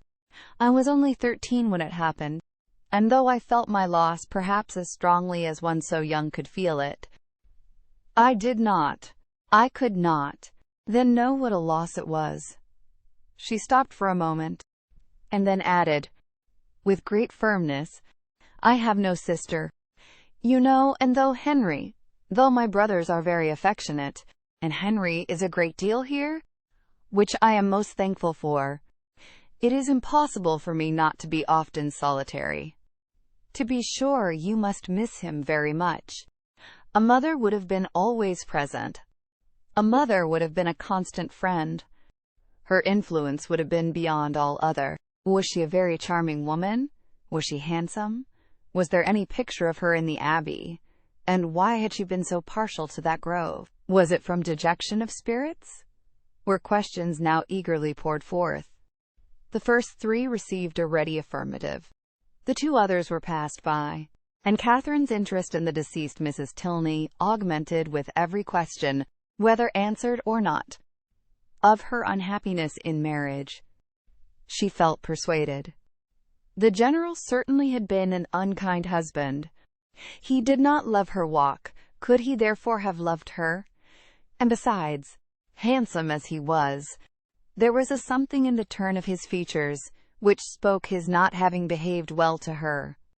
Her picture, I suppose, blushing at the consummate art of her own question, hangs in your father's room? No, it was intended for the drawing-room. But my father was dissatisfied with the painting, and for some time it had no place. Soon after her death, I obtained it for my own, and hung it in my bedchamber, where I shall be happy to show it you.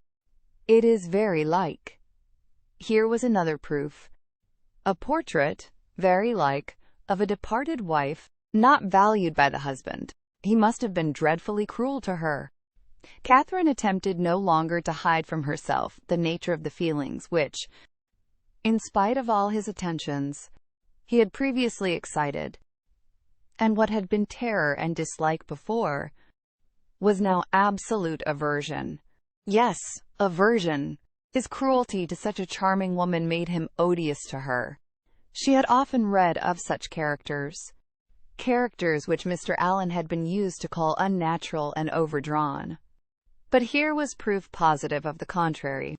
She had just settled this point when the end of the path brought them directly upon the general, and in spite of all her virtuous indignation, she found herself again obliged to walk with him, listen to him, and even to smile when he smiled. Being no longer able, however, to receive pleasure from the surrounding objects, she soon began to walk with lassitude.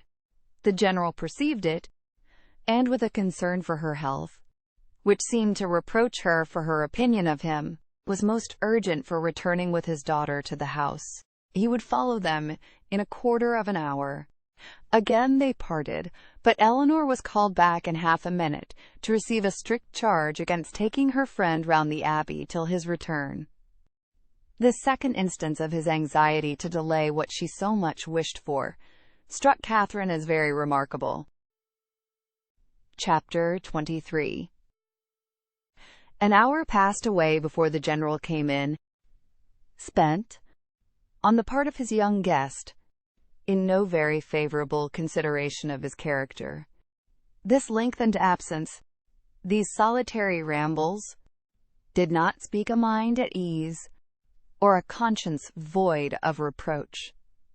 At length he appeared, and, whatever might have been the gloom of his meditations, he could still smile with them.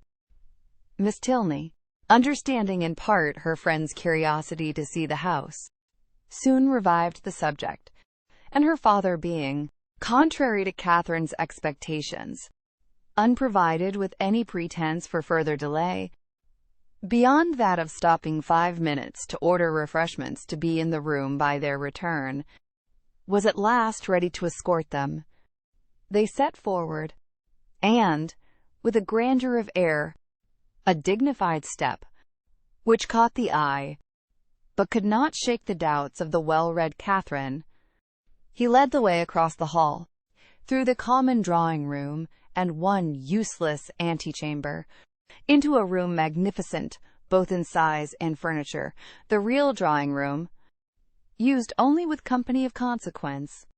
It was very noble, very grand, very charming, was all that Catherine had to say, for her indiscriminating eye scarcely discerned the color of the satin, and all minuteness of praise, all praise that had much meaning, was supplied by the general. The costliness or elegance of any room's fitting up could be nothing to her.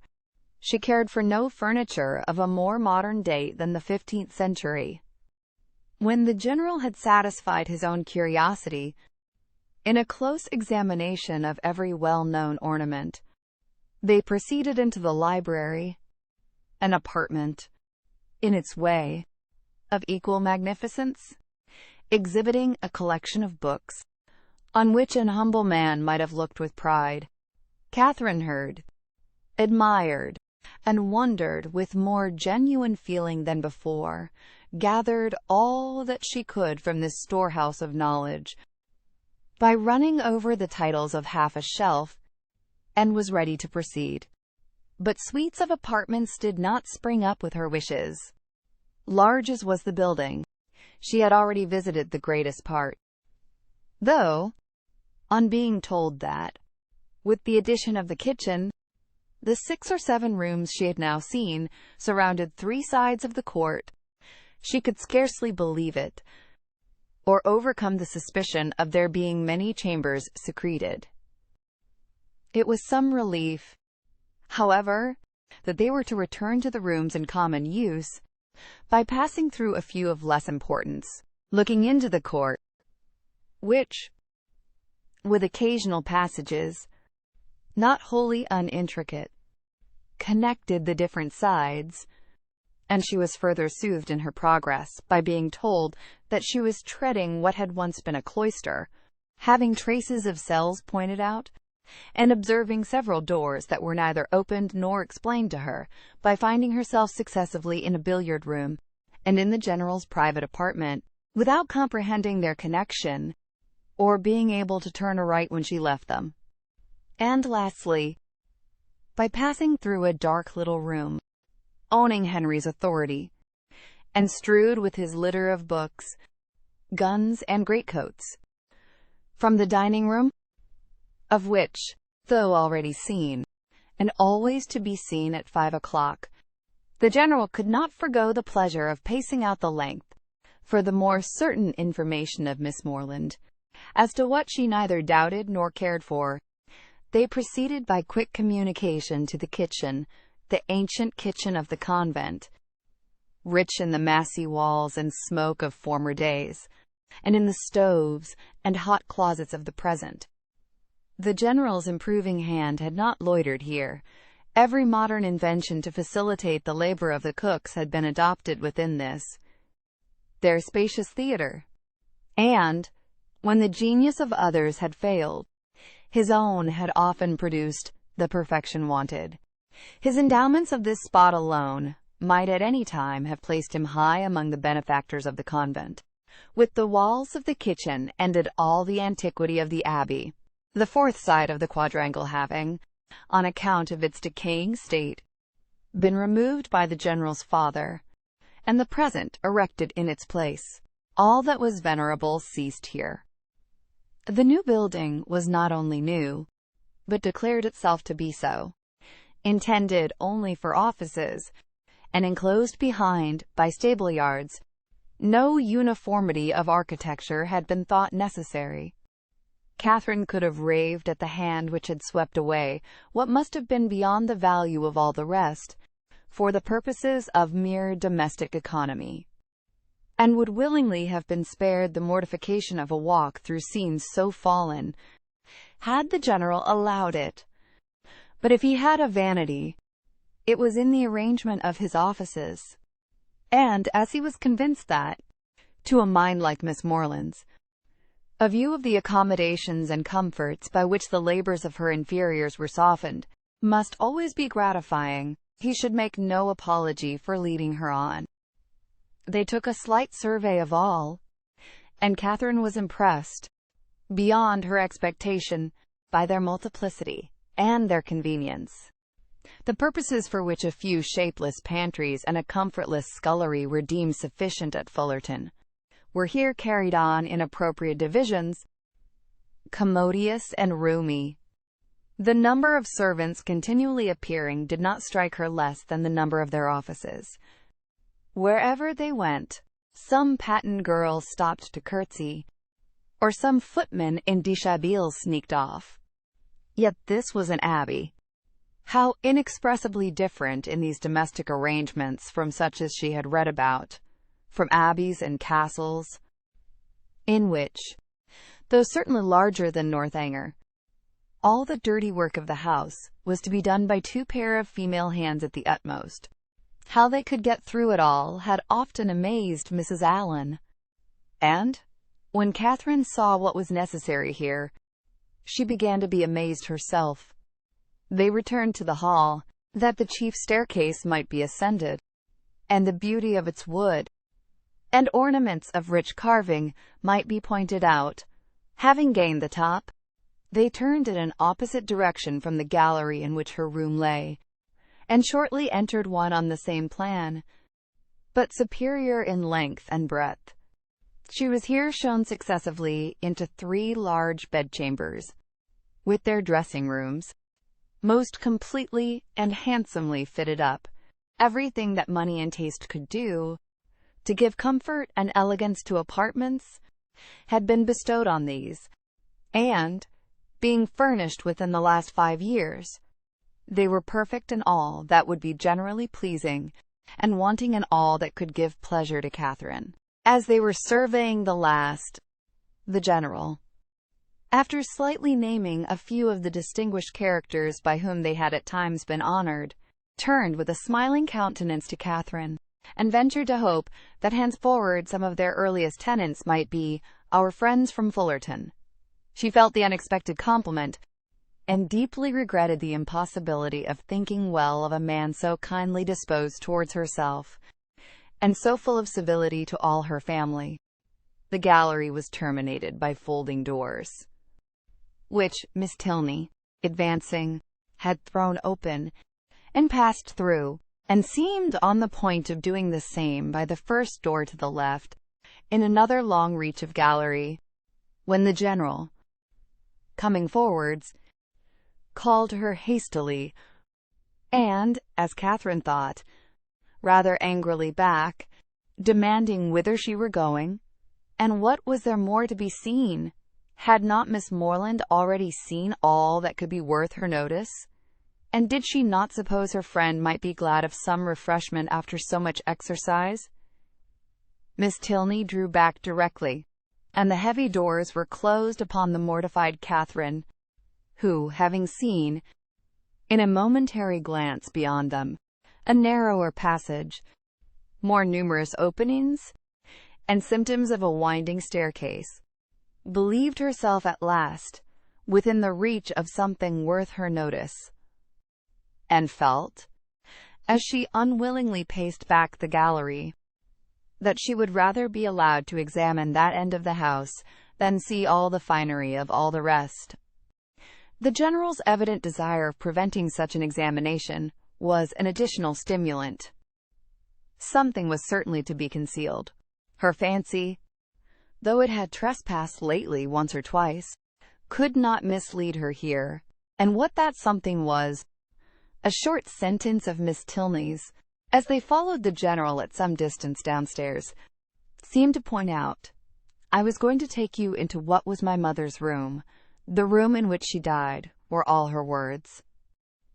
But few as they were, they conveyed pages of intelligence to Catherine. It was no wonder that the general should shrink from the sight of such objects as that room must contain. A room in all probability never entered by him since the dreadful scene had passed, which released his suffering wife, and left him to the stings of conscience. She ventured, when next alone with Eleanor, to express her wish of being permitted to see it, as well as all the rest of that side of the house, and Eleanor promised to attend her there whenever they should have a convenient hour. Catherine understood her. The general must be watched from home. Before that room could be entered, it remains as it was. "I suppose," said she, in a tone of feeling. "Yes, entirely." "And how long ago may it be that your mother died?" "She has been dead these 9 years." And 9 years, Catherine knew, was a trifle of time, compared with what generally elapsed after the death of an injured wife, before her room was put to rights. "You were with her, I suppose, to the last?" "No," said Miss Tilney, sighing. "I was unfortunately from home. Her illness was sudden and short, and, before I arrived, it was all over." Catherine's blood ran cold with the horrid suggestions which naturally sprang from these words. Could it be possible? Could Henry's father? And yet how many were the examples to justify even the blackest suspicions? And, when she saw him in the evening, while she worked with her friend, slowly pacing the drawing-room for an hour together in silent thoughtfulness, with downcast eyes and contracted brow, she felt secure from all possibility of wronging him. It was the air and attitude of a Montoni. What could more plainly speak the gloomy workings of a mind not wholly dead to every sense of humanity, and its fearful review of past scenes of guilt? Unhappy man! And the anxiousness of her spirits directed her eyes towards his figure so repeatedly as to catch Miss Tilney's notice. "My father," she whispered, "often walks about the room in this way. It is nothing unusual." So much the worse, thought Catherine. Such ill-timed exercise was of a piece with the strange unseasonableness of his morning walks, and boded nothing good. After an evening, the little variety and seeming length of which made her peculiarly sensible of Henry's importance among them, she was heartily glad to be dismissed, though it was a look from the general not designed for her observation, which sent his daughter to the bell.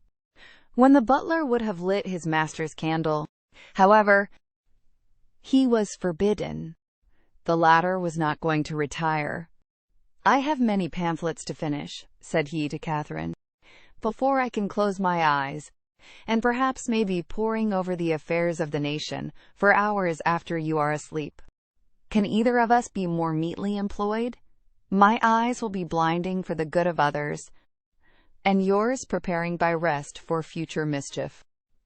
But neither the business alleged, nor the magnificent compliment, could win Catherine from thinking that some very different object must occasion so serious a delay of proper repose. To be kept up for hours, after the family were in bed, by stupid pamphlets, was not very likely. There must be some deeper cause. Something was to be done which could be done only while the household slept. And the probability that Mrs. Tilney yet lived, shut up for causes unknown, and receiving from the pitiless hands of her husband a nightly supply of coarse food, was the conclusion which necessarily followed. Shocking as was the idea, it was at least better than a death unfairly hastened, as, in the natural course of things, she must ere long be released. The suddenness of her reputed illness, the absence of her daughter, and probably of her other children, at the time, all favored the supposition of her imprisonment. Its origin, jealousy perhaps, or wanton cruelty, was yet to be unraveled. In revolving these matters, while she undressed, it suddenly struck her as not unlikely that she might that morning have passed near the very spot of this unfortunate woman's confinement, might have been within a few paces of the cell in which she languished out her days. For what part of the abbey could be more fitted for the purpose than that which yet bore the traces of monastic division? In the high arched passage, paved with stone, which already she had trodden with peculiar awe, she well remembered the doors of which the general had given no account. To what might not those doors lead? In support of the plausibility of this conjecture, it further occurred to her that the forbidden gallery, in which lay the apartments of the unfortunate Mrs. Tilney, must be, as certainly as her memory could guide her, exactly over this suspected range of cells, and the staircase by the side of those apartments, of which she had caught a transient glimpse, communicating by some secret means with those cells, might well have favored the barbarous proceedings of her husband. Down that staircase she had perhaps been conveyed in a state of well-prepared insensibility. Catherine sometimes started at the boldness of her own surmises, and sometimes hoped or feared that she had gone too far, but they were supported by such appearances as made their dismissal impossible. The side of the quadrangle, in which she supposed the guilty scene to be acting, being, according to her belief, just opposite her own, it struck her that, if judiciously watched, some rays of light from the general's lamp might glimmer through the lower windows, as he passed to the prison of his wife, and, twice before she stepped into bed, she stole gently from her room to the corresponding window in the gallery, to see if it appeared. But all abroad was dark, and it must yet be too early. The various ascending noises convinced her that the servants must still be up. Till midnight, she supposed it would be in vain to watch. But then, when the clock had struck 12, and all was quiet, she would, if not quite appalled by darkness, steal out and look once more. The clock struck 12, and Catherine had been half an hour asleep. Chapter 24. The next day afforded no opportunity for the proposed examination of the mysterious apartments. It was Sunday, and the whole time between morning and afternoon service was required by the general in exercise abroad or eating cold meat at home, and great as was Catherine's curiosity, her courage was not equal to a wish of exploring them after dinner, either by the fading light of the sky between 6 and 7 o'clock, or by the yet more partial, though stronger illumination of a treacherous lamp. The day was unmarked, therefore, by anything to interest her imagination beyond the sight of a very elegant monument to the memory of Mrs. Tilney, which immediately fronted the family pew. By that her eye was instantly caught and long retained, and the perusal of the highly strained epitaph, in which every virtue was ascribed to her by the inconsolable husband, who must have been in some way or other her destroyer, affected her even to tears. That the general, having erected such a monument, should be able to face it, was not perhaps very strange, and yet that he could sit so boldly collected within its view, maintain so elevated an air, look so fearlessly around, nay, that he should even enter the church, seemed wonderful to Catherine. Not, however, that many instances of beings equally hardened in guilt might not be produced. She could remember dozens who had persevered in every possible vice, going on from crime to crime, murdering whomsoever they chose, without any feeling of humanity or remorse, till a violent death or a religious retirement closed their black career. The erection of the monument itself could not in the smallest degree affect her doubts of Mrs. Tilney's actual decease. Were she even to descend into the family vault where her ashes were supposed to slumber? Were she to behold the coffin in which they were said to be enclosed? What could it avail in such a case? Catherine had read too much not to be perfectly aware of the ease with which a waxen figure might be introduced, and a supposititious funeral carried on. The succeeding morning promised something better. The General's early walk, ill-timed as it was in every other view, was favorable here, and when she knew him to be out of the house, she directly proposed to Miss Tilney the accomplishment of her promise. Eleanor was ready to oblige her, and Catherine reminding her as they went of another promise. Their first visit in consequence was to the portrait in her bedchamber. It represented a very lovely woman, with a mild and pensive countenance, justifying, so far, the expectations of its new observer.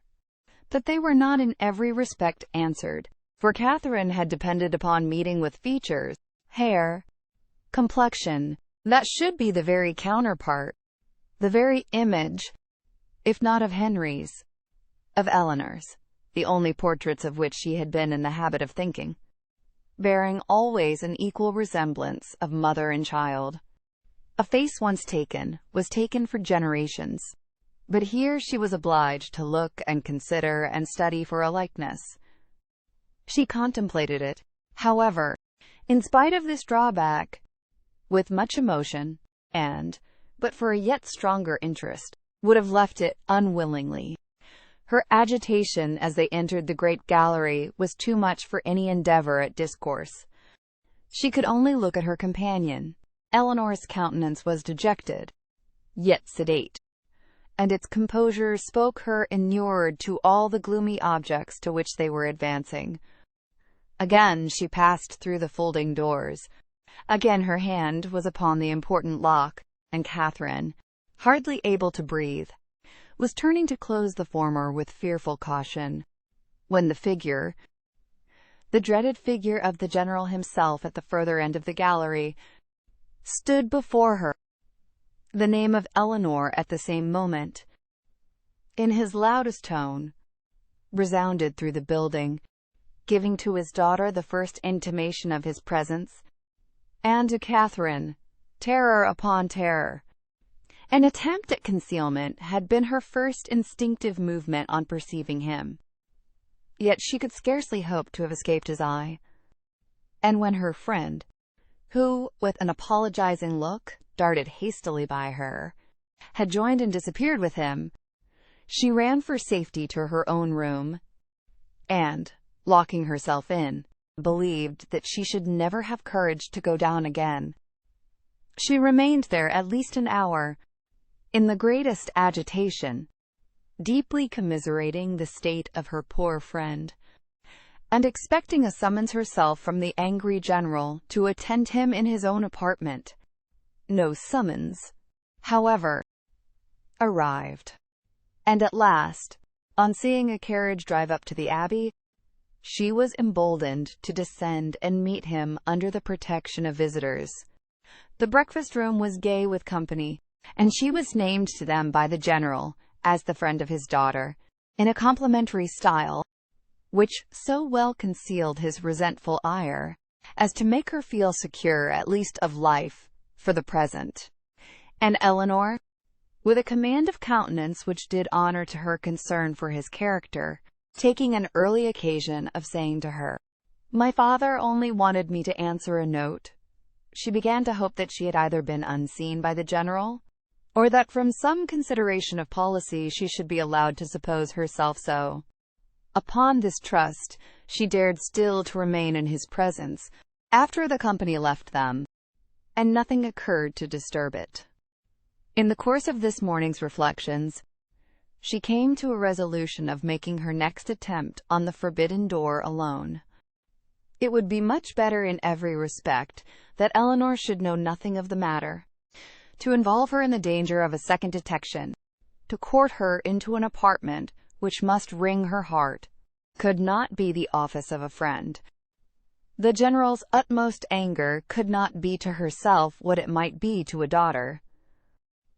And, besides, she thought the examination itself would be more satisfactory if made without any companion. It would be impossible to explain to Eleanor the suspicions from which the other had, in all likelihood, been hitherto happily exempt. Nor could she therefore, in her presence, search for those proofs of the General's cruelty, which, however, they might yet have escaped discovery. She felt confident of somewhere drawing forth, in the shape of some fragmented journal, continued to the last gasp. Of the way to the apartment she was now perfectly mistress, and as she wished to get it over before Henry's return, who was expected on the morrow, there was no time to be lost. The day was bright, her courage high. At 4 o'clock, the sun was now 2 hours above the horizon, and it would be only her retiring to dress half an hour earlier than usual.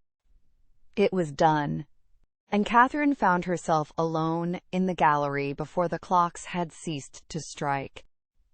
It was no time for thought. She hurried on, slipped with the least possible noise through the folding doors, and without stopping to look or breathe, rushed forward to the one in question. The lock yielded to her hand, and, luckily, with no sullen sound that could alarm a human being, on tiptoe she entered. The room was before her, but it was some minutes before she could advance another step. She beheld what fixed her to the spot and agitated every feature. She saw a large, well-proportioned apartment, an handsome dimity bed, arranged as unoccupied with an housemaid's care, a bright bath stove, mahogany wardrobes, and neatly painted chairs, on which the warm beams of a western sun gaily poured through 2 sash windows. Catherine had expected to have her feelings worked, and worked they were. Astonishment and doubt first seized them, and a shortly succeeding ray of common sense added some bitter emotions of shame. She could not be mistaken as to the room, but how grossly mistaken in everything else, in Miss Tilney's meaning, in her own calculation. This apartment, to which she had given a date so ancient, a position so awful, proved to be one end of what the General's father had built.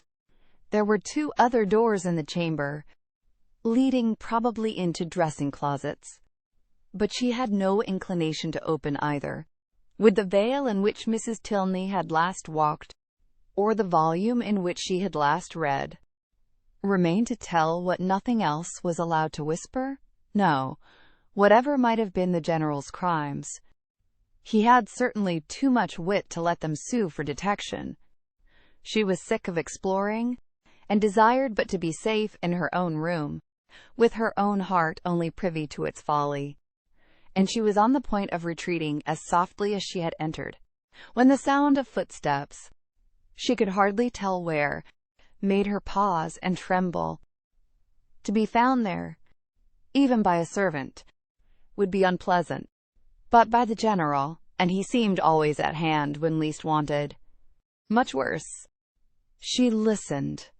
The sound had ceased, and resolving not to lose a moment, she passed through and closed the door. At that instant a door underneath was hastily opened. Someone seemed with swift steps to ascend the stairs, by the head of which she had yet to pass before she could gain the gallery. She had no power to move. With a feeling of terror not very definable, she fixed her eyes on the staircase, and in a few moments it gave Henry to her view. "Mr. Tilney!" she exclaimed in a voice of more than common astonishment. He looked astonished too. "Good God!" she continued, not attending to his address. "How came you here? How came you up that staircase?" "How came I up that staircase?" he replied, greatly surprised, "because it is my nearest way from the stable-yard to my own chamber. And why should I not come up it?" Catherine recollected herself, blushed deeply, and could say no more. He seemed to be looking in her countenance for that explanation which her lips did not afford. She moved on towards the gallery. "And may I not, in my turn," said he, as he pushed back the folding doors. "Ask how you came here.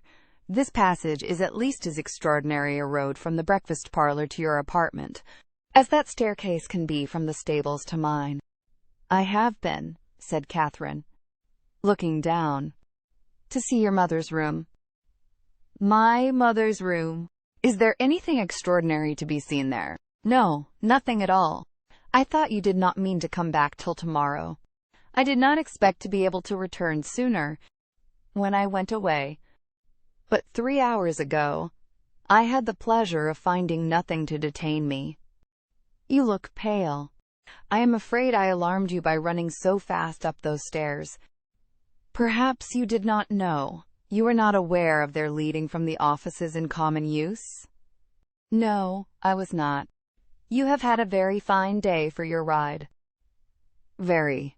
And does Eleanor leave you to find your way into all the rooms in the house by yourself?" "Oh, no. She showed me over the greatest part on Saturday, and we were coming here to these rooms, but only," dropping her voice, "your father was with us." "And that prevented you," said Henry, earnestly, regarding her. "Have you looked into all the rooms in that passage?" "No. I only wanted to see. Is not it very late? I must go and dress."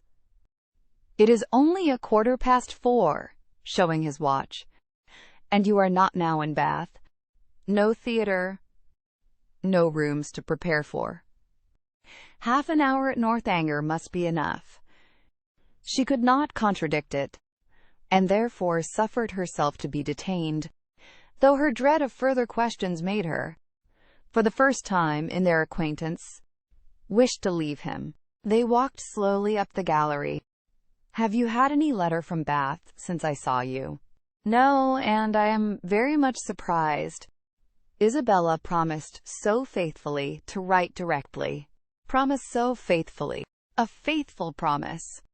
That puzzles me. I have heard of a faithful performance, but a faithful promise, the fidelity of promising, it is a power little worth knowing, however, since it can deceive and pain you. My mother's room is very commodious, is it not? Large and cheerful looking, and the dressing closet so well disposed. It always strikes me as the most comfortable apartment in the house, and I rather wonder that Eleanor should not take it for her own." "She sent you to look at it, I suppose?" "No. It has been your own doing entirely?" Catherine said nothing. After a short silence, during which he had closely observed her, he added, "As there is nothing in the room in itself to raise curiosity, this must have proceeded from a sentiment of respect for my mother's character, as described by Eleanor, which does honor to her memory. The world, I believe, never saw a better woman. But it is not often that virtue can boast an interest such as this. The domestic, unpretending merits of a person never known do not often create that kind of fervent, venerating tenderness which would prompt a visit like yours. Eleanor, I suppose, has talked of her a great deal?" "Yes, a great deal. That is, no, not much, but what she did say was very interesting. Her dying so suddenly, slowly, and with hesitation it was spoken. And you, none of you being at home, and your father, I thought, perhaps had not been very fond of her." "And from these circumstances," he replied, his quick eye fixed on hers, "you infer perhaps the probability of some negligence."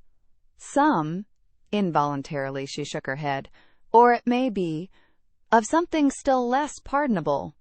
She raised her eyes towards him, more fully than she had ever done before.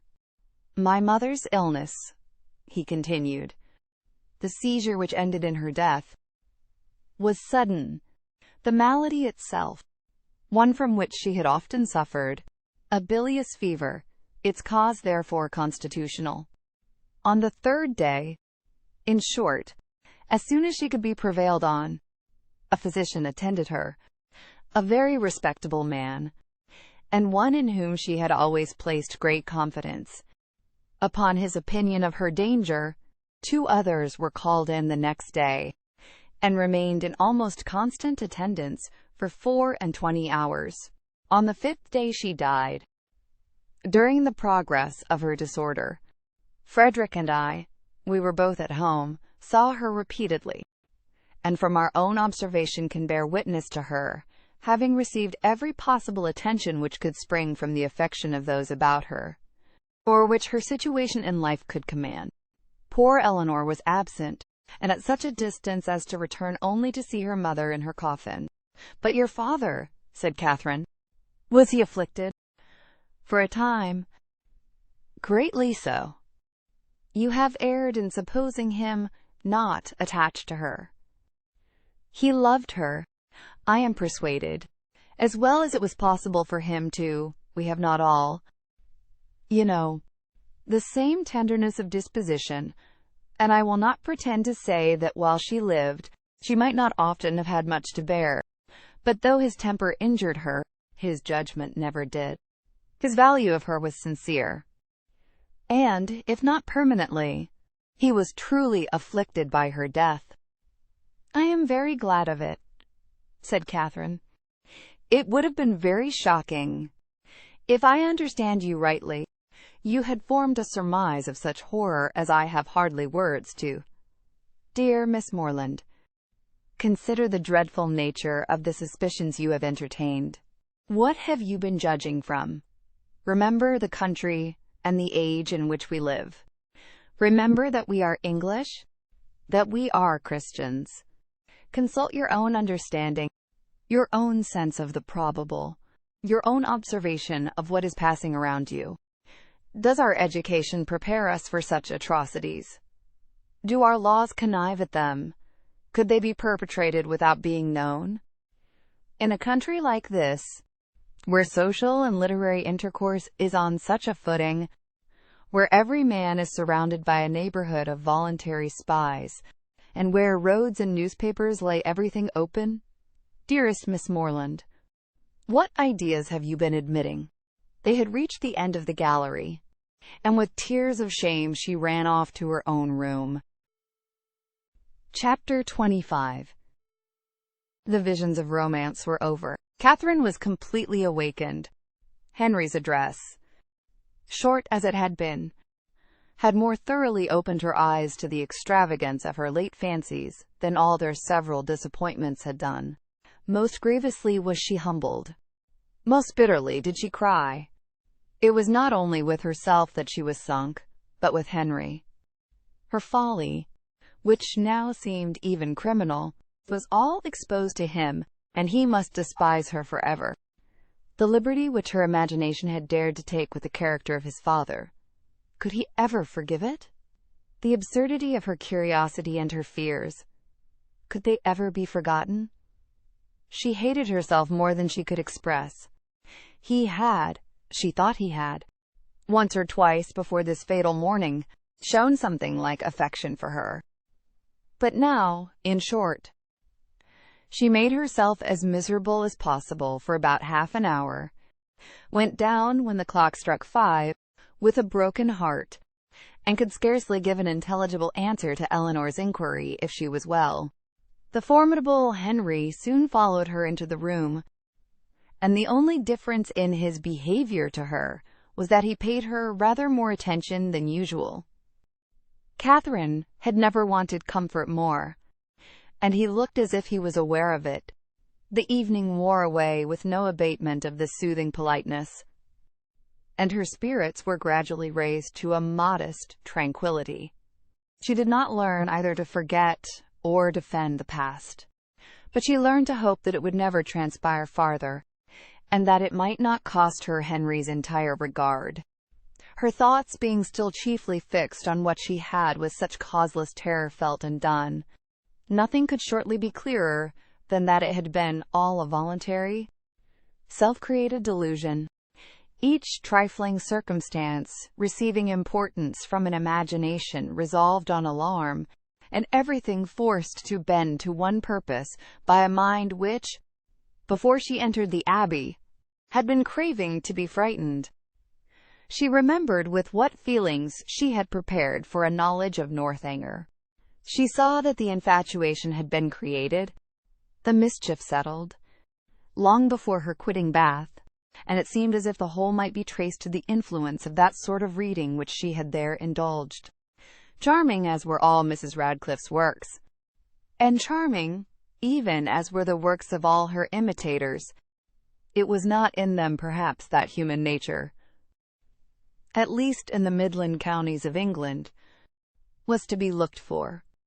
Of the Alps and Pyrenees, with their pine forests and their vices, they might give a faithful delineation, and Italy, Switzerland, and the south of France might be as fruitful in horrors as they were there represented. Catherine dared not doubt, beyond her own country, and even of that, if hard pressed, would have yielded the northern and western extremities. But in the central part of England, there was surely some security for the existence, even of a wife not beloved, in the laws of the land and the manners of the age. Murder was not tolerated, servants were not slaves, and neither poison nor sleeping potions to be procured, like rhubarb, from every druggist. Among the Alps and Pyrenees, perhaps, there were no mixed characters. There, such as were not as spotless as an angel might have the dispositions of a fiend. But in England it was not so. Among the English, she believed, in their hearts and habits, there was a general though unequal mixture of good and bad. Upon this conviction, she would not be surprised if, even in Henry and Eleanor Tilney, some slight imperfection might hereafter appear. And upon this conviction, she need not fear to acknowledge some actual specks in the character of their father, who, though cleared from the grossly injurious suspicions which she must ever blush to have entertained, she did believe, upon serious consideration, to be not perfectly amiable. Her mind made up on these several points, and her resolution formed, of always judging and acting in future with the greatest good sense, she had nothing to do but to forgive herself and be happier than ever. And the lenient hand of time did much for her by insensible gradations in the course of another day. Henry's astonishing generosity and nobleness of conduct, in never alluding in the slightest way to what had passed, was of the greatest assistance to her, and sooner than she could have supposed it possible in the beginning of her distress, her spirits became absolutely comfortable, and capable, as heretofore, of continual improvement by anything he said. There were still some subjects, indeed, under which she believed they must always tremble, the mention of a chest or a cabinet, for instance, and she did not love the sight of Japan in any shape. But even she could allow that an occasional memento of past folly, however painful, might not be without use. The anxieties of common life began soon to succeed to the alarms of romance. Her desire of hearing from Isabella grew every day greater. She was quite impatient to know how the Bath world went on, and how the rooms were attended. And especially was she anxious to be assured of Isabella's having matched some fine netting cotton, on which she had left her intent, and of her continuing on the best terms with James. Her only dependence for information of any kind was on Isabella. James had protested against writing to her till his return to Oxford, and Mrs. Allen had given her no hopes of a letter till she had got back to Fullerton. But Isabella had promised and promised again, and when she promised a thing, she was so scrupulous in performing it. This made it so particularly strange. For 9 successive mornings, Catherine wondered over the repetition of a disappointment, which each morning became more severe.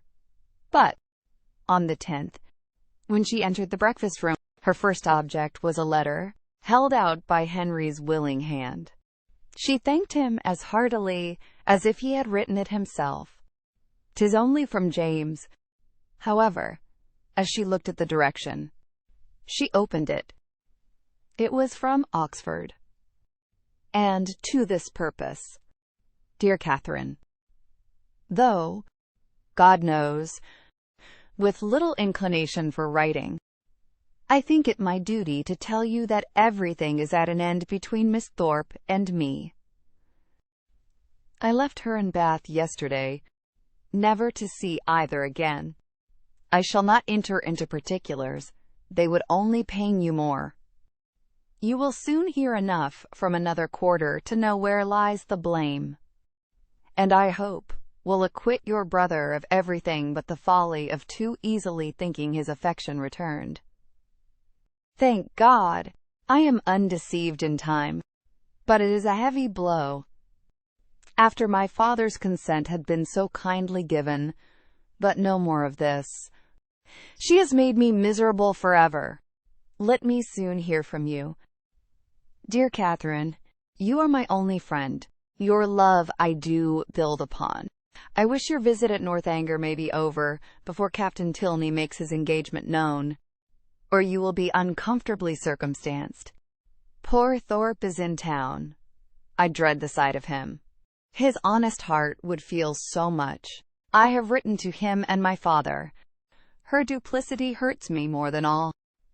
Till the very last, if I reasoned with her, she declared herself as much attached to me as ever, and laughed at my fears. I am ashamed to think how long I bore with it. But if ever man had reason to believe himself loved, I was that man.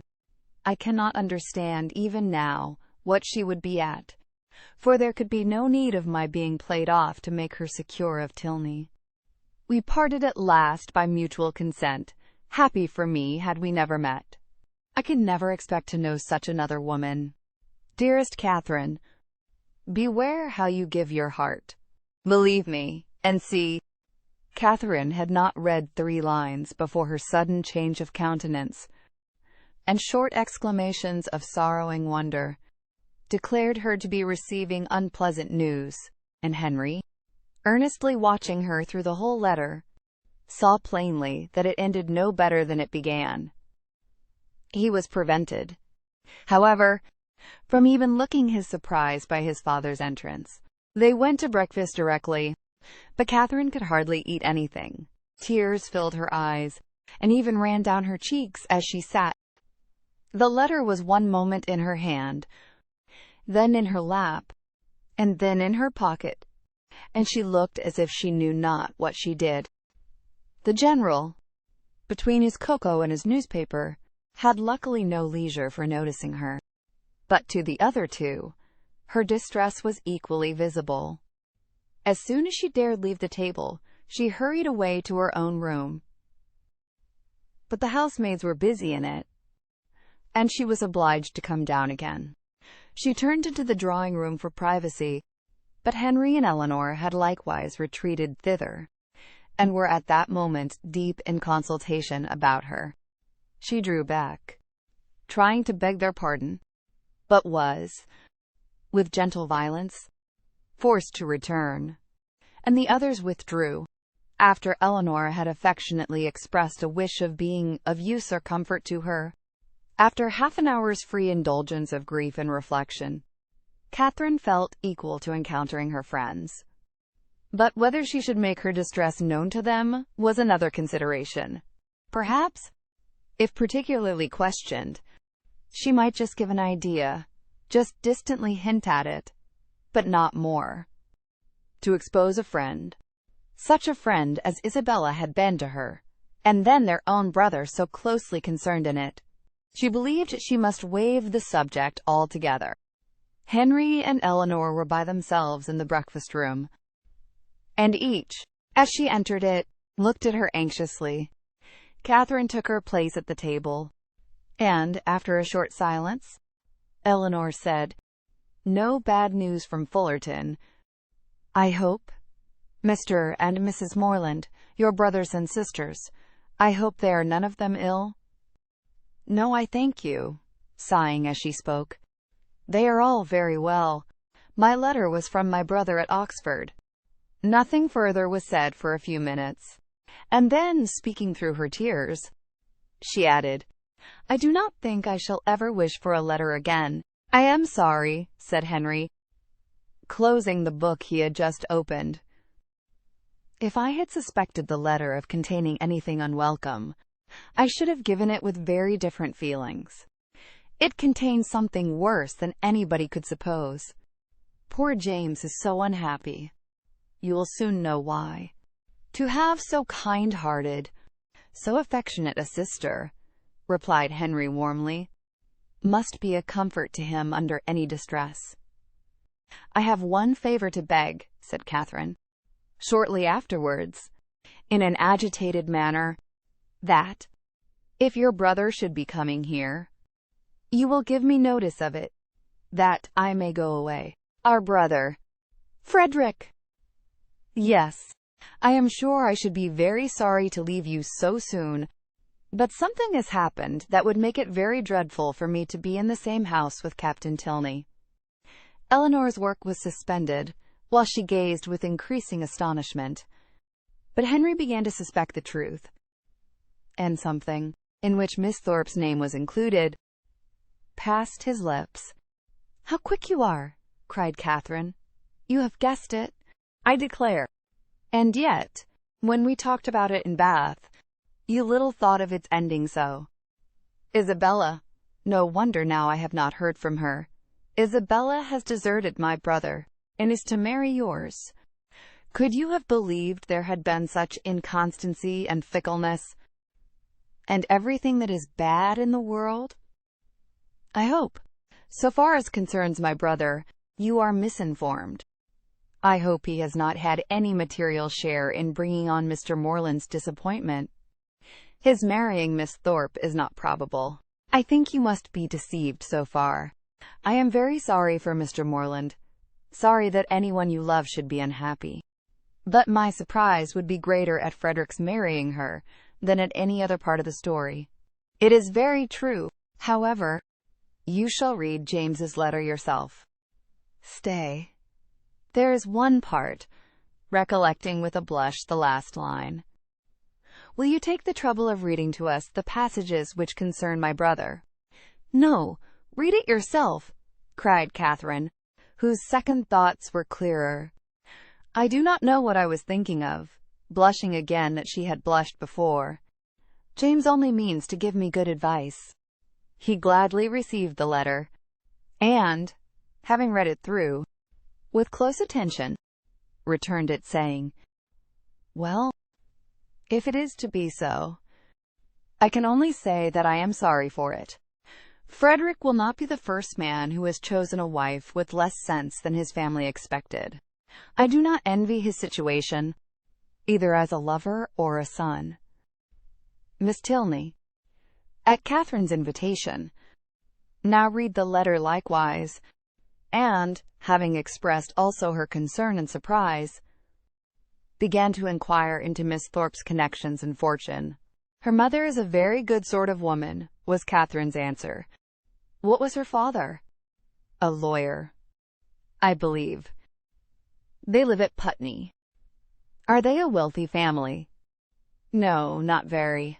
I do not believe Isabella has any fortune at all, but that will not signify in your family. Your father is so very liberal. He told me the other day that he only valued money as it allowed him to promote the happiness of his children."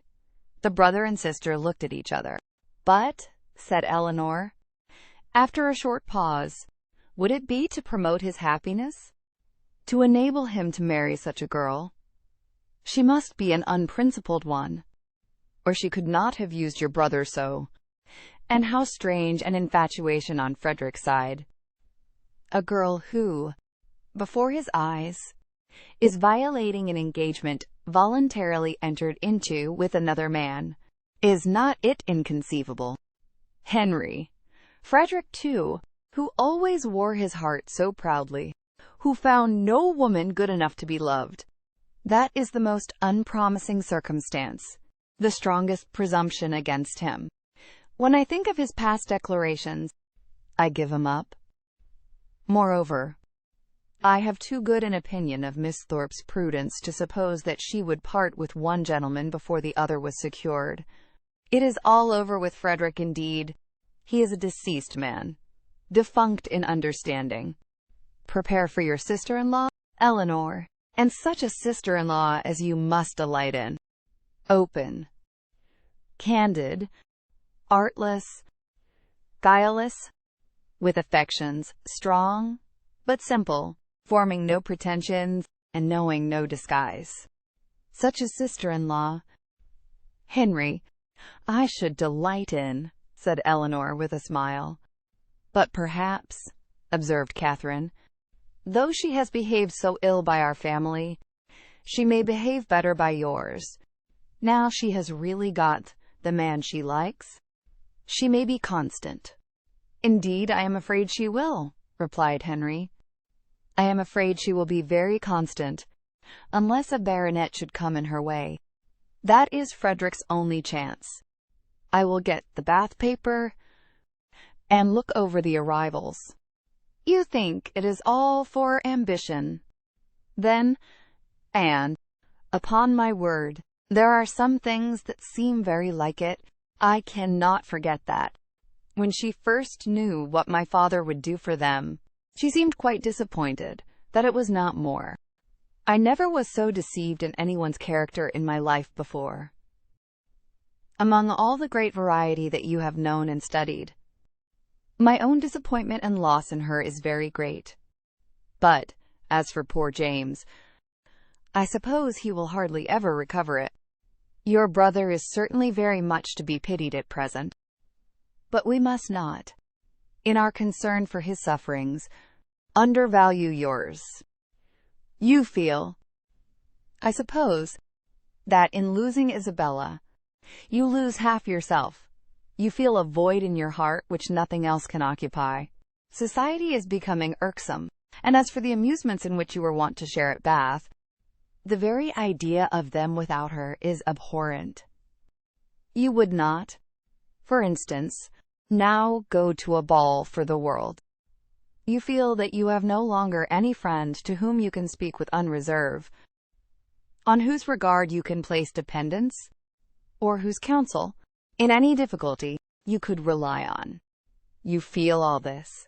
No, said Catherine, after a few moments' reflection, I do not. Ought I, to say the truth, though I am hurt and grieved, that I cannot still love her, that I am never to hear from her, perhaps never to see her again, I do not feel so very much afflicted as one would have thought. You feel, as you always do, what is most to the credit of human nature. Such feelings ought to be investigated, that they may know themselves. Catherine, by some chance or other, found her spirits so very much relieved by this conversation that she could not regret her being led on, though so unaccountably, to mention the circumstance which had produced it. Chapter 26.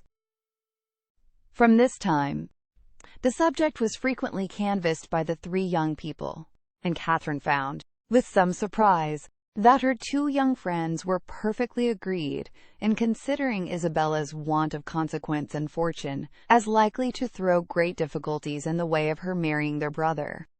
Their persuasion that the general would, upon this ground alone, independent of the objection that might be raised against her character, oppose the connection, turned her feelings moreover with some alarm towards herself.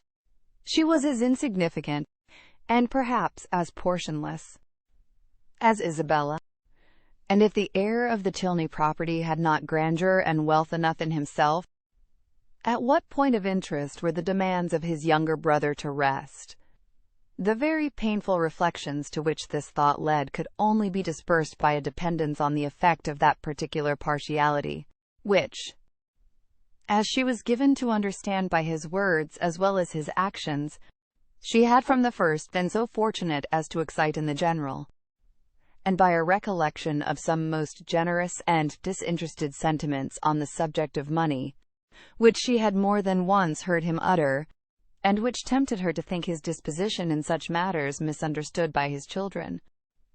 They were so fully convinced, however, that their brother would not have the courage to apply in person for his father's consent, and so repeatedly assured her that he had never in his life been less likely to come to Northanger than at the present time, that she suffered her mind to be at ease as to the necessity of any sudden removal of her own.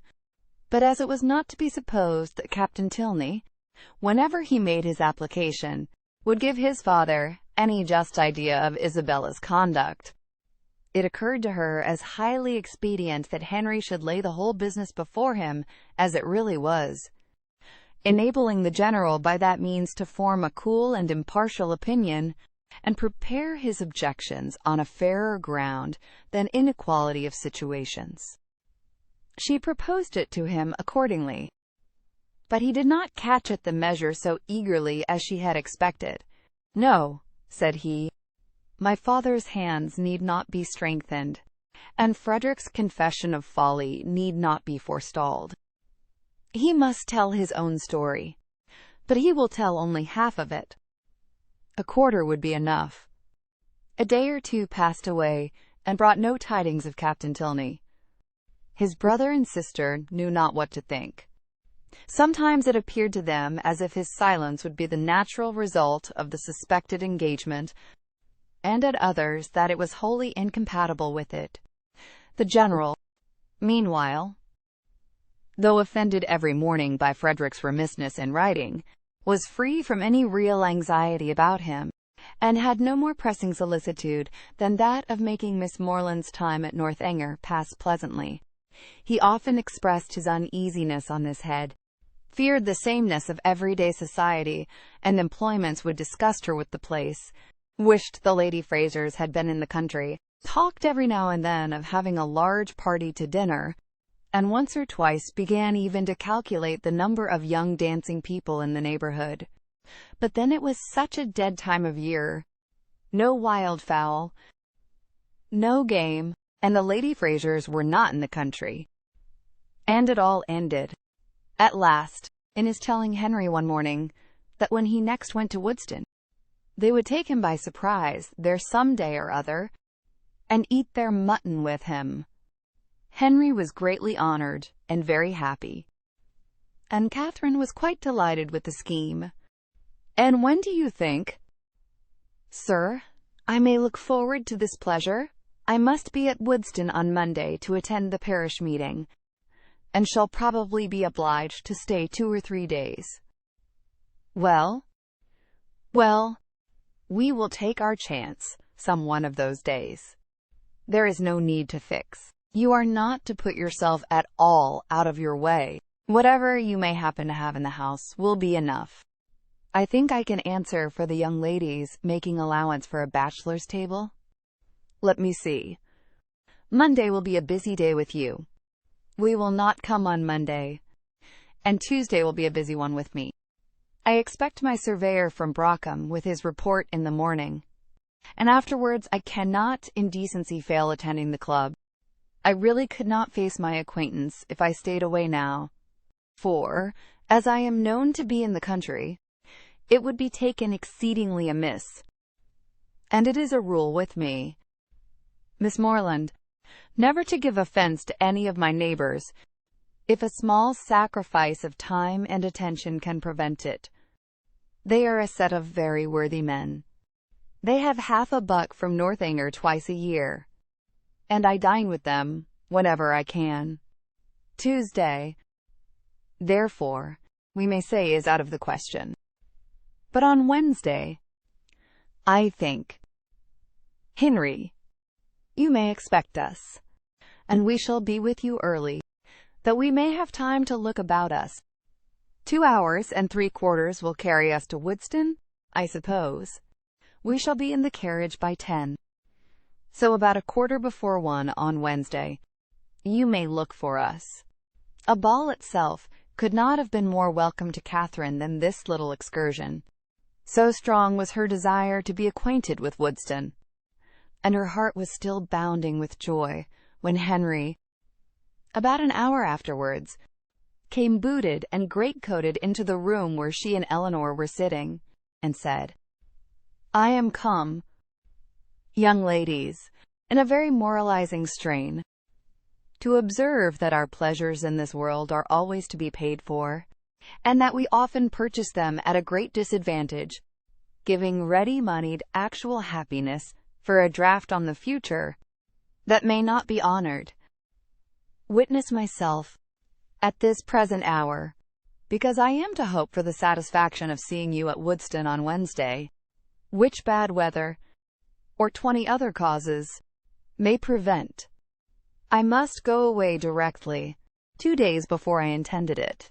"Go away," said Catherine, with a very long face. "And why?" "Why? How can you ask the question? Because no time is to be lost in frightening my old housekeeper out of her wits, because I must go and prepare a dinner for you, to be sure." "Oh, not seriously." "Aye, and sadly too, for I had much rather stay." "But how can you think of such a thing, after what the General said, when he so particularly desired you not to give yourself any trouble, because anything would do?" Henry only smiled. "I am sure it is quite unnecessary upon your sister's account and mine. You must know it to be so, and the General made such a point of your providing nothing extraordinary. Besides, if he had not said half so much as he did, he has always such an excellent dinner at home, that sitting down to a middling one for one day could not signify. I wish I could reason like you, for his sake and my own. Goodbye. As tomorrow is Sunday, Eleanor, I shall not return." He went, and, it being at any time a much simpler operation to Catherine to doubt her own judgment than Henry's, she was very soon obliged to give him credit for being right, however disagreeable to her his going. But the inexplicability of the General's conduct dwelt much on her thoughts. That he was very particular in his eating, she had, by her own unassisted observation, already discovered. But why he should say one thing so positively, and mean another all the while, was most unaccountable. How were people, at that rate, to be understood? Who but Henry could have been aware of what his father was at? From Saturday to Wednesday, however, they were now to be without Henry. This was the sad finale of every reflection, and Captain Tilney's letter would certainly come in his absence. And Wednesday she was very sure would be wet. The past, present, and future were all equally in gloom. Her brother so unhappy, and her loss in Isabella so great, and Eleanor's spirits always affected by Henry's absence. What was there to interest or amuse her? She was tired of the woods and the shrubberies, always so smooth and so dry, and the Abbey in itself was no more to her now than any other house. The painful remembrance of the folly it had helped to nourish and perfect was the only emotion which could spring from a consideration of the building. What a revolution in her ideas! She, who had so longed to be in an abbey. Now there was nothing so charming to her imagination as the unpretending comfort of a well-connected parsonage. Something like Fullerton, but better. Fullerton had its faults, but Woodston probably had none. If Wednesday should ever come, it did come, and exactly when, it might be reasonably looked for. It came, it was fine, and Catherine trod on air. By 10 o'clock, the chaise and four conveyed the trio from the Abbey, and, after an agreeable drive of almost 20 miles, they entered Woodston, a large and populous village, in a situation not unpleasant. Catherine was ashamed to say how pretty she thought it, as the General seemed to think an apology necessary for the flatness of the country and the size of the village. But in her heart she preferred it to any place she had ever been at, and looked with great admiration at every neat house above the rank of a cottage, and at all the little chandlers' shops which they passed. At the further end of the village, and tolerably disengaged from the rest of it, stood the parsonage, a new-built substantial stone house, with its semicircular sweep and green gates. And, as they drove up to the door, Henry, with the friends of his solitude, a large Newfoundland puppy, and 2 or 3 terriers, was ready to receive and make much of them. Catherine's mind was too full, as she entered the house, for her either to observe or to say a great deal, and, till called on by the General for her opinion of it, she had very little idea of the room in which she was sitting. Upon looking round it then, she perceived in a moment that it was the most comfortable room in the world, but she was too guarded to say so, and the coldness of her praise disappointed him. "We are not calling it a good house," said he. "We are not comparing it with Fullerton and Northanger. We are considering it as a mere parsonage, small and confined, we allow, but decent, perhaps, and habitable, and altogether not inferior to the generality. Or, in other words, I believe there are few country parsonages in England half so good. It may admit of improvement, however, far be it from me to say otherwise, and anything in reason, a bow thrown out. Perhaps, though, between ourselves, if there is one thing more than another my aversion, it is a patched-on bow." Catherine did not hear enough of this speech to understand or be pained by it, and other subjects being studiously brought forward and supported by Henry, at the same time that a tray full of refreshments was introduced by his servant, the General was shortly restored to his complacency, and Catherine to all her usual ease of spirits.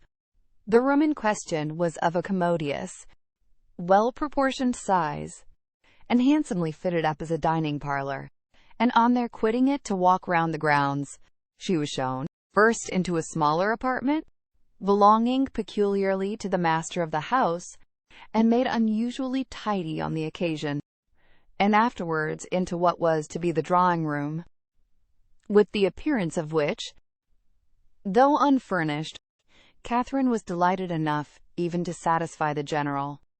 It was a prettily shaped room, the windows reaching to the ground, and the view from them pleasant, though only over green meadows, and she expressed her admiration at the moment, with all the honest simplicity with which she felt it. "Oh, why do not you fit up this room, Mr. Tilney? What a pity not to have it fitted up. It is the prettiest room I ever saw. It is the prettiest room in the world, I trust," said the General, with a most satisfied smile, "that it will very speedily be furnished. It waits only for a lady's taste. Well, if it was my house, I should never sit anywhere else. Oh, what a sweet little cottage there is among the trees, apple trees too. It is the prettiest cottage.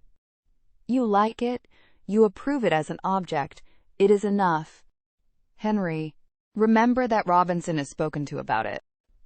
The cottage remains."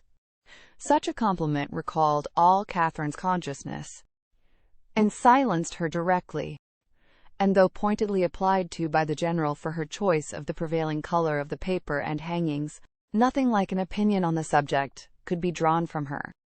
The influence of fresh objects and fresh air, however, was of great use in dissipating these embarrassing associations, and, having reached the ornamental part of the premises, consisting of a walk round 2 sides of a meadow, on which Henry's genius had begun to act about half a year ago, she was sufficiently recovered to think it prettier than any pleasure ground she had ever been in before, though there was not a shrub in it higher than the green bench in the corner.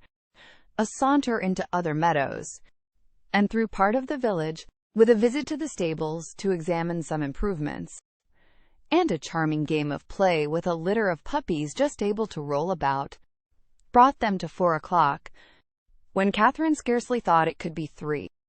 At 4 they were to dine, and at 6 to set off on their return. Never had any day passed so quickly. She could not but observe that the abundance of the dinner did not seem to create the smallest astonishment in the general. Nay, that he was even looking at the side table for cold meat which was not there. His son and daughter's observations were of a different kind.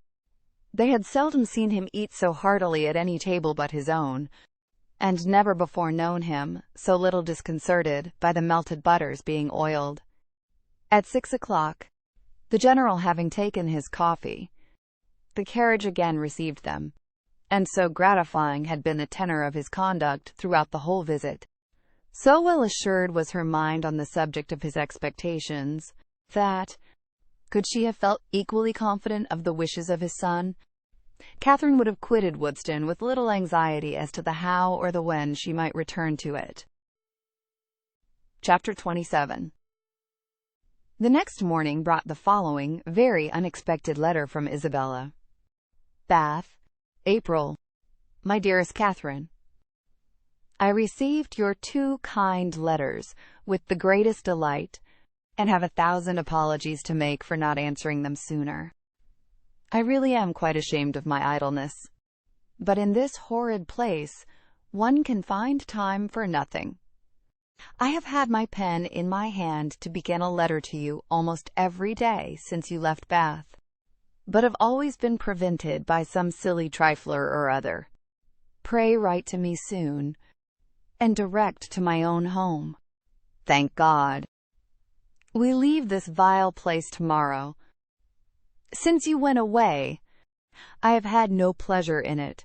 The dust is beyond anything, and everybody one cares for is gone. I believe if I could see you, I should not mind the rest, for you are dearer to me than anybody can conceive. I am quite uneasy about your dear brother, not having heard from him since he went to Oxford, and am fearful of some misunderstanding. Your kind offices will set all right. He is the only man I ever did or could love, and I trust you will convince him of it. The spring fashions are partly down, and the hats the most frightful you can imagine. I hope you spend your time pleasantly, but am afraid you never think of me. I will not say all that I could of the family you are with, because I would not be ungenerous, or set you against those you esteem. But it is very difficult to know whom to trust, and young men never know their minds 2 days together. I rejoice to say that the young man whom, of all others, I particularly abhor, has left Bath. You will know, from this description, I must mean Captain Tilney, who, as you may remember, was amazingly disposed to follow and tease me before you went away.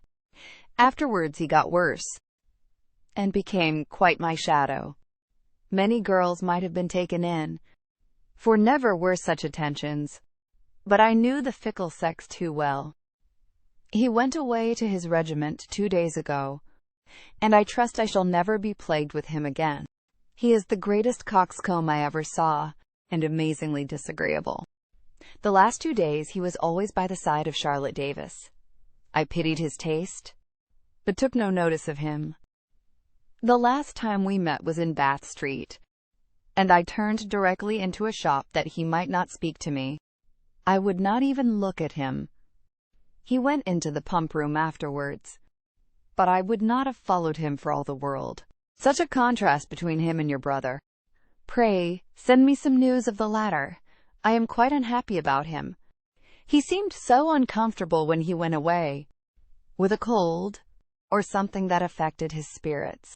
I would write to him myself, but have mislaid his direction, and, as I hinted above, am afraid he took something in my conduct amiss.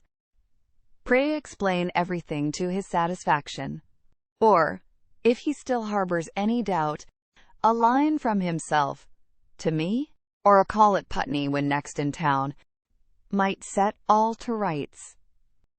I have not been to the rooms this age, nor to the play, except going in last night with the Hodges, for a frolic, at half price. They teased me into it, and I was determined they should not say I shut myself up, because Tilney was gone. We happened to sit by the Mitchells, and they pretended to be quite surprised to see me out. I knew their spite. At one time they could not be civil to me, but now they are all friendship. But I am not such a fool as to be taken in by them. You know I have a pretty good spirit of my own. Anne Mitchell had tried to put on a turban like mine, as I wore it the week before at the concert, but made wretched work of it. It happened to become my odd face, I believe. At least Tilney told me so at the time, and said every eye was upon me. But he is the last man whose word I would take. I wear nothing but purple now. I know I look hideous in it. But no matter, it is your dear brother's favorite color. Lose no time. My dearest, sweetest Catherine, in writing to him and to me, whoever am, etc., such a strain of shallow artifice could not impose even upon Catherine. Its inconsistencies, contradictions, and falsehood struck her from the very first. She was ashamed of Isabella, and ashamed of having ever loved her. Her professions of attachment were now as disgusting as her excuses were empty, and her demands impudent. Write to James on her behalf. No, James should never hear Isabella's name mentioned by her again. On Henry's arrival from Woodstock, she made known to him and Eleanor their brother's safety, congratulating them with sincerity on it, and reading aloud the most material passages of her letter with strong indignation. When she had finished it, "So much for Isabella," she cried, "and for all our intimacy. She must think me an idiot, or she could not have written so. But perhaps this has served to make her character better known to me than mine is to her. I see what she has been about. She is a vain coquette, and her tricks have not answered. I do not believe she had ever any regard either for James or for me, and I wish I had never known her." "It will soon be as if you never had," said Henry. "There is but one thing that I cannot understand. I see that she has had designs on Captain Tilney, which have not succeeded, but I do not understand what Captain Tilney has been about all this time. Why should he pay her such attentions as to make her quarrel with my brother, and then fly off himself? I have very little to say for Frederick's motives, such as I believe them to have been. He has his vanities as well as Miss Thorpe, and the chief difference is that, having a stronger head, they have not yet injured himself. If the effect of his behavior does not justify him with you, we had better not seek after the cause." "Then you do not suppose he ever really cared about her?" "I am persuaded that he never did, and only made believe to do so for mischief's sake." Henry bowed his assent. "Well, then, I must say that I do not like him at all. Though it has turned out so well for us, I do not like him at all. As it happens, there is no great harm done, because I do not think Isabella has any heart to lose. But suppose he had made her very much in love with him. But we must first suppose Isabella to have had a heart to lose, consequently to have been a very different creature, and, in that case, she would have met with very different treatment. It is very right that you should stand by your brother, and if you would stand by yours, you would not be much distressed by the disappointment of Miss Thorpe. But your mind is warped by an innate principle of general integrity, and therefore not accessible to the cool reasonings of family partiality or a desire of revenge." Catherine was complimented out of further bitterness. Frederick could not be unpardonably guilty, while Henry made himself so agreeable. She resolved on not answering Isabella's letter, and tried to think no more of it. Chapter 28. Soon after this, the General found himself obliged to go to London for a week, and he left Northanger earnestly regretting that any necessity should rob him, even for an hour, of Miss Morland's company, and anxiously recommending the study of her comfort and amusement to his children as their chief object in his absence. His departure gave Catherine the first experimental conviction that a loss may be sometimes a gain. The happiness with which their time now passed, every employment voluntary, every laugh indulged, every meal a scene of ease and good humor, walking where they liked and when they liked, their hours, pleasures, and fatigues at their own command, made her thoroughly sensible of the restraint which the general's presence had imposed, and most thankfully feel their present release from it. Such ease and such delights made her love the place and the people more and more every day. And had it not been for a dread of its soon becoming expedient to leave the one, and an apprehension of not being equally beloved by the other, she would at each moment of each day have been perfectly happy. But she was now in the 4th week of her visit, before the general came home. The 4th week would be turned, and perhaps it might seem an intrusion if she stayed much longer. This was a painful consideration whenever it occurred, and eager to get rid of such a weight on her mind, she very soon resolved to speak to Eleanor about it at once, propose going away, and be guided in her conduct by the manner in which her proposal might be taken. Aware that if she gave herself much time, she might feel it difficult to bring forward so unpleasant a subject, she took the first opportunity of being suddenly alone with Eleanor, and of Eleanor's being in the middle of a speech about something very different, to start forth her obligation of going away very soon. Eleanor looked and declared herself much concerned. She had hoped for the pleasure of her company for a much longer time, had been misled, perhaps by her wishes, to suppose that a much longer visit had been promised, and could not but think that if Mr. and Mrs. Morland were aware of the pleasure it was to her to have her there, they would be too generous to hasten her return. Catherine explained. Oh, as to that, Papa and Mamma were in no hurry at all. As long as she was happy, they would always be satisfied. Then why, might she ask, in such a hurry herself to leave them? Oh, because she had been there so long. Nay, if you can use such a word, I can urge you no farther. If you think it long, oh, no, I do not indeed. For my own pleasure, I could stay with you as long again.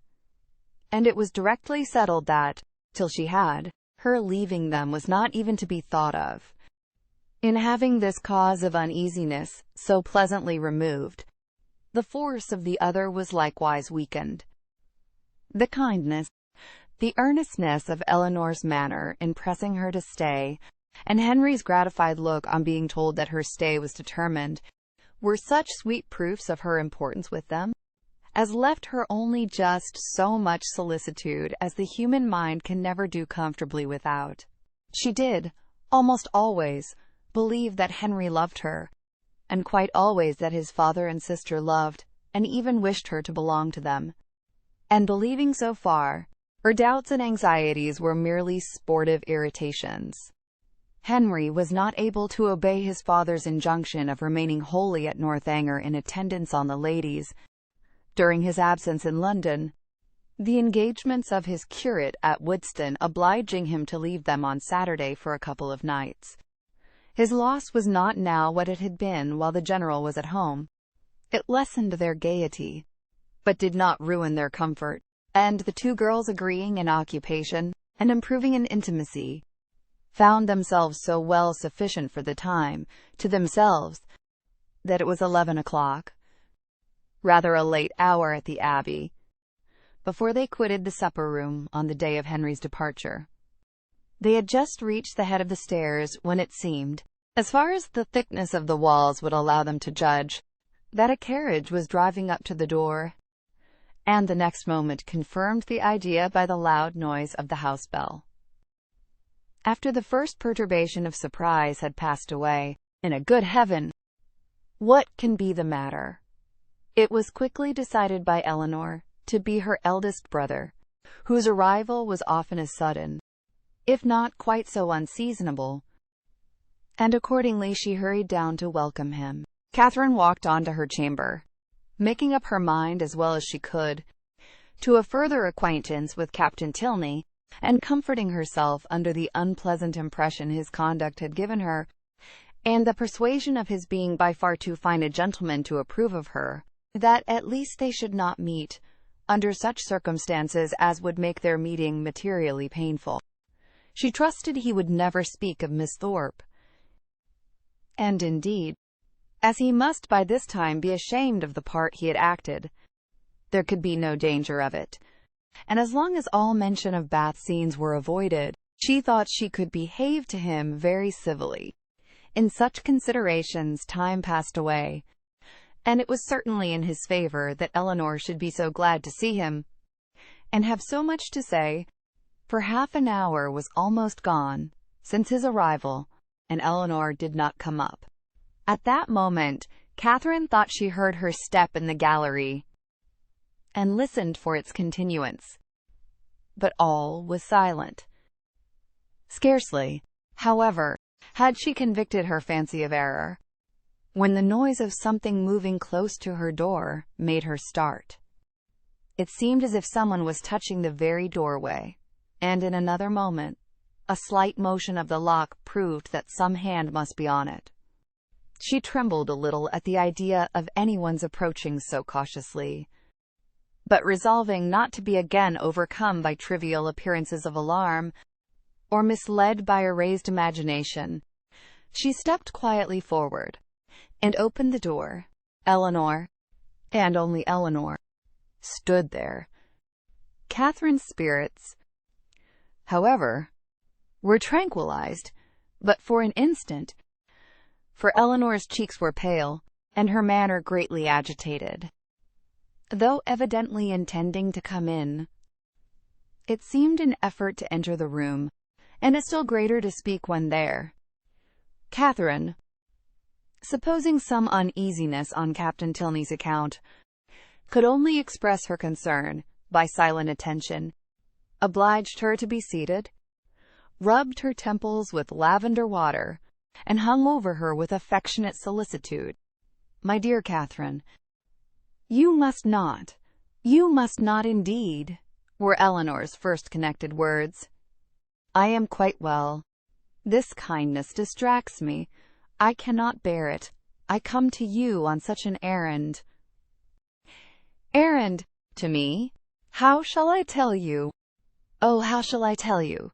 A new idea now darted into Catherine's mind, and turning as pale as her friend, she exclaimed, "'Tis a messenger from Woodston." "You are mistaken." "Indeed," returned Eleanor, looking at her most compassionately, "it is no one from Woodston. It is my father himself." Her voice faltered, and her eyes were turned to the ground as she mentioned his name. His unlooked-for return was enough in itself to make Catherine's heart sink, and for a few moments she hardly supposed there were anything worse to be told. She said nothing, and Eleanor, endeavoring to collect herself and speak with firmness, but with eyes still cast down, soon went on. "You are too good, I am sure, to think the worse of me for the part one am obliged to perform. I am indeed a most unwilling messenger, after what has so lately passed, so lately been settled between us. How joyfully, how thankfully on my side, as to your continuing here, as I hope for many, many weeks longer. How can I tell you that your kindness is not to be accepted, and that the happiness your company has hitherto given us is to be repaid by? But I must not trust myself with words. My dear Catherine, we are to part. My father has recollected an engagement that takes our whole family away on Monday. We are going to Lord Longtown's, near Hereford, for a fortnight. Explanation and apology are equally impossible. I cannot attempt either." "My dear Eleanor," cried Catherine, suppressing her feelings as well as she could, "do not be so distressed. A second engagement must give way to a first. I am very, very sorry we are to part, so soon, and so suddenly too. But I am not offended. Indeed I am not. I can finish my visit here, at any time. Or I hope you will come to me. Can you, when you return from this Lord's, come to Fullerton? It will not be in my power. Catherine, come when you can. Then. Eleanor made no answer, and Catherine's thoughts recurring to something more directly interesting. She added, thinking aloud, Monday, so soon as Monday. And you all go. Well, I am certain I shall be able to take leave. However, I need not go till just before you do. Do not be distressed, Eleanor. I can go on Monday very well. My father and mother's having no notice of it is of very little consequence. The General will send a servant with me, I dare say, half the way, and then I shall soon be at Salisbury. And then I am only 9 miles from home. Ah, Catherine, were it settled so, it would be somewhat less intolerable, though in such common attentions you would have received but half what you ought. But how can I tell you? Tomorrow morning is fixed for your leaving us, and not even the hour is left to your choice. The very carriage is ordered, and will be here at 7 o'clock, and no servant will be offered you. Catherine sat down, breathless and speechless. I could hardly believe my senses when I heard it. And no displeasure, no resentment that you can feel at this moment, however justly great, can be more than I myself. But I must not talk of what I felt. Oh, that I could suggest anything in extenuation! Good God! What will your father and mother say? After courting you from the protection of real friends to this, almost double distance from your home, to have you driven out of the house, without the considerations even of decent civility. Dear, dear Catherine, in being the bearer of such a message, I seem guilty myself of all its insult. Yet, I trust you will acquit me, for you must have been long enough in this house to see that I am but a nominal mistress of it, that my real power is nothing. Have I offended the General? Said Catherine in a faltering voice. Alas, for my feelings as a daughter, all that I know, all that I answer for, is that you can have given him no just cause of offense.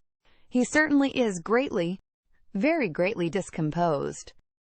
I have seldom seen him more so. His temper is not happy, and something has now occurred to ruffle it in an uncommon degree. Some disappointment, some vexation, which just at this moment seems important, but which I can hardly suppose you to have any concern in, for how is it possible? It was with pain that Catherine could speak at all, and it was only for Eleanor's sake that she attempted it. I am sure, said she, I am very sorry if I have offended him. It was the last thing I would willingly have done. But do not be unhappy. Eleanor, an engagement, must be kept.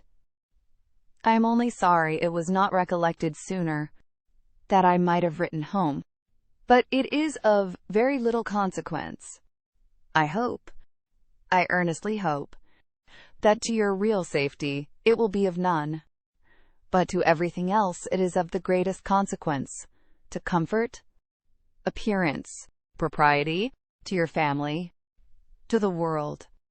Were your friends, the Allens, still in Bath, you might go to them with comparative ease.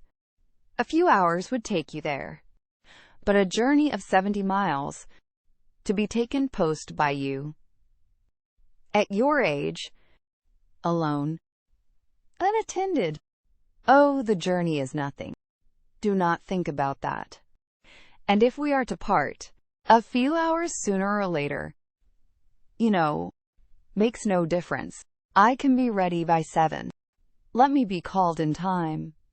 Eleanor saw that she wished to be alone, and believing it better for each that they should avoid any further conversation, now left her with, "I shall see you in the morning." Catherine's swelling heart needed relief. In Eleanor's presence, friendship and pride had equally restrained her tears. But no sooner was she gone than they burst forth in torrents. Turned from the house, and in such a way, without any reason that could justify, any apology that could atone for the abruptness, the rudeness, nay, the insolence of it. Henry at a distance, not able even to bid him farewell. Every hope, every expectation from him suspended, at least. And who could say how long? Who could say when they might meet again? And all this by such a man as General Tilney. So polite, so well-bred, and heretofore so particularly fond of her. It was as incomprehensible as it was mortifying and grievous. From what it could arise, and where it would end, were considerations of equal perplexity and alarm. The manner in which it was done so grossly uncivil, hurrying her away without any reference to her own convenience, or allowing her even the appearance of choice as to the time or mode of her traveling. Of 2 days, the earliest fixed on, and of that almost the earliest hour, as if resolved to have her gone before he was stirring in the morning, that he might not be obliged even to see her. What could all this mean but an intentional affront?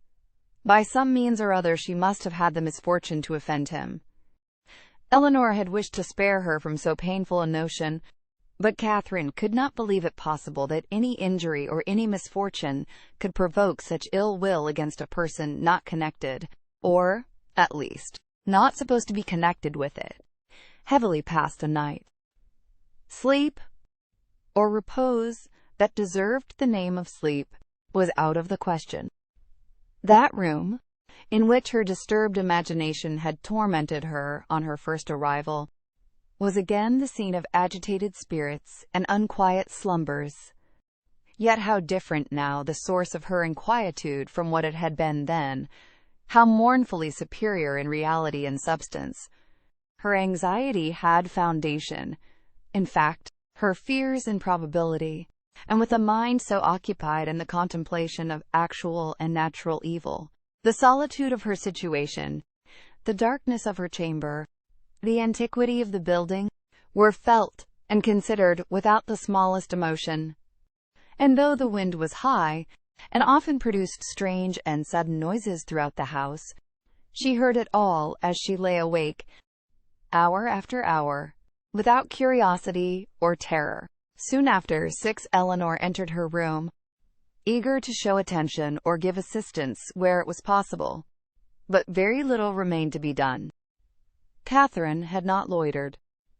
She was almost dressed, and her packing almost finished. The possibility of some conciliatory message from the general occurred to her as his daughter appeared. What so natural as that anger should pass away and repentance succeed it? And she only wanted to know how far, after what had passed, an apology might properly be received by her. But the knowledge would have been useless here. It was not called for. Neither clemency nor dignity was put to the trial. Eleanor brought no message. Very little passed between them on meeting. Each found her greatest safety in silence, and few and trivial were the sentences exchanged while they remained upstairs, Catherine in busy agitation completing her dress, and Eleanor, with more goodwill than experience, intent upon filling the trunk. When everything was done they left the room, Catherine lingering only half a minute behind her friend to throw a parting glance on every well-known, cherished object, and went down to the breakfast parlor, where breakfast was prepared. She tried to eat, as well to save herself from the pain of being urged as to make her friend comfortable. But she had no appetite, and could not swallow many mouthfuls. The contrast between this and her last breakfast in that room gave her fresh misery and strengthened her distaste for everything before her. It was not 24 hours ago since they had met there to the same repast, but in circumstances, how different! With what cheerful ease, what happy, though false, security, had she then looked around her, enjoying everything present and fearing little in future. Beyond Henry's going to Woodston for a day. Happy breakfast. For Henry had been there. Henry had sat by her and helped her. These reflections were long indulged, undisturbed by any address from her companion, who sat as deep in thought as herself. And the appearance of the carriage was the first thing to startle and recall them to the present moment. Catherine's color rose at the sight of it, and the indignity with which she was treated, striking at that instant on her mind with peculiar force, made her for a short time sensible only of resentment. Eleanor seemed now impelled into resolution and speech. "You must write to me, Catherine," she cried. "You must let me hear from you as soon as possible, till I know you to be safe at home. I shall not have an hour's comfort. For one letter, at all risks, all hazards, I must entreat. Let me have the satisfaction of knowing that you are safe at Fullerton, and have found your family well. And then, till I can ask for your correspondence as I ought to do, I will not expect more. Direct to me at Lord Longtown's, and I must ask it under cover to Alice. No, Eleanor, if you are not allowed to receive a letter from me, I am sure I had better not write. There can be no doubt of my getting home safe." Eleanor only replied, "I cannot wonder at your feelings. I will not importune you. I will trust to your own kindness of heart when I am at a distance from you." But this, with the look of sorrow accompanying it, was enough to melt Catherine's pride in a moment, and she instantly said, "Oh, Eleanor, I will write to you indeed." There was yet another point which Miss Tilney was anxious to settle, though somewhat embarrassed in speaking of. It had occurred to her that after so long an absence from home, Catherine might not be provided with money enough for the expenses of her journey, and, upon suggesting it to her with most affectionate offers of accommodation, it proved to be exactly the case. Catherine had never thought on the subject till that moment, but, upon examining her purse, was convinced that, but for this kindness of her friend, she might have been turned from the house without even the means of getting home, and the distress in which she must have been thereby involved filling the minds of both. Scarcely another word was said by either during the time of their remaining together. Short, however, was that time. The carriage was soon announced to be ready, and Catherine, instantly rising, a long and affectionate embrace supplied the place of language in bidding each other adieu.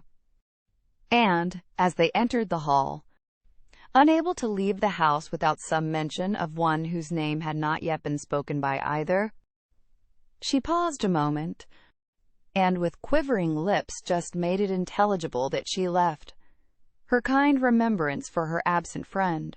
But with this approach to his name ended all possibility of restraining her feelings, and, hiding her face as well as she could with her handkerchief, she darted across the hall, jumped into the chaise, and in a moment was driven from the door. Chapter 29. Catherine was too wretched to be fearful. The journey in itself had no terrors for her, and she began it without either dreading its length or feeling its solitariness. Leaning back in one corner of the carriage, in a violent burst of tears, she was conveyed some miles beyond the walls of the Abbey before she raised her head, and the highest point of ground within the park was almost closed from her view before she was capable of turning her eyes towards it. Unfortunately, The road she now traveled was the same which, only 10 days ago, she had so happily passed along in going to and from Woodston. And for 14 miles? Every bitter feeling was rendered more severe by the review of objects on which she had first looked under impressions so different. Every mile, as it brought her nearer Woodston, added to her sufferings. And when within the distance of 5, she passed the turning which led to it, and thought of Henry, so near, yet so unconscious, her grief and agitation were excessive. The day which she had spent at that place had been one of the happiest of her life. It was on that day, that the General had made use of such expressions with regard to Henry and herself, had so spoken and so looked as to give her the most positive conviction of his actually wishing their marriage. Yes, only 10 days ago had he elated her by his pointed regard, had he even confused her by his too significant reference. And now, what had she done, or what had she omitted to do, to merit such a change? The only offense against him of which she could accuse herself had been such as was scarcely possible to reach his knowledge. Henry and her own heart only were privy to the shocking suspicions which she had so idly entertained, and equally safe did she believe her secret with each. Designedly, at least, Henry could not have betrayed her. If indeed, by any strange mischance, his father should have gained intelligence of what she had dared to think and look for, of her causeless fancies and injurious examinations, she could not wonder at any degree of his indignation. If aware of her having viewed him as a murderer, she could not wonder at his even turning her from his house. But a justification so full of torture to herself, she trusted, would not be in his power. Anxious as were all her conjectures on this point, it was not, however, the one on which she dwelt most. There was a thought yet nearer, a more prevailing, more impetuous concern: how Henry would think, and feel, and look, when he returned on the morrow to Northanger, and heard of her being gone.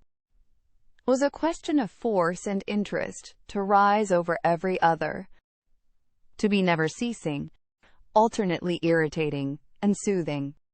It sometimes suggested the dread of his calm acquiescence, and at others was answered by the sweetest confidence in his regret and resentment. To the General, of course, he would not dare to speak. But to Eleanor, what might he not say to Eleanor about her? In this unceasing recurrence of doubts and inquiries, on any one article of which her mind was incapable of more than momentary repose, the hours passed away, and her journey advanced much faster than she looked for. The pressing anxieties of thought, which prevented her from noticing anything before her, when once beyond the neighborhood of Woodston, saved her at the same time from watching her progress. And though no object on the road could engage a moment's attention, she found no stage of it tedious. From this, she was preserved too, by another cause, by feeling no eagerness for her journey's conclusion. For to return in such a manner to Fullerton was almost to destroy the pleasure of a meeting with those she loved best, even after an absence such as hers, an 11 weeks' absence. What had she to say that would not humble herself and pain her family, that would not increase her own grief by the confession of it, extend in useless resentment, and perhaps involve the innocent with the guilty in undistinguishing ill will? She could never do justice to Henry and Eleanor's merit. She felt it too strongly for expression. And should a dislike be taken against them, should they be thought of unfavorably, on their father's account, it would cut her to the heart. With these feelings, she rather dreaded than sought for the first view of that well-known spire which would announce her within 20 miles of home.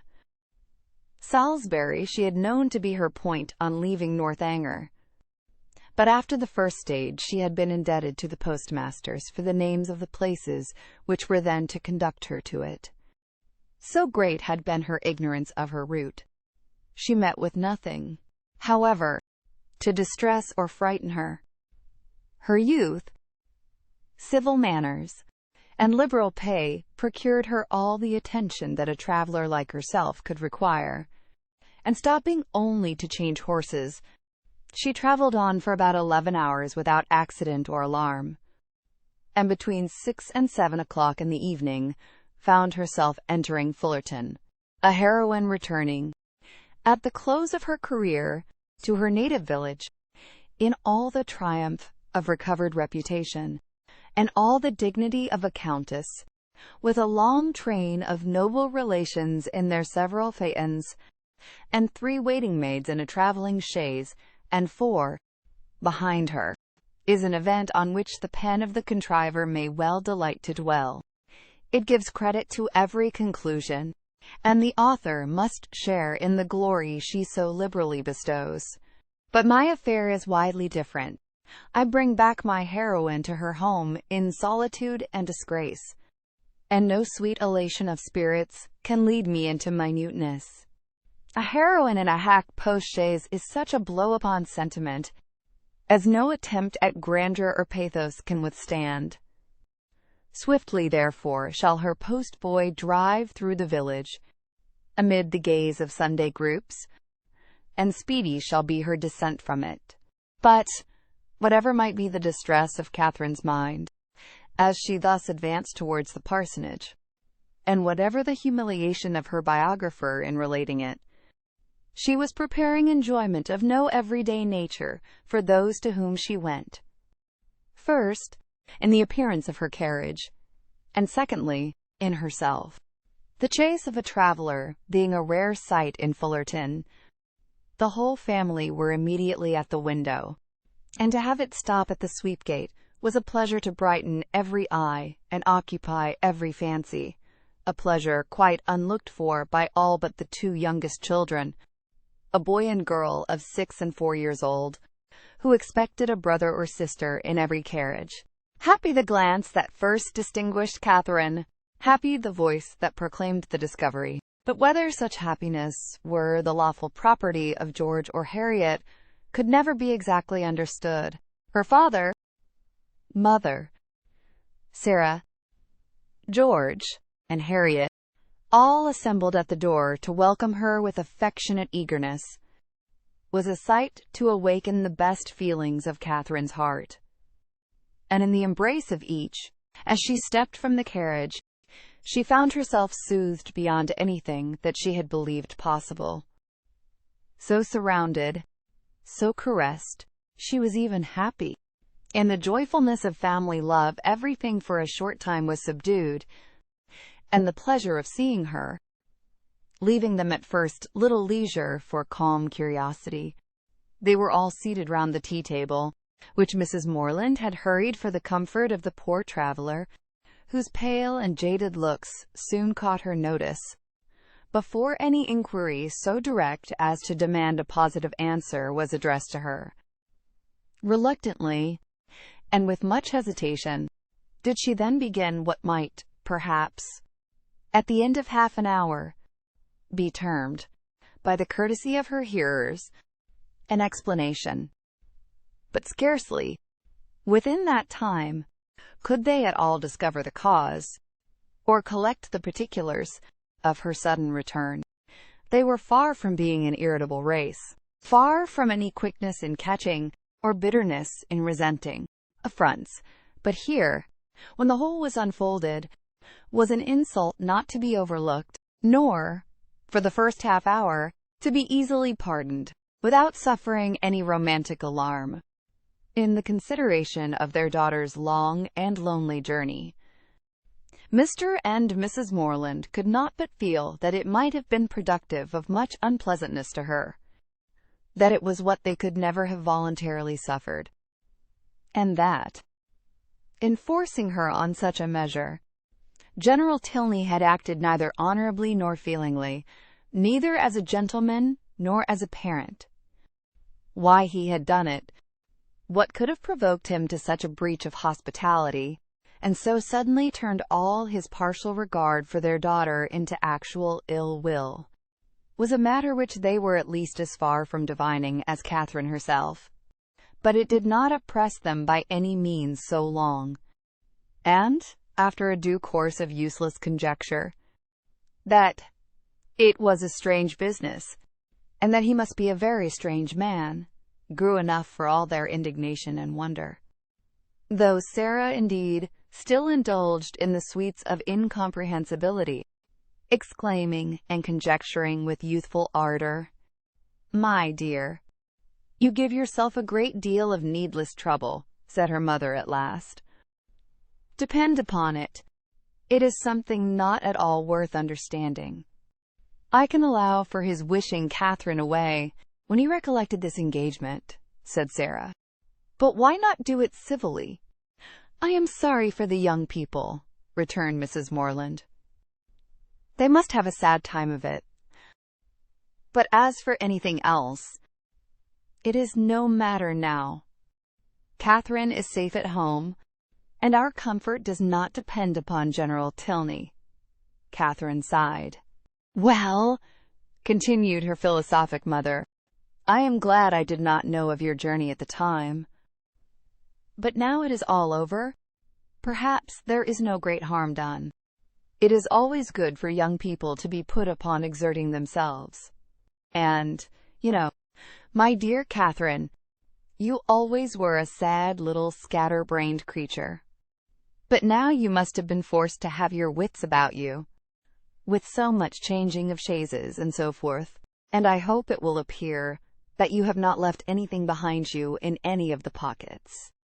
Catherine hoped so too, and tried to feel an interest in her own amendment, but her spirits were quite worn down, and, to be silent and alone becoming soon her only wish, she readily agreed to her mother's next counsel of going early to bed. Her parents, seeing nothing in her ill looks and agitation but the natural consequence of mortified feelings, and of the unusual exertion and fatigue of such a journey, parted from her without any doubt of their being soon slept away. And though, when they all met the next morning, her recovery was not equal to their hopes, they were still perfectly unsuspicious of there being any deeper evil. They never once thought of her heart, which, for the parents of a young lady of 17, just returned from her first excursion from home, was odd enough. As soon as breakfast was over, she sat down to fulfill her promise to Miss Tilney, whose trust in the effect of time and distance on her friend's disposition was already justified, for already did Catherine reproach herself with having parted from Eleanor coldly, with having never enough valued her merits or kindness, and never enough commiserated her for what she had been yesterday left to endure. The strength of these feelings, however, was far from assisting her pen, and never had it been harder for her to write than in addressing Eleanor Tilney. To compose a letter which might at once do justice to her sentiments and her situation, convey gratitude without servile regret, be guarded without coldness, and honest without resentment, a letter which Eleanor might not be pained by the perusal of, and, above all, which she might not blush herself, if Henry should chance to see, was an undertaking to frighten away all her powers of performance, and, after long thought and much perplexity, to be very brief, was all that she could determine on with any confidence of safety. The money, therefore, which Eleanor had advanced, was enclosed with little more than grateful thanks, and the 1,000 good wishes of a most affectionate heart. "This has been a strange acquaintance," observed Mrs. Morland, as the letter was finished. "Soon made and soon ended. I am sorry it happens so, for Mrs. Allen thought them very pretty kind of young people, and you were sadly out of luck, too, in your Isabella. Ah, poor James. Well, we must live and learn." And the next new friends you make, I hope, will be better, worth keeping." Catherine colored as she warmly answered, "No friend can be better worth keeping than Eleanor. If so, my dear, I dare say you will meet again some time or other. Do not be uneasy. It is 10 to 1, but you are thrown together again in the course of a few years. And then, what a pleasure it will be." Mrs. Morland was not happy in her attempt at consolation. The hope of meeting again in the course of a few years could only put into Catherine's head what might happen within that time to make a meeting dreadful to her. She could never forget Henry Tilney, or think of him with less tenderness than she did at that moment. But he might forget her, and in that case, to meet. Her eyes filled with tears as she pictured her acquaintance so renewed. And her mother, perceiving her comfortable suggestions to have had no good effect, proposed, as another expedient for restoring her spirits, that they should call on Mrs. Allen. The two houses were only a quarter of a mile apart, and, as they walked, Mrs. Morland quickly dispatched all that she felt on the score of James's disappointment. "We are sorry for him," said she, "but otherwise there is no harm done in the match going off, for it could not be a desirable thing to have him engaged to a girl whom we had not the smallest acquaintance with, and who was so entirely without fortune. And now, after such behavior, we cannot think at all well of her. Just at present it comes hard to poor James, but that will not last forever, and I dare say he will be a discreeter man all his life, for the foolishness of his first choice." This was just such a summary view of the affair as Catherine could listen to. Another sentence might have endangered her complacence, and made her reply less rational. For soon were all her thinking powers swallowed up in the reflection of her own change of feelings and spirits since last she had trodden that well-known road. It was not 3 months ago since, wild with joyful expectation, she had there run backwards and forwards some 10 times a day, with an heart light, gay, and independent, looking forward to pleasures untasted and unalloyed, and free from the apprehension of evil as from the knowledge of it. 3 months ago had seen her all this. And now, how altered a being did she return! She was received by the Allens with all the kindness which her unlooked-for appearance, acting on a steady affection, would naturally call forth. And great was their surprise, and warm their displeasure, on hearing how she had been treated, though Mrs. Morland's account of it was no inflated representation, no studied appeal to their passions. "Catherine took us quite by surprise yesterday evening," said she. "She travelled all the way post by herself, and knew nothing of coming till Saturday night, for General Tilney, from some odd fancy or other, all of a sudden grew tired of having her there, and almost turned her out of the house. Very unfriendly, certainly, and he must be a very odd man. But we are so glad to have her amongst us again, and it is a great comfort to find that she is not a poor helpless creature, but can shift very well for herself." Mr. Allen expressed himself on the occasion with the reasonable resentment of a sensible friend, and Mrs. Allen thought his expressions quite good enough to be immediately made use of again by herself. His wonder, his conjectures, and his explanations became in succession hers, with the addition of this single remark: "I really have not patience with the General," to fill up every accidental pause. And, "I really have not patience with the General," was uttered twice after Mr. Allen left the room, without any relaxation of anger, or any material digression of thought. A more considerable degree of wandering attended the third repetition, and, after completing the fourth, she immediately added, "Only think, my dear, of my having got that frightful great rent in my best Mechlin so charmingly mended, before I left Bath, that one can hardly see where it was. I must show it you some day or other. Bath is a nice place, Catherine. After all, I assure you I did not above half like coming away.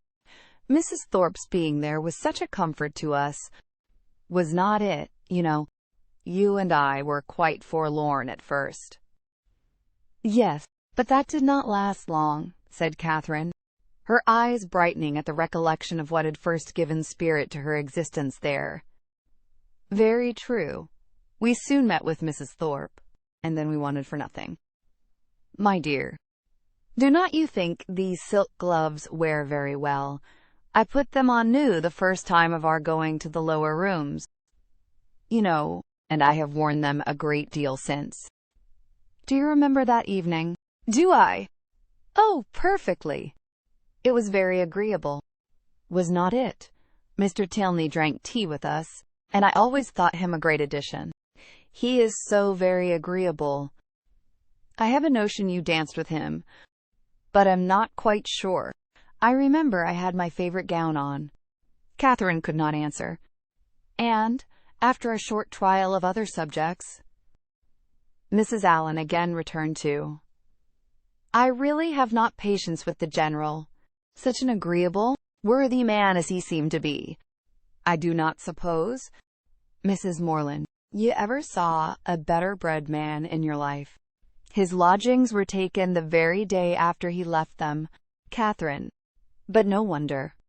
Milsom Street, you know.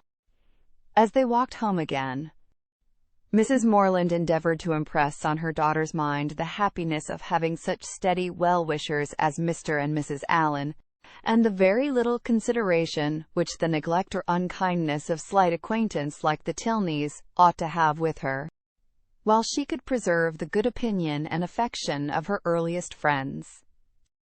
There was a great deal of good sense in all this, but there are some situations of the human mind in which good sense has very little power, and Catherine's feelings contradicted almost every position her mother advanced. It was upon the behavior of these very slight acquaintance that all her present happiness depended. And while Mrs. Morland was successfully confirming her own opinions by the justness of her own representations, Catherine was silently reflecting that now Henry must have arrived at Northanger. Now he must have heard of her departure. And now, perhaps, they were all setting off for Hereford. Chapter 30. Catherine's disposition was not naturally sedentary, nor had her habits been ever very industrious. But whatever might hitherto have been her defects of that sort, her mother could not but perceive them now to be greatly increased. She could neither sit still, nor employ herself for 10 minutes together, walking round the garden and orchard again and again, as if nothing but motion was voluntary, and it seemed as if she could even walk about the house rather than remain fixed for any time in the parlor. Her loss of spirits was a yet greater alteration. In her rambling and her idleness, she might only be a caricature of herself. But in her silence and sadness, she was the very reverse of all that she had been before. For 2 days, Mrs. Morland allowed it to pass, even without a hint. But when a third night's rest had neither restored her cheerfulness, improved her in useful activity, nor given her a greater inclination for needlework, she could no longer refrain from the gentle reproof of, My dear Catherine, I am afraid you are growing quite a fine lady. I do not know when poor Richard's cravats would be done, if he had no friend but you. Your head runs too much upon Bath. But there is a time for everything, a time for balls and plays, and a time for work. You have had a long run of amusement, and now you must try to be useful. Catherine took up her work directly, saying, in a dejected voice, that her head did not run upon Bath much. Then you are fretting about General Tilney, and that is very simple of you, for 10 to 1 whether you ever see him again. You should never fret about trifles. After a short silence, I hope, my Catherine, You are not getting out of humor with home, because it is not so grand as Northanger. That would be turning your visit into an evil indeed. Wherever you are, you should always be contented, but especially at home, because there you must spend the most of your time. I did not quite like, at breakfast, to hear you talk so much about the French bread at Northanger. I am sure I do not care about the bread. It is all the same to me what I eat. There is a very clever essay in one of the books upstairs upon much such a subject, about young girls that have been spoilt for home by great acquaintance, the mirror. I think I will look it out for you some day or other, because I am sure it will do you good. Catherine said no more, and, with an endeavor to do right, applied to her work, but, after a few minutes, sunk again, without knowing it herself, into languor and listlessness, moving herself in her chair, from the irritation of weariness, much oftener than she moved her needle. Mrs. Morland watched the progress of this relapse, and seeing, in her daughter's absent and dissatisfied look, the full proof of that repining spirit to which she had now begun to attribute her want of cheerfulness, hastily left the room to fetch the book in question, anxious to lose no time in attacking so dreadful a malady. It was some time before she could find what she looked for, and other family matters occurring to detain her, a quarter of an hour had elapsed ere she returned downstairs with the volume from which so much was hoped. Her avocations above having shut out all noise but what she created herself, she knew not that a visitor had arrived within the last few minutes, till, on entering the room, the first object she beheld was a young man whom she had never seen before. With a look of much respect, he immediately rose, and being introduced to her by her conscious daughter as Mr. Henry Tilney, with the embarrassment of real sensibility, began to apologize for his appearance there, acknowledging that after what had passed he had little right to expect a welcome at Fullerton, and stating his impatience to be assured of Miss Morland's having reached her home in safety, as the cause of his intrusion. He did not address himself to an uncandid judge or a resentful heart. Far from comprehending him or his sister in their father's misconduct, Mrs. Morland had been always kindly disposed towards each, and instantly, pleased by his appearance, received him with the simple professions of unaffected benevolence, thanking him for such an attention to her daughter, assuring him that the friends of her children were always welcome there, and entreating him to say not another word of the past. He was not ill-inclined to obey this request, for, though his heart was greatly relieved by such unlooked-for mildness, it was not just at that moment in his power to say anything to the purpose. Returning in silence to his seat, therefore, he remained for some minutes, most civilly answering all Mrs. Morland's common remarks about the weather and roads. Catherine, meanwhile, the anxious, agitated, happy, feverish Catherine, said not a word, but her glowing cheek and brightened eye made her mother trust that this good-natured visit would at least set her heart at ease for a time, and gladly, therefore, did she lay aside the first volume of the Mirror for a future hour, desirous of Mr. Morland's assistance, as well in giving encouragement as in finding conversation for her guest, whose embarrassment on his father's account she earnestly pitied. Mrs. Morland had very early dispatched one of the children to summon him, but Mr. Morland was from home, and, being thus without any support, at the end of a quarter of an hour she had nothing to say. After a couple of minutes' unbroken silence, Henry, turning to Catherine for the first time since her mother's entrance, asked her, with sudden alacrity, if Mr. and Mrs. Allen were now at Fullerton, and on developing, from amidst all her perplexity of words and reply, the meaning which one short syllable would have given, immediately expressed his intention of paying his respects to them, and, with a rising color, asked her if she would have the goodness to show him the way. "You may see the house from this window, sir," was information on Sarah's side, which produced only a bow of acknowledgment from the gentleman, and a silencing nod from her mother. For Mrs. Morland, thinking it probable, as a secondary consideration in his wish of waiting on their worthy neighbors, that he might have some explanation to give of his father's behavior, which it must be more pleasant for him to communicate only to Catherine, would not on any account prevent her accompanying him. They began their walk, and Mrs. Morland was not entirely mistaken in his object in wishing it.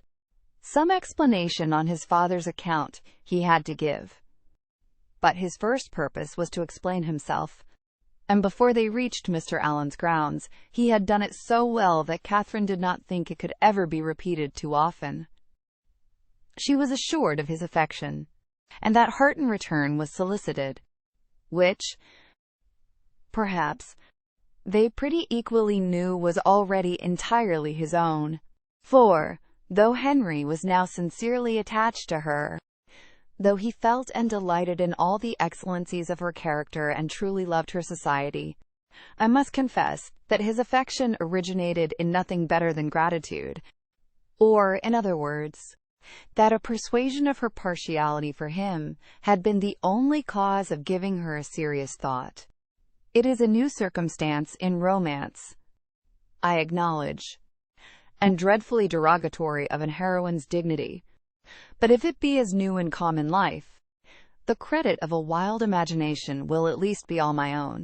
A very short visit to Mrs. Allen, in which Henry talked at random, without sense or connection, and Catherine, wrapped in the contemplation of her own unutterable happiness, scarcely opened her lips, dismissed them to the ecstasies of another tete-a-tete, and before it was suffered to close, she was enabled to judge how far he was sanctioned by parental authority in his present application. On his return from Woodstown, 2 days before, he had been met near the Abbey by his impatient father, hastily informed in angry terms of Miss Morland's departure, and ordered to think of her no more. Such was the permission upon which he had now offered her his hand. The affrighted Catherine, amidst all the terrors of expectation, as she listened to this account, could not but rejoice in the kind caution with which Henry had saved her from the necessity of a conscientious rejection, by engaging her faith before he mentioned the subject. And as he proceeded to give the particulars, and explain the motives of his father's conduct, her feelings soon hardened into even a triumphant delight. The general had had nothing to accuse her of, nothing to lay to her charge, but her being the involuntary, unconscious object of a deception which his pride could not pardon, and which a better pride would have been ashamed to own. She was guilty only of being less rich than he had supposed her to be. Under a mistaken persuasion of her possessions and claims, he had courted her acquaintance in Bath, solicited her company at Northanger, and designed her for his daughter-in-law.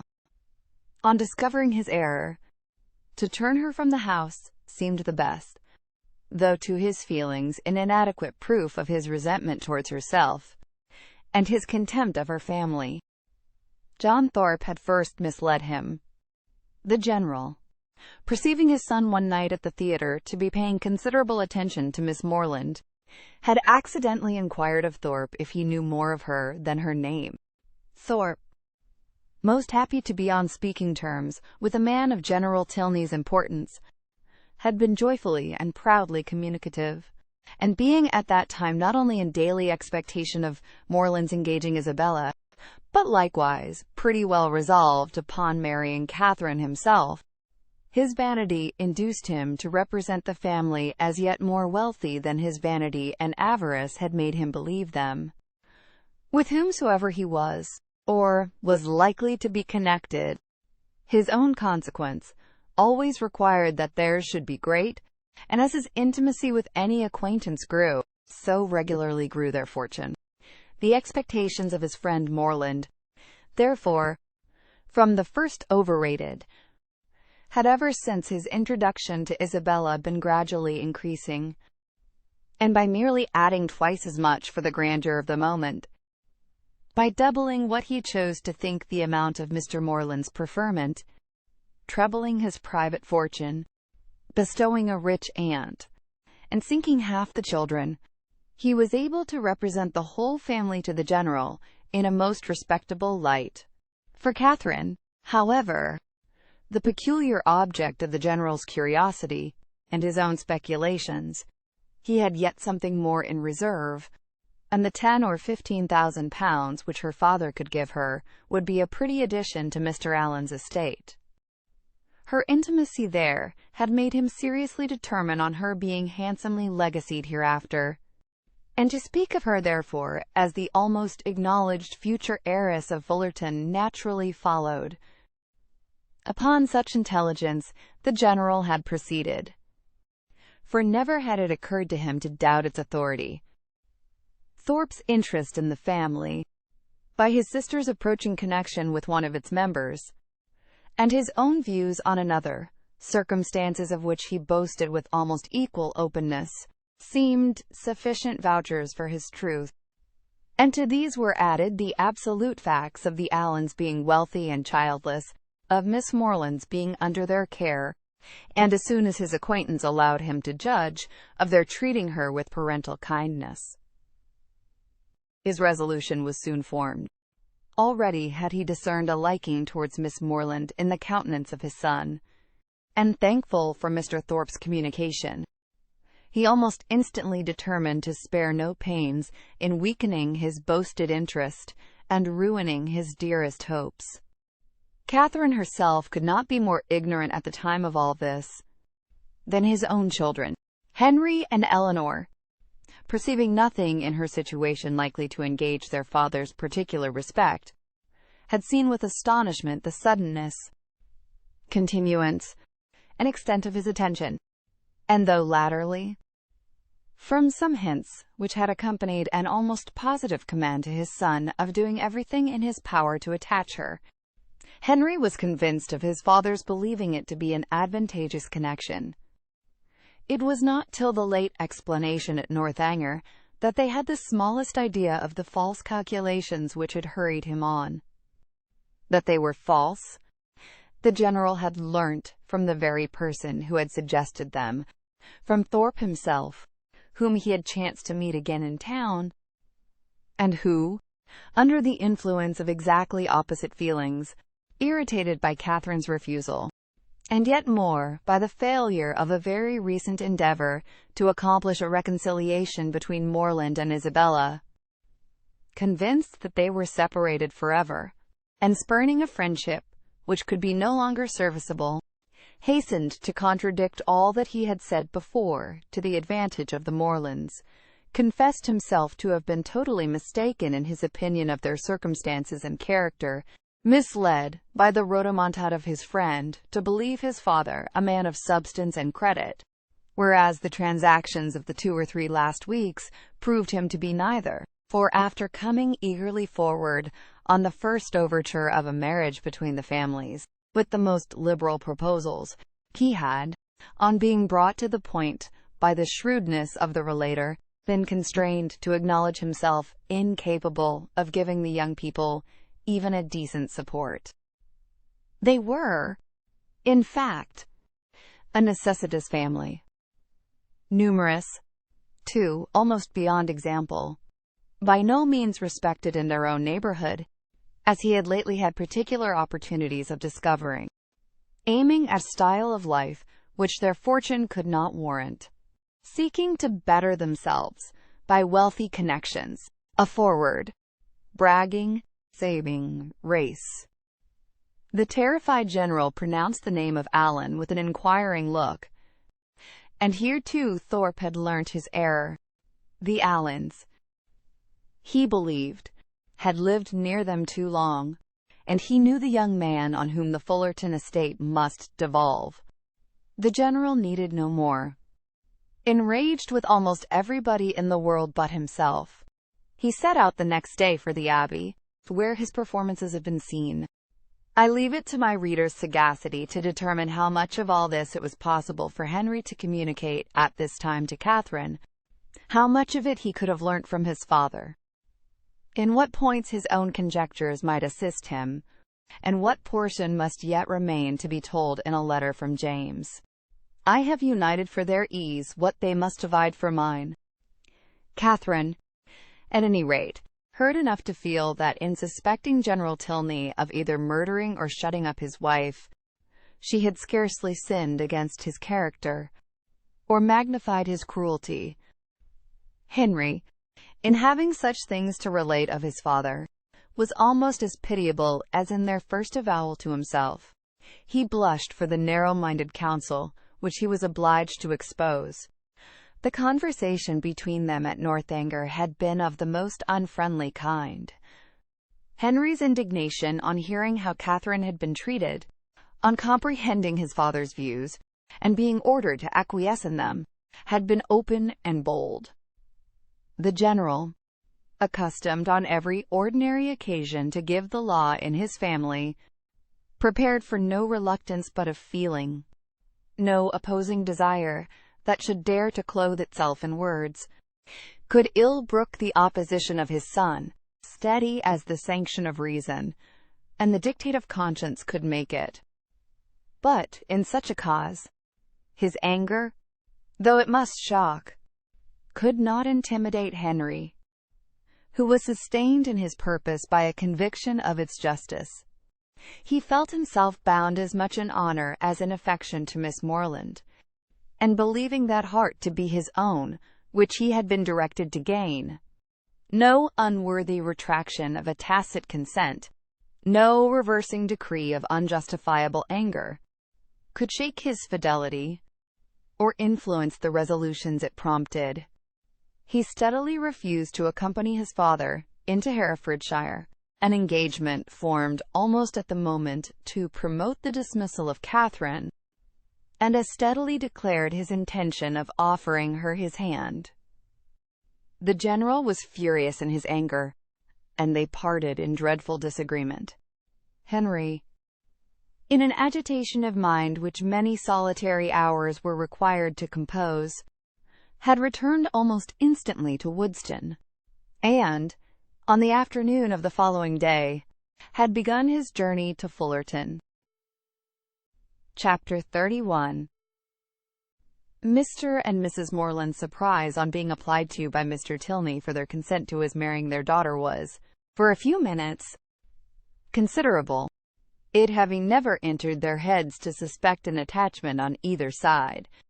But as nothing, after all, could be more natural than Catherine's being beloved, they soon learnt to consider it with only the happy agitation of gratified pride, and, as far as they alone were concerned, had not a single objection to start.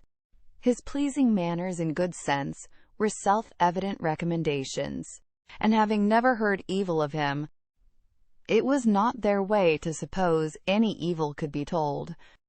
Goodwill supplying the place of experience, his character needed no attestation. Catherine would make a sad, heedless young housekeeper, to be sure, was her mother's foreboding remark. But quick was the consolation of there being nothing like practice. There was but one obstacle, in short, to be mentioned, but till that one was removed, it must be impossible for them to sanction the engagement. Their tempers were mild, but their principles were steady, and while his parent so expressly forbade the connection, they could not allow themselves to encourage it. That the general should come forward to solicit the alliance, or that he should even very heartily approve it, they were not refined enough to make any parading stipulation. But the decent appearance of consent must be yielded, and that once obtained, and their own hearts made them trust that it could not be very long denied, their willing approbation was instantly to follow. His consent was all that they wished for. they were no more inclined than entitled to demand his money, of a very considerable fortune. His son was, by marriage settlements, eventually secure. His present income was an income of independence and comfort, and under every pecuniary view, it was a match beyond the claims of their daughter. The young people could not be surprised at a decision like this. They felt, and they deplored, but they could not resent it. And they parted, endeavoring to hope that such a change in the general, as each believed almost impossible, might speedily take place, to unite them again in the fullness of privileged affection. Henry returned to what was now his only home, to watch over his young plantations, and extend his improvements for her sake, to whose share in them he looked anxiously forward. And Catherine remained at Fullerton to cry. Whether the torments of absence were softened by a clandestine correspondence, let us not inquire. Mr. and Mrs. Morland never did. They had been too kind to exact any promise. And whenever Catherine received a letter, as, at that time, happened pretty often, they always looked another way. The anxiety, which in this state of their attachment must be the portion of Henry and Catherine, and of all who loved either, as to its final event, can hardly extend, I fear, to the bosom of my readers, who will see in the telltale compression of the pages before them, that we are all hastening together to perfect felicity. The means by which their early marriage was effected can be the only doubt. What probable circumstance could work upon a temper like the General's? The circumstance which chiefly availed was the marriage of his daughter with a man of fortune and consequence, which took place in the course of the summer, an accession of dignity that threw him into a fit of good humor, from which he did not recover till after Eleanor had obtained his forgiveness of Henry, and his permission for him to be a fool if he liked it. The marriage of Eleanor Tilney, her removal from all the evils of such a home as Northanger, had been made by Henry's banishment to the home of her choice, and the man of her choice, is an event which I expect to give general satisfaction among all her acquaintance. My own joy on the occasion is very sincere. I know no one more entitled, by unpretending merit, or better prepared by habitual suffering, to receive and enjoy felicity.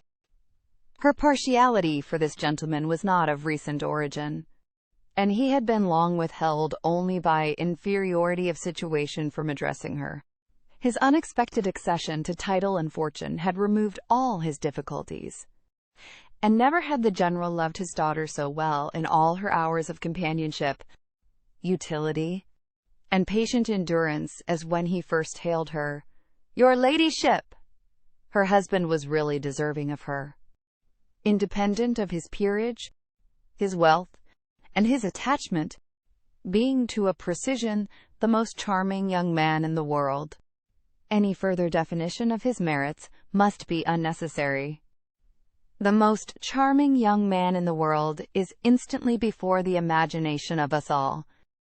Concerning the one in question, therefore, I have only to add, aware that the rules of composition forbid the introduction of a character not connected with my fable, that this was the very gentleman whose negligent servant left behind him that collection of washing bills, resulting from a long visit at Northanger, by which my heroine was involved in one of her most alarming adventures. The influence of the Viscount and Viscountess in their brother's behalf was assisted by that right understanding of Mr. Morland's circumstances, which, as soon as the General would allow himself to be informed, they were qualified to give. It taught him that he had been scarcely more misled by Thorpe's first boast of the family wealth than by his subsequent malicious overthrow of it, that in no sense of the word were they necessitous or poor, and that Catherine would have £3,000. This was so material an amendment of his late expectations that it greatly contributed to smooth the descent of his pride. And by no means without its effect was the private intelligence which he was at some pains to procure, that the Fullerton estate, being entirely at the disposal of its present proprietor, was consequently open to every greedy speculation. On the strength of this, the general, soon after Eleanor's marriage, permitted his son to return to Northanger, and thence made him the bearer of his consent, very courteously worded in a page full of empty professions to Mr. Morland. The event which it authorized soon followed. Henry and Catherine were married. The bells rang, and everybody smiled. And, as this took place within a 12-month from the first day of their meeting, it will not appear, after all the dreadful delays occasioned by the general's cruelty, that they were essentially hurt by it. To begin perfect happiness at the respective ages of 26 and 18 is to do pretty well. And professing myself moreover convinced that the general's unjust interference, so far from being really injurious to their felicity, was perhaps rather conducive to it, by improving their knowledge of each other, and adding strength to their attachment, I leave it to be settled, by whomsoever it may concern, whether the tendency of this work be altogether to recommend parental tyranny, or reward filial disobedience. A note on the text. Northanger Abbey was written in 1797–98 under a different title. The manuscript was revised around 1803 and sold to a London publisher, Crosby and Company, who sold it back in 1816. The Signet Classic text is based on the first edition, published by John Murray, London, in 1818, the year following Miss Austen's death. Spelling and punctuation have been largely brought into conformity with modern British usage. Thank you for tuning into vibeBooks. We hope you enjoyed this journey. Please consider liking, commenting, and subscribing to our channel. Check out our playlist or explore vibeBooks for more classic stories. Until next time, happy listening!